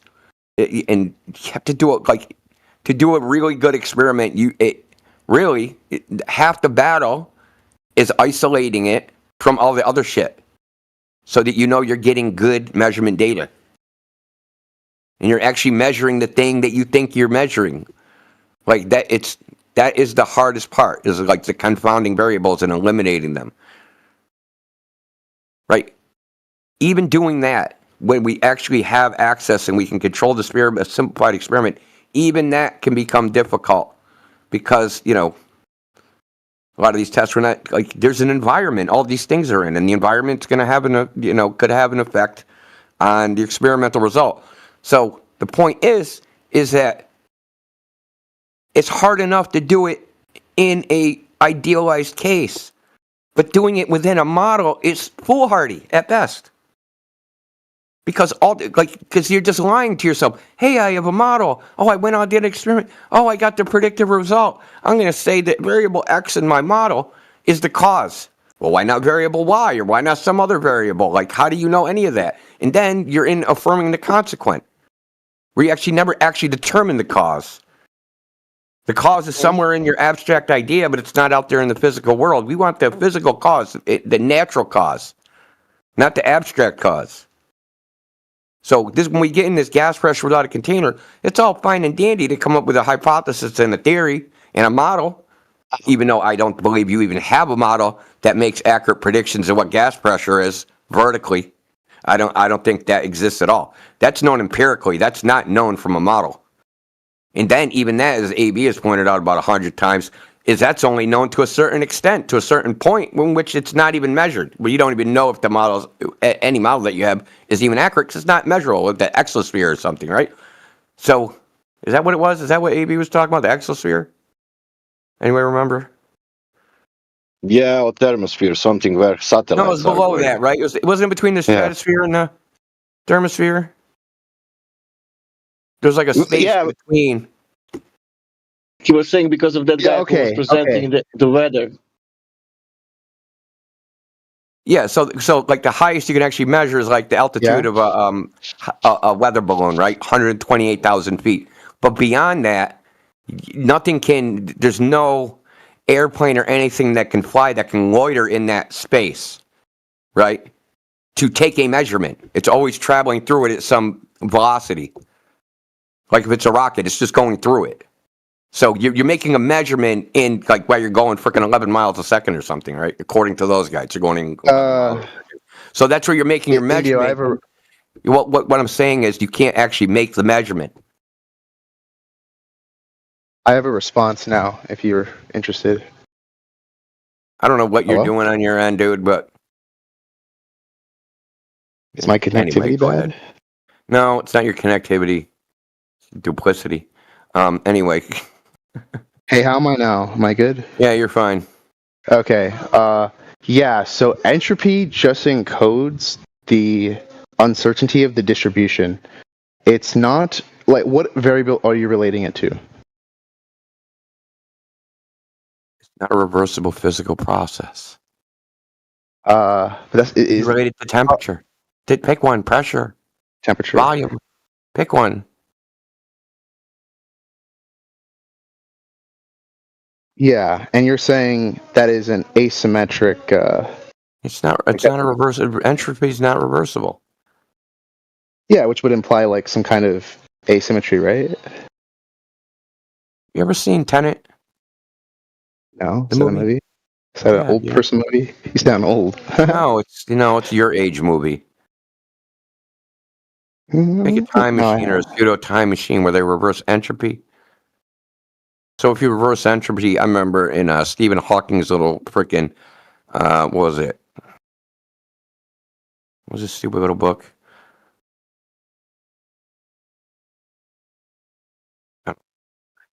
Fucking his stupid time book. Anyway, well, part of it he talks about how if entropy was reversed, if you dropped a coffee cup and reversed entropy, it would freaking form back into a coffee cup. Yeah, that sounds like you would never see that happen. Because you'd never see that reversible process. It would not return back into the coffee cup. Pretty sure that it would be close to the coffee cup, but it actually wouldn't be the coffee cup that you started with. It would be a little different. It would be a mutated coffee cup. Entropy is not a reversible physical process. It's irreversible. But the causal mechanisms have nothing to do with it. These aren't the only irreversible physical processes. Like, this shit isn't new. Just look up indeterministic models. There's plenty of them. Turbulence. China Laser tried to model turbulence. They have Karmakov turbulence and non-Karmakov turbulence. I think Kolmarkov turbulence and Kolmartikov, non-Martikov turbulence, which are both chaos theories, right? So we have these things called chaos theories, where the input don't match the output. Any one of these theories that uses any nonlinear relationship. General relativity.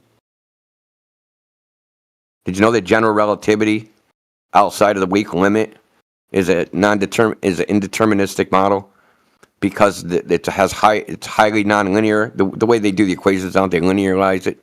You know what a nonlinear equation is, right? Like, there isn't a linear relationship between one variable and another variable. The input don't always match the output. Like you can have, you add 1 and it goes up 5. Add 2 and it goes up 10. Add 3 and it goes up 42. Add 4 and it goes down to negative 300. There's like a nonlinear relationship between the two, right? So things like the rule of superposition don't hold and yada, yada, yada. But that's none of those models you can reverse. They're not reversible. You can't take the value of your quote unquote effect and reverse it to get the answer. But there could be a correlation between the nonlinear effect. In fact, they use this in electricity. So in electrical engineering, they use the square root of J. They use complex numbers. And the imaginary part of the complex numbers has a nonlinear relationship between the current, the resistance, and all these things, right? But that makes them fundamentally non-reversible. Okay. Because you can't measure the non-imaginary part, the imaginary part of the complex numbers. That would never actually come out in a measurement device because it's But what are the variables you're relating? Maybe I'm a little current to the resistance to the impedance. Okay. Things like that. Yeah, those co-vary. Yeah, that's right. They co-vary, but they're not reversible because they use complex numbers and there's an imaginary part. At no point could they measure some current or some resistance in reverse to get the result, right? Like if they did the equation in one direction, the imaginary part versus they would have basically a zero non-imaginary initial imaginary condition with no imaginary value. They went and so they go forward, and then there will be when they try to get the ultimate final equation, say the resistance, the complex resistance, and if they took the complex resistance and tried to go back to the original, it wouldn't be the same number. It wouldn't be the starting condition. It would be some other imaginary number. It's not reversible because the imaginary part isn't linear with the regular real number of values. Anyway, I'm just giving examples, dude. Where this I don't know where you came up with this or who told you this idea, but I can give you real world examples where this idea doesn't hold. Don't you think they would already do this in physics if it was actually held? They do. That's they how. Do. Can you show me any published paper that uses this technique? Like, yeah, relativity. I can use the Perhelion published paper that uses this technique. Yeah, this is a published paper. There's many published papers on it. Which is the name? Okay, hold on. That they determine the cause. I bet you $50 they don't even state what causes anything in it.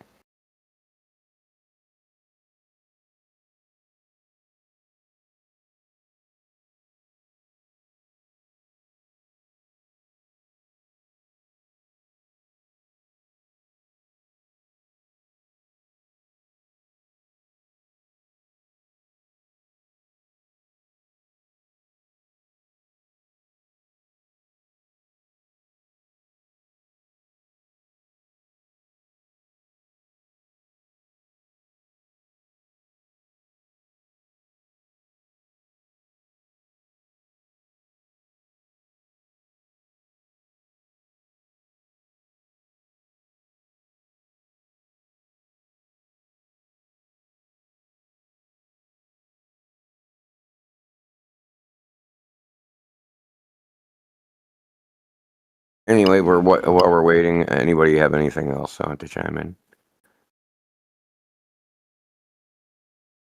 Anybody else want to beat up on Mage?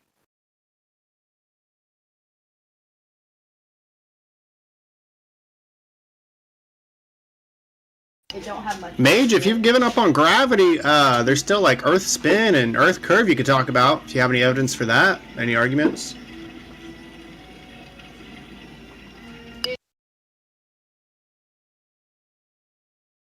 Oh God.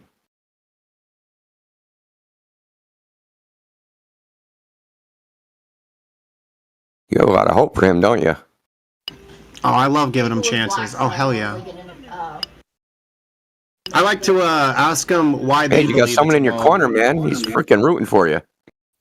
I like to ask them why they believe it's a ball and just go off whatever their argument is. If it's something silly, we'll deal with it. If it's something cool, we'll deal with it. What was it, day before yesterday? Said the news. No fucking way. Yes way. Anyway, you remember that? Yeah, they totally said that. Yeah, that was wild. That's wild. That is wild.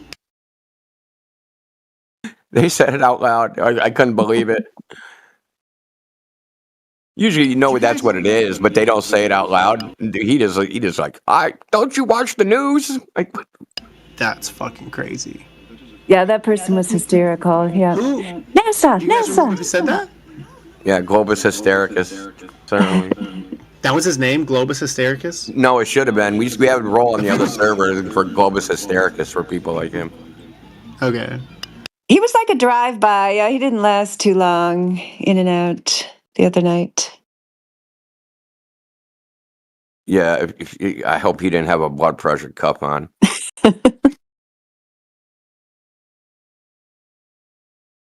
Did you guys see what Professor Phil said? I want you to stop telling children that the Earth is flat, space is fake. Stop telling adults you're a professor. How about that? This dude's fucking evil. Oh my god. Why isn't he joining the VC?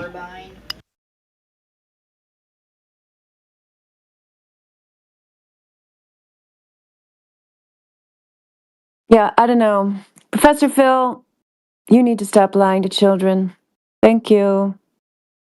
Seems to be the theme of the day, right? What the hell? Lying to kids. Yeah, like which one? I mean, is this hallucinations? Or they see a bunch of kids in channel right now?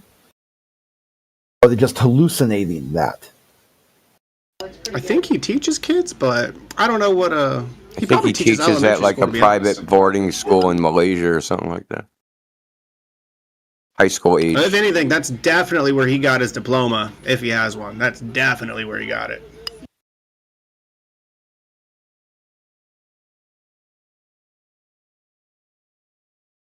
This isn't looking good, Mage.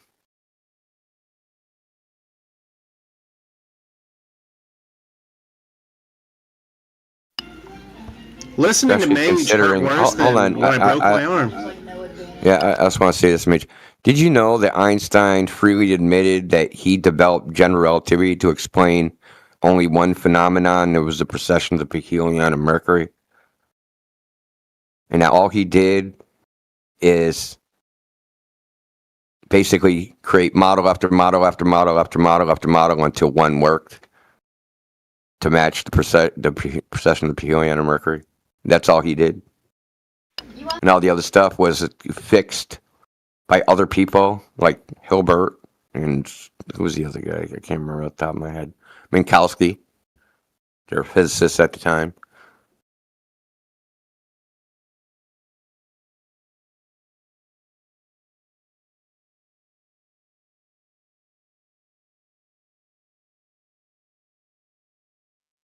It's almost like they wanted to believe it was true. Yeah, well, I mean, it's invariant under transformation, right? So, right? Oh, it don't work in this geometry. Let's just transform it into another one. Oh, it works here. Nothing else does, but this does. So it's basically you have a geometry for every possible prediction. It's a unique geometry. It's true. It's an open sandbox. Like, give a flat earther relativity and anything is possible in the heavens. Upward accelerating disc, brother.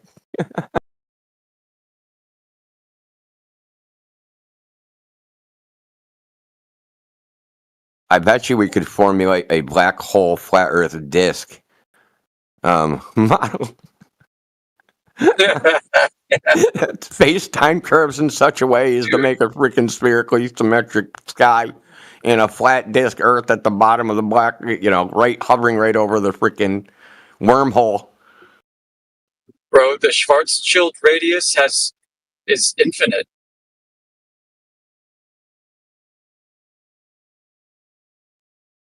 Well, yeah. I mean, maybe we're just on top of there's a flat Earth on top of an Einstein-Rosen bridge, and we're on the event horizon. Fucking, I can make up any bullshit, bro. You can just go on it, like, and make up anything. That's the beauty of it, man. That's why people enjoy it so much. It's like infinite imagination. And it could be true because I wrote my symbols on the chalkboard.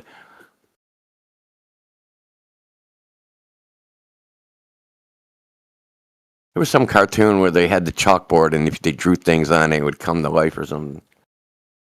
Yes, that was Captain Kangaroo. You know my name is Simon, and the things I draw come true. Yeah, that's right. Oh, yeah, that's right. That guy was great. And you know my name is Simon. Yeah, he was a Glober. Except he was drawing on a flat chalkboard, so not sure. But the philosophy's the same. Well, I mean, he drew things from his imagination on the chalkboard, so it's okay. That's right.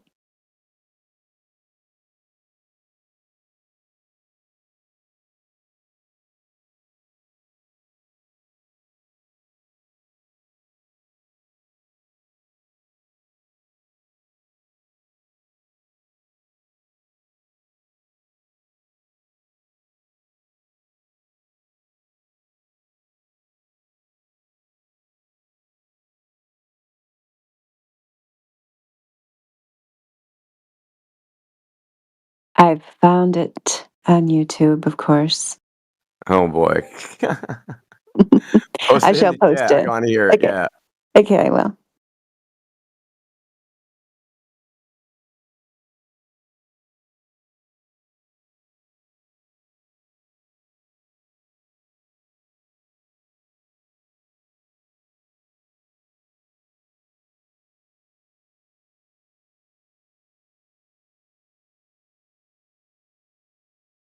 Now, when this guy runs out of chalk, does he climb down, or does he put a bunch of pieces in his pocket so he doesn't have to come down the ladder? It'd be exhausting. Yeah, you'd want to have a lot of Just then I broke my leg at work. Well, how'd you do that? I was writing on our 10-foot chalkboard.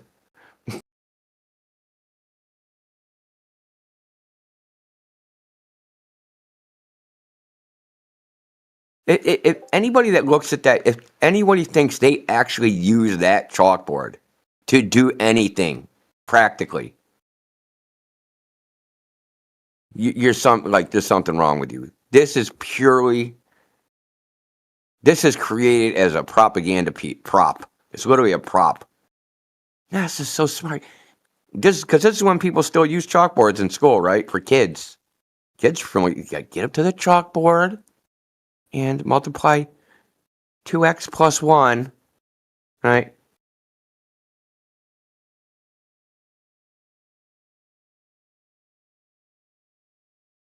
Kids are like, wow. Look at these baby boomers, of course. Gullible ass baby boomers. Look at these NASA guys. They have a giant chalkboard. I'm glad they didn't have giant chalkboards like this in school, because I would be climbing to the top of that writing, "I will not swear in class," so many damn times. Be just filled. If they say, Indio, get up that ladder again. While you're up there, change the light bulb. I used to use the staff maker. It's got 5 lines of chalk. And you pull it across the board, and I would just write repeated when they were out of the room. And then she'd come back in and be like, "I don't think so." 5 times. Right up there, 25 times this. That's only 5 times. All right. There you go. Yep. Dude, they Oh gave yeah, over you the use like chalkboard thing those with me. the thing They gave that me a composition book, and they were like 1,000 fucking times. Like they weren't playing around. Didn't work, but 1,000 times. Yeah, that's 1,000 intense. times, yeah. That was the record. That was the highest number I got to. But it wasn't. That one wasn't. I won't swear. That was like I will not bring toys to school or something. I insisted on bringing Legos to school. I don't know why. So in 5th and 6th grade, we used to have show and tell. By that time, you're bringing in cool shit and talking about it. This one kid every year would always bring in guns, different ones, talk about them, where they're going hunting, all this stuff. Can you imagine? I mean, he would just walk in with the gun. Or just, here it is. Even if it was a plastic gun. Oh, no, it was real. They would just be leaned up against the wall in class. Yeah, but nowadays, I'm saying, like a real gun, they'd freak out over a plastic gun. Yep. They'd freak out over a gun on your T-shirt. They've suspended kids for making gun fingers. Oh, yeah, that's right. Poor kids. During hunting season, they used to muster in the parking lot at the school. That's about right.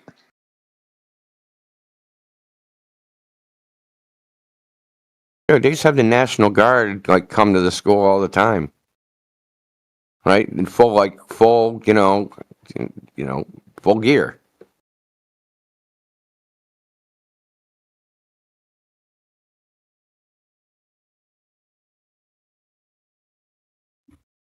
Yeah, high schools used to have shooting ranges in their basements.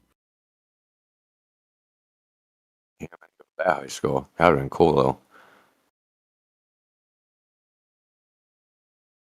Not a shooting range. And that was as late as the late 1960s. Yeah, now the shooting range is upstairs, and it's the test dummies or your classmates.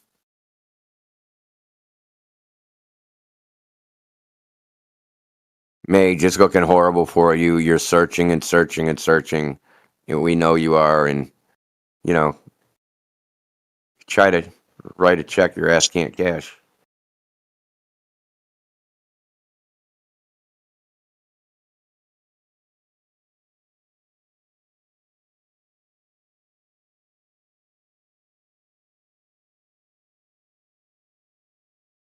Now, speaking of writing on a chalkboard to bullshit people, what do you think we use our whiteboards at work for? I don't. No, There's a lot of choices there. Most of them are perverted. We just leave our stuff on there for the next teams or whoever's coming in for the day until they feel like erasing it. And we have all kinds of bullshit on there, and then you see which rumors get spread around. Oh God, yeah. Because I'm on an R&D team, so it's easy for us to start rumors.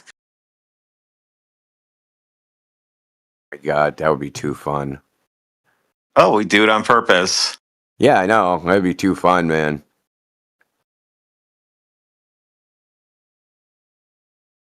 It'd be easy to. You could use that technique easy to figure out who never to tell a secret to. We tell them right to their face. They'll ask me a question, and I'll look right at them and say, I have the answer for you. I'm not allowed to tell you the answer. So, and that's it. Yeah, they can't say shit about it.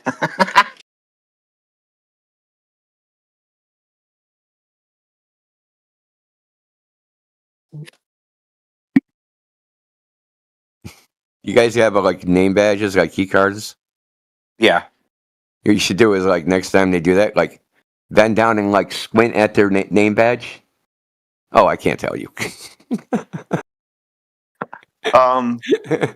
It says R&D on yours, kind of right? how it is. Yeah, it's kind of how it is. It's colored shirts, I can tell you that much. Well, if you got a colored shirt on, you're not going to find out much. If you have an office shirt on, it's a little different depending on which office you're from. Office wear, I mean. Do your name badges indicate your department? No. Damn.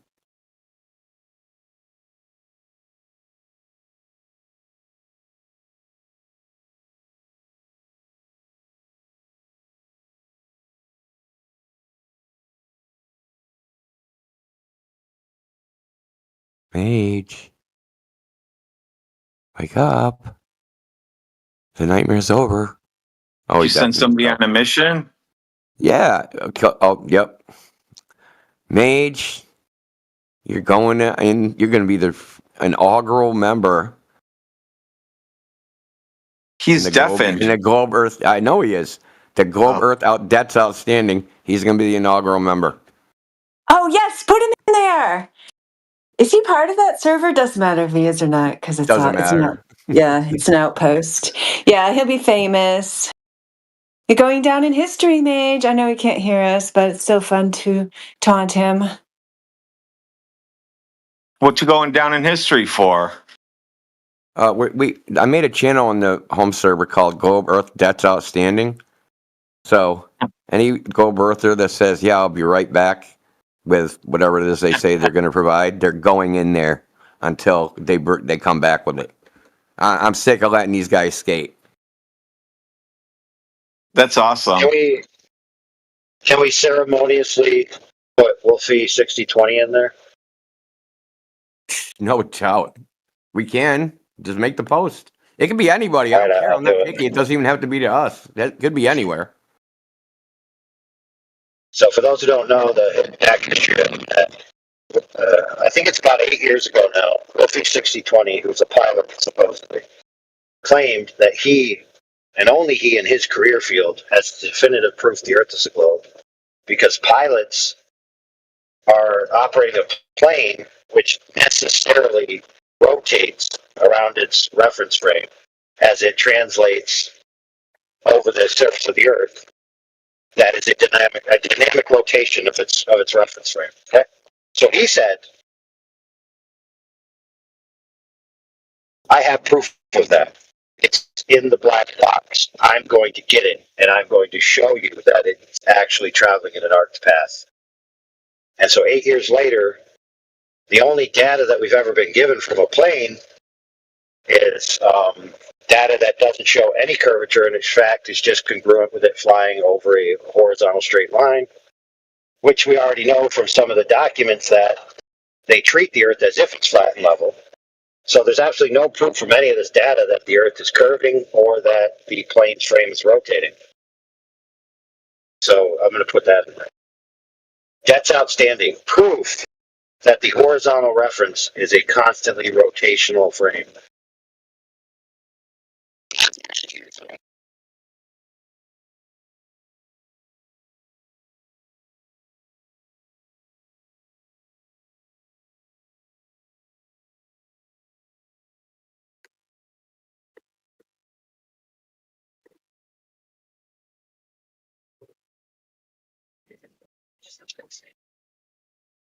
Remind us what is supposed to be bringing. I actually already forgot what he's supposed to be bringing. Okay, he's supposed to be bringing a physics model that demonstrates a cause and effect relationship in nature. And his tentative proposition was Einstein did it with the precession of the perihelion of Mercury. I said, okay, let's have it. Where is that? Can you show us this? And we're waiting for that. So he's saying that you can determine cause and effect relationships with models, that you don't need to do actual experiments. Oh yeah, I guess I came in the middle of it. I didn't realize that he'd actually made that claim. He's actually been saying it for like a week or two now, like at least 5 or. The last time I talked to him, he was saying, and that was like 10 days ago. So he's been saying it for a while. So might as well put it to bed so he'll finally shut up about it.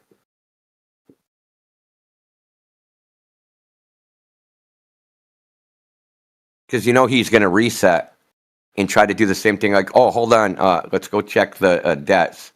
We're not addressing that until you pay your debt. You're supposed to. We asked you for the evidence a while ago. Pay your debt. Like, get that evidence. Then we can discuss it.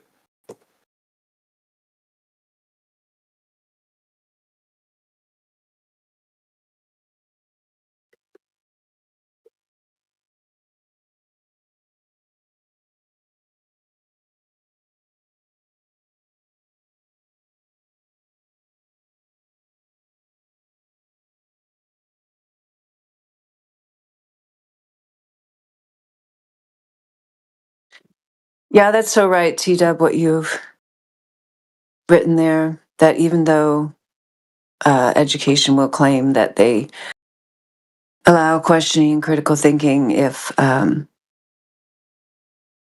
student questions the globe model, they're ridiculed. It's a weird programmed response people have. Adults, have this programmed response to laugh at the concept of flat Earth. It's sad. They can be reasonable in other areas, but in that area, they just revert to this programmed response about something they know nothing about. That's not really that funny, I mean, I guess the memes, maybe some of the inaccurate memes that they've seen, they think are funny, but it just demonstrates that they haven't really investigated the Now, facts. I got a question. You just made me think of something. Like, was the MK Ultra program before Apollo or after? Didn't they start that in the 50s? Before. Yeah. Mm-hmm. Because you know how the Manchurian Candidate idea worked, right? Like, so they have a pre-programmed kind of like response, right? But they're not aware of it. And then the Manchurian Candidate gets a phone call, said the code word, and then they just go, their pre-programmed response takes over and they just go do it. The thing is that under interrogation, they're not even going to know that they're pre-programmed with this, right? So they can be tortured, drugged, whatever, and they're never going to confess because they don't know anything. Well, they don't remember anything. There's nothing in their memory to indicate that they were programmed to do an assassination. That was the idea of the Manchurian Candidate, right? Is that you would just do some trigger that you implanted psychologically in them, and they'd go into some pre-programmed response. You see what I'm getting at, right? Yeah, for sure. I almost don't want to say it out loud. I don't want the freaking black suits. Wait a minute. Are you saying that if somebody's in our room and you're talking about optics and you in casually passing say the word gravity and they immediately come in and say gravity, which gravity? Einsteinian or Newtonian? Those kind of guys? Yeah, definitely those kind of guys. Definitely those kind of guys. That was the MK Gamma program, not the MK Ultra program.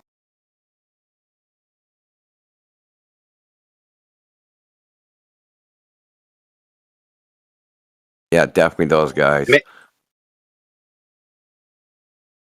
main reason why those kind of interjections bother me is because they're almost always interjections about topics that in and of themselves can't arbitrate whether the Earth is a sphere or flat.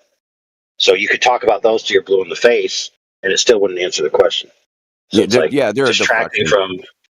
Yeah. I've got it. All right. Not the study I was looking for. Did you rewrite the theory yourself, man? You've been gone a long time. Okay, so no, I've actually got a better response for your question. No.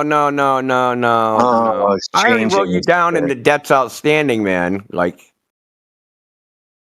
We got a channel, Goldberg, debts outstanding. When you guys promised to come back with something, you're going in there and. Okay. Well, I could give it to you. Physics model that demonstrates a cause and effect relationship in nature. Tentative author was Einstein's general relativity for helium or mercury.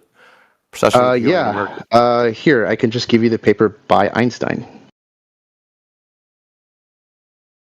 Here you go. In there, where am I going to find the demonstration of the cause and effect relationship?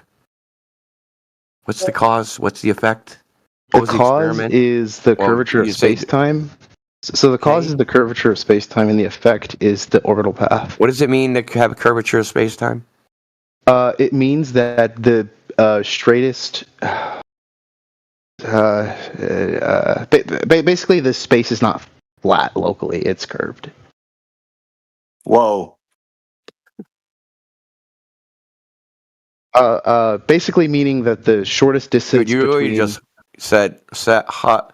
Yeah, I know. 1 yard line. You close your eyes and you threw the football as hard as you can.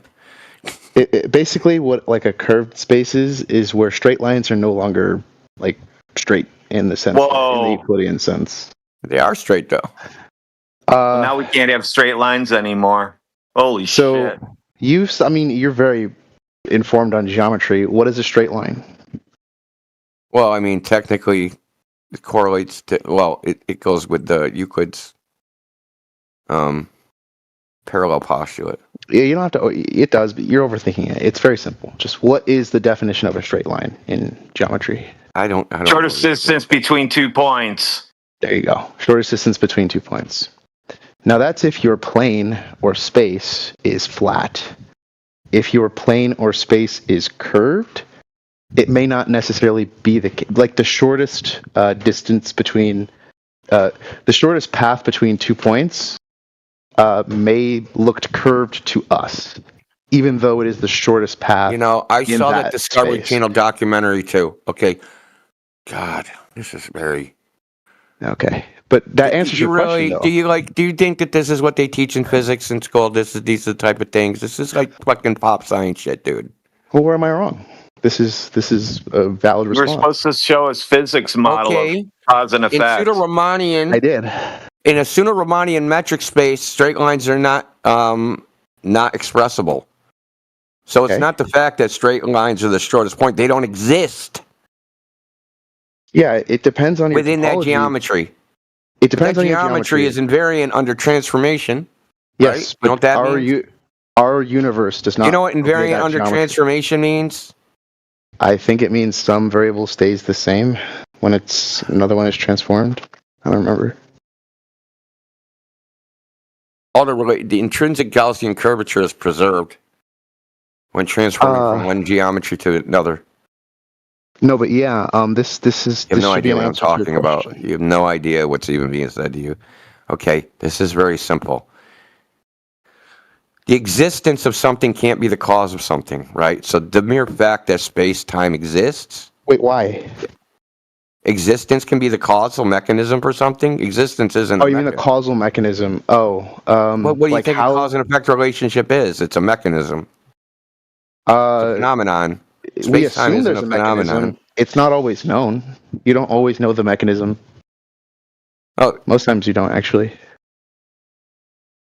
Like with randomized controlled trials, right? They throw a bunch of drugs, give some people the thing that's not a drug, and they see, okay, is there a causal relationship between this drug and this effect? No, they only get correlations. They admit this in medicine that all they have is RCTs draw causations because they hold all of the variables fixed. Like that's the only way that they'll say they have a causal mechanism if they know molecularly what's happening. That's the only time they'll ever say that. That's not true. Can you give me an example or a source?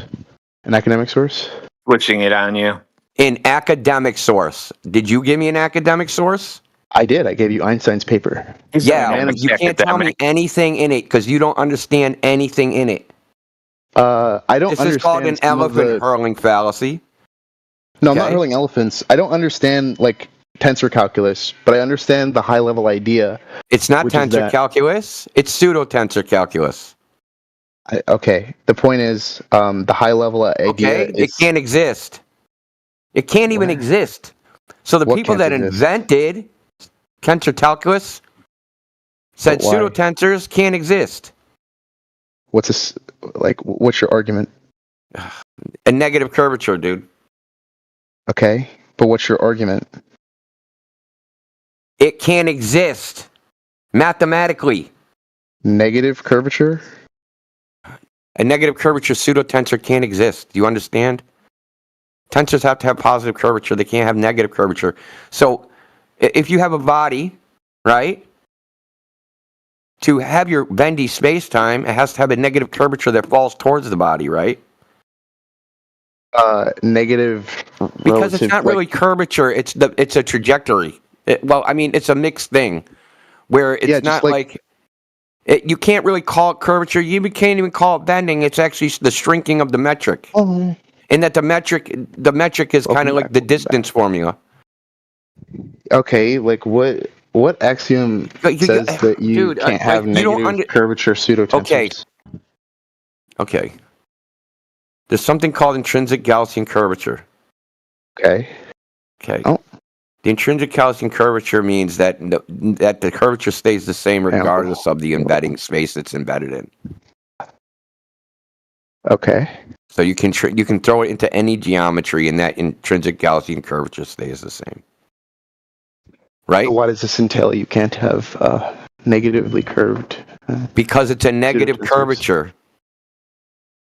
You can't have negative. You can't have negative tensors. Why? I mean, I'm pretty sure you can. I'm pretty sure you can. Based on what? You're pretty sure you can. What's that? Tell me why you. How are you pretty sure?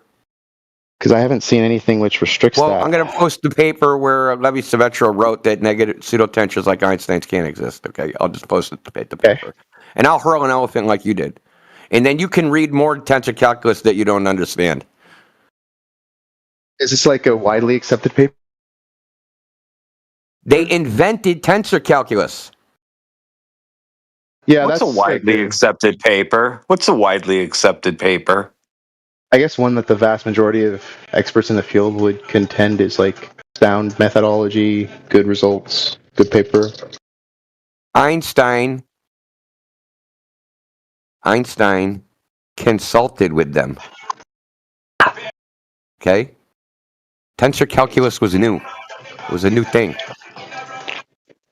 Okay. So the two paper authors. If all you're arguing is that tensor calculus was invented, You don't understand the argument. Don't try to straw man what I'm arguing. You don't understand the argument. You don't understand what your own argument. You don't even understand what you're saying. No, I do. I can. Oh, okay. I can give you a summary of how we got here. Yeah, you don't. It's not what I don't think. It's what I know. The thing about the thing about mathematics is the statements that it makes are objectively true within the mathematical framework. So it's objectively true that pseudotensors can't exist. It's been proven mathematically in a paper by the people that invented tensor calculus. Einstein uses a pseudo-Riemannian geometry that must have negative tensors, and they can't exist. Okay, well, let's see the paper. So the Ricci tensor. You know what a Ricci tensor is? No. So this is what space-time is. It's an abstract geometric model, and it can't cause things. What do you mean it can't cause things? It is an abstract geometric model, and it can't cause the precession of helium or mercury in the physical world. No one's saying that the concept causes anything. Understand? Then what's causing it? The thing that whatever phenomena your model is modeling, that's what's causing it. Whatever thing in reality that you're trying to phenomenon the model is modeling is what's causing it. How do you know that? Yes. How do you know that's the cause? We're right back to the original question. Don't interrupt. How did you determine that your model is the cause and not just the correlation? The same way you do it for a controlled experiment. So I manipulate the model, and then what? You manipulate it counterfactually, because you can't. You're just saying bullshit, dude. I'm about fed up, dude. Like you're just a drowning man, just trying to say words, just random fucking words, dude. Things. It's not random. This is like worse than word salad, dude. It's not even word salad, like it means. It's worse than word salad. Word salad makes more sense than this shit. Just because it doesn't make sense to you doesn't mean it's counterfactuals. Look, bro. It's a model. It can't cause things. The variables in the model can't cause things. Physical, natural phenomenon. You're trying to figure out what causes a natural phenomenon. A natural cause. Not an abstract cause. Not some kinematic model, not some dynamic model. They can't actually cause the effect. You could encapsulate multiple variables went into a fucking single variable, and then say that variable is the cause of the effect within a model, which is nonsense. Because space-time is 4D, right? So they've taken 4 dimensions, compacted them into one, because time The time dimension is not spatial. But it's some time coordinate that is linked to the spatial coordinate in a nonlinear way. Right? It's a correlation. That is a correlation. The time coordinate and the space coordinate are correlated. So you've taken that whole thing and said that that's a cause. It's idiotic, dude. What you're saying is just gibberish. Nobody, and I mean nobody, in academia would ever agree with what you're saying. Ever. The thing is, why are you dying on this hill? Why are you talking about something you don't understand? Why are you going in the weeds on trash? Why, Mage? That's what I want to know. That's my curiosity.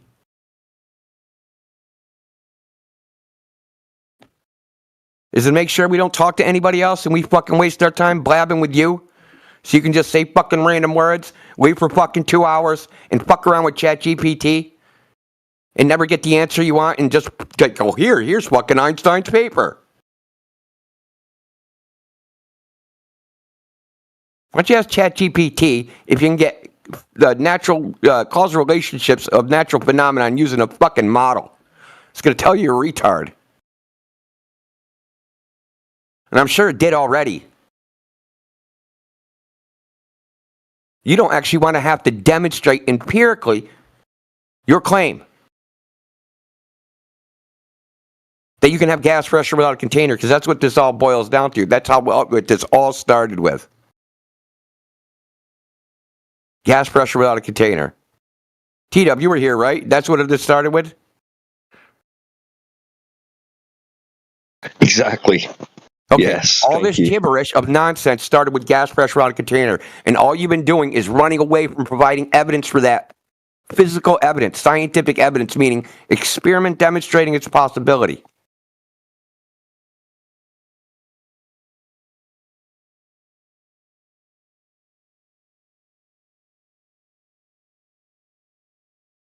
And this is why you're here. And this reveals it all. You're not here to answer that question. You're here to make sure no one ever hears that you can't answer that question. That's why you're here. And you're trying to fucking do smoke and mirrors so no one sees that shit. Not smoke and mirrors, dude. And it's completely independent of any claim that we make, any viewpoint we have. It's not. You asked for a demonstration. I gave it. You don't accept it because your philosophy is What was the demonstration? Basically, you test the model of gravity to see if it okay, so air pressure falls off inversely proportional to the square of the distance? That's a pencil. Yeah. Sorry, No. Gas pressure. You tested it with gravity, a gravitational model of gas pressure. So, because when you say test, I don't. Yeah, I want to see the model, dude. I want to see the model that you said test it, that shows it. Go for it. Oh, okay. Post in the chat. And I'm going to ask you one question. Where'd you get V from? What'd you say, Mom? Mom. Oh, but they're going this weekend? Okay. Mage, you're hot mic'd. I muted you. When you're ready to talk, type in the chat. I don't want to hear your conversation with your mom. We got a couple other people in here. Dave, Fist My Bump, Devil's Advocate, Homo Ape. Ooh, Devil's Advocate. Talk to that one. Welcome. Yeah, don't let the interaction with Mage. He's a return customer of dishonest, dissembling nonsense. So you're probably not going to experience what he just experienced. We're actually being mild compared to the way we usually treat him. So, yeah, if you got something to contribute that's greater than Mage's freaking shucking and jibing, please come forth, because that's just painful at this point.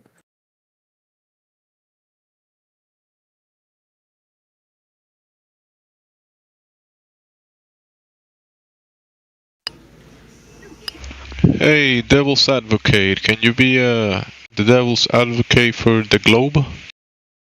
Go ahead. Present your case for the globe. Right. Mage said he's back and he's proven me wrong. No, if you don't know how, just hang out and listen. So hold on. Good talk all day. Hold on, don't Mage. You're supposed to post that model in the chat. Mage, do you have a model?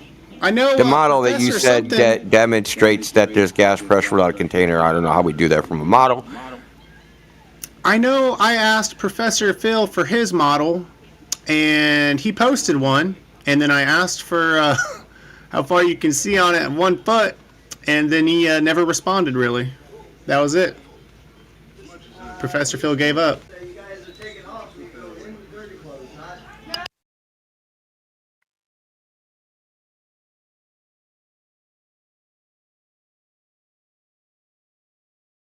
And he's got a gravitational model of gas pressure. I really want to see this. This could be revolutionary. Sorry. Well, it could be revolutionary because no one's been able to do it, so I'm really curious. No, I agree. Mage, if you can prove gravity, show us any kind of scientific experiments, I will denounce flat Earth, and I will go out of my way to be a glober. If you can prove gravity, I'll denounce it today. He'll go my name to fucking glober. He'll full globe-tart. I will. I will be full globe-tart. You just gotta prove gravity. You don't even have to prove curve or spin or nothing. Just gravity.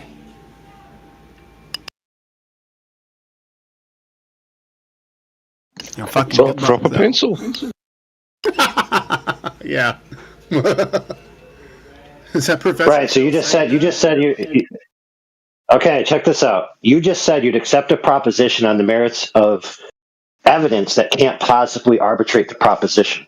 So at this point, we have to check your sanity. Yeah. Oh, did I word it wrong? Okay, so hypothetically, right? Say gravity could create gas pressure. That means for any gravitational acceleration, each element would have excluding all other variables, they would have a known temperature and pressure and volume. So say the acceleration is 9.8 meters per second squared, and you had a planet of pure oxygen. You'd be able to say, if there's no outside, energy sources, right? It's in the freaking like so far away from everything else, it's not getting energy from anything. And it's just getting energy from the gravitation, because it has to be getting energy from the gravitation because pressure, temperature, volume are related.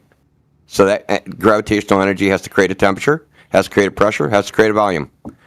So your model better predict what that volume would be, what that temperature would be, and what that pressure would be. Using your thermodynamic gravitational model of gas pressure. I'm really curious. I want to see this. I never thought about that, but you're right. It creates pressure. It should create some temperature, yeah. Has to. In fact, if there's enough gravity, it should change phase. We're talking about enough gravity to hold oceans down. There should be something more to it than just dropping a pencil. With enough gravity, it should turn to gas. Yeah, right? Water should turn to steam.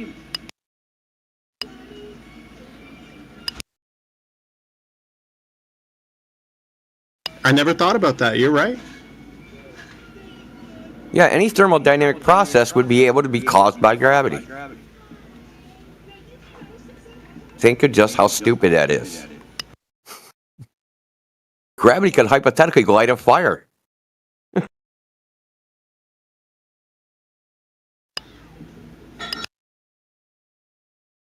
That explains what you're saying that explains fireballs in a vacuum. That explains it. That explains, the sun. The sun? That explains the sun, then? Yeah, maybe Aristotle was right. Maybe it is a fire. It's a gravity fire in a giant vacuum. That's how it works. Yeah, like his model proved it. I got a model that proves it. Now you got the best explanation. Actually, that was pretty good. That was the best explanation I ever heard. It's better than the triple alpha reaction in fusion.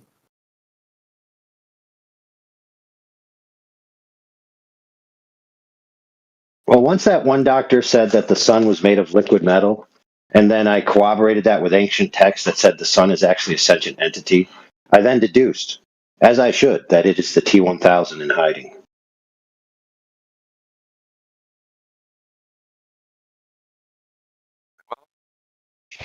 That will Seems be the logical. T-93 million thousand.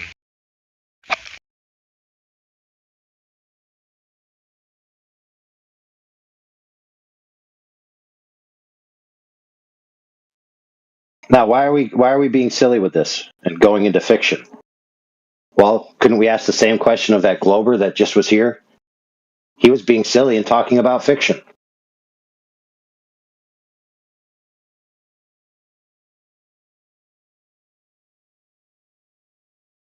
Yeah, he said geometry that can't exist is the cause of things in the real world. That's what he said.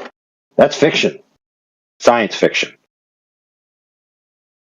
In fact, you might even be too brash to call it science fiction. You might just call it fantasy.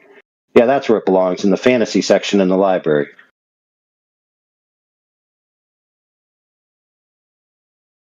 Yeah, after you assume time is a space-like dimension, but not a spatial dimension. You're so right. We shouldn't call the globe science fiction. I've been guilty of that. Yeah, definitely the fantasy section is better. Yeah, because there's no It's just fiction. science. Yeah, just fiction. Yeah. Hard fiction? Would that be like, like there's the hard science side and then the hard fiction side where Yeah. it's totally outlandish? Yeah, but to be fair, for some Globers, it's erotic fiction. Or you could call it a new genre called jargon.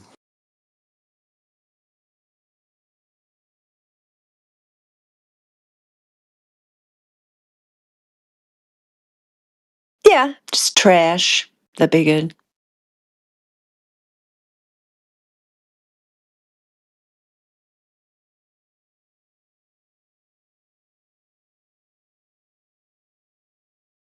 Yep, Elmo thinks it's fiction, as shown there by Miguel.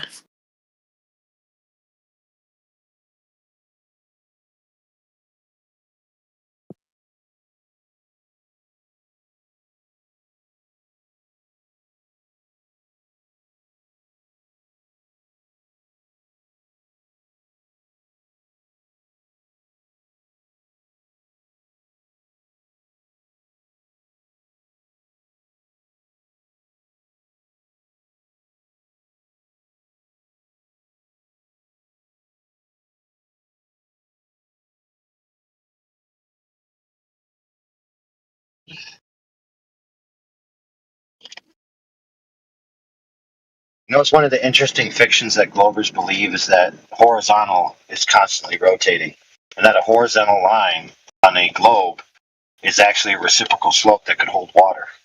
That's what they believe.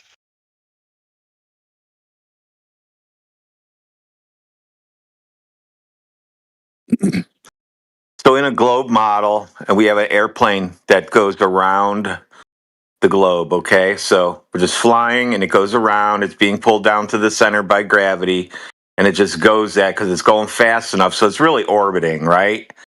You're going to play along with this. So it's orbiting.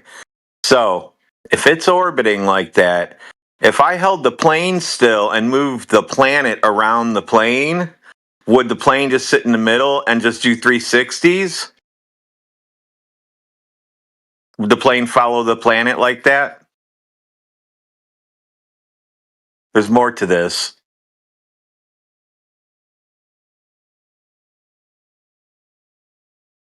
So I'm going to say, yeah, it would. It would have to. Then it doesn't make sense because if you add more planes, then things don't make sense anymore. Anyway, so if the Earth was moving, the plane would have to be following along with it. So it's supposed to be moving at 66.6 thousand miles per hour around the sun. So something doesn't add up there.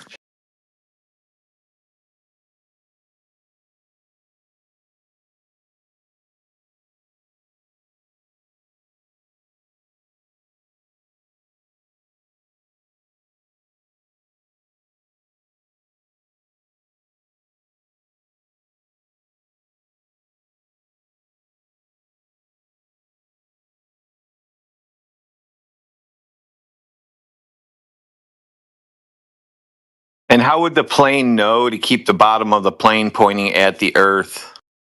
When you spun the Earth around the plane, how would it know to do that? Any Globers want this one?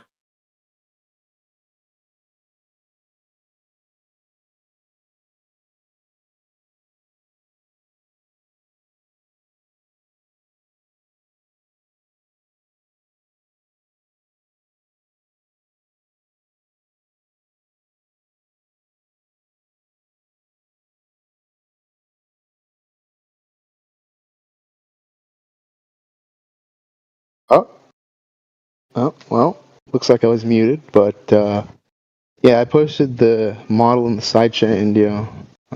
Maybe you're a little scared to read it, but it's there. I fulfilled your request. Where do you get V from? Can you reference the page? Volume, dude. Which page? So I don't have to, like... Can you get the barometric pressure without a volume?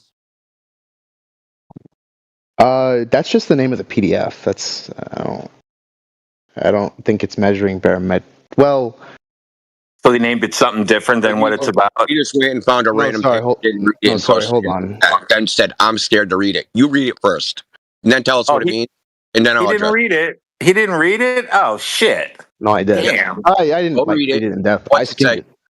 What's it say? Yeah, but basically it gives 6 different...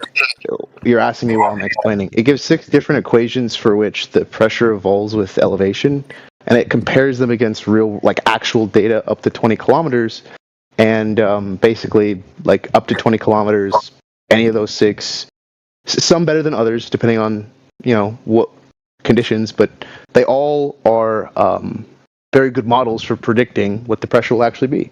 And 2 of those equations depend on gravity. So there you go. GG's cooked. Yeah, I don't think so. I have you cornered. Because in there is the Reynolds number, and Reynolds number has a volume. Where'd you get your volume? Oh shit! Can you just cite a specific page? You don't know what the Reynolds number is. It's got an R usually. Sometimes they put it as big R. Yeah, just which The page? Reynolds number is derived from a formula that has a volume in it, right? So this is a trick you guys try to do. You've been trying it for years, okay? Is that you try to, like, this is like whistling past the graveyard. You guys try to scooch in volume without having volume in the formula because you hide it within the Reynolds number itself. So, okay, where'd you get volume? Where did they get the variable for the volume? Can you just give a page number? Of what, the Reynolds number? Don't you know what the equations mean? Yeah, which equation on which page? Like, I'm not about to play Where's Waldo. Just tell me. Like, why are you avoiding the debate?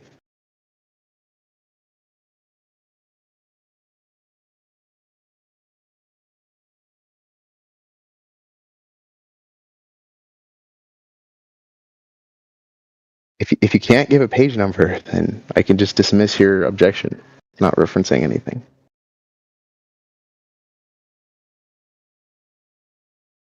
All right, Globies. One of your finest champions, defeated in battle. In the midst of battle, he was defeated in cold. You can bring me your next champion.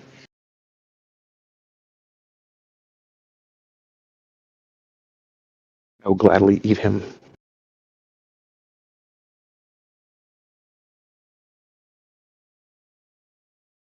Is this Mage on another account? I was muted. Sorry. I know. I'm like, what is going on here? I went to get something to eat. I'm back. It's like Mage has turned into another person and he's declaring victory. I don't know what's going on. So G, you said G was in 2 of the models. What's the page number? Yeah, 1 second.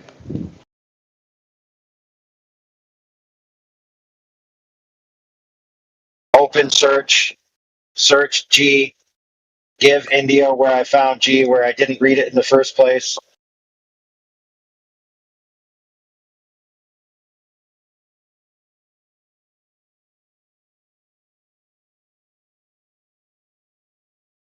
I just saw it.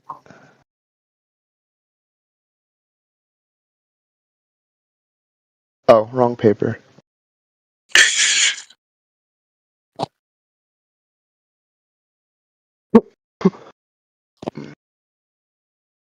It's gonna be on page 1 on the bottom right. That is the first formula introduced. The second one is the one on page 13 in the actual PDF. The number, it's 13 and 11.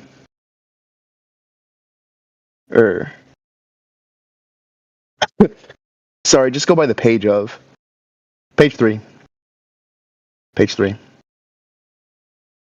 Pages 1 through 3. Very, very start of the paper. Pages 1 because it has the word gravity in it.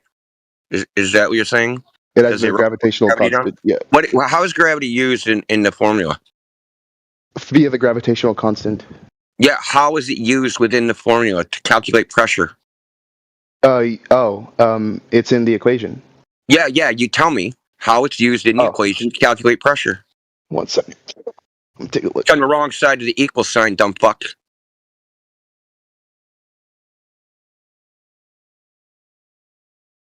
What do you mean on the wrong side of it? That's the side it's supposed to be on. The pressure side? What? No, the pressure is on the left side. Are you on page 2? Or sorry, page 3? Mechanical end of thought? That's rho. That's not D.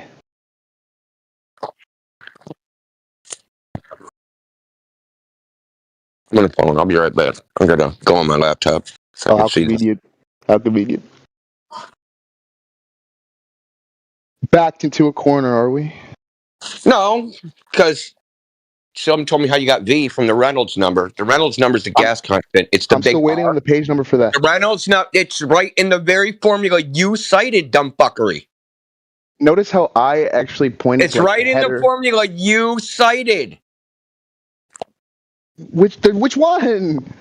The R gas constant R is called the Reynolds number. Oh, you're talking about R? That's okay. I did not. They call it the Reynolds number. I've never heard that. That's the name. Well, that's because you skipped that class or something.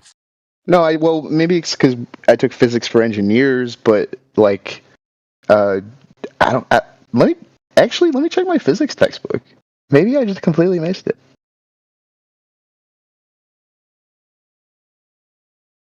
I drive. How many different physics are there? If you took physics for engineering, what's the other physics? In my opinion, that depends on who you ask. In my opinion, there's only one physics. Well, you said you took it for engineers. What is there, like clowns take a different kind and engineers take one kind and then train conductors take another kind? Basically, yeah, and probably not. Like, depends on what you focus on. Yes and no. Okay. Wait. So yes and no. Huh? You said yes and no. I don't think I've ever had it to this day. I want to go to the clown. Every time someone's going to take me, we always go somewhere else. Every time I tell them I've never been there, we never go. Can I come? Go where? What is he talking about? Is this Yakuba night? He's losing his mind. Is that you, Yakuba? 180 seconds. Love you. I'm going to set a timer. It's Usopp. Okay, here it is. Natural science. Physics for engineers. I have a couple here, actually. How things work is one that you guys would really love. Not even related to anything in physics other than how stuff works. You learn how LEDs work. You learn how incandescent bulbs work. If anybody wants it, I'm more than happy to send it. It's a really good textbook. And what's the other kind of physics? There's only one physics, but what they focus on, engineers will focus on problem solving. Physicists will focus on concepts. And then there's different subdomains, within there. You know what I mean? No.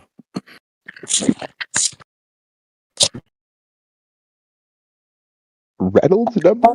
Okay, let's check this out. Listen, look in the chat.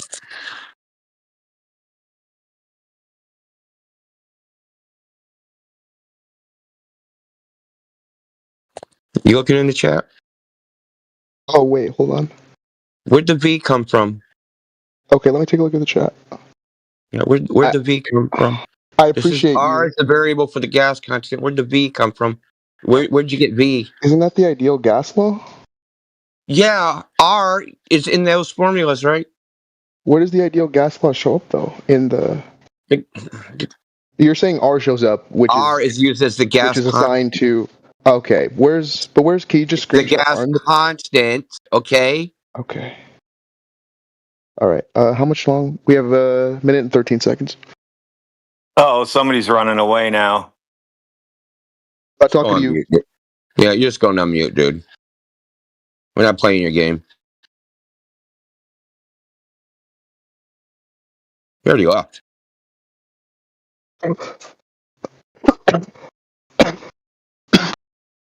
Did you already bail, or you changed your name? Huh? No, I'm still he's here. become Hello? Nables the Great. He's Nables the Great. Yeah, because you muted me on my other account like a coward when I sent you the paper. No, you did. You're a liar. Now you're muted again. You're a goddamn liar. He's Usopp. He's a liar. He's a liar. You got muted because you were talking to your mom, and we didn't want to eavesdrop on your mom scolding you for talking to flat earthers. I'm a witness. I heard Indio even say if you wanted unmuted, just let him know because he muted you because you were hot micing. So yeah, no. I was wondering why the fuck he was acting like. I said I would unmute you once you posted the paper.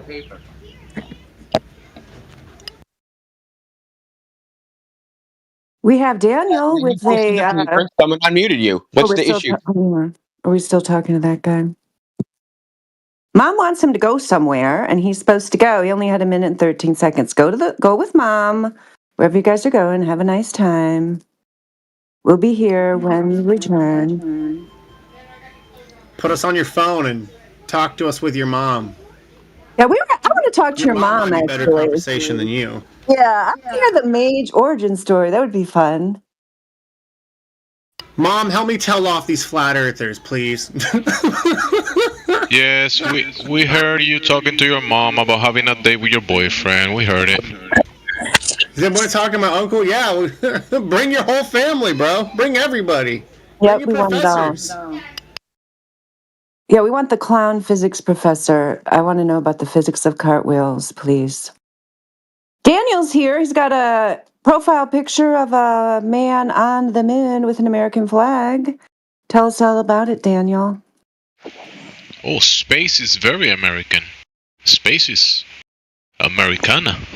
Well, we own Do you believe in outer space. space, Daniel? Do you believe We in outer own space. Do you have property up there? Have you joined Space Force and gone to space?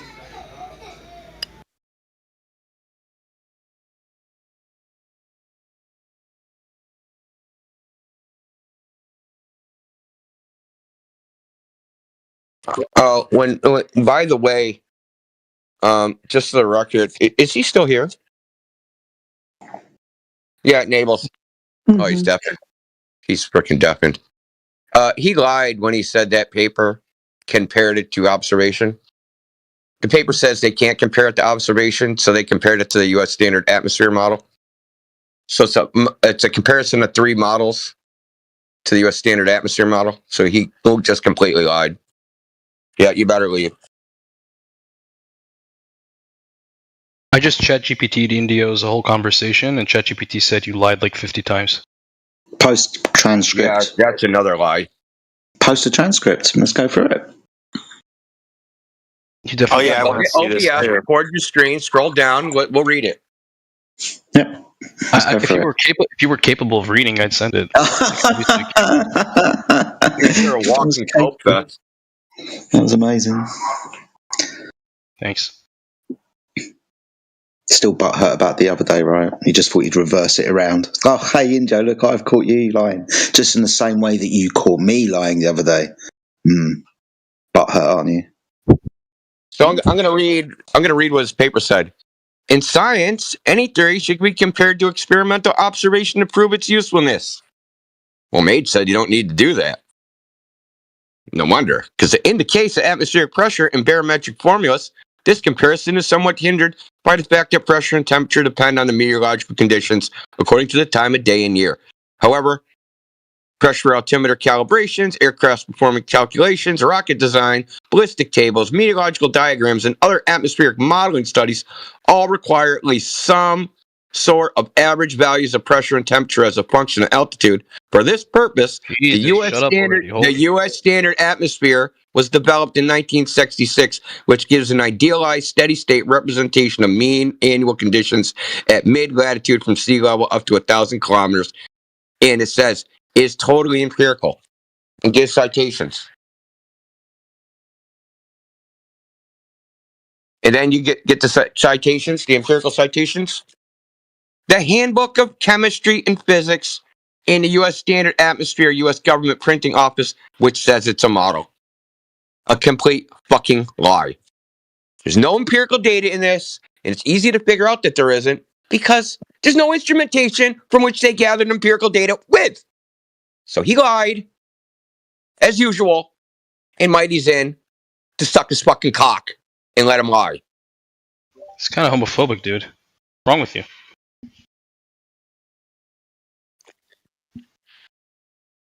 By the way, I have a theory about this. Why do you Wait, listen to my theory. My theory is none of you are actually flat earthers. You're all just doing this to troll people and record them. Yeah. I actually believe that you're all just trolling us like really hard. It's a really good troll. You're all recording it like dude.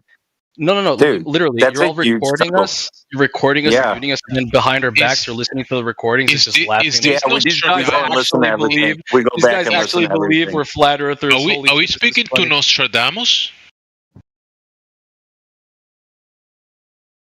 Let it all out, dude. Let it go, let it go. Oh, Mighty Sorcerer. He thinks his spells work on people in here. Yeah, Mighty. Spells don't work here, Mighty. They might work with children in other chats, but not here, dude. It might work with children, but not with flat earthers. Because you have lower IQ. But no, I actually believe you guys are trolls. What's your IQ again, Mighty? Get all your fields out there, buddy. 140. 140? Wow. Yeah. What is it, like pop culture IQ?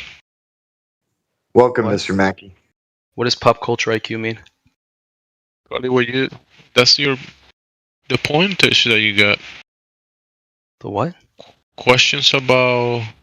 Let me just ChatGPT this pop culture IQ. What? ChatGPT Earther. Is that how you take IQ tests? Is you use ChatGPT? Pop culture IQ is an information measure of how. There's no such thing as pop culture IQ. It's you. How could it be me if there's no such thing? Does that mean I don't exist? Say bye, Mighty. You're only here to run as a Mighty You're just going Sorcerer. by. We're not. This crew is just getting banned on site. Yeah, you just You're so only you here to run know. interference. It's fucking. We need to stop that. Like, stop playing with these idiots. There's other people that came in here that we didn't talk to because this little group, Mage, JJ, fucking Mighty, Powers, and a couple other of them. Their only goal is to just take up space.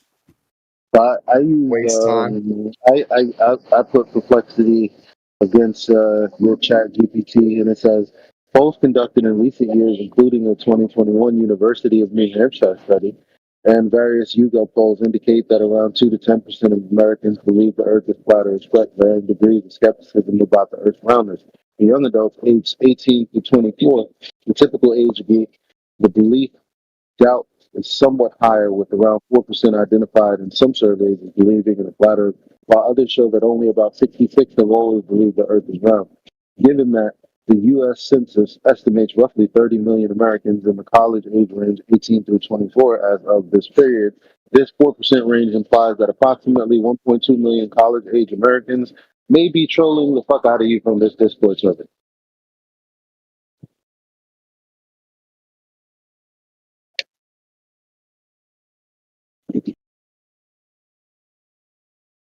What? Who's trolling the fuck out of who? What? I only heard that last part. Yeah, same. Obviously, the conclusion is that these people believe the Earth is flat, but instead they're all just trolling him from here, because that's all we're doing is trolling. But you didn't get the joke. I was reading the chat because someone was pinging me, so I didn't hear everything And he I said. was pinging India. I'll do my penance. I'll just go back and listen to it.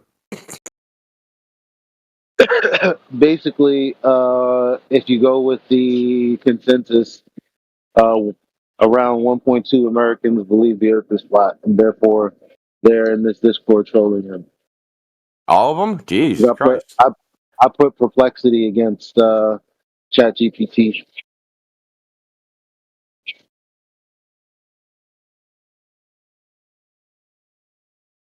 Was that like the per capita flat earthers, 1.2? Well, from 4%, if you're looking at college age Americans, and if it's 30 million and it's 4%, they say 1.2. It's supposed to be 380 million people in America, right? So. Yeah, but college age, man. Oh yeah. College age, right?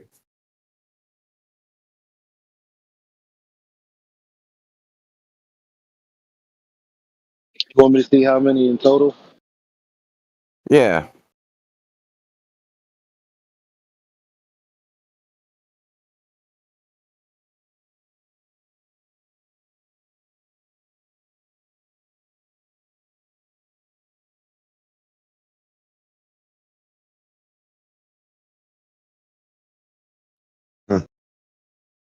Wonder how accurate that is. I've seen the claim of 1 out of 10 Americans believe that the Earth is flat. That's one of those buzz headline type things. But I wonder how accurate that actually is. Weird claim.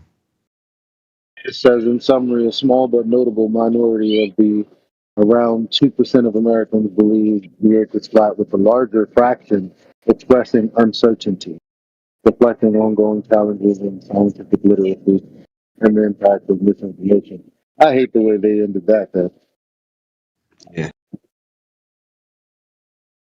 But still, I guess that would be about 6.6 million Americans. Far more than I would expect. Not including children. Yeah. Is that we know the Earth is flat.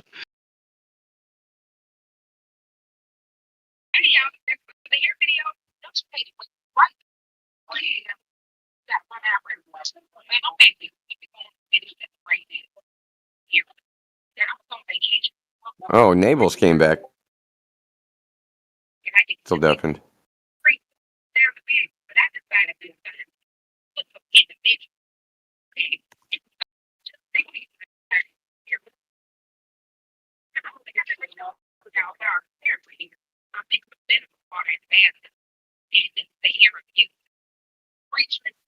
Look at this.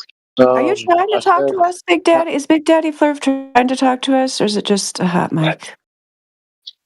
Well, I was about to say that I asked, are there any political figures advocating for flat Earth theory? And it says, because I'm trying to talk like a goober, and it's like it says, yes, there are some political figures who have publicly advocated or expressed support for flat Earth theories or related skepticism. For example, Dean Odle, a pastor and politician in Alabama who ran for governor and is running for lieutenant governor, openly identifies as a flat Earth biblical earther believer. He claims his belief stems from spiritual experience and has attended flat Earth conferences. Brett Boozman, chair of Minnesota's 7th Congressional District Republican Party, to share flat Earth advocacy videos on social media. Candace Taylor, the former gubernatorial candidate in Georgia and GOP party chair, has expressed skepticism about the spherical Earth model, though she denies outright belief in a flat Earth.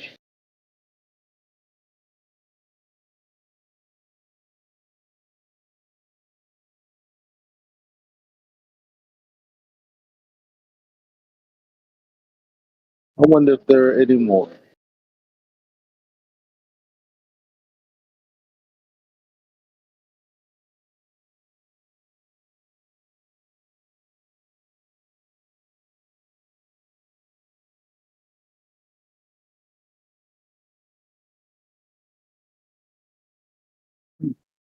Good list.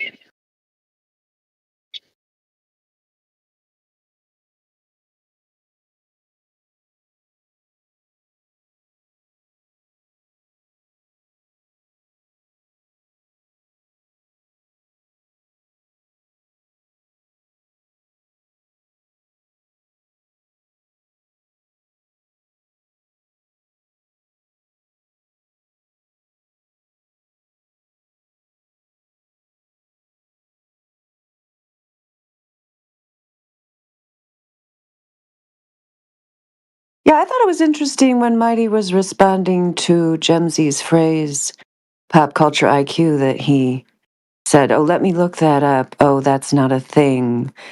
Like, do these people, they've never heard of people like inventing a turn of phrase or using clever witticisms that they might have just created on the spot? I feel bad for people who think the only thing you're allowed to say is something that's already been established as a phrase that exists in the world. Like, so much must go over his head. It's so bizarre. I don't understand how you could think that.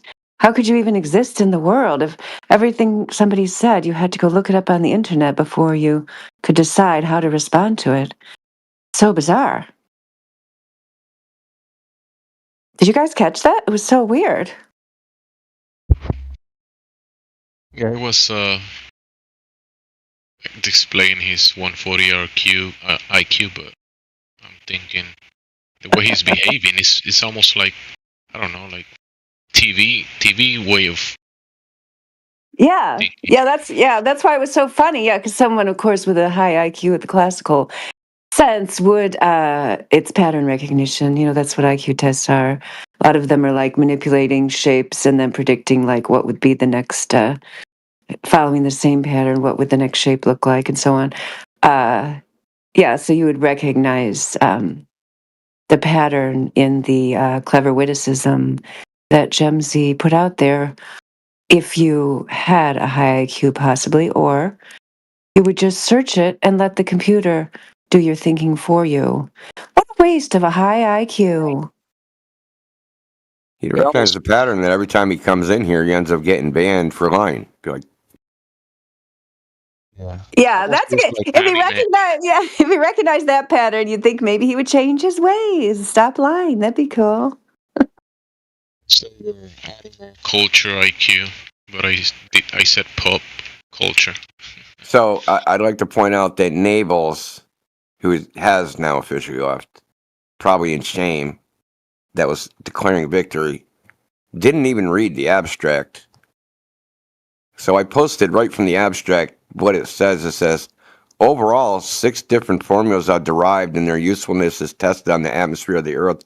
It is found that none of the formulas are particularly useful above the altitude of 20 kilometers because whatever the reason they say, none of them work above 20 kilometers. And it wasn't tested against empirical evidence. He made that shit up. Everything he just did, just like when JJ did with his frickin' satellite, was just an epic load of horseshit. And the only thing he did were basically salesman tactics.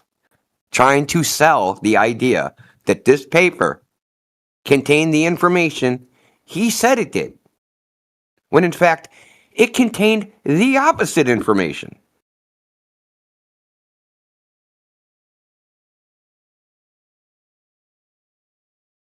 But why would they lie?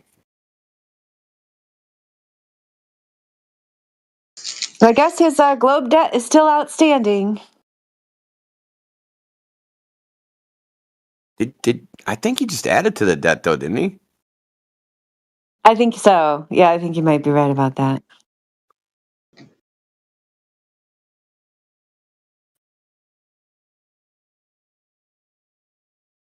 Yeah, his debt's still outstanding. Yeah, certainly. Is there any other globe debts that are outstanding anyone knows about? Because I'll put them in the main server. Oh, there's the one Over Fences brings up frequently. Is Over Fences here? No, because now I can't remember what it is. Next time you see her, ask her, because she's got one.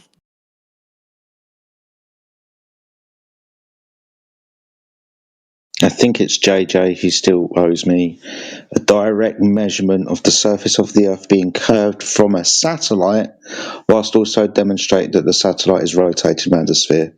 Still yet to get that off of him. Yeah, I think it's him. That's gonna be a tough one, man. He's Well, they freaking. shouldn't have fucking opened their mouths then, should they? That's what they said. No. Wow.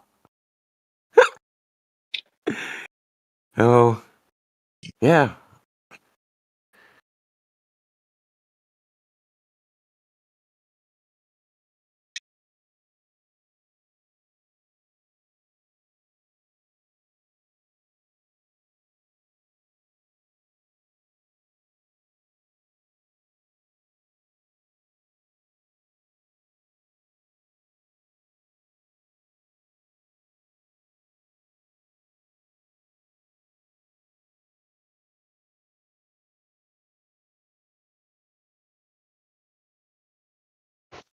Yeah, it's that. Yeah, I'm oh, ready. Labels is back. I'm There he ready. I'm is. ready. He's ready. Did you read the chat? Did you read the chat? Did you read the chat? No. Yeah, go I read just the got chat. back You might from not want to Portland. ever talk again. Yeah, you didn't read the abstract of your own paper. Overall, so here's 6 what I'm gonna different do. formulas are derived and their I'm gonna useness is read this tested on the paper. atmosphere of the Earth. It is found that none of the formulas are particularly useful above an altitude of 20 kilometers. Yeah, above so 20 none of them work kilometers. above 20 kilometers, Naples. 20 kilometers. And that's not that high. Wait, no. For That's the not first that 20 high. kilometers, That's right it above an works. airplane. That's right above what For the the height of first an 20 airplane. kilometers, it works. What are you missing? Yeah. It Yes. doesn't work for space, bonehead. Why do you think that is? Why would I answer? You tell me. What would you answer? Oh, Okay, really? We're playing so, that game? plus- yeah. We're playing the game that you didn't read the paper. Okay. So the second thing you said is that it was tested against no data. No, Hold we're on. playing this game. Concede. No, you said it was tested against empirical evidence, which it wasn't. It was tested against the U.S. Standard Atmosphere model. Now, address that they don't actually have data, and they tested it against a model. If you're right on this, I'll actually never join back. If you're right on I this, am I'll right. actually never join back. Okay, go Cite down. the page number. I'll just read it to you. I'll read it to you. No. Cite the page number. I want to read it to myself. Martin No, you Luther want was to join successful back. because he allowed the people to read the Bible for themselves, not I the don't give a church. You're fuck, not the dude, about church. Martin Luther. I can give I two have my shits. own church. Your conditions are acceptable. Your sales All right. pitch is What retarded. page? Okay. The page is. Well, didn't you read it? Oh, come on. Yeah, Didn't you're you a read coward. it? Come on, You're don't such you a read it? fucking coward. It's See, 9 like, of 14. It's on page 9 of 14. It's titled 9 of 14. Comparison with Observations. Is that what you read? And it says, in Hold on. science, Let any me go theory to the should be page. compared to experimental observations to prove its usefulness.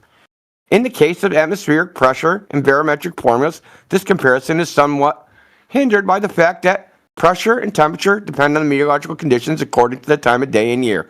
However, pressure and altimeter calibrations, aircraft performance calculations, rocket design, ballistic tables, meteorological diagrams, and other atmospheric modeling studies all require at least some sort of average values of pressure and temperature as a function of altitude. For this purpose, the U.S. Standard Atmosphere was developed in 1976, which gives an idealized steady-state representation of mean annual conditions at mid-latitude from sea level up to 1,000 kilometers and is entirely empirical.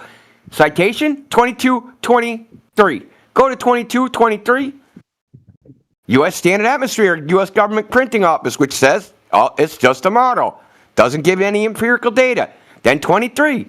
The Standard Handbook of Chemistry and Physics, which has no fucking empirical data in it.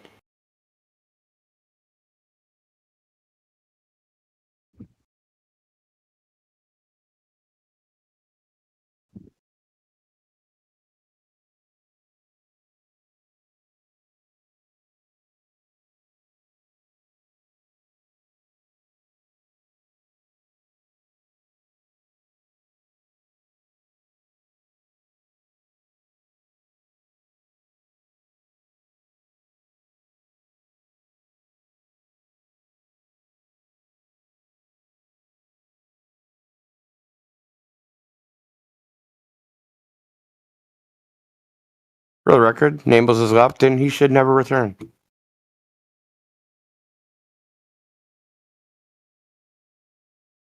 We were just getting to know each other as well. Oh well.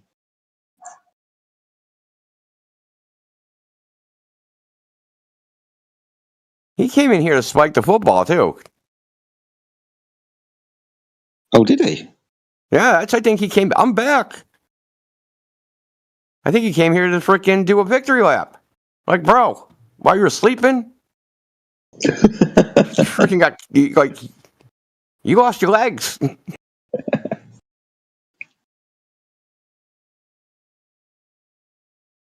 You woke up to stumps.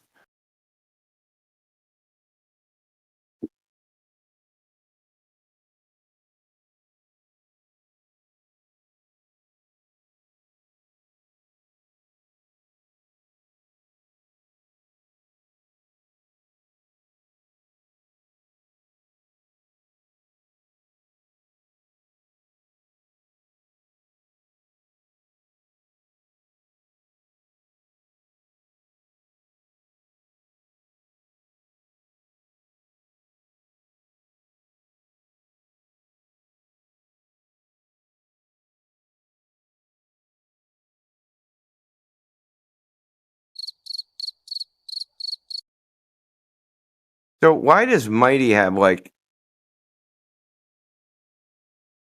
We have Mighty Sorcerer and Mage as the clown car crew. Trying to cast spells that don't work.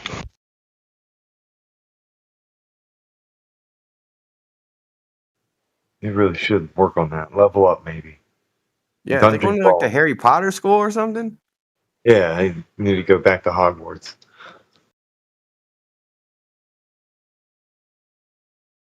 That's what I've been saying. They've been trying to cast spells. Every time they say this stuff that you're talking about, they've been here casting spells, but they've been frustrated because the spells don't work here. Wish I knew where else they hung out. I'd see if they worked there. Should like stalk them, go in all the chats, and freaking call them out on their bullshit wherever they go. Oh, you think we're trolling? Now I'm trolling.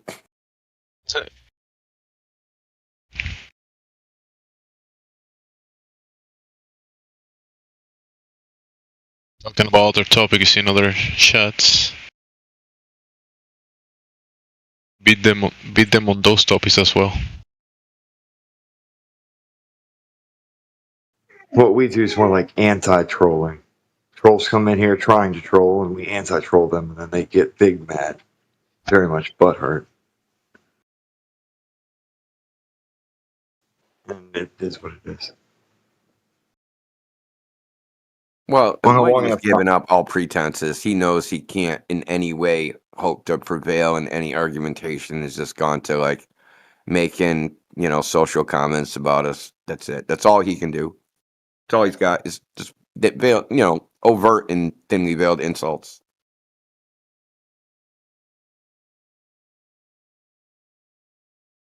Got to target the person. God forbid anybody actually discuss the subject matter. Yeah.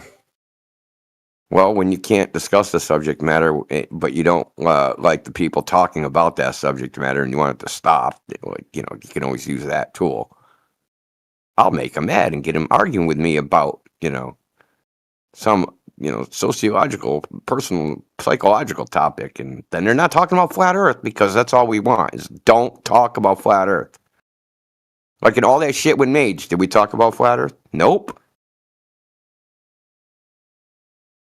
That was all to avoid empirical evidence of gas pressure without a container. All that, 2 hours, was wasted.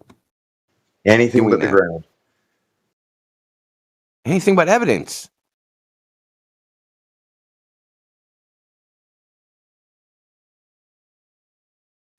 Yeah, he was like dancing around the topic, like anything but the evidence. Dandelion. Should I put that as a new debt that he's never going to come back? Yeah, I guess. Yeah. Yeah, might as well add a note there. Yeah, that was a promise he made to all of us. Yeah.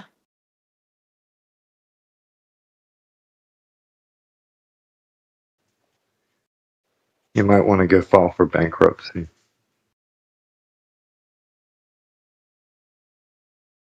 I wish we had a debtor's prison still. Lock him in the room and just play like loop flat Earth videos.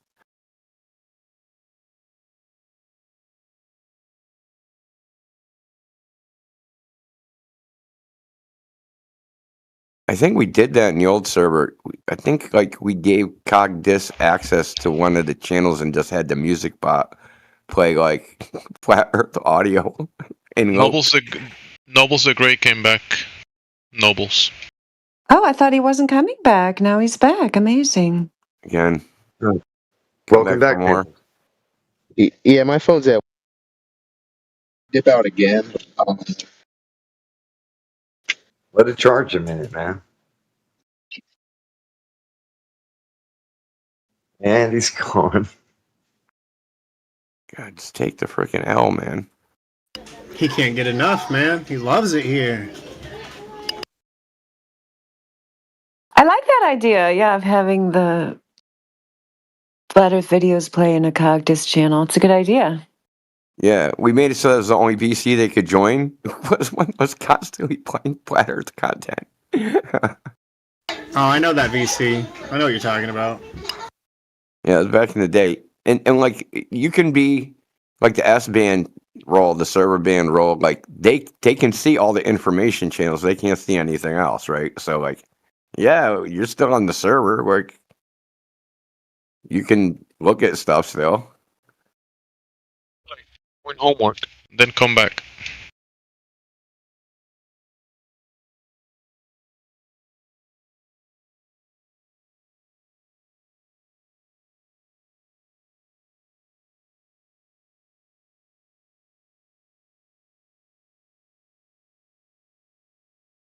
So, Professor Phil, welcome back. Thank you. I'm just having a listen because I've got other things to do as well.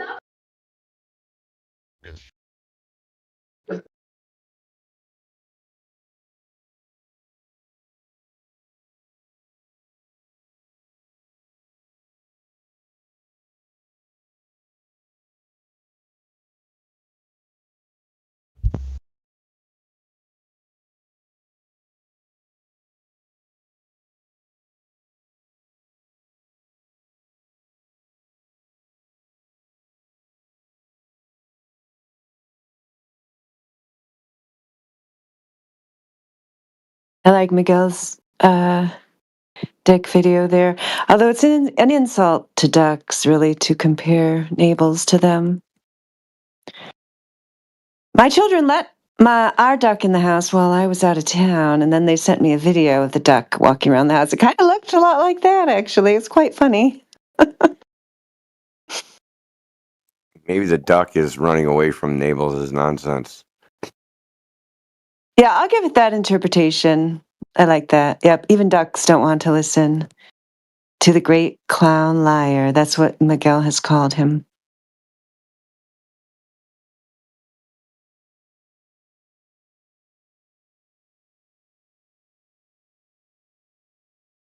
I thought ducks come in pairs. I've never seen one duck. Maybe Duck is running toward his mate. She's in the kitchen.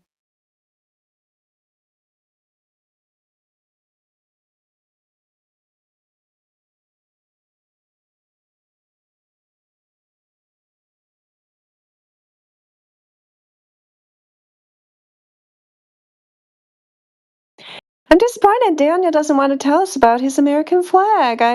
On the moon. I really want to know more about that. Oh well, maybe one day Daniel will decide to unmute.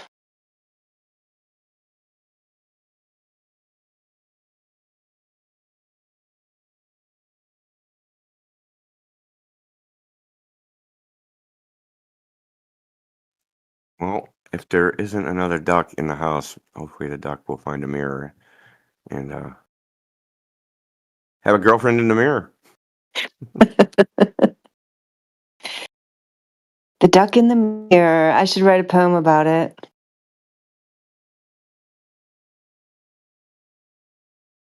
Will it be like a story of unrequited love?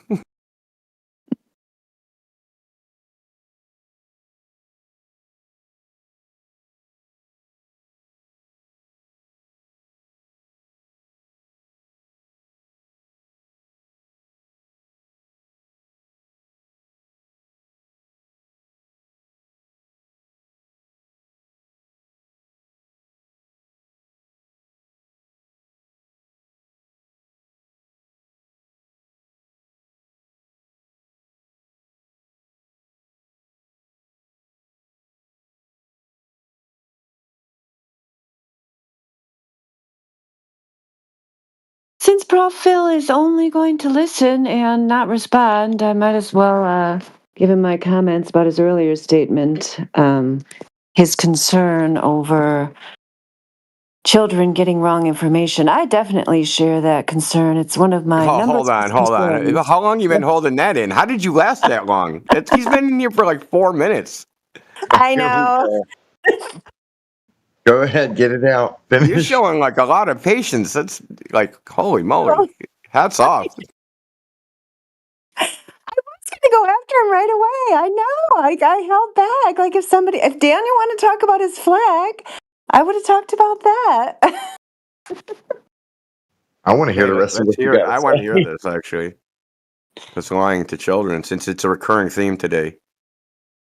Yeah, my concern, is that children are being lied to regarding the globe, that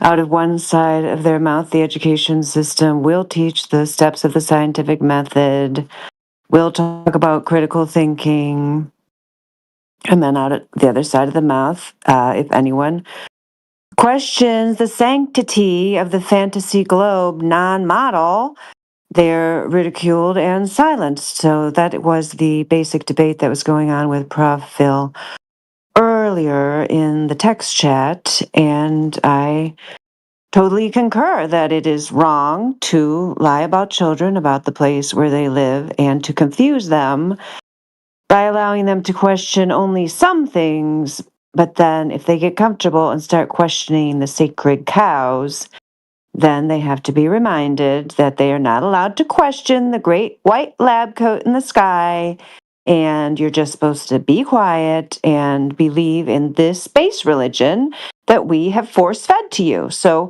yeah, I agree, Prof. Phil. Lying to children is totally wrong.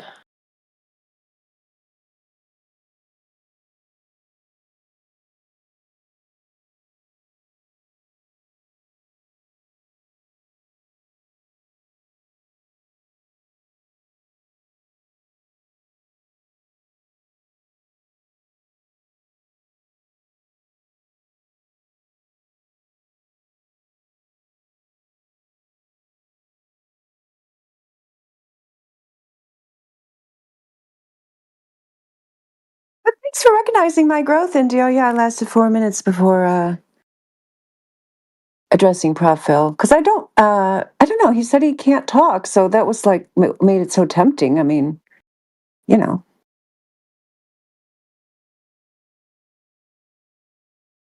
We have Light. Do we know Light? Random Discord emoji. Level 3 Politics Centurion. Member since August 29th, 2024. Member of Politics Server since October 2nd, 2025. Welcome to the Flat Earth channel. Light. Ooh, Miguel's written a poem, The Duck in the Mirror, already. Oh my goodness. I'm totally going to have to read this poem. Might have to read it to my duck.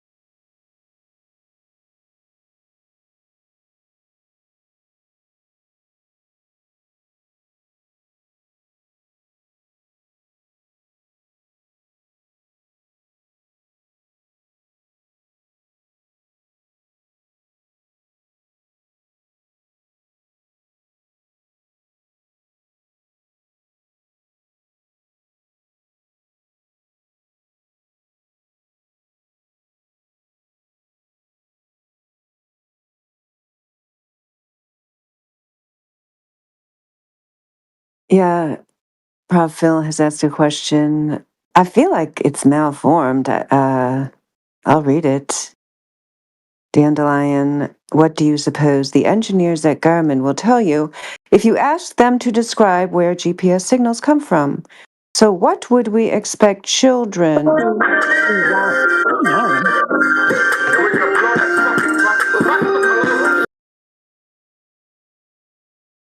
to continue? So, what would we expect children who want to work in the GPS industry for Garmin? There's definitely like a verb missing in there. Don't you guys think there's something missing after the word children? Or maybe a prepositional phrase. Something's missing there. Oh, he's edited it. Good. Okay, good. Okay. So, what would we expect to teach children who want to work in the GPS industry for Garmin?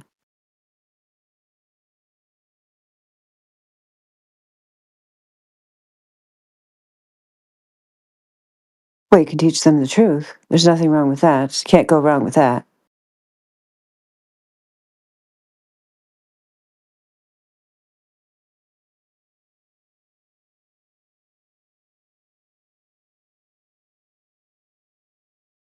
It's also possible to explain.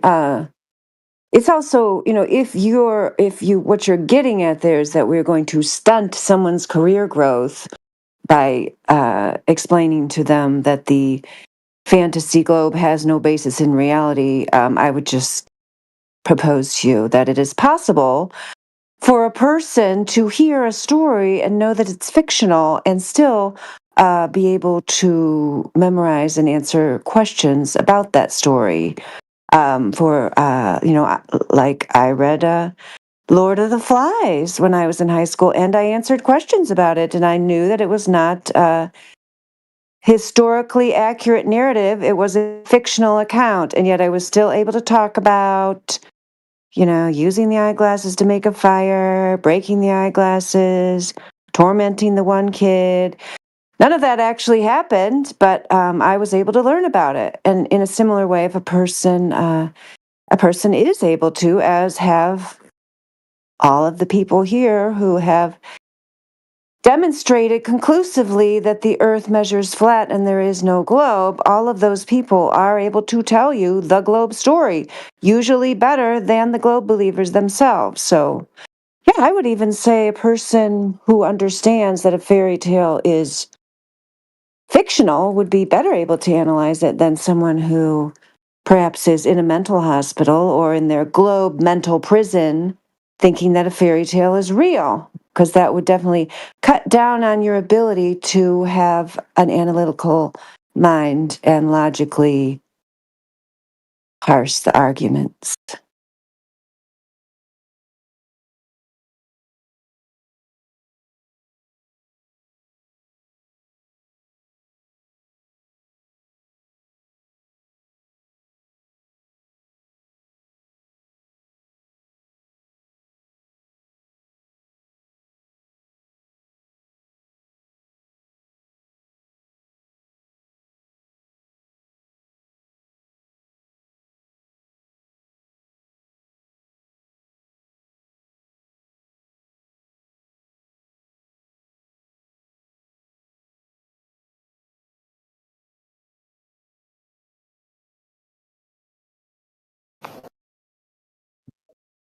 That was a great duck poem, by the way, Miguel. I'm totally going to read it to my duck after it stops raining. I don't know about his other next question. Oh, Toby Dog is addressing it in the text. I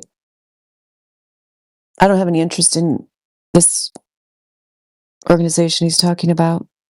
He's saying, do you think that Garmin will lie to you about where GPS signals come from? I mean, they're definitely not going to lie to me because I'm not going to talk to them. So I don't really know where you're going with that question.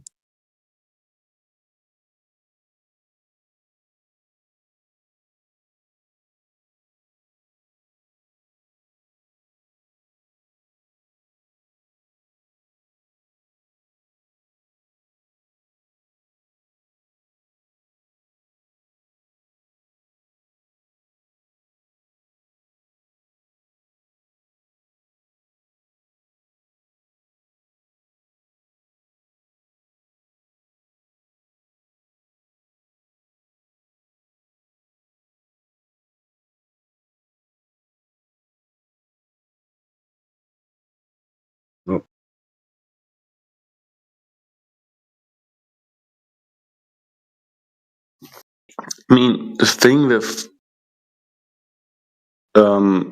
satellite signals, for example, and also GPS signals. The thing with GPS signals is that you can verify how the internal calculation, how the signals are converted to a location, because you can simulate giving it signals. You can give it input. There's not actual GPS signals, but signals that you generate yourself and see what the GPS device does based on that input. So we know how the signal gets converted to position, and then we also know that it's some signal that's coming from somewhere.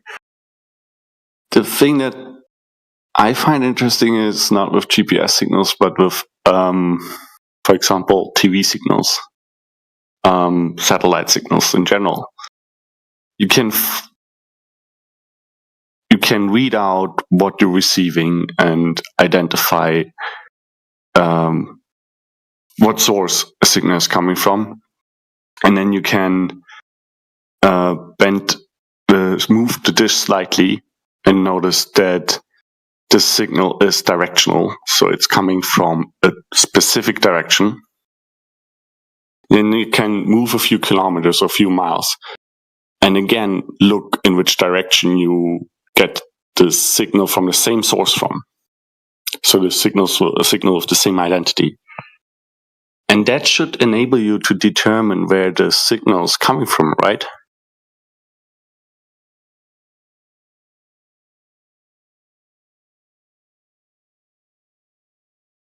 But when we do that with, for example, satellite signals, then we find that they are not coming from anywhere near the ground.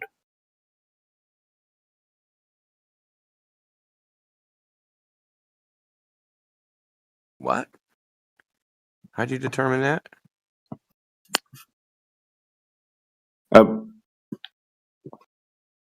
Basically, by taking by noting the direction that you need to point a dish into in order to get a signal from a satellite, right? And doing that for different positions that are miles apart.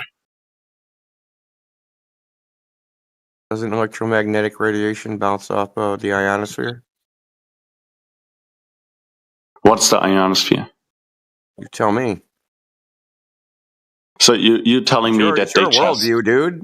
No, this is called. Okay, so if you have let me wrap my head around this. Saying to you. Let me wrap my head around this. So you're telling me that it's a coincidence when I'm having a bunch of different locations, I get the signal of the same identity from, and I get them only from a specific point, from a specific direction.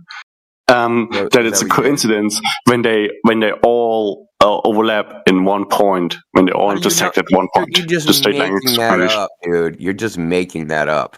Am I making that up? Okay, good. Okay, thanks. Show me where that was done. Post it in the chat, please. I don't have it ready on my fingertips, but I do know of it.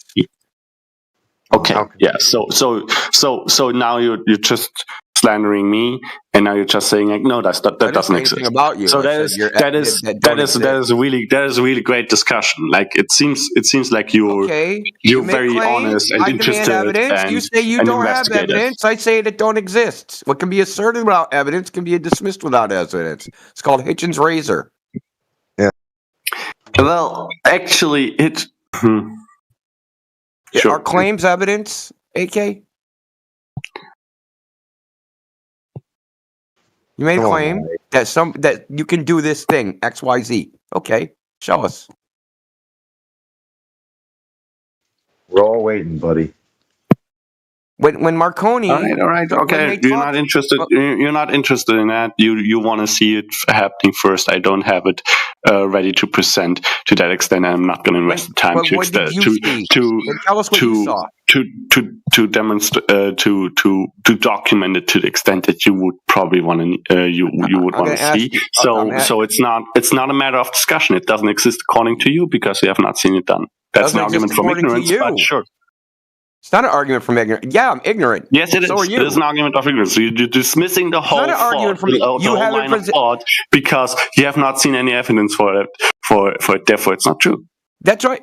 That's right. That's how it works. That's an argument from ignorance. That's exactly how an argument from ignorance. No, it's not an argument from ignorance. Yes, it's it is, called and it's an fine that you don't want to discuss it. unsubstantiated It's baseless okay. You don't have to get so claim. upset. It's an unsubstantiated, baseless claim. So that is an Indio. Why are you dismissing nothingness? that is proof by assertion that you say it's unsubstantiated, because there is a lot would be of the evidence. evidence out there. It is unsubstantiated. You can manipulate the head. Okay, you don't need to say that many words. You can manipulate the direction that the point in very easily. That's it's your claim. not true that it's unsubstantiated. That you need unsubstantiated until you show that you need to fine tune the direction that your fucking satellite dishes point in. That's not true. Okay, yeah. It's unsubstantiated until the substance. Substantiate means substance, right? The substance would be the actual evidence of it. So unsubstantiated means there's no substance to your claim, meaning you haven't provided the evidence that your claim is true. I see you want to hand wave dismiss this, and it's fine that you don't want to discuss it. It's fine. I just was pointing out something that was interesting to me, and you go like, "No, this doesn't exist. There's no evidence for it." It's okay. It's okay. It's okay. Your denialism is recognized and acknowledged, and I will let you live in your microcosm. It's fine. You're spurging, bro. When you say Indio is hand-wave dismissing this, what is this? What does this mean? What I just explained before he chimed in with his whole. No, but you said this. Like, where is that this? Can you put that this in the text chat so we can look at it and not hand-wave dismiss it? You have not presented anything for him to hand-wave. The this. You say Indio is hand-waving this. Can you put this in the text chat? I have pointed out something, and the room is obviously not willing to discuss it without me having demonstrated every single constituent of what I have pointed out. No, that's a straw I don't have man. it ready. I won't invest the time for it. So it's fine. You're straw manning what was said. You're trying to make shit up, dude. You're trying to recover from your lack of evidence.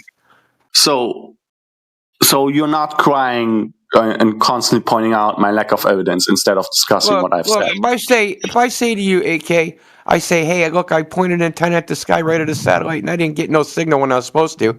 You'd say, hey, show me the evidence of that. You wouldn't just take me at face value. You'd ask for the evidence. That's fair. I should have the evidence for my claim. So should you. You don't get a free pass. Okay. It isn't like the world according to AK, and whatever you say is gospel fucking truth. Produce the fucking evidence or shut your pie hole. So that's exactly what I just said. How was I strawmanning anyone? Because we didn't ask you to produce it in any particular. You had the basic claim. Hey, if you have a bunch of points, you take a unidirectional antenna and you point at the same spot in the sky, then all these people will get the same signal. Was that the gist of it? No. Not a unidirectional one, but yeah, not a unidirectional antenna. It goes in one direction. Okay, yeah, then it's a unidirectional antenna. Sorry, I got my terms confused there. And no, not everyone will necessarily get the same signal. You can also get different signals if you point it at different sources, right? No, but you said the same point in the sky. That's how you know where it is. You're basically I guess you'd be triangulating it, right? So, yeah, you're getting position, a common position through a bunch of observers, different observers. Yeah. Right? And the position is coincidental. You said they intersect or is that where we would say that the signal is coming from? Is that like somehow? Okay. What's the contention here? What do you think is up to contention here? You haven't presented any evidence to contend with. Really simple. Okay, Let me ask you this. What do you need for the evidence? Do you like? It's your evidence. What convinced you? What evidence did you look at that convinced you? I want that evidence. But you've never seen any evidence because you made that shit up. We know you made it up. I know you made it up. You know I know you made it up. So I'm going to give you something that isn't made up. In 1918, Marconi set up a radio transmitter in the UK, in Cornwall, UK. They talked to fucking Sydney, Australia. There was no such thing as satellites in 1918. There was no radio repeaters. So how did they talk to Australia? That's a good question. 10,000 miles on the globe away. How did they talk to Australia? It's almost antipode, right? Antipode would be 12,000 miles, 12,500. So this is 10,000. How did they talk to Australia? I remembered looking into it, but I don't remember the details. So, your point? Well, what they say is the radio waves bounced, and if you weren't picking up the source by direct line of sight communication, that it was some bounce, right? So I'm asking, how did you eliminate this bounce that supposedly exists, and you know that it originated and it's a direct line of sight to an object in space that's orbiting the Earth? I'm not saying it is. I was actually asking a question. What was the question? But if it comes from if the signal source is actually on the ground and then bounces off in the air somehow, or whatever, then I would expect the straight line extrapolation of the direction that I point the antenna into in order to get the signal to not intersect at the same points for different observers. If I get multiple different observers that are separated by some distance to each other, I would expect it not to work. Because the straight line propagation is not where the signal is actually coming from, the source where it's actually coming from, right? There would be multiple. That these aren't actually like laser beams, right? They're electromagnetic waves that spread out. What's the difference between laser beams and electromagnetic waves? No, a laser beam is collimated light, right? So it'll have a limited beam divergence, whereas you have some aperture, like a radio transmitter. The aperture is going to be a lot larger, right? So the beam divergence is going to be a lot larger because it's not collimated radiation, right? To do that, you which is the reason why you can pick up the same signal from multiple different locations. Yes. Okay. Yeah. Yeah. Okay. But you don't have to point at the same spot, dude. Not. Okay. But that's really more of a function of how accurate, how small is the cone of reception from your unidirectional antenna. Because the source, the sender, the signal that is coming from the sender, from the source, is going in multiple directions anyway, because you're receiving it from multiple different locations. That is the intent. Yeah, I understand that you infer that if I point it whatever direction I point and get the most amount of power, that's the direction the satellite's in, right? That's the direction that I would think the source is in. But you're right; it could be not actually in that direction because there is the signal is actually bounced off and redirected or whatever, right? But then, if I have multiple different locations that I receive the same signal from, I would expect, in that case, the straight line extrapolation of the direction where I'm receiving that signal from, not to intersect in the same points. Is that fair? Yeah. I understand that. But that's still, it's like you went right from the wave back to the line of sight thing. Because the wavefront, when the antenna is perpendicular to the normal of the antenna is perpendicular to the phase of the wave is when you're going to get the most amount of power. And that isn't necessarily a line of sight to some transmitter because the wavefront gets distorted as it travels through the air, right? So you have a wavefront, electromagnetic radiation, and that wavefront starts in a spherically symmetrical wave, but it becomes like a wavy line the further and further away it gets from the source, right? And depending on your orientation of your antenna, when the antenna, not necessarily pointing directly at the source, but for the incoming radiation, if the antenna is basically if it was like a dish, if the dish is when the dish is parallel to the phase of the wave when it hits the antenna, then that would be the highest power level. You would have the largest signal strength. But that might not even be true because the most amount of noise might come from that direction too. So like it's not straightforward as you think. This is noise. So do you think that that there would be like a constant, like a systematic distortion of the wavefront? Do you think that is something that's not what is happening? It's on mute, John Cena here. Thank you. So, would you say that it's a reasonable assumption that there's some systematic distortion of the wavefront that's always there, or is it more of a statistical influence that has variation? I mean, it probably just over time. Maybe depends on the meteorological condition. Okay, so whatever it is, it's statistical by nature. So it has fluctuations, I guess everything is statistical. I mean, no, not really. Some things are just like an offset, for example. That's not the statistical when you say error. statistical nature, That what is does that mean? That is a systematic error. That is okay. You are you familiar with the term statistical error and systematic error? The change of the phase of the wavefront is statistical in nature. I don't get what you mean by that. Okay.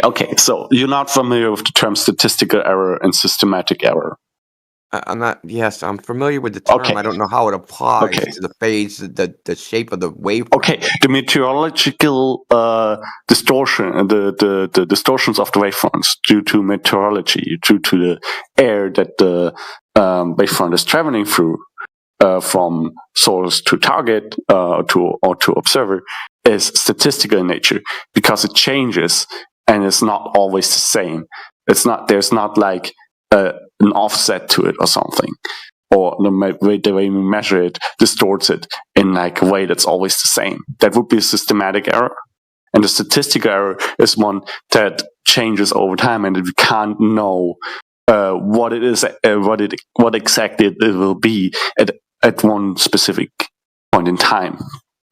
But it will vary around a 0 point, basically. Yeah. I get it. You're saying it's statistical error, but it's only a statistical error because that's the only way we can characterize it. That doesn't mean that we can't have a deterministic model that could characterize it if we knew the fucking variables. But if we had a deterministic model that would predict how it behaves, then it wouldn't be an error anymore. Why are you interrupting me? It's only a statistical error because we have incomplete information. Right? That was not the point of what I was saying. I'm just saying the way you're characterizing it. Yeah, we have incomplete information, so we apply statistics to it. That there'll be a bounded range of what we're going to measure. Yes, but if we had a deterministic model, or if we had a model that predicts or describes how the wavefront gets distorted, then it's not an error anymore because we can filter that out, right? And if we can't at the moment, then that's an error that's introduced. And if the error is a fluctuation, then the expectation would be that the true value would be in the middle of the variance that you're seeing. Usually, okay. And this has been attempted. There's plenty of atmospheric turbulence models for the propagation of electromagnetic radiation, but none of them work. None of them work. Mm-hmm. Well, I can give you a paper about it where they tried to shine laser between the Hawaiian Islands. Yeah, I've read through the papers. It's fine. You read through the paper I'm talking about? The multi-wavelength freaking laser test? Yeah, that rings a bell. Between the Hawaiian Islands? That rings a bell, yes. 47 kilometers? Yes, that rings a bell. I'm not entirely sure anymore, but it rings a bell. Let me give you a little review. I'll quickly do it. They took 3 lasers of different wavelengths and they shined them from the top of one Hawaiian island to the other. The purpose was to characterize, make a model of turbulence. And they did this by measuring the speckle pattern, which is the same thing as the wavefront. The wavefront creates the laser speckle pattern. So they had a telescope, 3.4 meter telescope. They ingested all the lasers into the telescope, split them with fiber, and compared the speckle patterns and tried to make a I can't remember. I just mentioned this earlier, which is really weird. It's called a Kolmogorov turbulence model to try and model the turbulence based upon the correlation of the speckle patterns of the three different wavelengths, and it did not work. Okay, so there are subsequent papers where they tried to use phase screen models, refraction models, blended models. So they could not. So far, they have not been able to successfully make a model of how electromagnetic radiation phase fronts, in the case of a laser speckle pattern where you can just measure that directly, but the phase fronts, how they change as they propagate through the atmosphere, because the inhomogeneities of the air are not uniform, and they're not even uniform in size, and they're not uniform in difference of temperature. It's too non-uniform to make a prediction. So far, there's no deterministic models of it. Yeah, fair enough. Whether you can apply statistics to it, I don't know, because things like mirages, you just right? have to look at the variation What's of probability hold on, what's the probability of a temperature inversion? I don't know. Yeah, neither do I. I don't know. Good. But that would need to be in your statistics. Huh? A temperature inversion between the path of your receiver and the transmitter. You get so hung up. You get so hung up on this term, don't you? What do you mean get hung up on the term? Wouldn't you need to incorporate that into your statistical model? Aye. No? You just get to make it up as you go along? No. We just take a bunch of data and say this is the range we measure over time? Is that what you're talking about? Yes. You can take the data that they use to try and make the model and look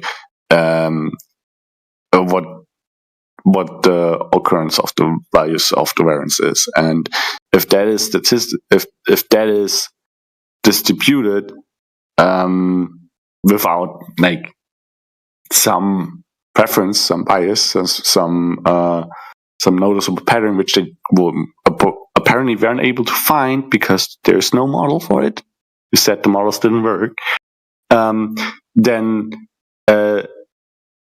it basically means that it just varies for all we can find randomly, right, within the corridor. So you can apply a statistical error, and the true value of a statistical error is basically of value of a statistical error is in the middle of the statistical error. Maybe you have heard what if the variation is orders of magnitudes? When you measure the length of a table and you have a measuring tape that's accurate to the 32 to 1 over to the 32th of an inch, right? Okay. Then you measure the length and the error, the measuring error of your reading is half of 1/32 of an inch. I know what measurement error is. Okay. I know what uncertainty and precision is. I know what the difference is.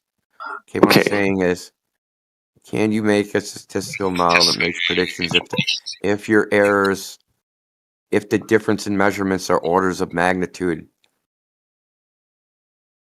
Right. I'll give you an example, because this is what I'm thinking of. You set up an antenna, you receive a radio signal, and when it's sunny out, you have power that's 10 times or 100 times greater than when it's dark out. Okay. But within that, you have spikes, right? Random spikes that happen every so often that match the average output of the solar variance. How long do those spikes last? Well, it depends on your polling rate. You're just taking single measurements. Depends on how often you're taking a measurement. So you're taking a measurement every second. I don't know. All right. Right? It's going to throw up your statistics. It's going to freaking destroy any model you could possibly make. So you say it's not fair to identify where a signal appears to be coming from by pointing a unidirectional You're saying I didn't say antenna in that, and see where the source, where the signal that you're receiving is strongest. I'm saying produce the evidence of what they did, and I'll evaluate the test. That's what I'm saying. I'll evaluate the equipment. I'll evaluate the test. I'll evaluate the did. I'll evaluate what the source of the error is. I'll evaluate what the confounding variables are. I'll evaluate what they did. Okay. That's how it works, right? That's how it works. Okay. Like you read a paper, you go down to the equipment list, you read what they did, you think about the sources of experimental error, what the assumptions are, what the systemic errors could be, whether the thinking thing checks out, whether they controlled for certain confounding variables, right? You evaluate the paper, right? That's what peer review is. You're the peer, you review it. Well, that's how it should be, at least. All right. So, have you ever looked into something like that before? Like the signal, so-called satellite signals and GPS signals.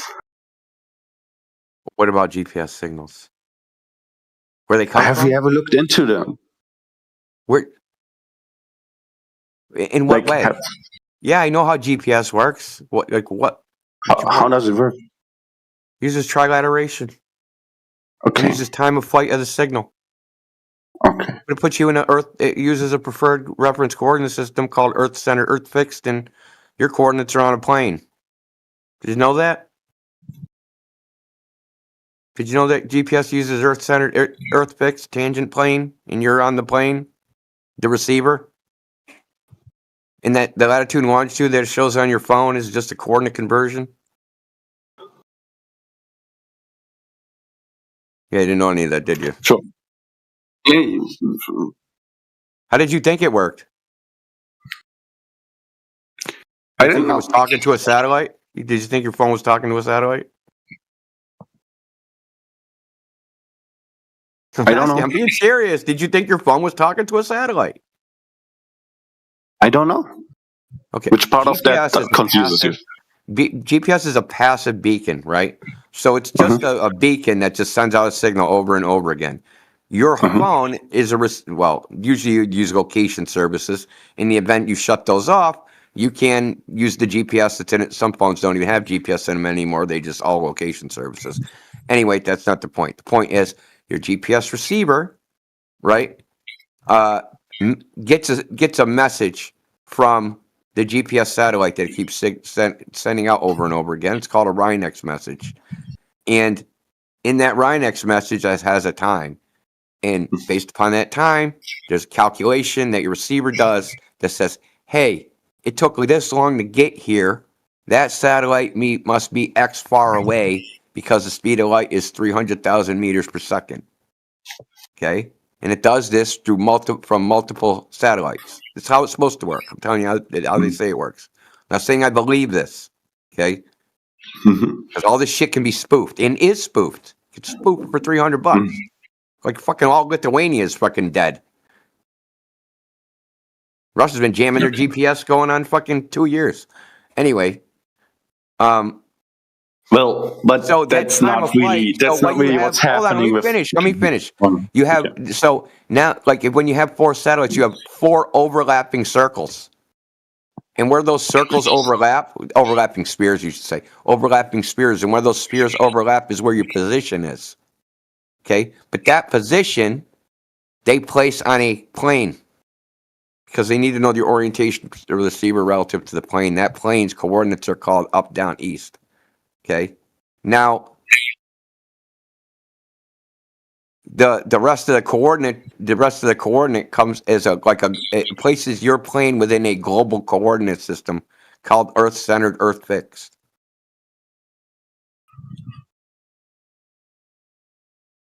Okay. You understand? I'll read up on it on my own time. That just get. I mean, you can look it up. You can fact check everything I'm saying. Yeah, but that's not how it actually works because That's exactly how it works, dude. Exactly. Okay. Want me to So post you say? diagrams and shit in the chat, dude, of how it works, dude? Like, Can I? literally. Sorry, I'm so sorry. I don't mean to be like confrontational with you. You seem very agitated to me, and I'm sorry if I'm causing that. But I don't mean to. I'm trying to have like an actual conversation with you, not argue with you, fight with you, have gotchas, or like I'm not trying to. Okay. To argue with you. In the chat, brother. Look in the chat. Okay, this is how it works. Trilateration, just like I said. All right, but there's intersecting circles. But see this globe thing? That's not the coordinate system they use. I'll post the coordinate system they use. Okay, so those devices that send out the satellite, the signals, they're actually up there. They're not satellites because it has to be different. They don't work. They don't have to be in the sky, dude. Is what I'm telling you. Okay, but we could determine. Look, it's admitted. Okay, so the calculation, the transformation that they're giving us, that they're telling us that just let me wrap my head around it for a second, okay? You didn't let me finish what I was going to say. Take off the pressure. Take off the pressure a little bit, and just let me wrap my head around it. I'm approaching this from a different angle a little bit than you, and just let me see if I got it right or which part I got wrong. Is that fair? Yeah. Okay. Cool. Cool. So what you're saying is that basically that conversion that they're telling us that they're doing is not what the conversion that they're actually doing, because the signals are not coming from where they're telling us they're coming from, but the signals are still coming from somewhere, and the conversion in principle works the same way, but the numbers for the conversion is different from what they're telling us. Which conversion are you talking about? From the received signals to the location that we're in. The location is where the only thing there are the beacon signal, and you receiving them. There's no two-way communication. You're not talking to the satellite. Correct. I never claimed that there's a two-way communication. That was no part of what I was saying. Those beacons can be anywhere, including on the ground. Unless you are gonna dump the raw Rhinex data and look at the timing information, you're never gonna know what you're actually connected to. What message you're actually getting to get in a coordinate. Now this has already been implemented. But you can't access hold on, dude. This is very important, dude.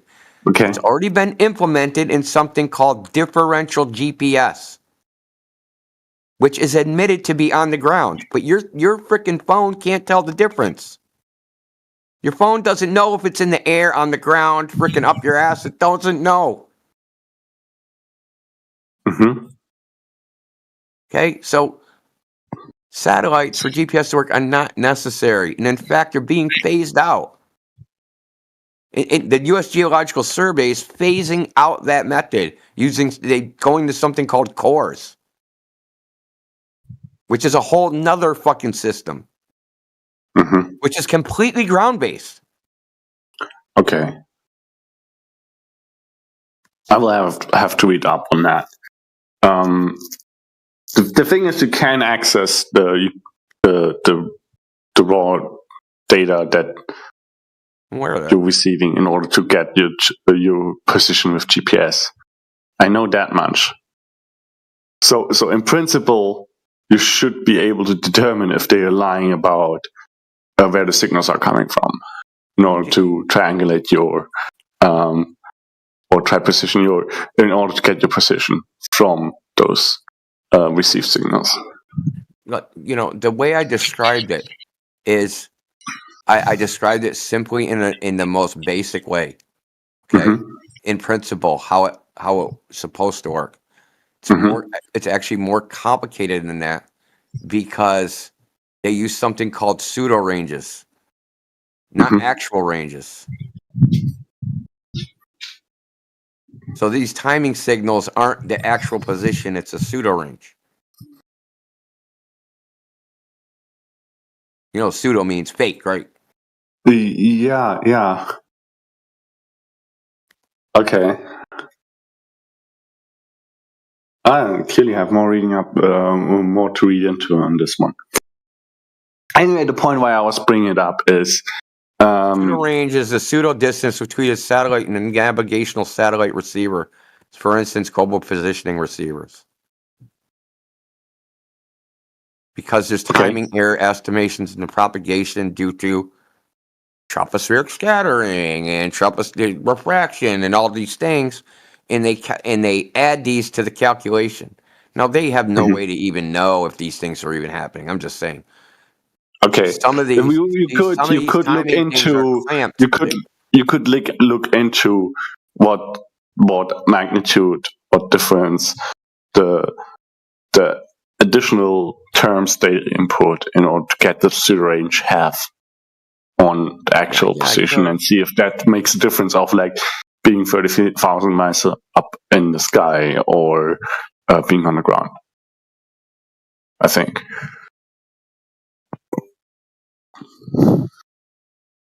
Possible from my point of view. And yes, that brings me back to the whole point where we started to talk about this, is that in principle, if you're evaluating signals that are supposedly coming from satellites, to that extent, if you're evaluating the evidence and the methods and the actual measurements that you can actually do yourself or always have done to present how something works, if you're evaluating it as deeply as you have asked me to provide, as you have said you would do if I was to provide the evidence, then I think we should be able to find out if the signal is actually coming from the ground or if it's coming from up in the sky. Does that make sense? Yeah, I mean, okay. Yeah, I guess you could find out. I mean, you wouldn't be able to do it that method. Why? Because the timing. There's a level of trust here that the time is correct. That's in the signal. That's in the Rhinex message. Oh, you think that the signals that they're sending can already be like falsified and distorted to where we think they're coming from somewhere. Yeah, and let's say then you you had apply calculation to know where you are, but it's actually working entirely different. Okay, I see. Yeah. Let's say you had a satellite or a freaking radio tower, and you stuck a differential GPS receiver on it, and you said, okay, your time of flight is this, but like add or transmit correct for your time. You're actually 1,000 miles above the surface of the Earth, and add that to the time. Do the timing as if you're up there, and then send that timestamp as if you're above where you are right now. You would just see it as a satellite that's 1,000 feet higher. When but on the scale that it would send you a message that said, "Here's my time," and you'd say, "Well, that's the time from a satellite that's 1,000 feet higher." Yeah, but the lie is in hundreds of miles, right, of height. Well, I mean, I think they say GPS orbits at 12,000 miles or something. Yeah. So in the thousands of miles even. So well, I mean, just whatever. That would make a significant difference to the calculation of triangulation. That kind of height difference. Yeah. Yeah, and then what? Yeah, so the calculation needs to be different. And then you look at your receiver and it's off by 30 meters or something, and then you're like, what? Call the National Guard? My frickin' GPS receiver's off by 30 meters? Yeah, in that case, I don't think you would be off by just 30 meters, huh? No? I don't know. I haven't done the math, but all I'm saying is GPS fails all the time. Nobody's frickin' going, oh my God, there's no satellites in space because GPS failed. Yeah, that's true. Dude, I lived in an area. I don't live there anymore, but like GPS never worked. There's literally people getting lost going, hey, how do I get to this fucking place? My GPS ain't working. Where I was live that, in a roughly city, so speaking? like it was just, I live in a city, so like the buildings would just like, I see. you forget it. Yeah, you couldn't get Bad signal. any Yeah. type of fucking signal of anything, Understand. Yeah. cell phone or GPS. Yeah. That is Hold really. on, hey, I got to go do something. I have to do it right this second. So, okay. Maybe someone else wants to talk. It's good to talk to you if you're not here when I get back.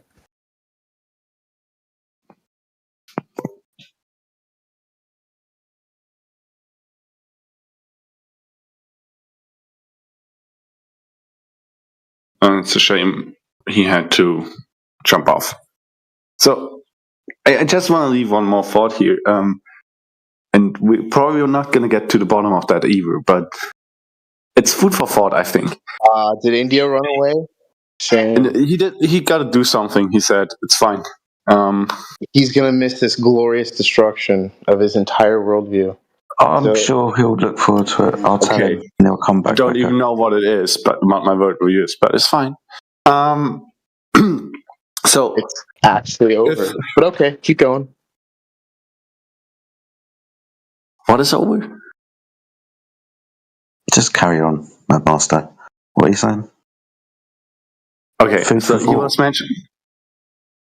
was mentioning that there has to be a level of trust in the timestamps that are being sent out with GPS signals, because they could be just saying one timestamp when the actual timestamp for the actual location they're in is different, and just work it out between them so that the triangulation on the device end still works just the same and works out to roughly get your location. There would have to be people implementing that, right? Producing that. And based on the fact that GPS works pretty much anywhere where it's not being jammed, for example, there would have to be like an international agreement on how that falsification of the actual timestamps and the actual locations of where the signals are coming from is being done. And it becomes like a pretty big collaboration very quickly. It's hard for me to wrap my hand around thinking that this is more reasonable than putting your trust in a timestamp.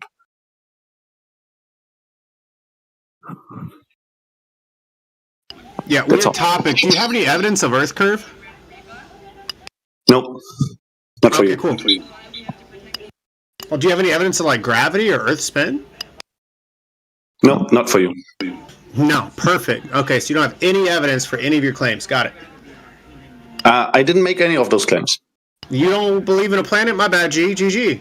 Welcome okay, now you're jumping. Okay, this is not a logical conclusion that you just draw. Let's talk about let Hulu just. Do you believe Earth curves? Yes or no? I prefer not to believe. Okay, to so you have don't believe beliefs it. in Perfect. topics. GG. Okay. All right.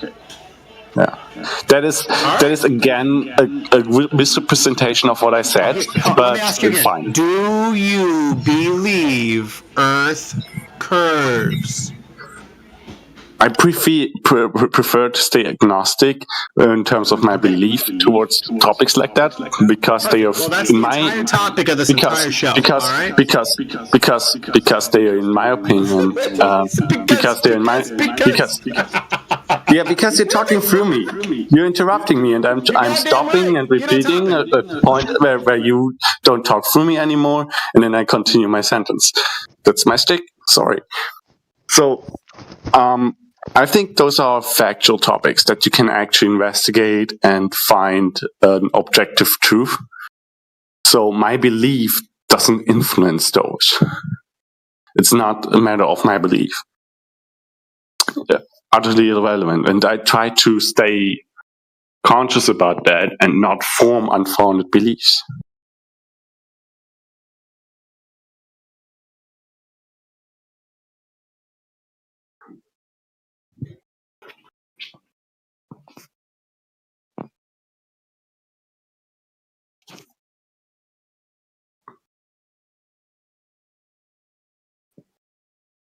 Hello, am I interrupting anything? I just have a question.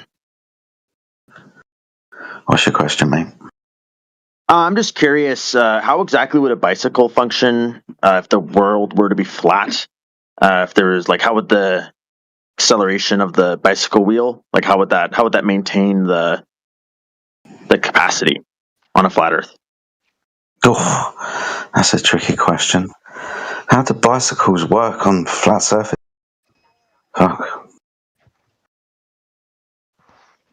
Yeah, that is the question. I mean, if you're stumped, I mean, that's fair. I think it's a gotcha. I've asked it a few times in here. No one's able to really answer it properly. I just wondered why you're asking us. Can't you figure it out yourself? Obviously not. I think the fact that bicycles function at all, is evidence that the world's round, obviously, because that's a slope for the bicycle to go on. I don't know, mate. I don't know what he's on about. You can have a go if you want.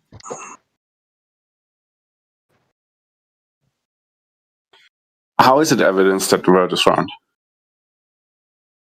Because there's a slope for the bicycle to go down on. Well, that's incorrect. What about Kansas? Is Kansas not real? I would appreciate just the answer to the question. Yeah, it's going to be another Dodge. It's going to be another Dodge. I'm just curious, how exactly would a bicycle function on a flat Earth? Please go ahead. Bicycles not work in the Salt Lakes? What the fuck is this?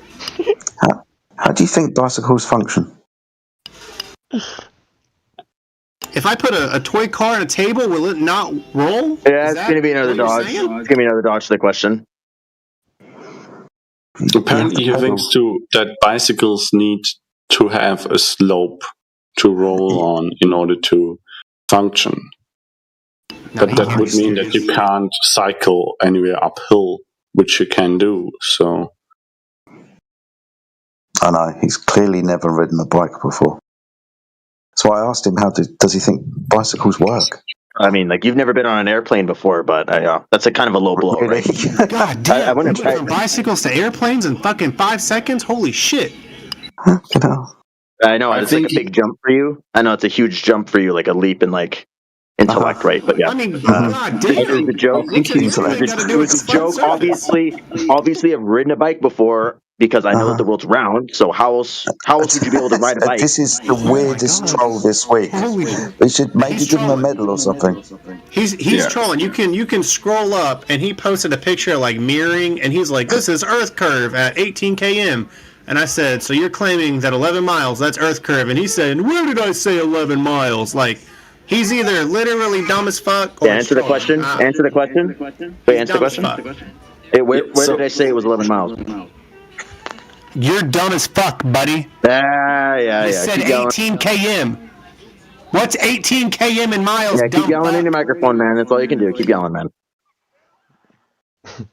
So it's just about over 6 miles. It's 11 miles. Oh, sorry. Yeah. Yeah, you're an idiot. It is 11 miles. It is. Yeah, yes. It's just over 11. Sorry. Technically, it's 11.185 or some shit like that. But hey. Yeah, but you rounded it down, and then you're calling me an idiot. Okay, buddy. Dude, you completely got it wrong. I'd shut up. Yeah, I put 18 km for a reason, buddy. How about you use the metrics I give you before you start telling me I'm wrong? Okay. How about this has nothing to do with from the original question I asked. How would a bicycle function on a flat plane? On a flat plane, like still any haven't other flat received a valid plane, you apply coherent answer for. Force. My God, you just apply force. Hey, buddy, if you don't know how a bicycle works, maybe you go speak to your daddy. I mean, how exactly a bicycle works is not that trivial, to be honest. Maybe your daddy will teach you how it works. No, okay. The very few people actually know how a bicycle works. They only know how to ride one, but that doesn't mean that you know how the physics of behind it work. I think applying a force. I think whoever said that said it pretty well. I think that's it. So, what I think Dexter is doing here is making a caricature of what he perceives a lot of flat Earth arguments to be. For example, how does a plane fly around a curve without constantly doing adjustments. I have a question. Can I ask a question if that's okay? Okay, but as long as it's not about riding a bike, dude. No. Do you guys believe in science? Believe in science, what, as in the scientific method? Yeah, Do we like, do you guys understand adhere? the scientific method? Yes. Do you adhere to it? Do you believe it yields truth, knowledge? Well, it gives empirical evidence when the scientific method has been completed. Right. Like when you have a hypothesis that can be experimented on, you've just got the results to go by. Okay. When you say experimented on, you mean like a manipulation of an IV to result the DV, right? Yeah. Yeah, so it's like a measurement, right? You have to take measurements to manipulate the IV? You don't have to. How else would you do it? What do you mean? It depends what the independent variable is. You can extrapolate some kind of measuring function or use some kind of abstract or convention like Celsius, for example. What are you talking about, dude? Yeah, I'm asking, like, for some reason, I don't know, maybe it's not everyone. A lot of people in this chat reject, like, models for some reason. It's weird. Sorry? They reject models. Like, anytime I bring up models, they're like, that's not reality, that's not science. Okay, so it depends what type of model you're talking about. A statistical model? What? Models come in many different forms. Scientific model? What type of model are you talking about, dude? Like a conceptual model. A conceptual model? Okay. A mathematical model. A mathematical and conceptual model. Like what? Okay. Like You can mathematically model Superman flying into Uranus. Doesn't mean jack shit, buddy. Okay, yeah, but you're doing the same thing. Everyone is doing the same thing. No, we're not. So You're not? what? Can you be specific as to what? Yeah. Okay. It's really easy. Are you taking measurements? When we're doing what? What, of the surface of the Earth? Yeah. When you're manipulating in the IV. Sorry, hold on. What are we doing when we employ the scientific method? Do you want me to go start to finish? If it will make it easier for everyone, yeah? No, I can just go quick. Like, you're manipulating an IV to result to changing the DV to, like, prove so you need a DV then, don't you? What's a DV? Dependent variable. And that is what? The variable that you're trying to, like, I guess in most cases, like the observed phenomenon. Yes, in all cases, it's the thing that's happening. A phenomena is something happening, right? A surface isn't happening, that's a concrete noun. When you measure a surface, a concrete noun, you're just looking for the abstract. You're not looking for the cause of the surface, you're looking for the measurement of the surface. I know what you're trying to do, dude. Oh, yeah, I mean, we can discuss, like, measurements of the surface. You're going to run into issues with science here as well, because a lot of you guys reject refraction. Why is that? A lot of you guys reject refraction. You don't take refraction into your measurements. No, we don't reject refraction. What are you talking about? We have long and lengthy conversations about these types of atmospheric effects all of the time.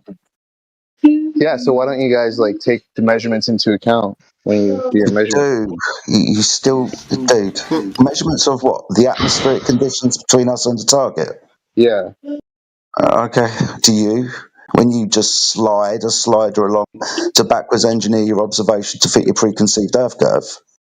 Based on known measurements of the atmosphere. Just the idea that light bends because you can make it do so on a slider. There's no science there. Come on.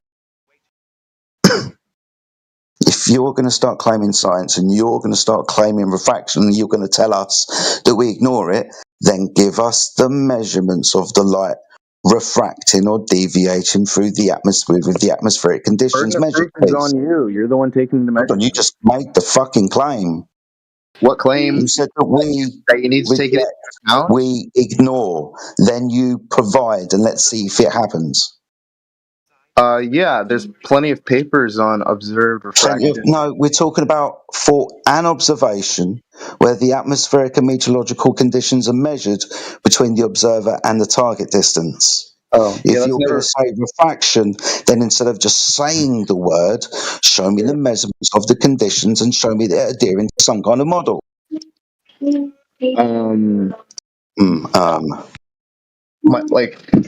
Okay, that would take time. That would take a lot of thinking. I could do it, but my question is, why don't you? Sorry, we do. What's this? Why don't you? Because you're the one that's claiming the Earth is flat. We sit here for days on end talking about how refraction is actually measured with different wavelengths of light. I'm not arguing with you. Oh, okay. So what, this ubiquitous you doesn't include me? Maybe you need to talk to someone else then. You're waiting for India, aren't you? I can tell.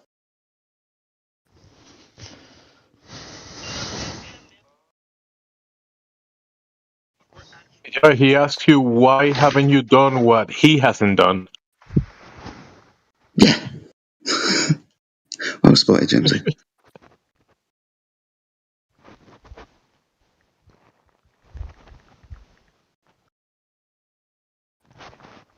Even though there's like probably thousands of hours of examples, people talking about that in here.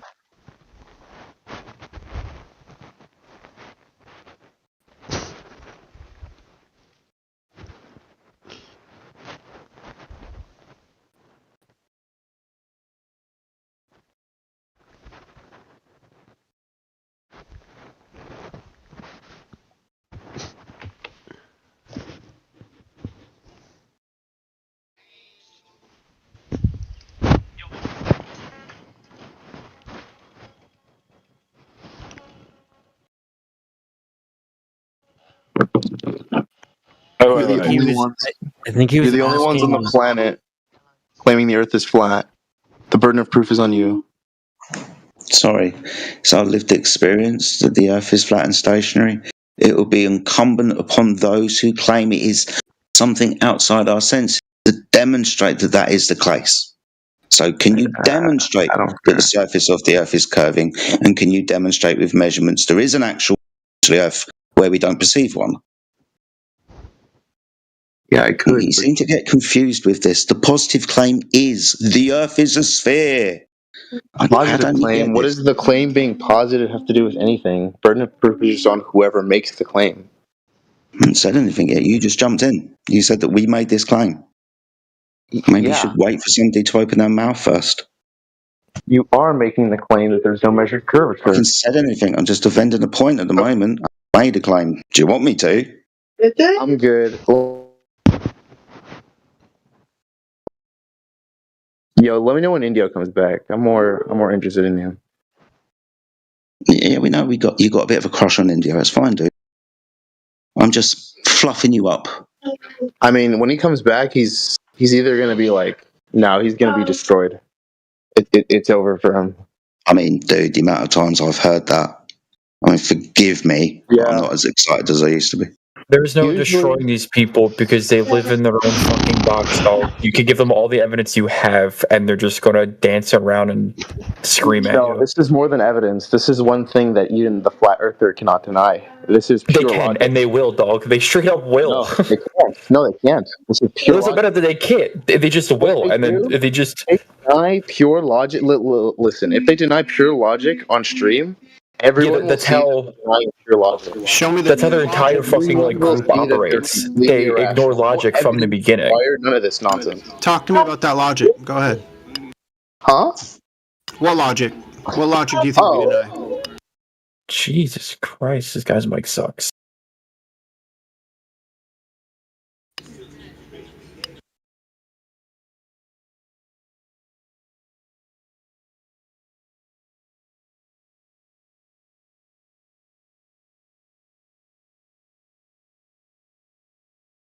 Wait, why'd you mute him? Wasn't he about to answer? Or am I crazy? I could have sworn he was about to answer.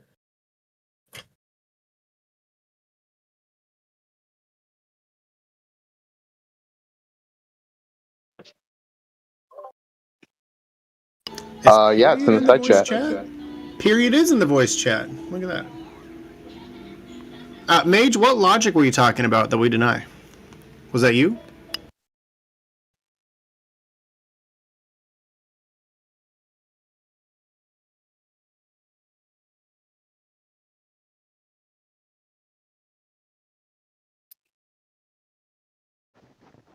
Somebody can put forth some logic or something. Hello?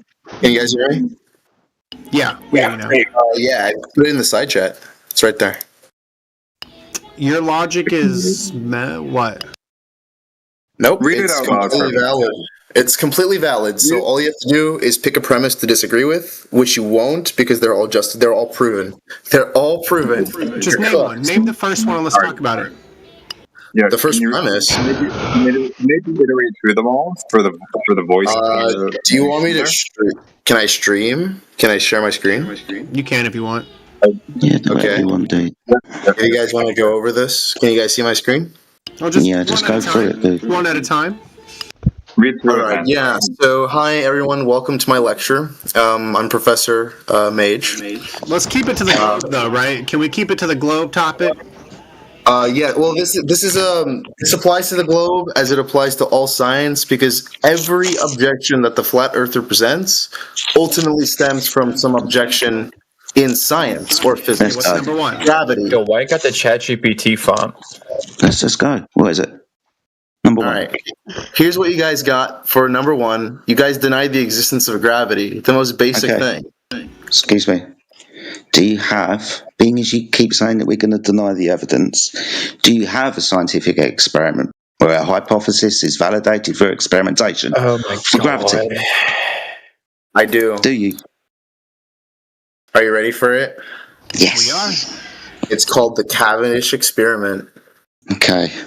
What is the Cavendish experiment proving? All right. How do I? I have to go to the app. Holy shit, this is ChatGPT, buddy. No fucking way.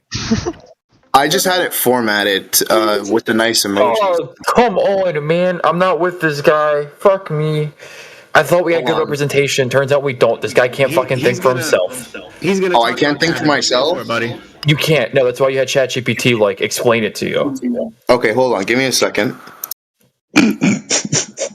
What are you gonna do? Teach yourself and then not use the ChatGPT screenshot? Yeah, so I'm about to cook you live, little Brody. Check this fucking shit out. You have no fucking education. I took a class on this. You're absolutely fucking cooked. And I want you to check this. This is my entire textbook, which I read front to back. How about this? Yeah, I know, but like, you still like had ChatGPT explain it to you. Can you like? No, I just had it formatted. You fucking dipshit. Check this fucking shit. So show me the original like document. Yeah. Here you fucking go, you dork. Right. Still want to know, Mage. What did Cavendish prove? Here you fucking go, you nerd. Hold on. Sorry, still asking. Oh, okay. Dude. What did I Cavendish stand prove? corrected. Oh, right. But I just used ChatGPT. I mean, you did. You should have used ChatGPT. I don't have a fucking degree in what I'm talking about, but whatever. Well, a lot of people with degrees now are using ChatGPT to do their homework, so like that doesn't mean I'm just anything, using it to format shit. Like here, I'll even show I know, you. but like Cavendish. Why did it need to be? I don't know, man. It feels like a cop out. Hold on, where is it? Let him use the ChatGPT. It's fine. Just get to your first point, buddy. Get to the Cavendish. Dude. It shows like he doesn't understand the thing he's explaining to people. We're not listening Totally to you fine. You anymore. can get destroyed Go on live. fucking mute. All this just so you don't have to show fucking gas pressure without a container. Fuck off, Well, he's dude. got a point there. India's Go got a point. find that shit. Dude, Damn, 3 why does hours? everyone in this How many server have hours has such it been? anger? How many hours has it been? How many hours now? 3. I don't know. I'm guessing. Is he muted? 7 Can he o'clock. not talk? I think I got on here at 2. 5 hours. I'm not showing the thing it asked for. No, he's muted. He can't talk. Gas pressure without a container. No, I'm talking a period I pound. mean, arguably, you don't Which is a need fucking to. gross ass name. Wait, I just got here. I haven't been here Yeah, 5 your name's hours. still gross. Oh, it's okay, but like I Did just you have got anything here. you want to talk about? You Why got are you your talking to me Defendant specifically? period? You got your Red Wings? And as a matter of fact, I do have my Red Wings. Congratulations. So you're a real man. Well, I don't know about that part. Oh, no. Only a real man could do that.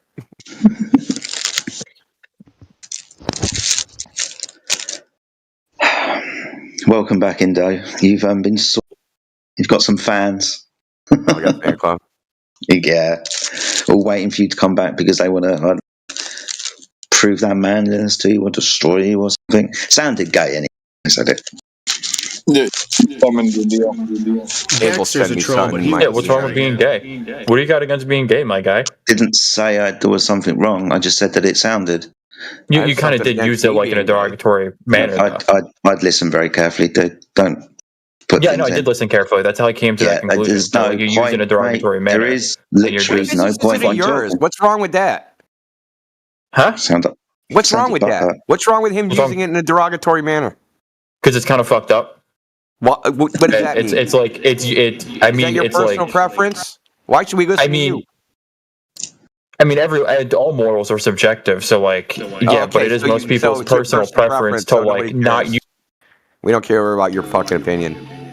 Period was talking about refraction. I'd like to hear what he has to say about it and his evidence. Maybe he'll make a glober out of us today. He's honest, period.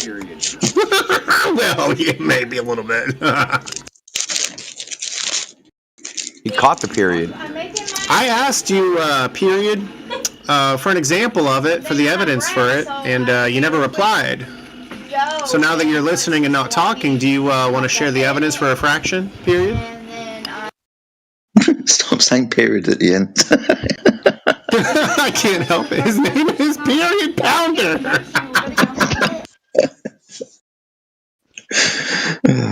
Sorry, I have to be. It's the mic. My bad.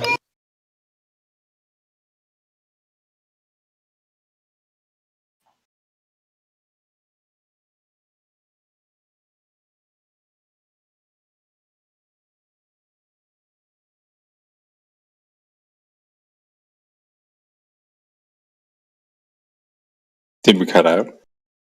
No, I'm reading. I'm reading. Oh, okay. Yeah, you're. I turned my I'm reading his down. fucking dude. You guys are so desperate. Where's fucking me? Period. You're still just insulting people. Do you want to get on topic or just fucking spiral in the side chat? If you stop spiraling and start talking, I'm sure they'll unmute you.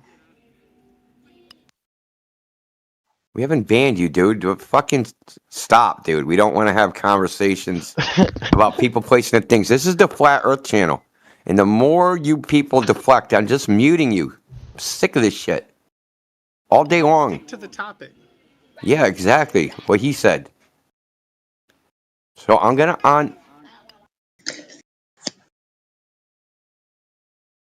unmute you. The conversation is not about flat earthers, not about globe earthers. It's about flat earth versus globe. That's it. It's not about how you feel about people fucking subjective opinion about people, your perception of him slandering gay people or whatever. Who cares? Go to the other channels for that. Indio. Yes. I've been a good boy lately. May I please be unbanned from your Flat Earth Discord? Yeah, try not freaking listen. I should let you freaking go back and cog this so you can see what you freaking typed out, man. You're having a meltdown. I kind of was melting down. Okay, so try not to do that again.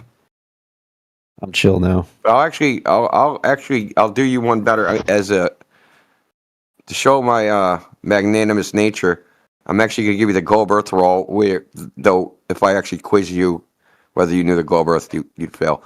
But I'll still give it to you anyway because you are an ardent believer, and I respect your dedication to your delusion.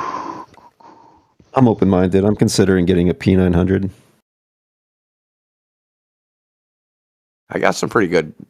I got a P1000 on loan, and I got some pretty good stuff going on. It's amazing what you can see. It's pretty cuckoo. Probably what you thought is going on out there at the horizon probably isn't going to be what you actually see. It's going to be a whole different world than what you think. And as simple as ships go over the horizon, the sun sets. That's simplified. It's not exactly what's going on. But I want to see for myself. Yeah, that'd be great, man. Fucking what else can you do? Don't trust us, man. The Earth is going to tell you what it is, not us.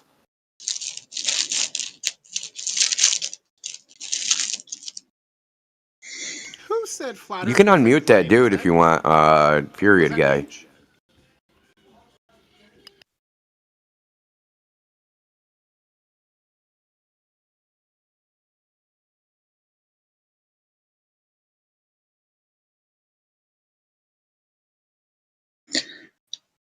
Do we really want to? Hell yeah, we do.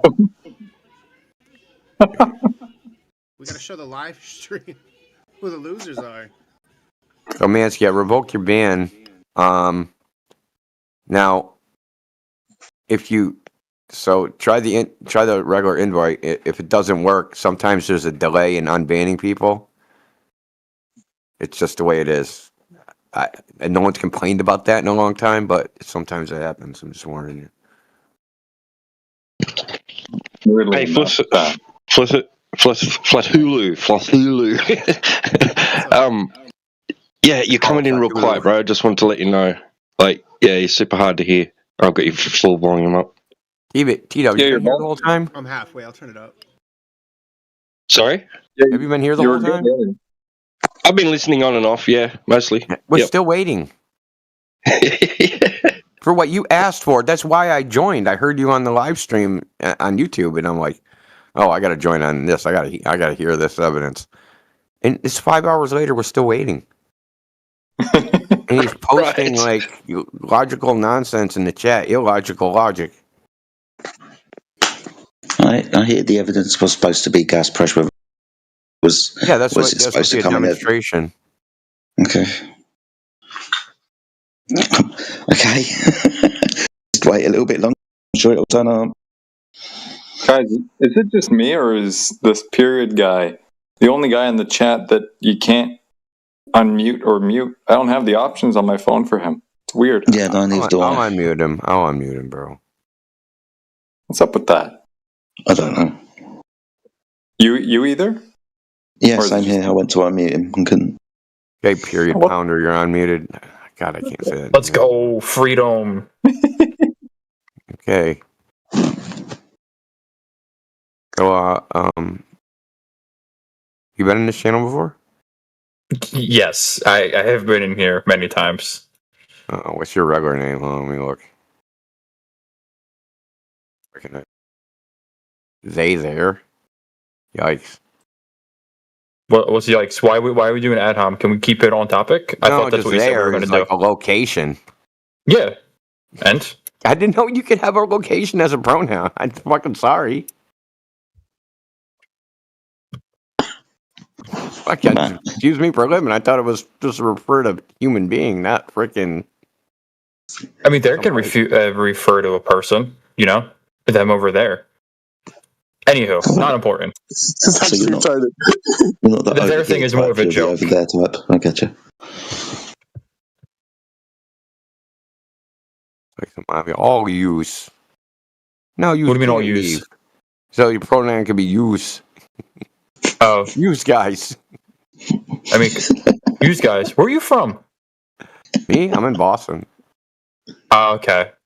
I knew it was like northeast area. That makes sense. Yep. Use is like a local thing. No, that's like a New York thing back in the day. It's like a tri-state area, yeah. New York, Philly, Boston, that kind of region. Oh, we don't talk like that. We talk stupider than that. You talk almost like what we do. Wicked pisser. Let's have a wicked pisser. What about Ann Arbor? Ann Arbor, Michigan? What? Ann Arbor? Recognize. Ann Arbor. Not Arbor. Nobody talks like that around here. Arbor. We go to Ann Arbor. Okay. Mabels.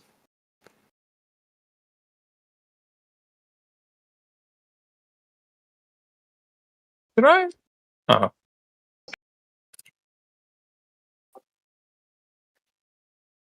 Indio, every measurement is a model of reality.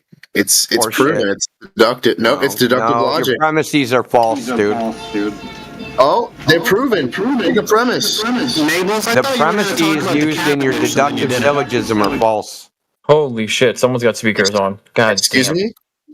The premises in your deductive syllogism are false. The premises. What are you arguing? Are you saying it's invalid?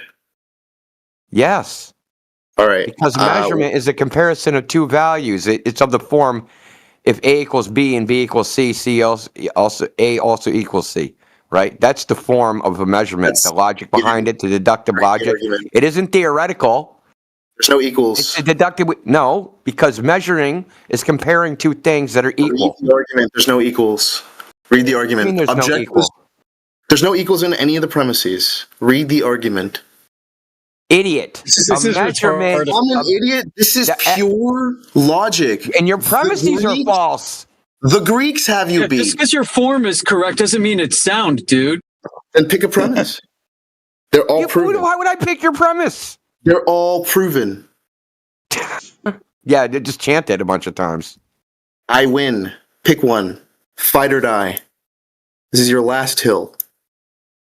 All measurements involve in instruments and interpretation rules. Fine. All instruments and interpretation rules involve theoretical models. False. All right. Go to the proof. Interpretation rules for a measurement involve deductive reasoning, not a theoretical model. I gave you the form of deductive reasoning. If A equals B and A equals C, then B also equals C, right? The proof is right below it. The proof. Address what I just said or get banned. What? You got 30 seconds. What? Address what I said or get banned. Dude, there's a 25 proof. seconds. Please. No, read the proof. No. I refuted it. Adjust my reputation. Dude, your IQ is a skid mark on his brain. So, you just which premise did you refute in the proof? 2. I missed. Huh? 2.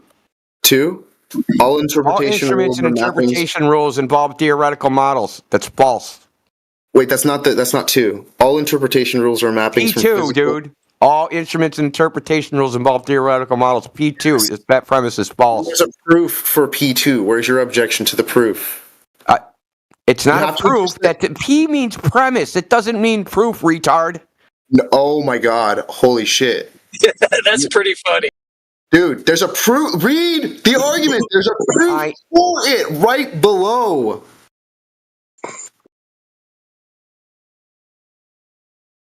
I don't just state the premise with P2 proof. All instruments and theoretical models. X is an instrument with interpretation rules. X involves a theoretical model. That is a proof by assertion. Which argument? It's a proof. Okay, the proof of P2 is a proof by assertion. It's an ipsy-dixit logical fallacy.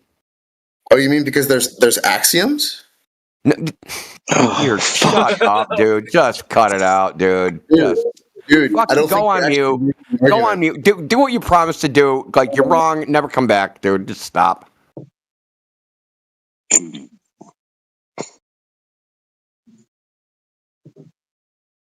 How that proves the globe? Good question. Yeah, I still don't see how it needs theoretical models. I don't see that at all. That's funny because like Mage was in here a few hours ago saying that in order to prove that gravity compresses gas that we breathe, he has to provide us with a model that he can conjure up through his imagination.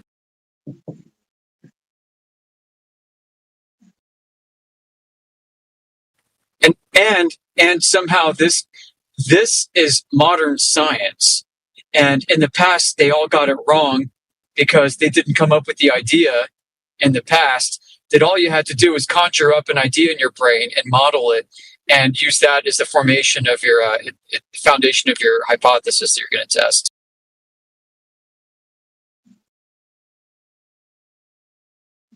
Like this is where we are in 2025. Feels like a step backwards, if you ask me. Yeah, we're into Jabberwocky. That's what this is. Alice in Wonderland Jabberwocky nonsense. Yeah. So, Nables, what's an axiom in logic? Self-evident truth. Okay, so is it self-evident truth that axiom 2, is that a self-evident truth? All mappings from observables to quantities require a theoretical model. Yes, that's self-evident. That's self-evident. Is how else would you do That's it? self-evident. Yes, Then that's describe it. Then give me an example. A real-world example. General relativity. A real-world example. That is a real-world example. General relativity is not a quote-unquote observable, okay? All mappings from observables to quantities require a theoretical model. Now, that is supposed to be self-evident, okay? So just give me something obvious. Self-evident is obvious, right? It should be just obvious that nobody has to be explained. It doesn't have to be argued for. Nothing. It should just be obvious that this is true for it to be an axiom. Let's hear it. General relativity is obviously true. Okay, do you know what observable and quantity are? Because I don't think you get it. How do you observe general relativity? No, you don't. You predict it. You observe reality. Just read it. All mappings from observables, things we measure, to quantities, things we predict, require a model. How quantities is defined. That is. Not in this paper. What do you mean? What paper? The fucking shit you posted. Every measurement of a model of reality, deductive proof. Yeah, every single retard wrote this. I just want to know the retard that wrote this. I want to know who wrote this. Is that your favorite word? Look, retard? Reason why Yeah, pretty much. You kept complaining and bitching and moaning about. I want to know the retard that wrote this. Who wrote this? Wrote what? This piece of crap, dude. I want to ridicule them to their face. You mean this proof? You mean this proof? No, it's not a proof. And you can't tell the difference, dude. It's not a proof because the premises are false and the axioms aren't self-evident. It's nothing even resembling a proof. It's a frickin' train wreck. All mappings from observables to quantities require a theoretical model. Give me an example. How's that self-evident? Because you can't give me an example that doesn't. Okay. Watch this. You can't. You can't conceive of one. It doesn't exist. Okay, so I'm going to show you that I can. No. What is a qubit? No, I'll just wait for you. Just type it out in the side chat. What is a qubit? Nah. No, what is a qubit? Argument in the side chat. Qubit is the distance between your elbow to the tip of your middle finger. Okay. Now, can I compare that to something else? Sure. Sure. Absolutely. Right? I can compare that and I can use my unit of measure, the elbow to tip of my hand. I don't have to call it a qubit. I can just say elbow to tip of my finger. And this length is 2 times the elbow to tip of my finger. That doesn't require any model of reality. It doesn't require any abstraction. It doesn't require any theoretical models. And I just made a measurement. How'd I do that? Yeah.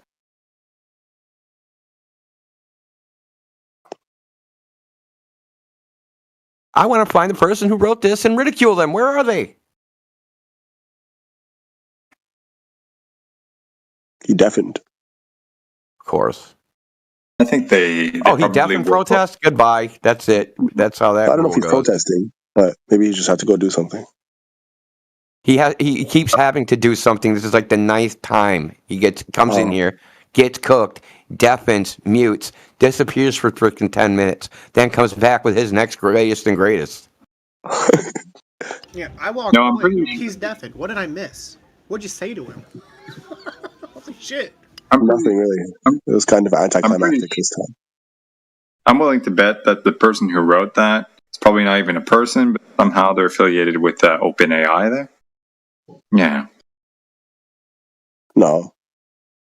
ChatGPT, not for sure. Is it? Okay. We're not interacting with Mage/Nables anymore. At least the rest of today, we're done. Oh, okay. He's sucked up too much time. Have we actually talked to anybody about flat Earth since he's been engaging us? A single person?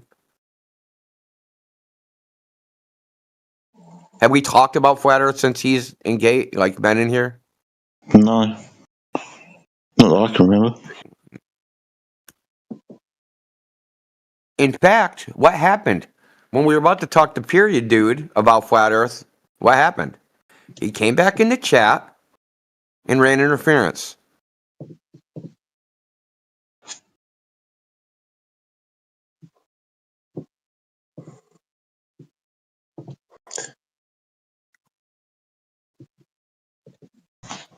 Who's this percent guy at the top?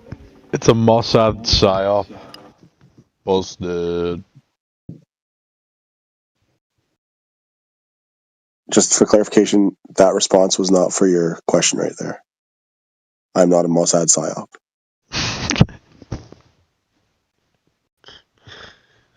I'm a Muslim one.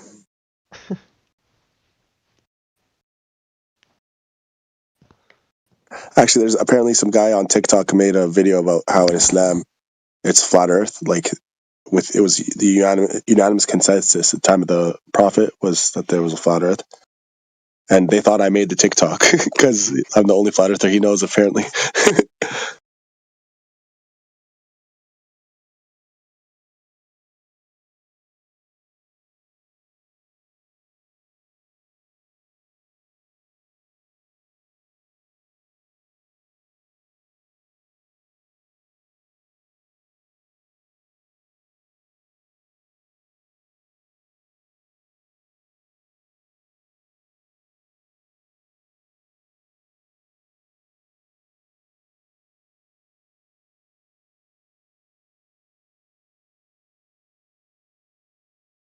Dude, Mage / Nables, bro, you're freaking like 0-100.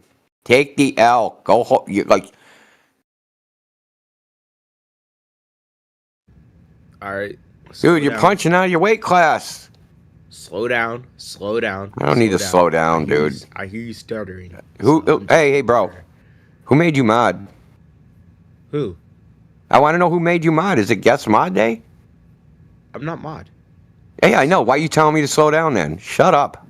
Because you're just very angry. You're just very What business is it yours? Very upset.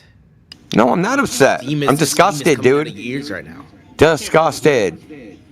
That's why you're making. See, you're making me the topic of the conversation as if you're doing something, dude. You're not. I mean, I'm clearly doing Time, something. if you're talking, I can't really hear you, bud, at all. Well, apparently I was already yelling, so I was already angry. So you can't be making me angry. So what was I angry? You're making me angrier? Are you making me angrier? Is that it? Maybe. Maybe not. Maybe. Time, what do you believe in? Do you believe you live in a ball? What you mean? You believe you live on a ball? I mean, I don't believe in the belief that you live on like a flat surface I can't really with hear no you. I'm edge. sorry. You believe in no edge. Is there a You believe in an edge. You Do you believe in an edge, time traveler? You believe in an if you say that it's flat, it should be an edge, right? It should be an edge. No. There's no portal. There's no portal. There's no portal. Why should there be? Okay, listen. You asked a question where. No, you're gonna go on mute. If you ask a question, yeah, that's what I thought. Oh my god, he instantly left. We literally just brought up Earth, and he left within 30 seconds. Holy shit. Holy shit. His one goal was to cause like drama and stir. I mean, that's fine. They talked about it. Yeah, but at this point, they're gonna come in here and do their thing. Like all you can do is limit the damage. That's it.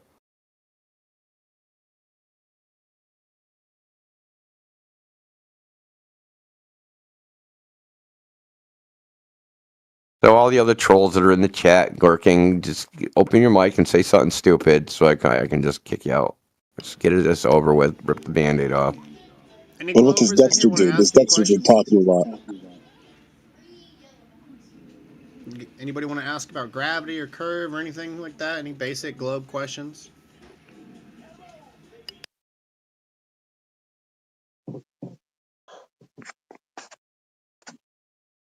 You're Dexter. You asked to be unmuted, but you're not even talking. Dexter is a character. I'll say that. He is a fucking character. I don't think he's worth talking to be honest. I really. Yeah, it looks like all he's gonna do is meta, like all the rest of the guys. All his comments are about the conversation. I feel like he'd rather talk about people. So so unmute and give us your unsolicited opinion about how the chat's run, so I can just freaking mute you two. Just get it out of the way. Hello, welcome, Posse. How are you? Haven't seen you here before.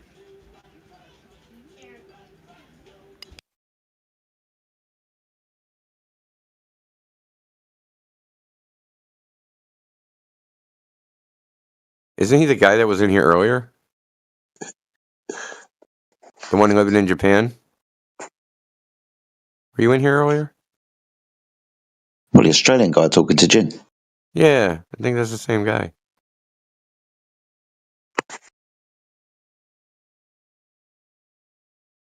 Can't even remember the guy's name, dude. Poss Aussie? I think that's him. I remember the icon. Oh, okay.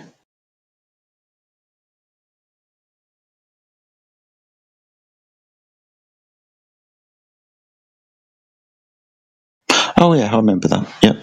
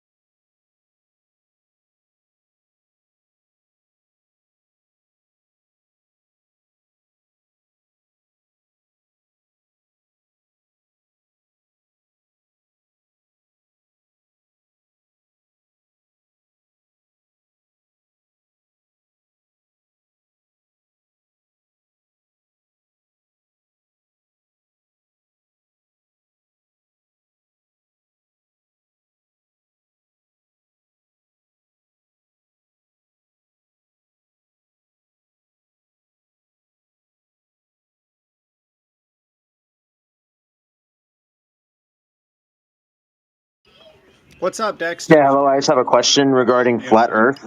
Is this a good time to ask? Yeah. What's up? Well, I believe you already know what I'm going to ask, but I mean, like for anyone new just joining, I haven't really gotten an answer to the original question: how exactly like a bicycle would function on a flat plane, like no curb to fall down on. I heard somebody say force. You have to apply force, and I can't argue that. I feel like if you apply force to those pedals, it's going to spin the wheel. There you go. Did that answer your question? What do you mean you just spin the pedal and the wheel goes? A wheel. What's the difference between a wheel spinning on a flat surface between a curved one? Do you think there's a major difference? Like it can't happen or something? Like, is that what you're implying? You're asking me if there's a major difference between rolling down a hill and rolling on a flat surface? Impossible on a flat surface. Yeah, that's why I'm asking. Is it called a hill? Sorry, am I talking to multiple people at the same time, or am I just engaging with one person? No, just talk to the voices in your head. Yeah, that wasn't rhetorical, buddy. Nice try. Yeah, what I said wasn't rhetorical either. Talk to the voices in your head. Listen, and ask a real question. You got 5 seconds to ask a real question. 5, 4. Well, can I just reverse it onto him? I want to do Uno reverse card. Bicycle? You really want to entertain this shit? I want to reverse it onto him. You guys are bored. There's 2 bikes. Dude. The front one's going downhill. in front of you. The second one's the rear wheel's going. Sorry, 2 wheels, I should say. The front wheel's going downhill in front of you. The rear one's going downhill behind you. How are you moving at all? Can I ask you a question, Dexter? Why do you believe you live on a ball?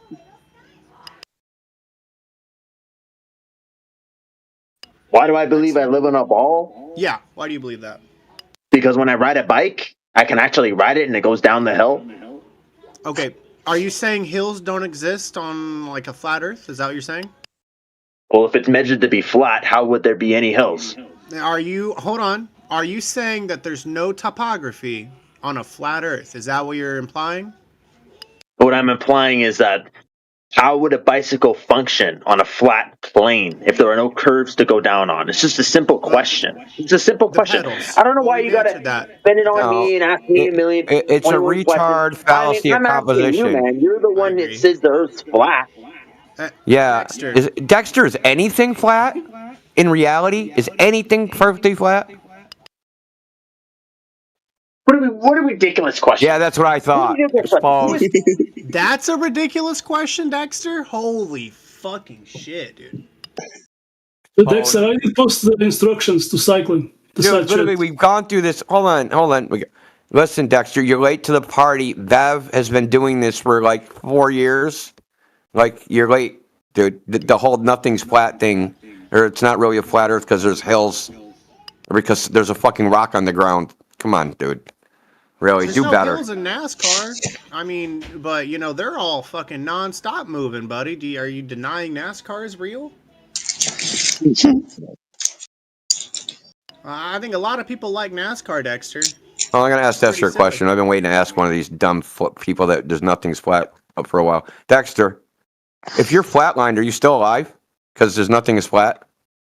Yeah, hold on. Am I answering the original question or am I answering the new question? You're answering this one. If you're flatlined, are you still alive because nothing is flat? Are you saying my brain is flat or something? Yeah, nice one, buddy. Flatlined. Your EKG. Your EKG. They got the things hooked up to your heart. Levels are flat or something. There's flatline on the screen. Are you still alive?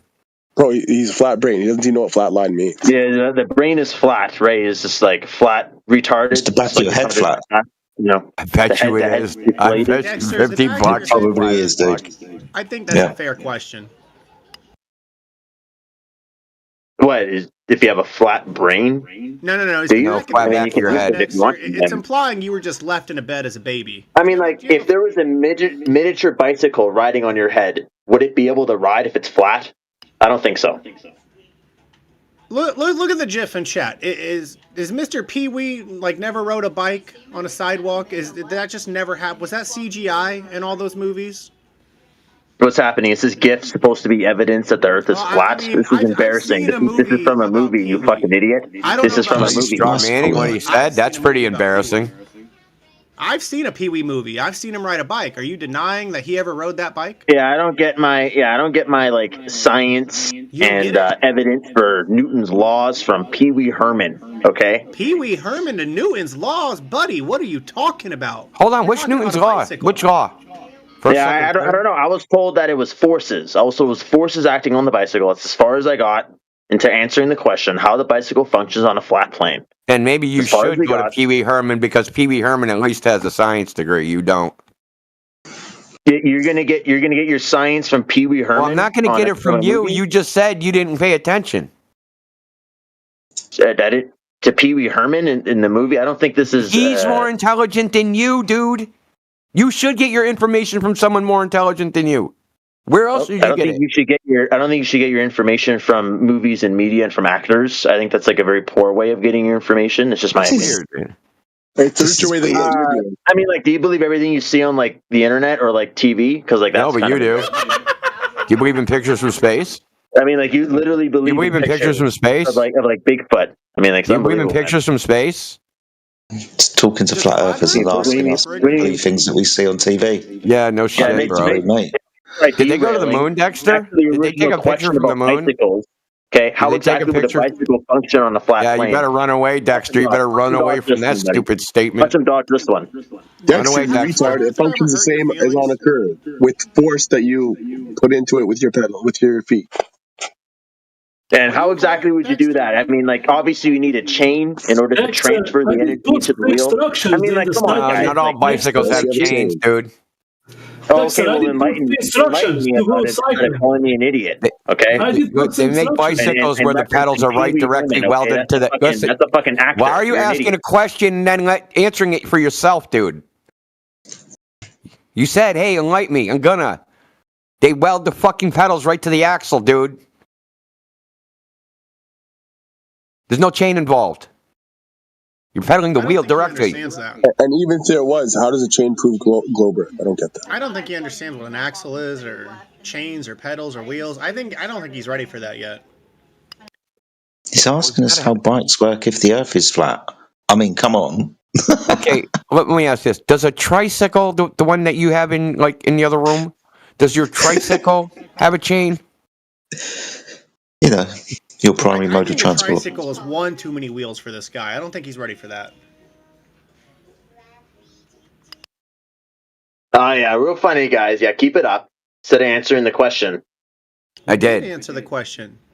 What's your? Did you didn't answer the question posed to you, Dexter.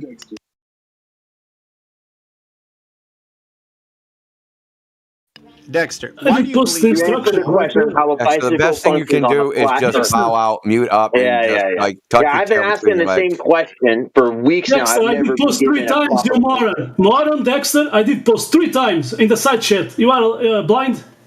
Okay, I haven't been looking. You are a moron. You are just a moron. You did the video of a little kid riding It's like a little kid riding a bike. Dexter, you're playing a pretend game, ask a question, and then cry that were never answered, even though it's been answered repeatedly by different people. None of this troll is clever. It's just boring. We're fucking with you. Because obviously we're bored. You're the victim here, dude. We're not. You don't realize it yet, dude, that you're the butt of the joke. I feel like he's hurt. Like somebody's hurt his feelings, and he's just coming here to try and cope with that. You know what I mean? Like try to feel superior or something. He probably tried to prove the globe once and got cooked, and is fucking still mad about it. What was his argument? Does anybody remember what he was talking about when he tried? It's just how does a bicycle work on the flat Earth? I didn't have an argument. I've got a question for him though, or anybody else. Was knowledge of the Earth being a globe required in order to invent the bicycle? Yeah. That's a good question. Maybe Dexter has the answer. What was the question? Go ahead, Dito. Ask again. Was knowledge of the Earth being a sphere required in order to invent the bicycle? Oh, absolutely. Yeah. How else would you be able to ride the bike down a hill? If there's no hill to ride a bike down. Oh my goodness. What happens if it's not on a hill?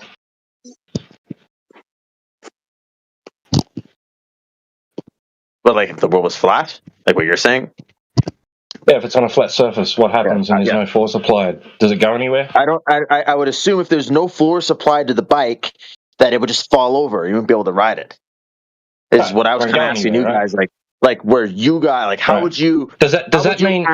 Does that mean, bro? If it's flat, like where would the force come from? Bro, does that mean slope, which is required?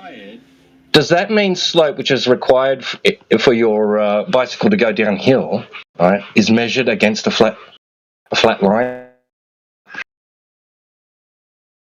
The slope measured on a flat line? So on a flat surface, your bike won't go anywhere. But if it's on a slope, like a hill, it will move. Force applied to the bike. There's no force applied to the bike. Right?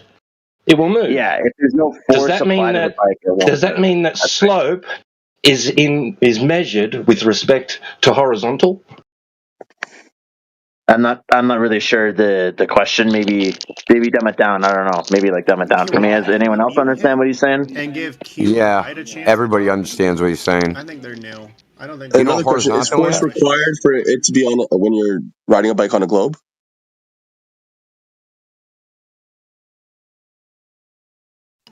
What's up, Q and Light? You guys have any questions, Earth related? That's not. Dex, you want to answer that? Yeah. What was the question? Is force required riding a bike on a globe? Force is required to ride a bike, period, buddy. Nice try. Okay, so why are you saying then on a flat Earth without force the bike will fall over if the same thing applies on a globe? Well, if it's flat, then there's no surface for the bike to go down on. So where would the force come from? From your legs. What do you mean there's no surface to go down on?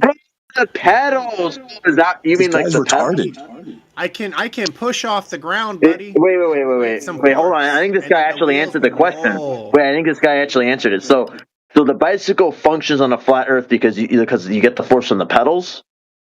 Yeah, your legs put force into the pedals or whatever, which creates pressure and traction on the back tire, friction from the back tire onto the ground causes you to propel forward. Yeah, the friction. That's another good one. That's another good one. Yeah. That's part of the laws, right? Like one of Newton's laws, right?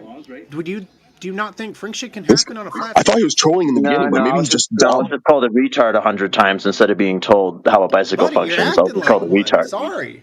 I was just curious. I was just curious how a bicycle would function on a flat plane. This guy actually answered the question. I really appreciate that. Thank you, man. So I'm going to go on. It's the same exact thing on the globe. It's the same exact thing. They both require the force, like to cause it to propel. Does he think like if the ball had like a flat spot, right? Like if you shave the ball, like the bike would just stop working, right? Like you're running, then you hit a flat spot. Oh, can't pedal over that. Got to walk it. Like this is just clear troll. About scale, I think he forgot how big his planet Earth is, and that it looks flat. It's locally flat. He's over there forgetting about that. Like he's just ignoring it. I thought he was just clear troll in the beginning, but they kept on saying it. I'm going to pretend like it's curved, and the curve is pushing me. Anyway, Q and Light, you guys have anything you want to ask about Earth? Or ask us? Anything to fucking ignore the fucking bicycle guy. Yeah, you don't gotta cuss so much, Fly. Yeah, you're kind of an asshole, man. I'm not even gonna lie, man. Well, you get what you No, he just cusses. Why would anyone want to talk in the VC? Why would anybody take you serious, dude? You're asking a ridiculous question and asking people to take you serious. Yeah, I was asked equally ridiculous questions back. No, okay, and before I even asked questions. Yeah, there was some ridiculous questions going around. In fact, I'm going to listen to you again, Dexter. In fact, it should be harder to ride a bike on a globe. I didn't realize that we were going to make fun of people for asking questions about the shape of the Earth. Well, you're asking questions about a bicycle. You're not asking questions about Earth. You're asking about a bicycle. Like, are you so stupid you don't know how a bike works? You never biked up a hill, like a plateau, and then you're just... You ever been on an airplane? You ever been on an airplane, man? I mean, come on, man. That's not very nice. An airplane? 1 second, guys. 1 second. Dexter, I want you to think about something. On a bike, on a globe, you're sitting in like the center of the bike. Where you're sitting is going to be the tangent point, right? The front wheel is going to be going downhill. The back wheel is going to be going uphill. Since the bike propels using friction from the back wheel, that back wheel is going to be going uphill. So it's going to be harder to ride a bike to generate the force on a globe than it is a flat Earth. It's actually not very good. That's a command of the globe. That's interesting. That's actually one of the dumbest flat Earth things I've ever heard from a flat earther. Shut up. That's smarter than anything you've ever thought about. I'm serious, because a gravity vector on a globe doesn't change as you go uphill. It's going to be radial out from a common barycenter of Earth. So the gravity vector, the perpendicular to down to the tangent of the globe, is always going to be updated with your position. It's not going to change. Unless you think that somehow, like the gravity vector on a globe, Globers think is going to be thrown forward, thrown backward or something. That's not what's happening. We didn't say anything about gravity, bro. Yeah, you did. You talked about having to struggle uphill on a globe on a bike. Like, no Glober actually thinks that. That's a strong end of the globe position. You're going to be at the tangent point, right? So that the back wheel is going to be going uphill, basically, or like up the curve, or however you want to say it. You're talking around the globe curvature, though, not up like a hill relative to the globe. How big is this bike's wheelbase? Yeah, you're talking about going straight, okay? Like pedaling straight on a globe is going to require more and increasing effort.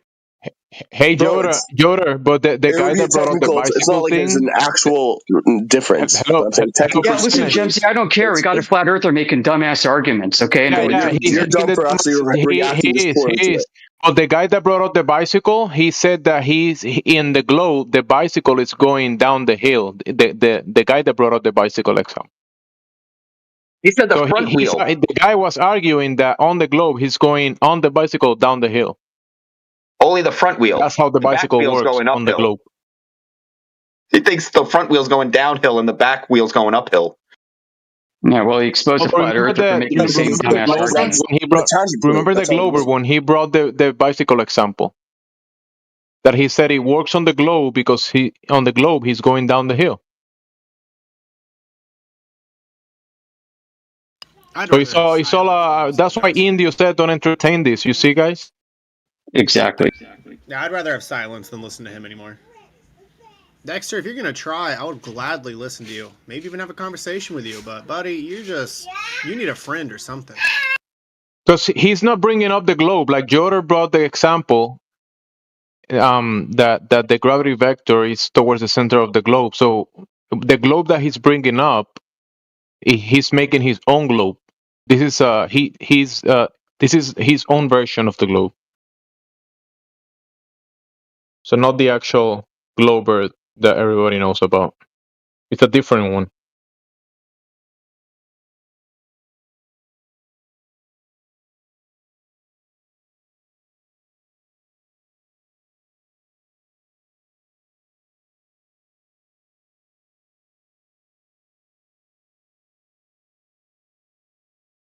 So find someone new to speak to or bring actual conversation.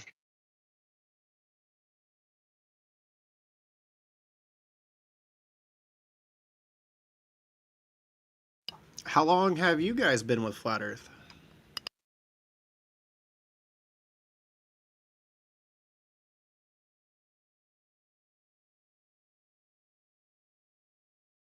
I don't believe the world's flat. Personally, I don't know. Like, is everyone else? Am I the only guy that thinks it's round? Did you want to have? I think you're the only one that doesn't know how to ride a bicycle.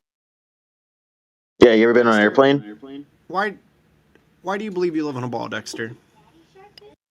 I live on a ball because I was taught in school that we live on a ball. I've also been on an airplane. And like everyone else says that it's on a ball. So I mean, like, I don't know. You kind of have to be like anti-science to think it's not on a ball, right? The evidence hold on just a second. Doesn't Flat Hulu sound really low? Is that just me? He does. He's in a different room than his mic. Okay, just making sure. It's a cheap mic. It's a cheap mic.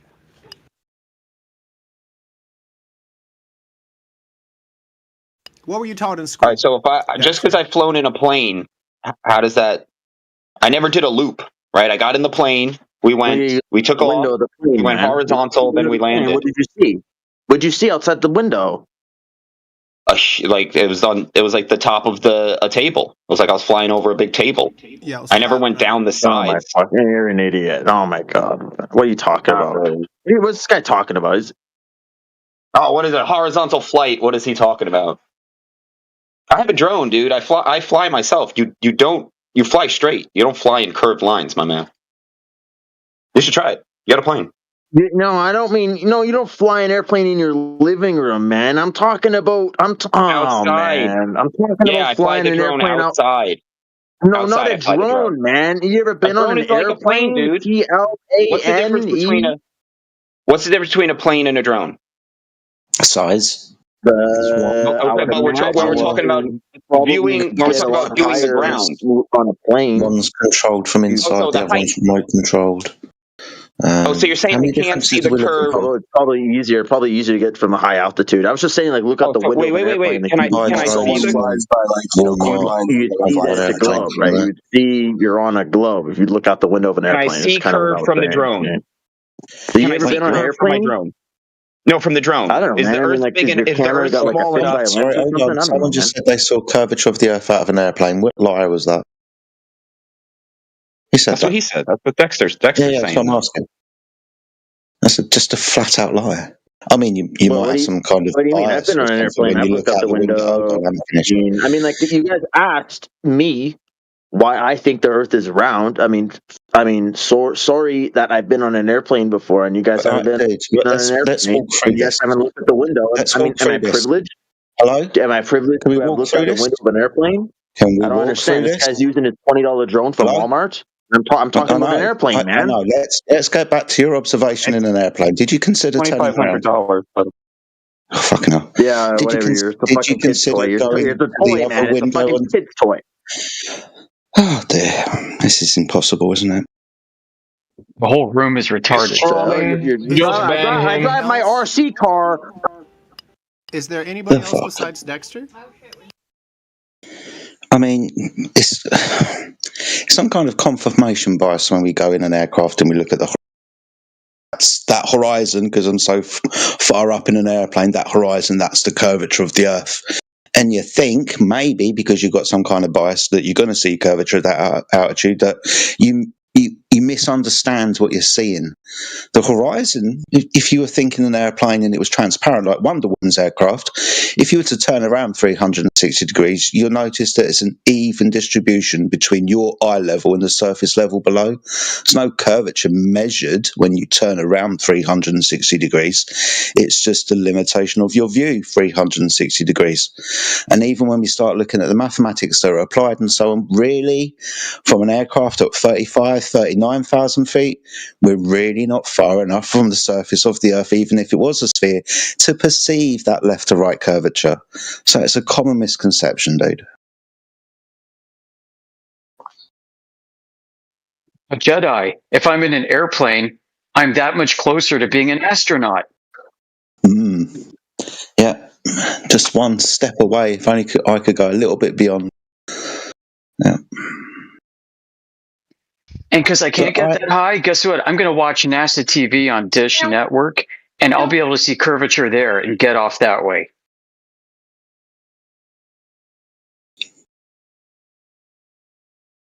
I mean, that's really what they do.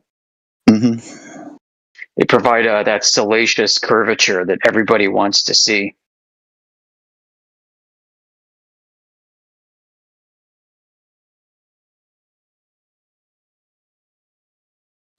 You know, it's like giving a druggie his fix in the morning. How much do you think those NASA CGI artists get paid to make that shit every day? I don't know.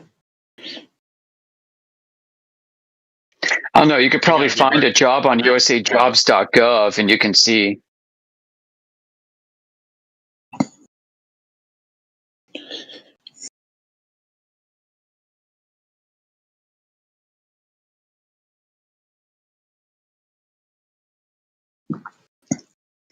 So that's it then. Misconceptions about looking at airplane windows. Any more on that one?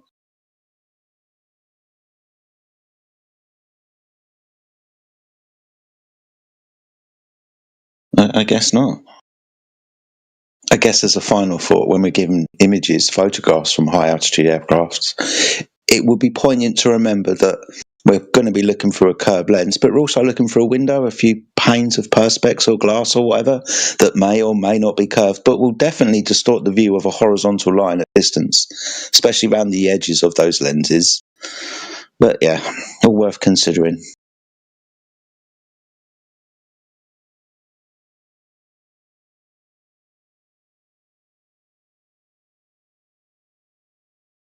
Now, did somebody want to make a claim about aviation across the Earth? Is that where the conversation was going?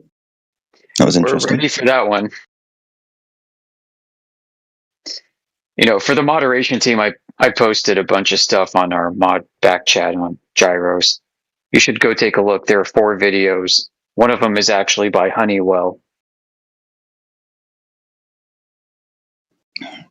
Honeywell sounds like a porn actress. Who's this? Oh yeah.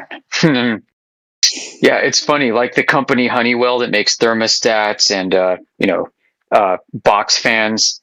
They also produce super high-end precision instruments for the American intelligence community.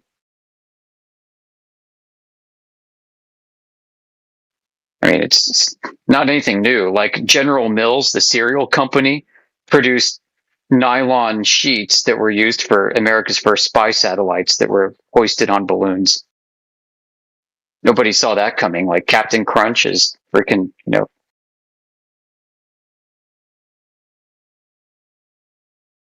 your bags of cereal are in outer space.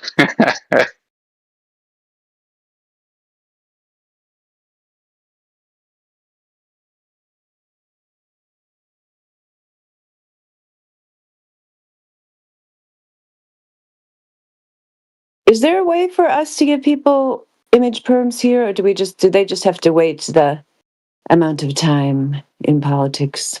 Do you guys know? It's I think they have to wait.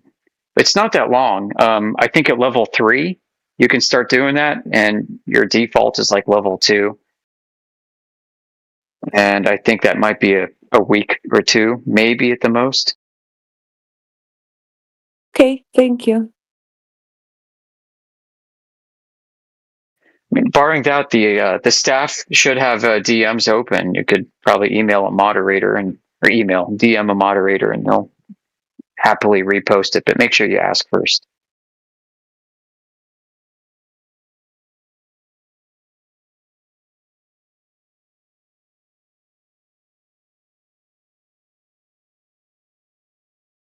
I've been in politics for months, and I can't post any pictures whatsoever. Yeah. Yeah. It's exactly a routine. You get a routine going. That's good. It's good. And now now once you get home, you're as soon as you can, you're gonna start routining out on that rehab. Right? Oh, reverse. Are you trying to talk to us? No, I don't think so. Yeah, I see. Like you're at level 2. I thought it was once a month that it went up, but yeah, because it says you joined August 5th.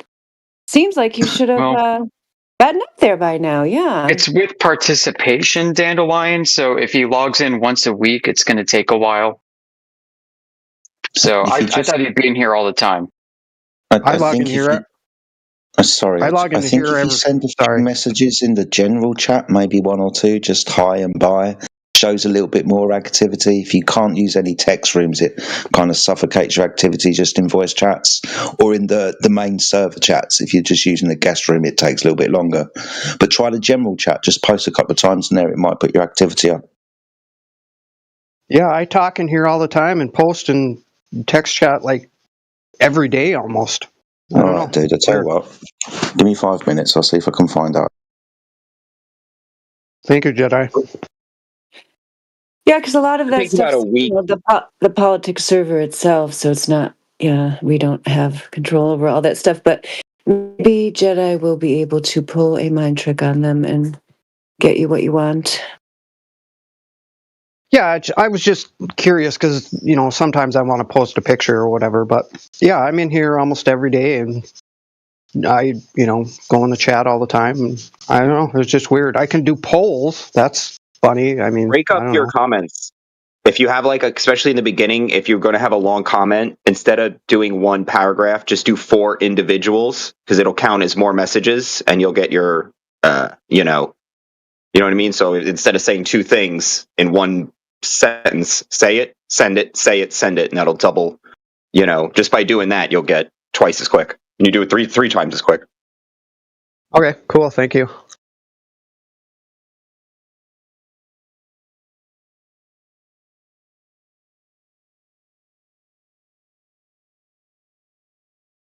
And I think you only need once you get 3, you're at 2. Once you get 3, I'm pretty sure you can post pictures in all the created rooms.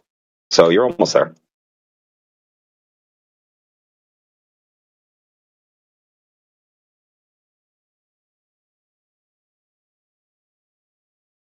Where do you see what level you're at anyways? You click your profile and it'll be like level 2, journeyman, level 3. If you hold on your own picture in the voice. He's been defeated. I defeated Flat Earth. Every measurement is a model. You got it, dude. The parking lot is a model. Indeed it is. And I have it proof in the side chat. Deductive valid. Haven't we played this game before? Feels like we're just respawning again an hour after this. Yeah, it feels like a rerun for sure. You keep running away. Right, well, you keep respawning like nothing happened. You keep running away. Okay, dude. Do you want to go through your premises again? And they are. Yeah, sure. What is a foot a model of?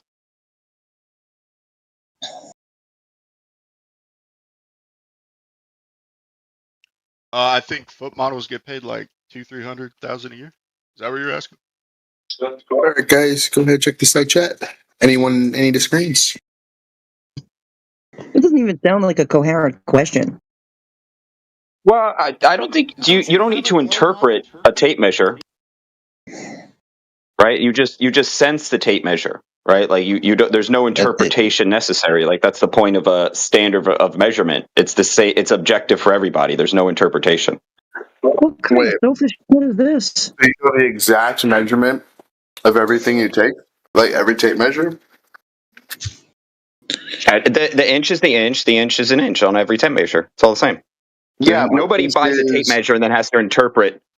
This is why if you had two people in two separate parts of the world build something with the tape measure and you gave them the specs, they're going to come out the same size, right? Because everything's going to be 8 inches is 8 inches here. It's 8 inches over there. It's 8 inches over there. That's subjective. That's not subjective. Can you still hear me? Because this is going to be really easy. Now, let's say you measure. Give me an example of something that you measure that you think is not a model. Anything. Okay. Height. Huh? Height. What? Height. Height? Okay. Okay. So, do you know your height? Yep. How tall are you? 6 foot. Okay. Okay. Can I ask you something? Why are you British using imperial measurements? I'm kidding. I'm kidding.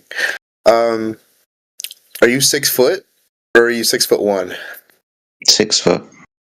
Okay, are you 6 foot or are you 6 foot and 1 centimeter? 6 foot and a shade. What's the point? And a shade? Wait, what's that shade? Yeah. Are we going to be talking about what accuracy? Wait, but you said you had certainty. Where's the certainty? You heard this on Joe Rogan. We're Neil talking about deGrasse accuracy Neil now. deGrasse did this on Joe Rogan. We're talking about accuracy. Yeah, exactly. Oh, because we could just say, oh, well, could you add another decibel? Add another decibel? Well, therefore, it's now an infinite size, right? Like, isn't this the same paradox as like the coastline paradox? No. The coastline changes its size because you can't get an exact measurement, so therefore it has an infinite coastline. It's like a bastardization of retardation. High school math? Holy shit, this is sad. Our country is failing. Guys. Why don't you just move on to the globe model? Dude, seriously. Okay, thank you. So, how's the convention of distance a model? Setting a timer. Huh? How's the convention of distance a model?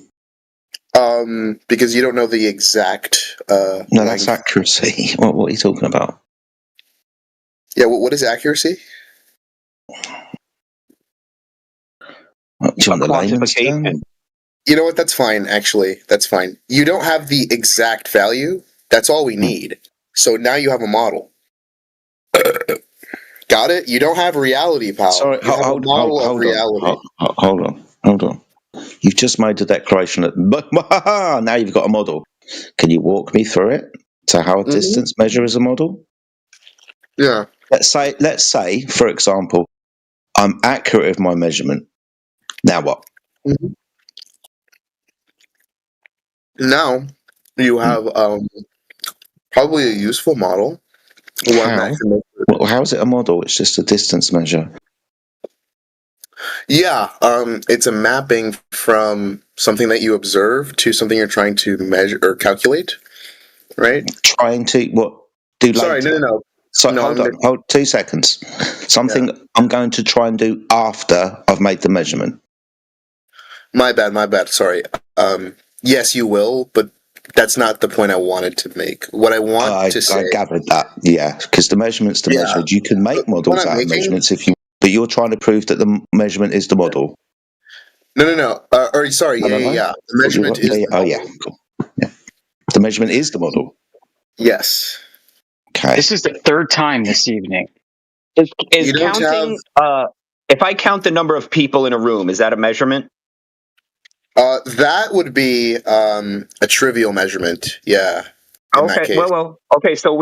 But we would know the exact number of people in a room. Like there would be no modeling about that. There would be exactly 21 people in a room, and that would be a 100% accurate measurement. That's not a model, right? That would just be how many people are in a room. So you're just kind of busted there, buddy. But good try. It was fun. That was a fun little. It's just an identity mapping by definition, right? Like some quantities. Yeah, so now you're just going to change the definition of measurement when you've been debunked on measurements being modeled. So now it's like, well, that was a measurement, but since it's not a model, we'll just not classify it as a measurement. So I can then go and say every model is a measurement, even though I've measured the number of people in a room and it's not a model. Good job, man. That was genius. You're a genius. Backing the conversation. Some quantities are defined, and that's why you have to interrupt all the time. Some quantities are defined directly as the observable, right? Like the number of people in a room. In that case, there's a one-to-one mapping between the observable and what is it called? Yeah. So what about drop over distance, right, in feet? Notice how you have to change the conversation. Also the same. No, it's not. This is what I'm talking about. This is exactly what I'm bringing it back from the abstract to the concrete. Okay. Do you concede on the last point? Why don't you just stick to the topic? What do you mean, do you concede? You're the one bringing up abstractions. Yeah, you conceded that you don't have the exact. No, I'm not conceding at all. I'm bringing this back to the concrete real world. I agree with you that we need real world measurements. Do you have the things in units? Do you have the exact values for the measurements that you take? It doesn't matter. Yes, it's arbitrary. Okay, listen. I can use it. I can use a stick in my backyard. Oh, it doesn't matter. I can use a stick in my backyard as an arbitrary length as long as I use it consistently. Then you don't can have measure reality. How many sticks over distance and how many sticks over drop we get to measure curvature. Okay, this is it. If you answer this, if you dodge this question, I'm gone forever. I'm not dodging anything. What are you doing? No, this is it. This is it. Everyone jump in the yes bushes. or no? Do you have reality or not? Yes or no? Do you have reality? What kind of question is that? I don't have it. I am in it. What do I possess it? Oh, God. So I'll take that as a no? Is that a no? I don't possess reality. I am in reality. I am real and you're real. Yeah, what kind of question is that? When you do science, do you acquire knowledge or not? Yeah. That's the point. The end result, yeah. Does knowledge... crazy. Okay, yeah. Does knowledge correspond to reality? Yes or no? Yeah. Can do. Yeah. It should. Okay. So then the final question, right, the, I guess, gotcha moment is... I forgot what you're talking about. Womp womp. To read this out. What a letdown. Gotcha. The culmination of my entire logical tree is I forgot. Okay. No, actual gotcha moment. I have to quit pot. You lose. Bye. Where are you going now?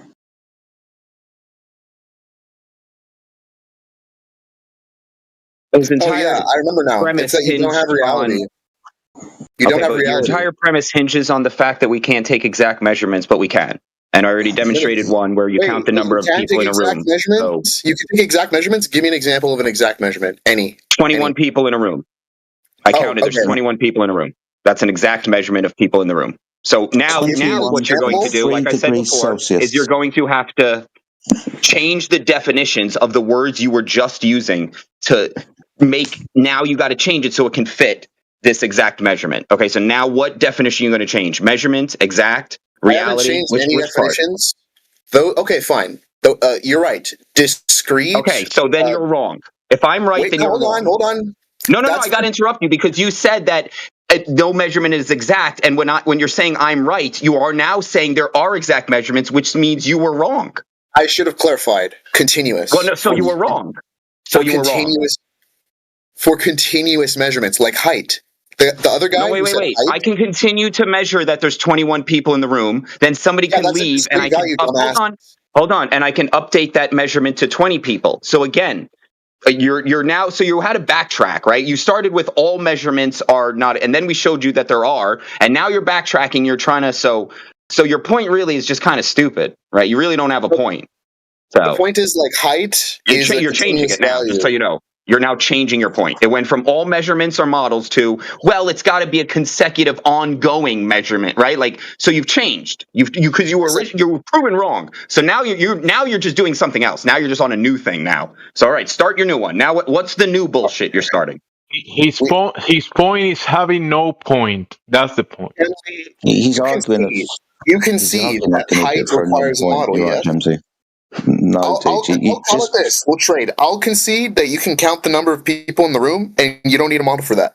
You must concede that height requires a model. Yes or no? No. Okay. And would you like me to tell you why? Sure. Or you can just very quickly ask AI, because in the background I've done that. Arm measurements models. No, single measurement itself is a data point that is typically used within a model to represent the attribute of an object or an event. Model. Okay. Yeah. So a single measurement like 6 foot is not a model. I will continue.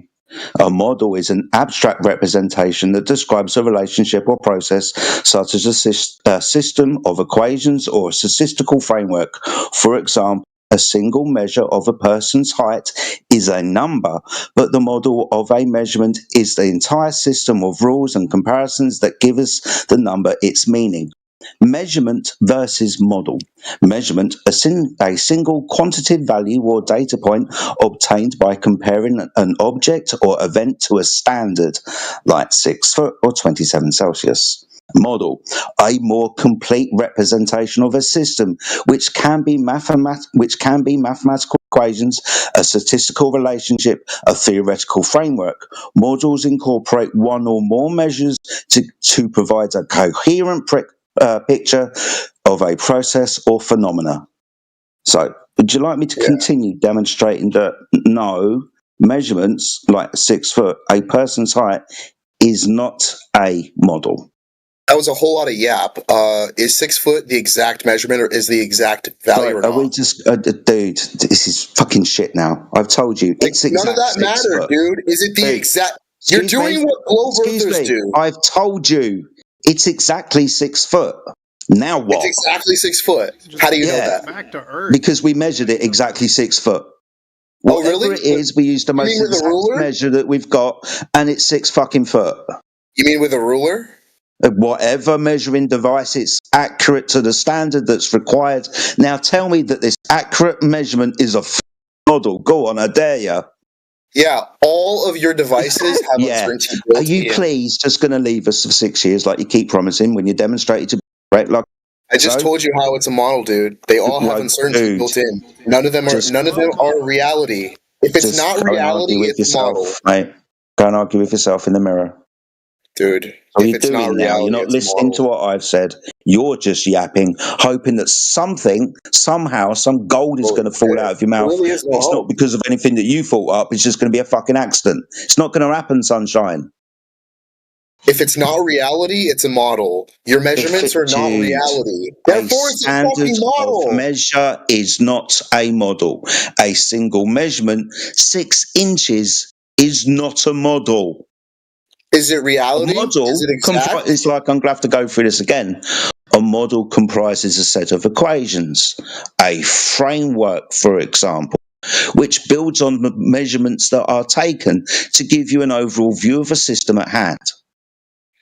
It doesn't necessarily, it's just a mapping. Necessarily, you're just talking bollocks, dude. Just admit that you're wrong and fuck off. Equations are a mapping, but it's just a mapping. Yeah, that will be a model. Yeah, you're going to need a measurement, but the measurement measurement can be added to the equation. That will be the model. Is this getting through to you yet? Yeah, this is why, Jedi, I brought up sticks. You can measure things in sticks, which are discrete. Okay. If you don't have Listen, reality, I you feel like a have time model. traveler. I have to go back in time using a Are your measurements refutation exact? to your current The argument, answer is no. which is They're amazing. not. I brought up All of your sticks. devices have Sticks are important discrete amounts. I got six So it's a of model. these sticks, all right, of the same length, and I can measure using each There's of nothing these to to debate measure my about height with. here. And that's not a model. Sticks are absolutely real. They're not abstractions. You're cooked. Like, I can't explain it any other way. That's it. I know, because you're cooked. Yeah, Mage, you seem to be hinging upon the notion of lack of accuracy as being like the knockout punch on your thing. That's why you keep saying, "Oh, is it exactly 6 feet?" Yeah. Why is that necessary? 20 Cup, fix your mic, bro. So, buddy, you can you can concede. You can concede, right? You can maybe later go. You can go to the drawing board, go back to it, make something else. But this you can concede right now. If you're gonna be honest about this. Dude, all of your devices that you take measurements with, they all have uncertainty built in. You don't have reality. So you have a model. You're That's saying it. that the sticks that Yoder used to measure his height, you see those sticks are models? The exact length you don't have. So yes, by definition, literally. Thank you. I just read out the definition. Literally, thank you, E-Def. Yes, it's a mapping between. Yes, yes I am. I'm always so ignorant.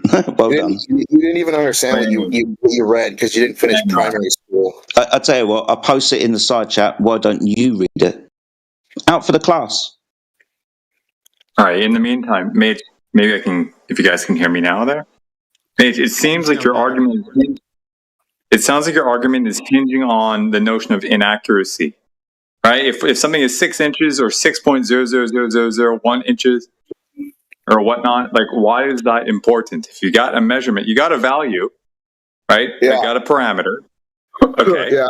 What if that parameter is off by whatever fraction of a percent or whatever? Yeah. Or it's accurate. How do you draw the line?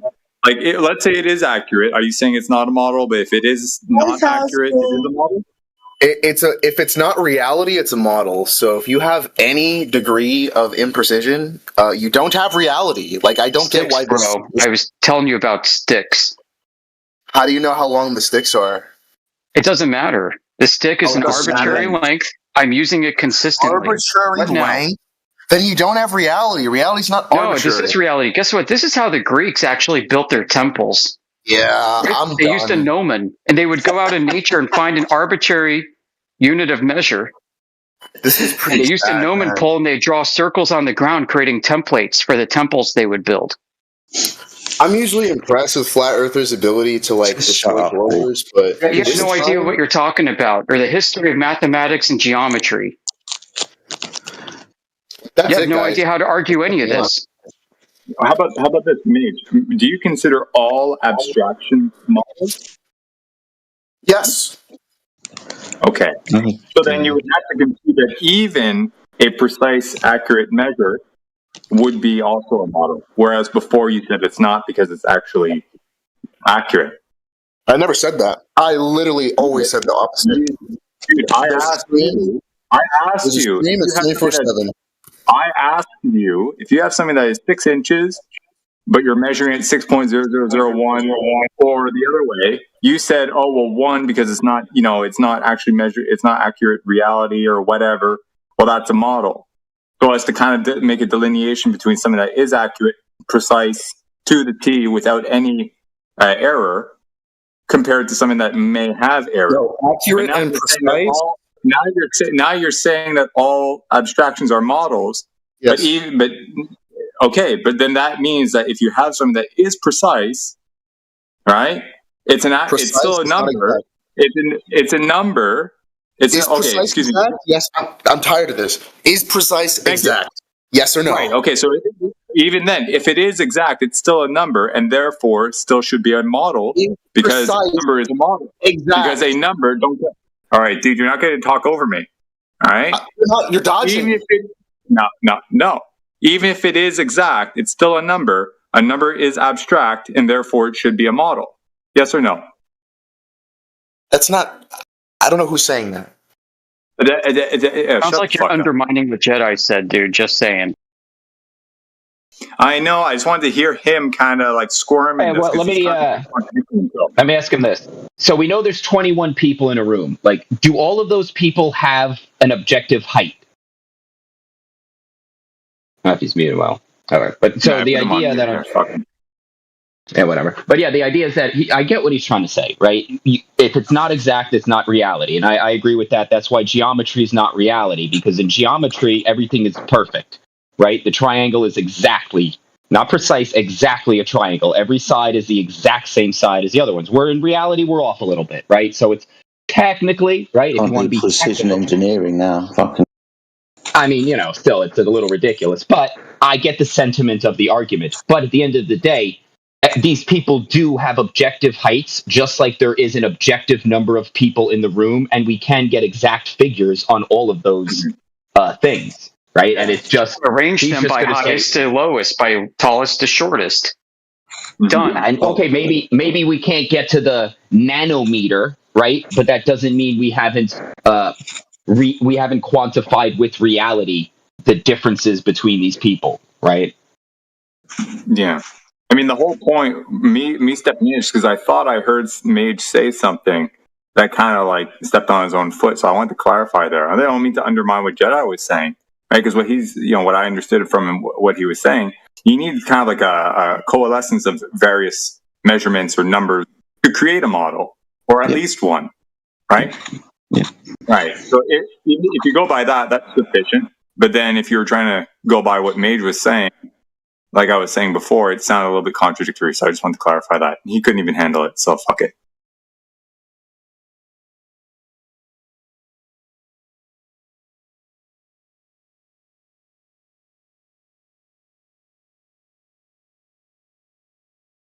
Just another argument where you end up chasing a drunk chicken around.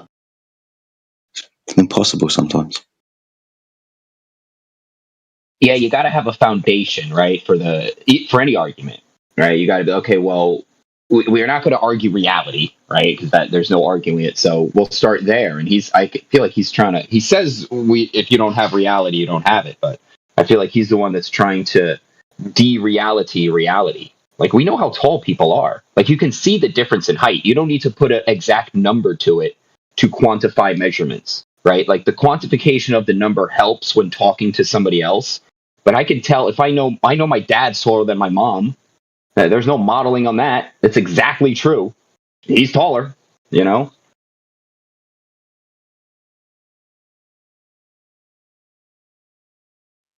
if I use a stick to measure things with, things are either going to be shorter or longer than the stick. And I might need to use multiple instances of that stick in order to come up with the length of something. And I can do it all in the very concrete, real-world, non-model number of these sticks here that I'm holding in my hand to measure a length of something. Yeah, if I'm not mistaken, it's almost like the relationship between like a measurement and a model would be akin to, a piece of data with respect to what we call information. Like data it's information, but kind of not really. Like it's people debate on that, but you need like a bunch of it all intertwined and mapped together to actually really have information. So in the same fashion, you need that a set of measurements all intertwined together to create a model, right? So model something without anything in reality. Without any reference to anything in reality. That's how computer games are made. That's a good point. Like to devil's advocate a little bit, if somebody said they're 6 foot and they were actually 5 feet 11 3/4, are they lying? Right? Because I would say the same thing to the ball, right? The ball's going to say the sun's 1,000,000 miles away and now it's 2,000,000. Oh, well, we were right. We were just off a little bit. You know what I mean? You can't have it both ways. You can't be like awful. So, But again, this also just goes to the with a number, right? Like you said, if you say he's taller than a stick or shorter than the stick, and we all can see the stick, then you don't even need to put a number to it. The whole reason we're talking about this is because he wanted to avoid having to provide a measurement of the globe. I think he would probably say to our claim. The conversation where we don't have a model. We just say the Earth is measured flat. Somewhere along the line, this has pissed somebody off, and then they're saying that measurements are models. Yeah, I've heard this from McToon, by the way. Yeah, I kind of listen to him off and on to see what the Globies are thinking. And he's been on this kick saying all flat earthers have a model. The second they say flat, they're invoking a model. So you go tell those flat earthers that they do have a model, and then you go ask them to provide that model and provide evidence for it. And this is what we've been dealing with all day here with different people. Okay. That's interesting. So the evidence, I mean, if he wants to go down that, it'll end up being circular. The evidence of what he claims is a model is the measurement. So it's just a measurement then. Yeah. That was a good point, Jedi. Yeah. But even worse than that, right? If he says flat is a model, flat is a characteristic. So does that mean all characteristics are models of something? If I have by themselves, right? no. Well, he went further to say that when you say flat, you're invoking a concept in your mind of how the Earth is or ought to be. And he says, because of that, that is a model. Okay. Well, I think he would say that because, again, I don't know what he says on me, but for me, it'd be like his contention would be it's not flat, because flat would be perfect geometric flat, like a plane, flat. And since the Earth is not, quote, a plane, then it can't be, quote, flat. That's I agree with that one. That's why I don't say things are geometric, right? Like, because again, geometry is all perfect, right? The pi The and circle geometry is the ideal that we measure reality, which is not against. Yeah, horizontal. Yeah, look, it's pedantic, sure, but I don't think he's right. Still, he's he has points. I but feel he's someone just breathing down the mic. Going to come in with ISO 1101. I just think he's broadening the term past. He's broadening his idea past where it belongs. Yes, if it's not a plane, it's not flat. Okay, but that doesn't mean there's now all measurements are models. Like, I think that's a little. He took it a little too far, and I like taking things far. Like, don't you know me? I'll take it all the way. But I think he went too far. That's true. He's trying to say that like units of measure are as abstract as numbers too. Like if I say 5, it doesn't really have any meaning. But if I say like foot, it actually does have a reference in real life. Well, even 5 has a reference too. Like at its base level, it'd be 5 individual units. Yeah, like 5 bottles of beer, right? Like that'd be the lowest. But just 5 alone doesn't mean anything. Yeah, 5 what? Right? That's what I'd say. 5 what? Well, even if it's 5 inches, you can still quantify it. It might be 5 Celsius, but the measurement just by itself is just a measurement. It's when other abstract concepts come into play that we're going to start building a model. But by itself, in a singular form, the measurement can't be a model. I'd also take contention when he'll be like, okay, we can't get perfect, but when we make the inch, we make it an inch. We've set the perfect size, right? Like that's. We could get into conversations about weights and measures, right? we have license, okay, for how much a pint of beer is, right? We know how big the glass is because it fits a pint of the liquid in it.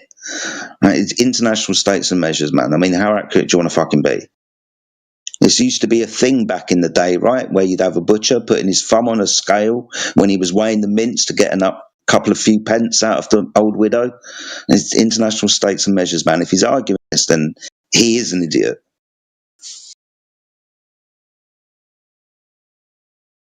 Everybody knows what a foot is. Everybody knows what a kilogram is. Everybody knows what built into the technology that we use every day.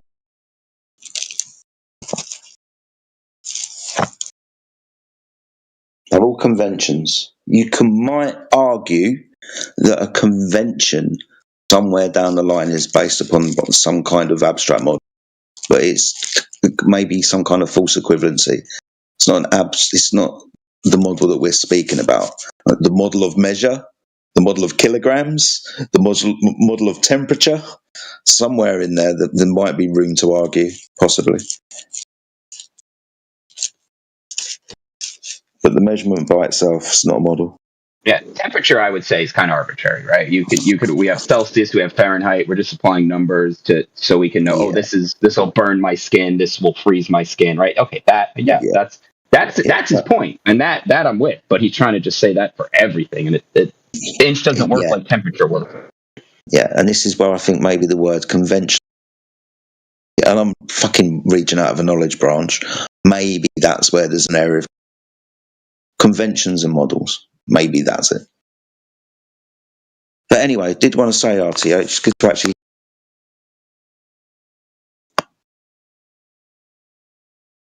You've been a little bit more vocal recently, I've noticed. Yeah, I'm trying to stay. I'm trying to walk the line. It's very hard. It's very hard to walk the line without taking a stance and just truly question everything. Cool.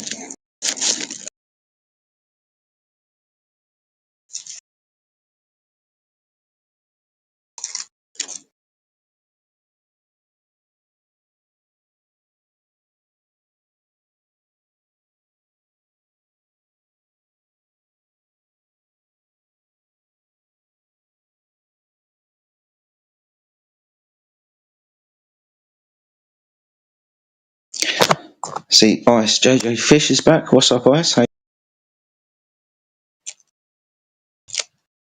Is he a flat earther yet?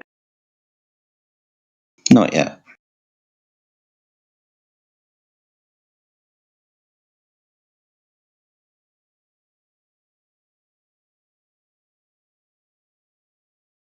So, Johnny Law, I don't know if you're still there, buddy, whether you hear me, but I sent a message to a moderator, a friend of mine, sort out permissions to post images and so on. Thank you, man. I appreciate it. Yeah, no worries, dude. Hi.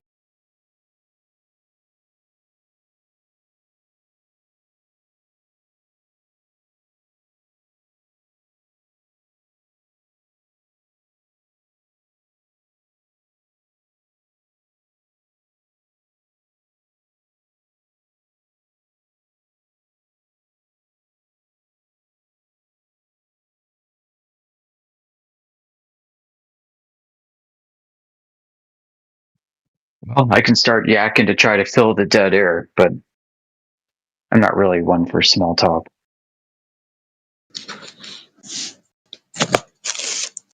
I really need small talk, mate.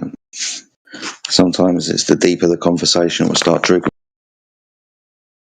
I'm not good at small talk. I find it really hard to do. I get really bored really quickly and get really awkward. So, it's tedious, and some people love it, and I'm like, are you for real? Like, is this having a genuine connection with somebody by doing this? All right. Great, say hi.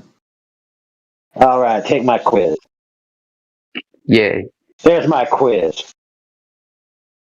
So which way do planes fly around the surface of the Earth? Which way? The top circle, the middle circle, the bottom straight line. Which way do they fly? You're roboting AI. You have to go back in time and go back.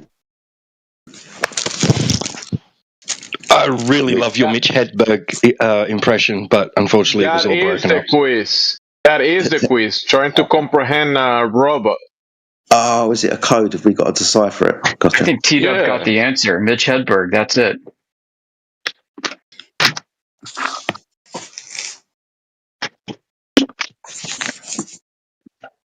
Where's Remix? You're back. For some reason, we don't have Remix in this chat. That's weird. It's a good thing you're here, AI. I was about to read some stuff about air data inertial reference units for the class. I'm sure they'd find that riveting.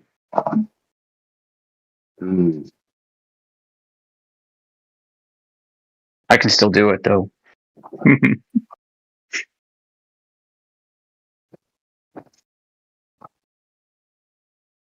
Why is it relevant? Well, because Wolfie 6020 and various other pilots and people who think pilots are the arbiters of what the shape of the Earth is promised the flat Earth community that he would prove the Earth is the globe by providing data that a plane travels in an arced path parallel to the arc of the surface of the Earth, by giving us rotational frame data of the aircraft versus the Earth frame via the black box.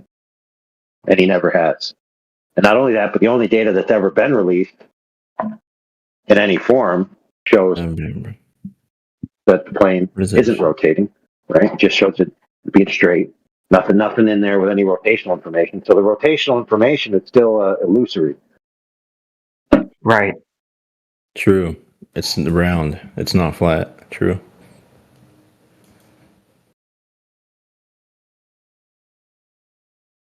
Right. Oh wait, so you thought that no evidence that a plane is rotating as it travels in an arced path is proof the Earth is round? That's what you thought? Yeah, have you been there before? The ice place or to the Earth? To the Earth? No, the Alaska. Alaska? What? Have you been to Alaska before? You can see the curvature over there. Where? There it is. No wonder I can't this guy is new here. It's in Alaska. No, Yoda, can you shove your dildo? Hold up. Just be quiet for 1 second. Hey, every American has been to America. Yes, the answer is yes. No, I We've mean been to Alaska, not America. Alaska. Alaska is America. Oh, really? You don't sound like you're from here. So I think I know more than you. You don't sound like you're from here. Hey, you sound like a foreigner. So how about you be quiet? You sound like a foreigner. And before I deport your ass, I'm gonna call ICE on you. Whoa, be careful. That's crazy. This is brilliant. So I'm just saying, look, the Earth is round, and you can't prove that. It's in flat, Alaska. Okay? So yeah, in Alaska. Go to Alaska. Go where the fish is, or I'm gonna push you over. I'm gonna drown you there. Is it just curved in Alaska? Is it just curved in Alaska? No, I just want you in Alaska so I can kill you there. Oh, We gotta ban this guy, TOS. Yeah, just sorry, dude. No, Make the deport rules. him. Deport him. All right, somebody move him to the vegan room. Yeah, that's where he belongs. Holy shit. Oh my goodness. Well, I got something I wanted to read, actually. It's the testimony transcript from the 777 pilot whose air data inertial reference unit busted. It's really interesting. He wrote this to Mark Sargent. Mark Sargent read it, and it was picked up by Globebusters and I think Taboo Conspiracy. It's actually pretty good here. It's not long, so I won't bore you. Okay, it begins. It says, I prefer you refer to me as Mac. I'm a career commercial pilot, and I'm currently serving as a senior captain on the B777 fleet of a flag carrier airline. I came across your Flat Earth videos quite by accident a couple of years ago. At first, I thought it was all a big joke, but then I started to look into it more seriously. One day before a long-haul flight, the ADIRU, that means Air Data Inertial Reference Unit, on my aircraft showed a fault. I called maintenance to swap it out, but they said that there are no spares available and to just fly with it as it is. I was hesitant, but they assured me that it would be fine. To my surprise, the flight went without any issues. No attitude or heading problems, no navigation glitches, nothing. All instruments behave normally.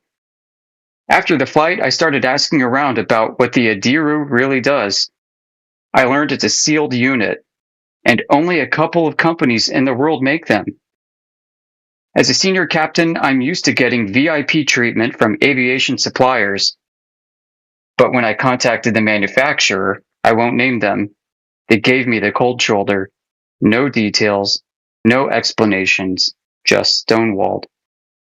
It made me wonder what this component actually is for if the plane flies fine without it functioning properly. Is it adjusting for something we're not told about, like a globe model that doesn't exist? This experience pushed me toward believing that the Earth might be flat. He said we don't have a globe model that doesn't exist. Yeah, I think that already disproves everything else he said. Just ignore that. Wow, man. I thought that was kind That of is fascinating. freaking. Yeah, that's awesome. Because it makes you wonder, like, because we know, like in history, certain individuals or groups, companies, right, agencies have thought about how they can, profit or benefit in some way from a belief system that people have that they don't necessarily believe in or can prove exists, like is true, right? But do it anyway. Right, and so to the point where they're telling somebody that this is essential or it will improve something, and trust us, you pay for this, we install it, you're gonna be miles above the rest. No pun intended. Yeah, a $30,000 ring laser fiber optic whatever gyro, dude. You know what's funny? You know why these are popular today? There's a catalyzing event. Wait, what are they? These were not used in the past. Okay, these are not used in the past. There was a catalyzing event. It caused the aviation industry to scramble to go get these and put them on airplanes. You know what that event was? The Apollo moon missions. Wait, what are they these used things? one of these, and they attributed their success to the fact that they used these devices to get to the moon and back. So then the aviation industry is like, oh, great, let's put these on planes. What device? We'll be able to claim to have the same success rate as all these Apollo flights.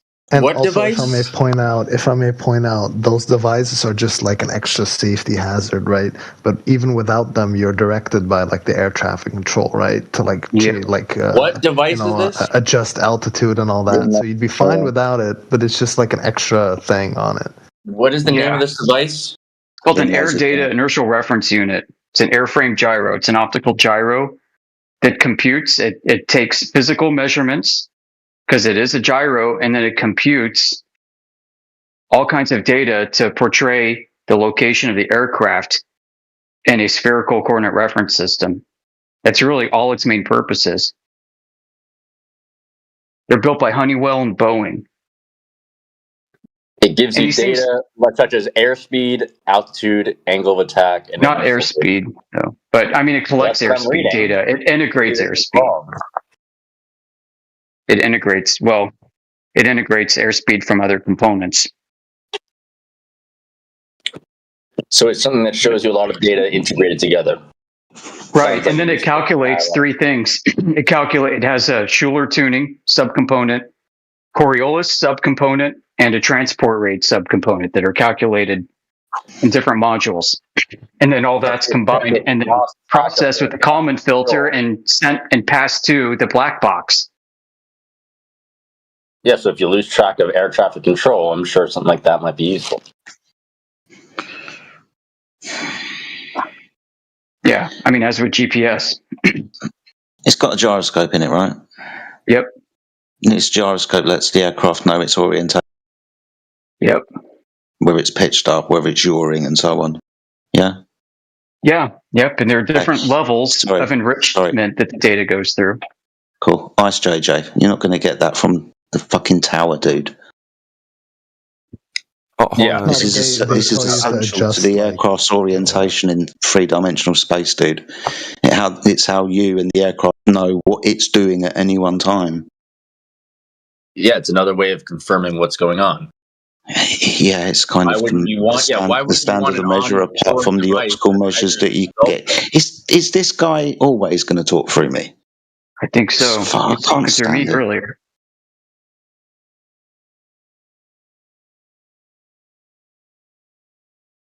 Yeah. So the pilot, I mean, he's like, look, man, this thing malfunctioning. It's going to have it swapped out. Wasn't working, but it's like my plane was functioning fine without it. I get that there are multiple systems with multiple redundancies built into these things. But this unit's very fascinating for many reasons. One of them is the information from the ADIRU is not part of what's reportable to the NTSB whenever there's a crash or malfunction that gets investigated.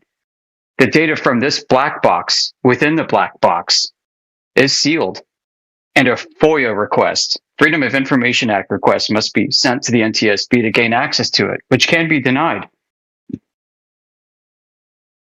Yeah, that sounds like all proprietary data on actual systems. Oh yeah, it's proprietary and absolutely proprietary. Too bad your globe proof is all proprietary, right? You have access to raw data from your company, just like, especially if you run a machine parts for aviation or cars, then you're inviting lawsuits. No shit. But yeah, isn't it great that if you're liable for this because your Adiru is busted, if you're liable, that people might not have access to it to determine your culpability? Wouldn't that be great because you're shielded by the government regulations and FOIA requests? What an awesome device. I'd love to sell these to people, especially when they malfunction and nothing else seems to go wrong with the airplane, as if it's not even there.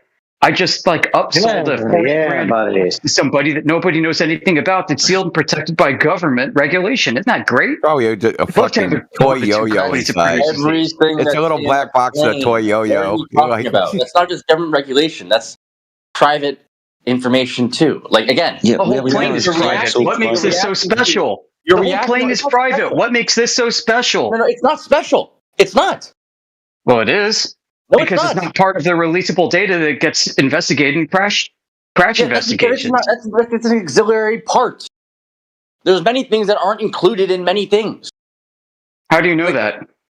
Look it up. Just look up the reason. I did. Where did you look it up? What do you think the reason? I did look it up. I'm explaining it to you. And then why? I don't know why you're taking issue with any of this. So what was the reason that it tells you that they're not included? Well, they said it's proprietary and national security. There you go. Yeah. So guess what? So if this thing supposedly has your globe proof, too bad. So sad. Globe proof doesn't come from the globe. Fucking that. Is your globe a secret? What are you talking about? Sounds like a scam.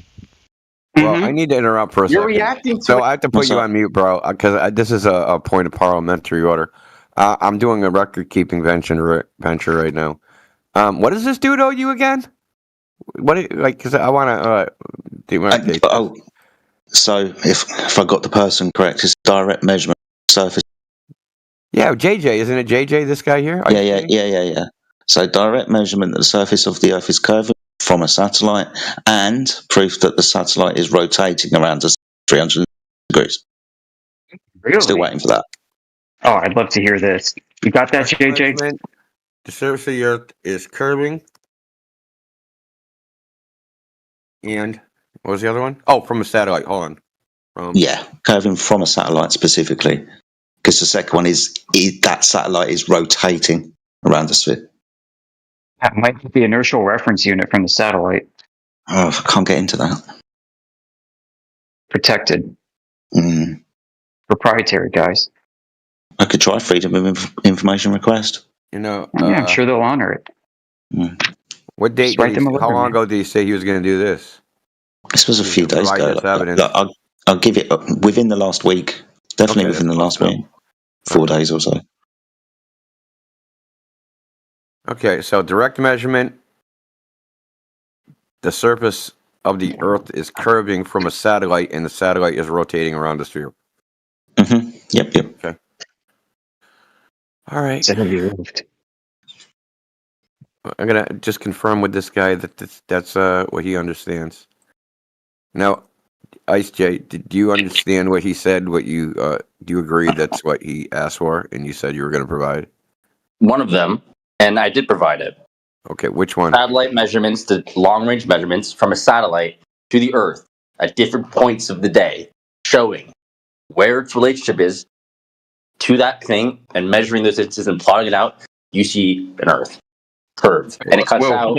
Okay, originating from the satellite, from a ground station to the satellite and back. Are you talking about that same satellite with the passive fucking satellite that don't have any instrumentation on it? No, a satellite. What satellite are you talking about specifically? Satellites used in satellite laser ranging. Okay, which we ones talked are about those? this. It was Lagios, Lageos, the Australian system. I debunked you on this. From Lagos, which is one satellite. You can pick any satellite, and then you'll get data from those too. So I already sent that. As for we debunked you on it because you were wrong about the technology. What? Yeah. I feel like this is Groundhog's Day, Indio. Yeah, what about the technology? Well, hold on. Let's just stay focused on what I'm asking. What about the technology? What Jedi asked you for is way different than what you just said. He asked for direct measurements. Yeah, those are direct measurements. No, they're not. Yes, they are. That's like, how do you think we measure super long distances? How do you think GPS works? How do you think Okay, those are indirect measurements. Indirect. What? Direct measurements when you measure the thing you want to measure directly. And so a direct like if I measurement. take a ruler and I put it up to a table, I'm directly measuring by comparing the lengths of the ruler to the table directly. Okay. Yeah, and if you use a shining light and hitting a stopwatch, you can't measure distance with a stopwatch, right? Actually, if you know how fast. Can you measure distance with a stopwatch? Yeah, you can. Partly. Okay, show me. I got a stopwatch right now. Distance, yes. I got a stopwatch. It says 1 second. How far? How many miles is that? Well, not your hand walks. No, that's not going to give you a very good. And it's not alone. You need that and light. You need that and a machinery to measure and shoot pulses. What am I measuring though? How fast? I'm measuring time, right? Am I measuring time? How fast it takes for light? Yeah, I'm measuring time. Bounce back and forth. And I'm measuring time, bro. Satellite. I'm measuring time. Yes, the time I'm not measuring distance. I'm measuring time and inferring distance from time. Okay, that's not a direct measurement. Oh my god, it's an indirect measurement. Hold on. So, can you name one direct? And you understand that? I just already gave you the example. I already gave you the example. Tell me what I told you. A ruler. No. A ruler is not going to measure the curvature of the Earth. No. Oh my word. Try again. Okay. No one said the ruler was going to measure the curvature of the Earth. Actually, people in this. It's irrelevant. It's irrelevant. He asked for direct measurements from a satellite. You said you have them. You don't. No, if you don't want to call it a measurement, because don't straw man me one more time, like Jay. See what happens. See what happens. I dare you to do it. Is it possible? I dare you to straw man what I said one more time. Just do it one more time. You're straw manning what I said because I consider using light and knowing the distance of it and timing frequencies. You don't know the distance. You know the time. Like you know the time. That's how we know where you are right, or how we know the time right now. That's how you know how to get places. That's how you know how to get places. That's how we measure. That's how we actually measure. Who's we? There's no fucking we. You've never done a fucking thing in your entire life. Oh my god. How do you think long range distances are measured? Depends. No. How do you think the longest range distances? How do you think they're measured? Well, they would do something like leapfrog trigonometric surveying. Surveying based off of what data? What do you mean on what data? Leapfrog. You want to know how far you are from one point that you've never been to before? Well, the way they do it, they actually use EDM, which is electronic distance measurement. Yeah, how does that work? What are they doing with that? They measure the time. There you go. It's an indirect measurement. There you go. But no, it's an indirect measurement. That is the most. Yes. If you measure water displacement, that's an indirect measurement of actual area. But that's how we measure. You don't measure water with water displacement. That'd be a measurement of the volume, you twit. Yes. Area, volume, synonymous. Area, volume. They're synonymous, huh? When you look at how you get the most 3D are the same thing. So when you look at how you must suck at Paper Mario. That's exactly how we get them. So now you're just getting pissed off about science. No, don't try the meta shit on me, dude. It's really simple. You have a better method of measuring it. No, dude, stop yapping. Yes or no? Really simple. There's a difference between indirect and direct measurement. Direct measurement is deductive and proven, whereas indirect measurement is inference. Okay? And not proven. So yes, when you're measuring a different quantity, why are you talking, motherfucker? Okay. Why are you talking? Well, why are you swearing at him, dude? Correcting you, but because he's interrupting me. That's why I'm swearing at him. I was trying to save why do you care? Don't get emotional. Okay, I'm muting you. That's it. Who is that? What'd you say? Say it again. That don't get emotional, bro. Just keep it like normal. Yeah. Okay. Are you the guest mod? Are you the guest mod?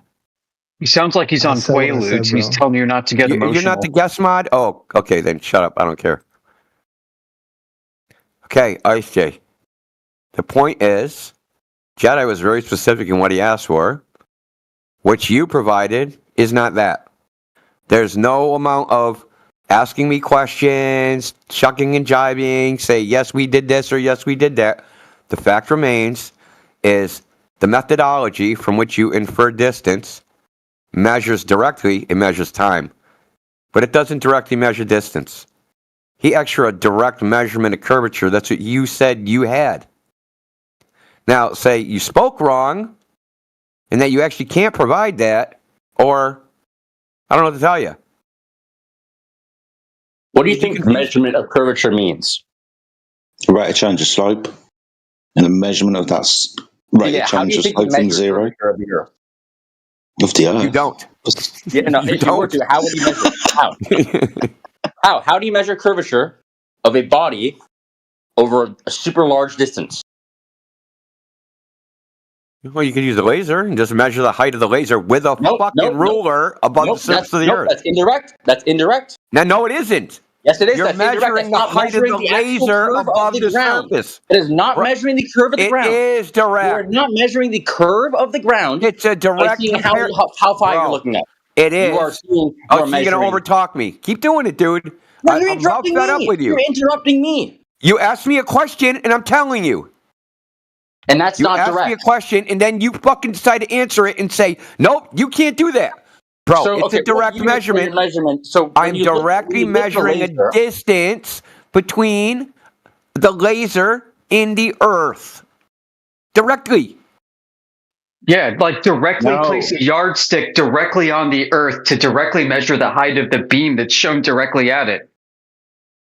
No, because what you're measuring there is how much can you see? Well, you are measuring them. How far is the visible laser you're seeing based on compared to where you are now? Which if No, you've ever that's looked not what I'm outside, doing. That's not you what I will just know described. Is a measurement of That many is not other what I things. just described. That is That's not not what I a just measurement described. of the curvature of the ground. That's not what I just Because if you described have doing, no, Ice J. refraction, or Ice J. basically any visual. No, Ice J, that's not what I just described. I did no time did I say I just looked at the laser.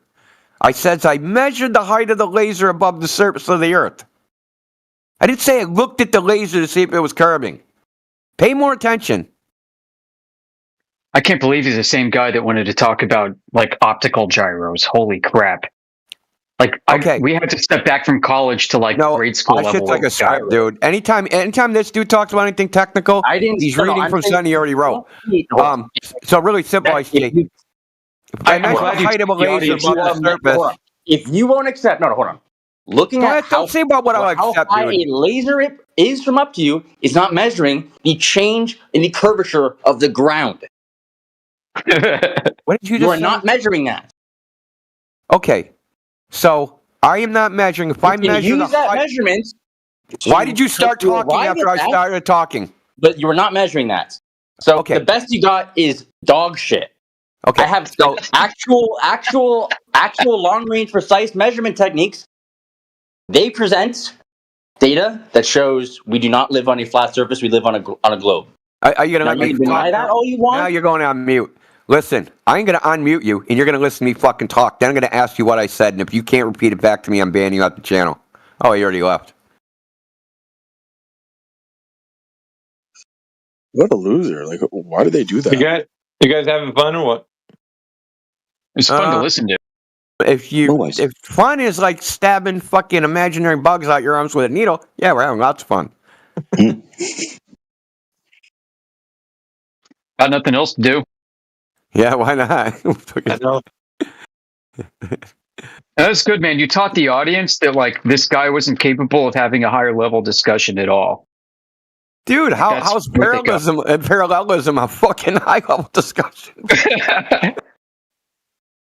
Well, it sounded like he was doing a bit of regression from like what you guys were talking about before till now. So I can't believe he brought up that satellite thing that he talked about before that we like embarrassed him live on air with. And it wasn't even that was a relevant. passive satellite, right? That was passive. Yeah. Yeah, he thinks the laser's in the satellite. Yeah, he does. I mean, he corrected himself. It's like, no, wait, the ground. After I called him on it because he remembered that conversation. Oh, yeah, it's the conversation. disco ball in the sky concept, isn't it? Shoot a laser at the disco ball in the sky and reflect Yeah, off it's a somewhere else. retro reflector in the sky, basically. Yeah. And it's only to be acquired at elevations of 20 degrees and above. Even though it can be acquired lower, their own manuals, their own documentation says that they do it at 20 degrees. And he was talking about these things are shooting like sideways limb view at the horizon and hitting the freaking satellite just when it's peaking above the curvature of the Earth. He was saying he couldn't go any further because of the curvature of the Earth. Yeah, but then it turned out to be 20 degrees. Yeah. So the curvature of the Earth wasn't blocking anything. They couldn't measure it at a farther distance because they weren't pointing at it. Yeah, it's like GPS. You're not going to acquire that signal if it's too low on the horizon. You got that sweet like path loss diffraction zone. How fast is that satellite going that they're targeting with the laser? It's a good question. Whatever they need it to be. Whatever they need to be, they just say that's what it is. So I got what is with this leaving the server thing that Mage and this dude does? Like leaving the chat. Like right when they're about to get cooked, leaving, then he's probably gonna come back in like 10 minutes. What is this with leaving and come back? I'm trying to figure out like what the purpose of that strategy is. Can anybody help me out? It might be to avoid banning. I wasn't gonna ban him. I believe it's the NPC reset. Oh yeah, he'll come back and be like, "This is my first time here, guys. What's up?" Yeah, I'm on the fence. He'll come back and be like, "Oh, you set him too far back, man." Like he's saying he's on the fence and he doesn't know anything about flat Earth. Yeah, but I just got one question, guys. One question, if you can answer it. Please answer this one question. They always do that, huh? And I don't want to argue. I don't want to argue with you. That's I'm my almost like favorite. you guys. Does anybody in here want to have a real, sincere conversation? Yeah, I do. I got just one question. I'm almost a flat earther, almost, but I got one question. Why don't you guys have a map? Yeah, I thought I would be a flat earther, but I don't know why they would lie. That was actually really funny. No, AB, did you talk to that Australian guy that Jen was talking to? Did you end up talking to him? It was like Ross Aussie or something. I thought you were here. Pat or whatever his name was. Yeah, something like that. Yeah, that was Pat. Did that wind up spilling out, and did he crash out, or how did that end up? Dude, he was just like every time you tried to talk about the curvature of the Earth, dude, that dude just went straight to space, man. Yep. So I saw you come in here, so I'm like, oh man, AB ain't gonna let him get away with that shit. I was just wondering if you got to talk to him.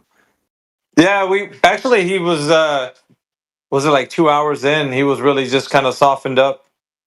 He said he was open minded and whatnot, but he didn't start off that way. So it kind of like had to kind of get him, smooth him around the edges a little bit. Because he wanted to talk about esoteric stuff. Yeah, he would. And he already talked to him before, at least like in some capacity, because she invited him to the other server back in August. Yeah, he was just a little bit long in the tooth every time he would get the mic. I mean, other than that, I mean, he was okay. I mean, not unless, like I said, I left and maybe he crashed out afterwards, but every time he got the mic, he just kind of belabored a single point. He would go over like 2 or 3 times over and over again. He's another one. He couldn't keep he kept dipping his brain in the jar. He kept dipping his toe right in that water, man. And like, Yeah, he's a bit esoteric. I mean, it was kind of the thing that I recognized when he was talking, but I kind of just got to leave him be for a little bit. Every time we talked about measurement, he'd go like, well, we kind of can't know anything is real. Oh, God. What? Yeah. Every time, man. He either talked about space or talked about he wasn't sure anything. Like, nobody knows if anything is real. This could be a simulation. Yeah, he was big on that simulation theory.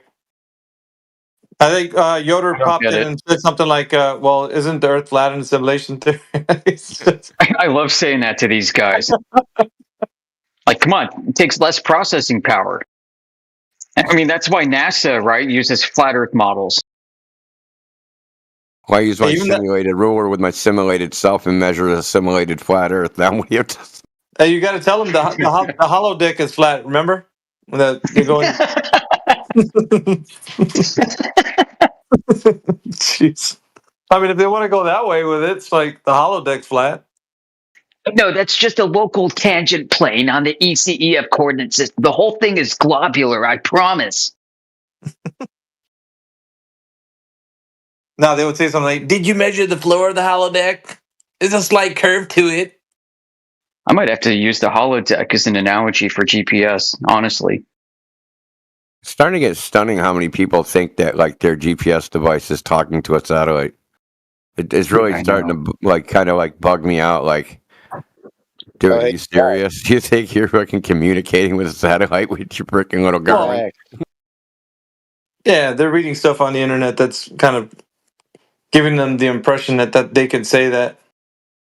But even people that are working in the industry, they got some kind of weird idea about it. Oh, it's weird, dude. Yeah, you like look up how GPS systems work, like Khan Academy and these other things, and they got it all freaking wrong. Yeah. So I don't know, like maybe that's kind of a conversation for Yoder to have, like with those guys, but it's not really convincing in any way that they have to put because they don't.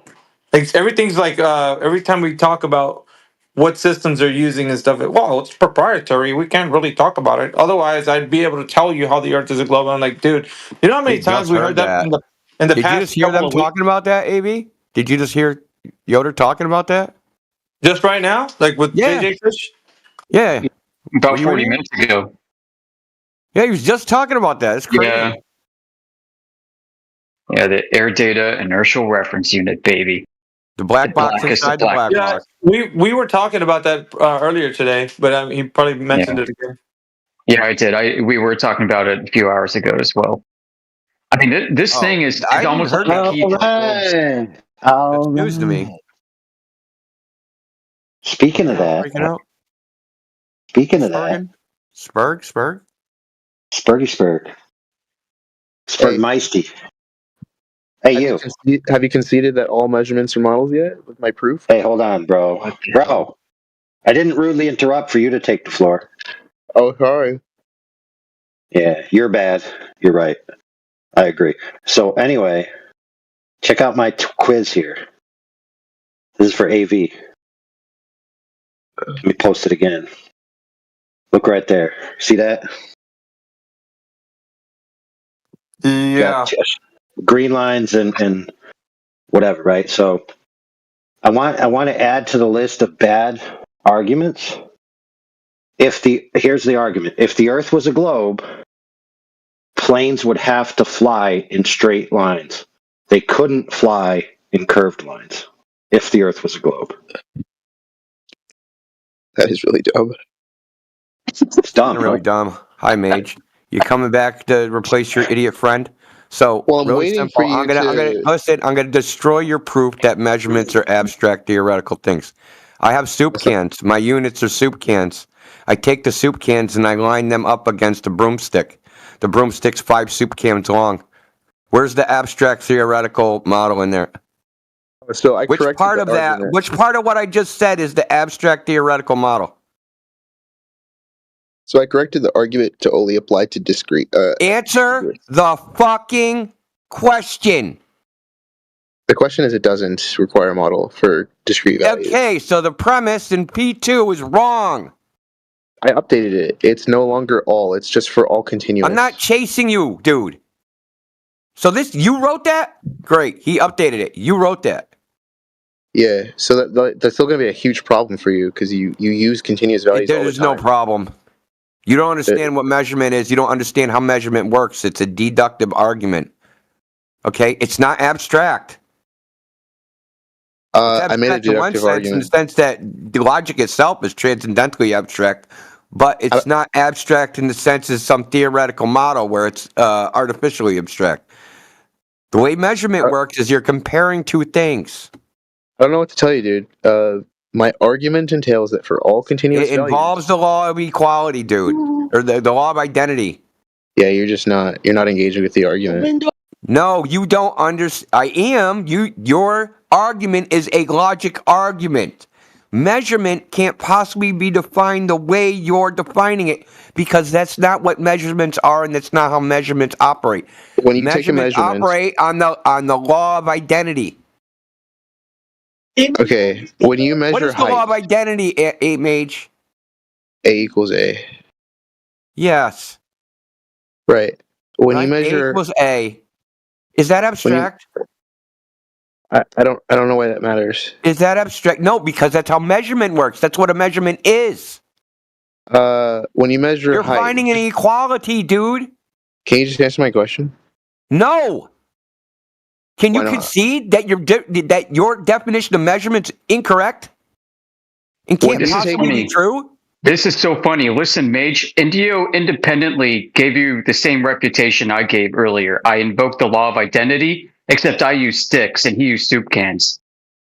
Yeah, those are both discrete. Like, okay, when you measure height, do you have an exact measurement or not? Yes or no? Irrelevant. It's not about precision. Okay, so you're just not engaging. That's a concession. Well, we could count atoms, right?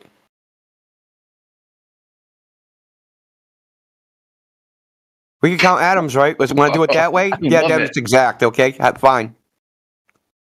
Now it's So it's exact. not We counted the atoms. Now what? That's freaking brilliant. That's a discrete. I'm talking about continuous. So you're gonna. So there's a continuum. Is that what you're saying?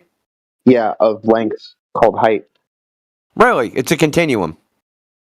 Yeah, it's a number line, dude. You know this. Yeah. And what base? Base 10, base 2, whatever you want. It's a number. It's the same magnitude. Dude, I didn't realize that. Oh, got him. Got him. Hey, bro, he just saved me so much money. He saved me so much money because what I'm going to do, hey, bro, it's my turn. What I'm going to do is I'm going to turn in all of my tape measures, and I'm just going to buy a short tape measure because height is continuous. So it will just measure everything continuously, right? Retarded. You still have a continuous value. Continuous soup cans. No, those are discrete. Like, Yeah, right. These are your contiguous. examples, the only time where you don't have to use models is where you count stuff. Like, fine, yeah. What do you For think we're doing everything when we're measuring model. something? We're counting units, dude. Holy crap. So, yeah, when you measure, listen, when you're a novice and you don't know how to read a tape measure, you go to the big number and then you take your fingernail and you count the amount of tick marks. And then you fire him from your job site. Immediately. Like, okay, if you don't want to. Mage, I'm sorry. We're engaging you. Don't play your game, dude. We've more than engaged you. You're wrong. You won't accept you're wrong. You're in a sunk cost fallacy because you typed all that shit out for no reason. And you're like, damn, man, I just spent a fucking day of my life typing out bullshit. Do you have an exact value for weight or height or no? Or temperature or pressure? Just because some measurements are abstract doesn't mean all measurements are abstract. Do you understand? All continuous. That's my claim. You don't, what define continuous? One soup can. There isn't. Why isn't continuous defined in your little thing? Any measurement which falls on the real number line. You don't even know what real numbers are. Is that a concession or no? You don't know what near real numbers are. I won't use real numbers. I'll use base 60. Base 60, like the base doesn't determine whether it's discrete or continuous. I hope you know that. What do you mean? What do you mean by continuous? This is the last time I'm going to say Define continuous. Falls on the real number line. No, the real number line is discrete. It's not continuous. Holy shit. Yeah, I can't. Like, yeah, that's there's nowhere else to go. If you're actually like this uneducated, you can't be arguing. Oh yeah, so you don't know what Dedekind cuts are?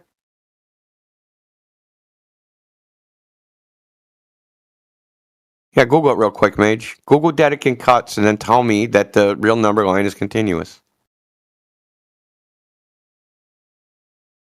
I mean, like, I don't know.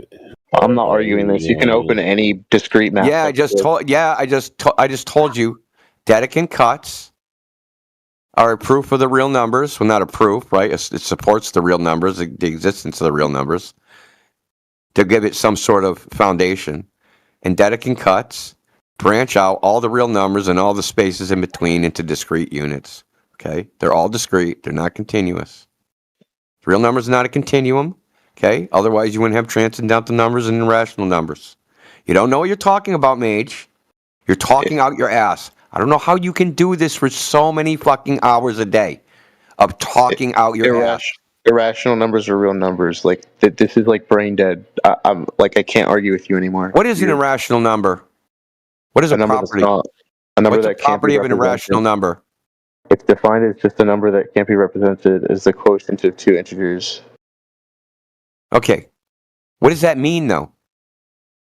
Oh my God! It means no, what does it mean? What does it mean numerically? What does it mean that it can't be represented? It means that it represents a magnitude that can't be expressed as the quotient of two integers. Can it be represented in a different base? No, that's nothing to. Do you know what a base is, dude? Yes. Can it be represented in a different base? What is a base? Jesus Christ! Can it be represented in a different base? Wait, so you can ask me questions and I can't ask you questions? What can it be represented in a different base? What is a base? Okay, let's do this. So 3 divided by 10 divided by 3 is what? 0.33333333333, right? Forever, right? There's your rational number. Is 1 over 3 an irrational number? That's a rational number.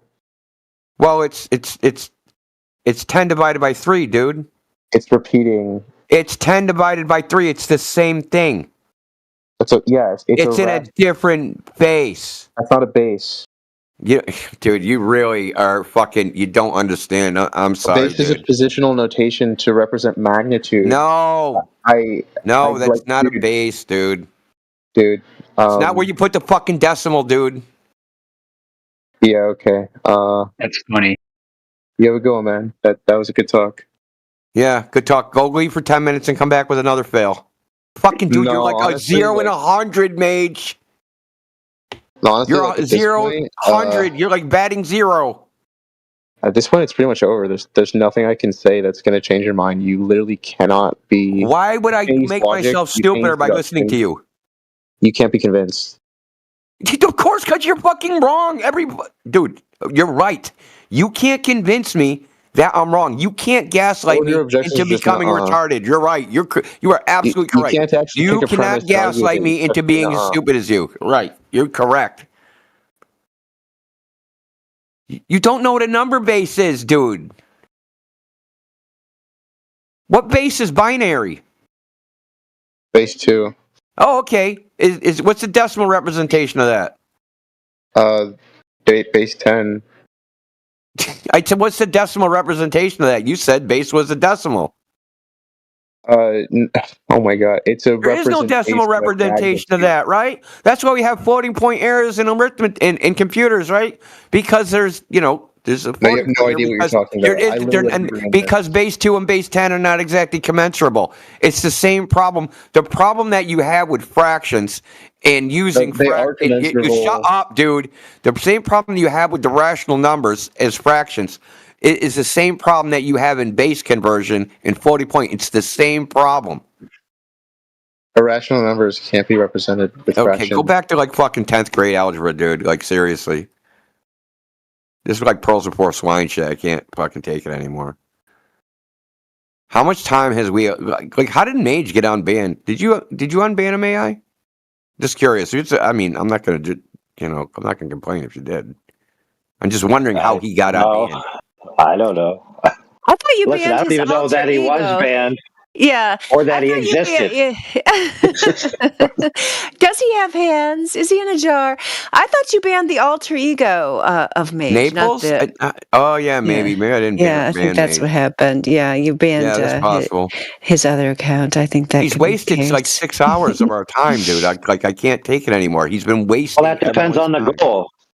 Now, listen, 6 hours may be a tedious amount of time to demonstrate how retarded he is if you could have just skipped right to the base question and then just demonstrated how incoherent and blubbering he is. No, this is like, look, he came in here, he posted a barometric pressure model, didn't read the abstract, sat here and did like touchdown dance. I proved you guys wrong, blah, blah, blah, blah, blah. And that's him from earlier?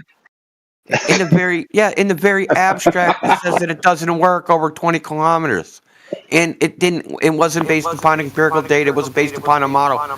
Everything he said was wrong and like made up bullshit. And he's been doing the same thing, like coming in here and failing and then leaving, failing and then leaving, failing and then leaving.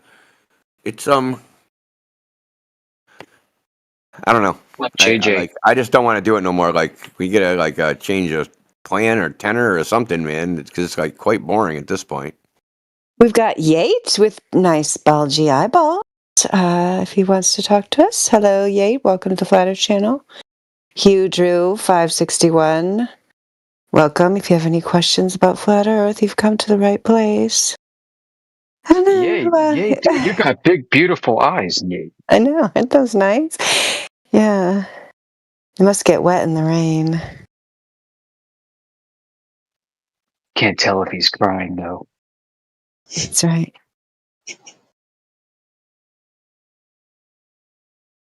Neither one of them are speaking up.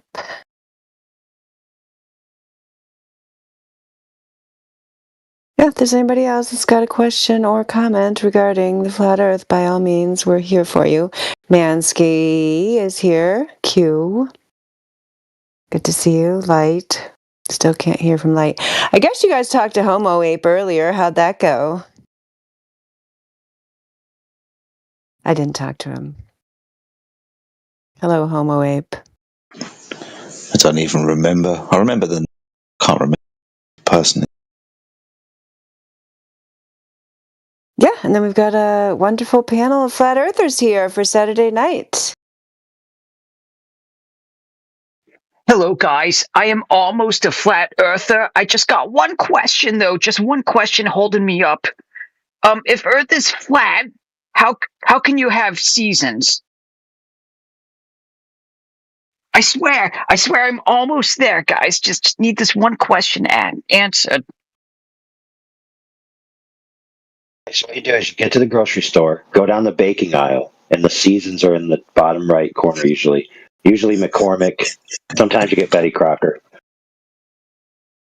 You sound like a real salt of the earth kind of guy.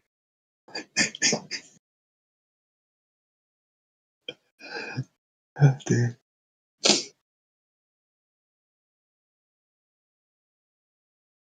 India wanted to know who moved the rock, huh? Yeah, I think so. I think I'm the one rolling the rock up the hill, man. It keeps rolling back down. I keep trying again, rolling it back up. Yeah, no, the expression, when you move a rock, they crawl from underneath the rock. Oh my God, yeah. Who turned the lights on? Oh, well, turn the lights on so they scurry away. Oh, man. I like the worms under the rock. You can go fishing. Yeah, that's a good place to find worms. My sons like to go find worms under the rocks, under the logs. Dude, I made a worm farm, so here's how I did it. You take a big trash can, drill some holes in the bottom of the can, fill it with dirt, let it get rained on. I think it'll be full of worms. Good idea. Just got to scoop them off my porch after it rains. Much easier.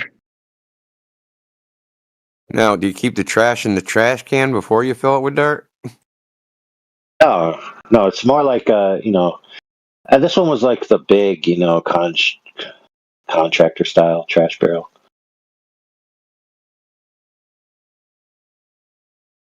Now, Yoder, now this is like, you've been here for a while today, so this is like the 9th time Mage has brought up something that, I don't know how to describe it. So he brought up continuing versus discrete. what he's mathematics. getting at. But he doesn't know anything about it.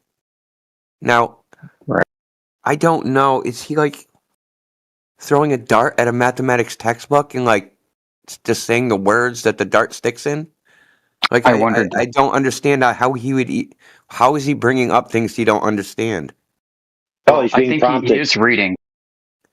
You think he's reading like ChatGPT or something? Yeah, like he was saying geodisc instead of geodesic several times over and over. Yes. Okay. Yeah, I'd like to play poker with him. He's such a horrible bluffer. Like, I feel like I could win a lot of money off of him.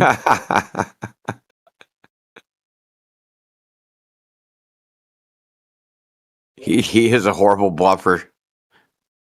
But I mean, so far every hand has been like, 7 high. Freaking. He's trying to bluff like he got 4 aces. You know what? We might have to drive him to up his subscription to Grok Super Heavy for $300 a month. I know, just so we can have some real actual entertainment. Dude, I'd almost pay for it. How about this? So that we Let's could. go to the next step, right? We clone his voice with AI. We have Grok, like its answers will go speech to text through his AI voice, so it sound like him. So we can actually like totally pretend it's Mage, and Mage just like actually just went to the library, hit the textbooks, poured over frickin' Arvix, and he just upped his game. And so he just That'd be great. That's funny.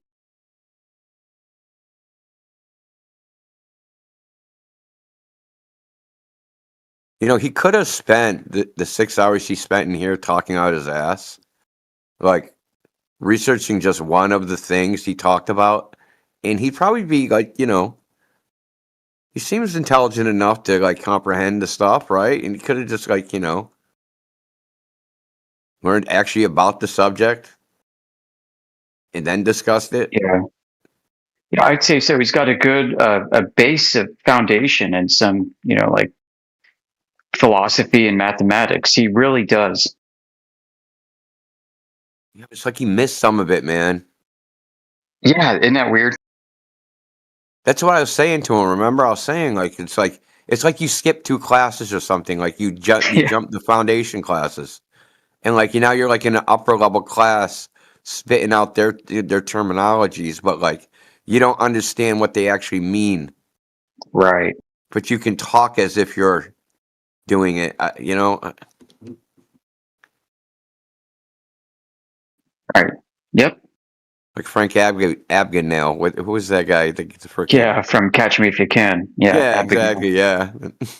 It's true.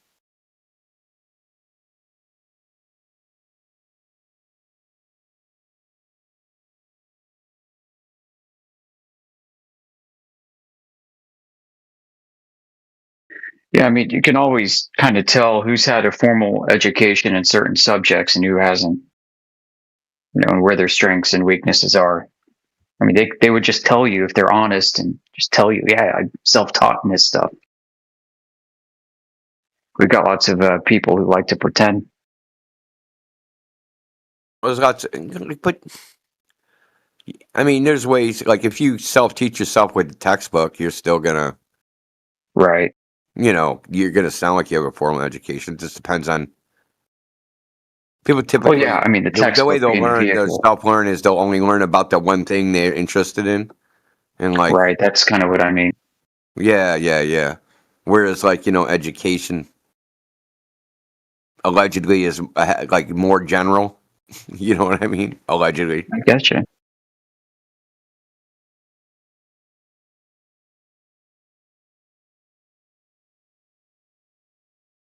So, Danny, what did Professor Phil say to your rant? Oh, he was so disappointing. Yeah, he just wants me to call the GPS company and ask them where the signals come from, and then it would be proven. Oh, fucking! All you need to do is call on the phone. Yeah, that's what he said. Yeah, I know. Yeah, so and then after that we'll call NASA and ask them, do we live on a globe? And they'll say yes, and it'll be over, right? Gosh, I don't know why it took me so long to realize that all these things were just a phone call away. Pinky promise. We live on a globe. Are you sure? Yeah, pinky promise. Yeah, okay, sounds good. See you later. Yeah, he's disappointing. That's funny. Wasn't he saying kids would be ridiculed if they didn't believe in science or something like that? Yeah, he said that, bro. Yeah. Did you hear that he's invited me to Australia? Oh, I didn't know that. Wow, Yoder. Is he gonna stay at his house? Well, he wants to put me up in a 5-star hotel in I forgot which city and hang out. And he actually said he'd like to have me drive around with him in his brand new Mercedes. He got a great new Mercedes. Wow. Make sure you agree on the safe word ahead of time. I know, right? I'm like, dude, yeah, I like steak. You like steak?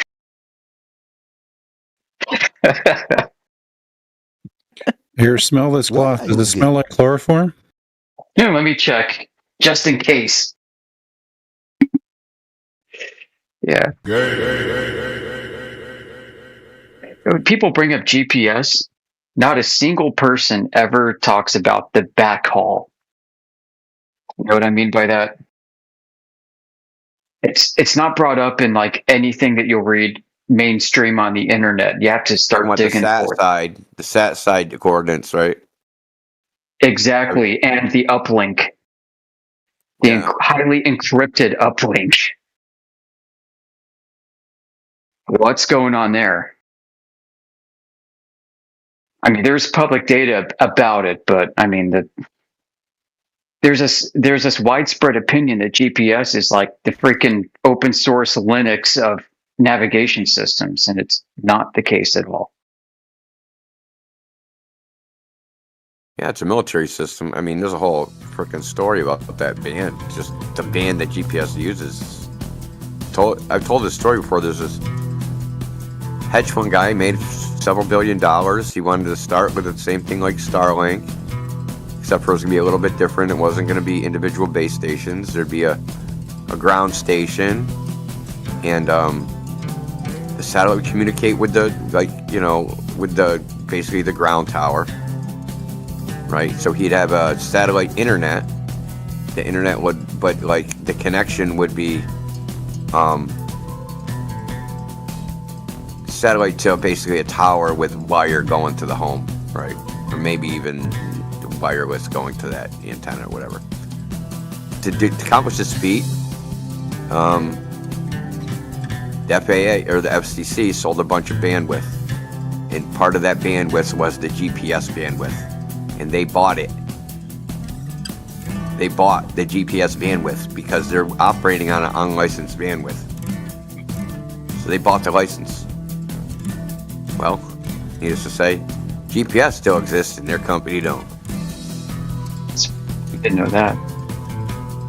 Yeah, it was called Light. It was called Light Squared. Oh wait, I have heard of that. Okay, I didn't know that was that. Yep, that's how it's supposed to work. They got freaking trashed because every GPS device would have had to be recalled and resold. They would have had to put a filter in it to filter out their transmission. And then if they interfered with his licensed spectrum, he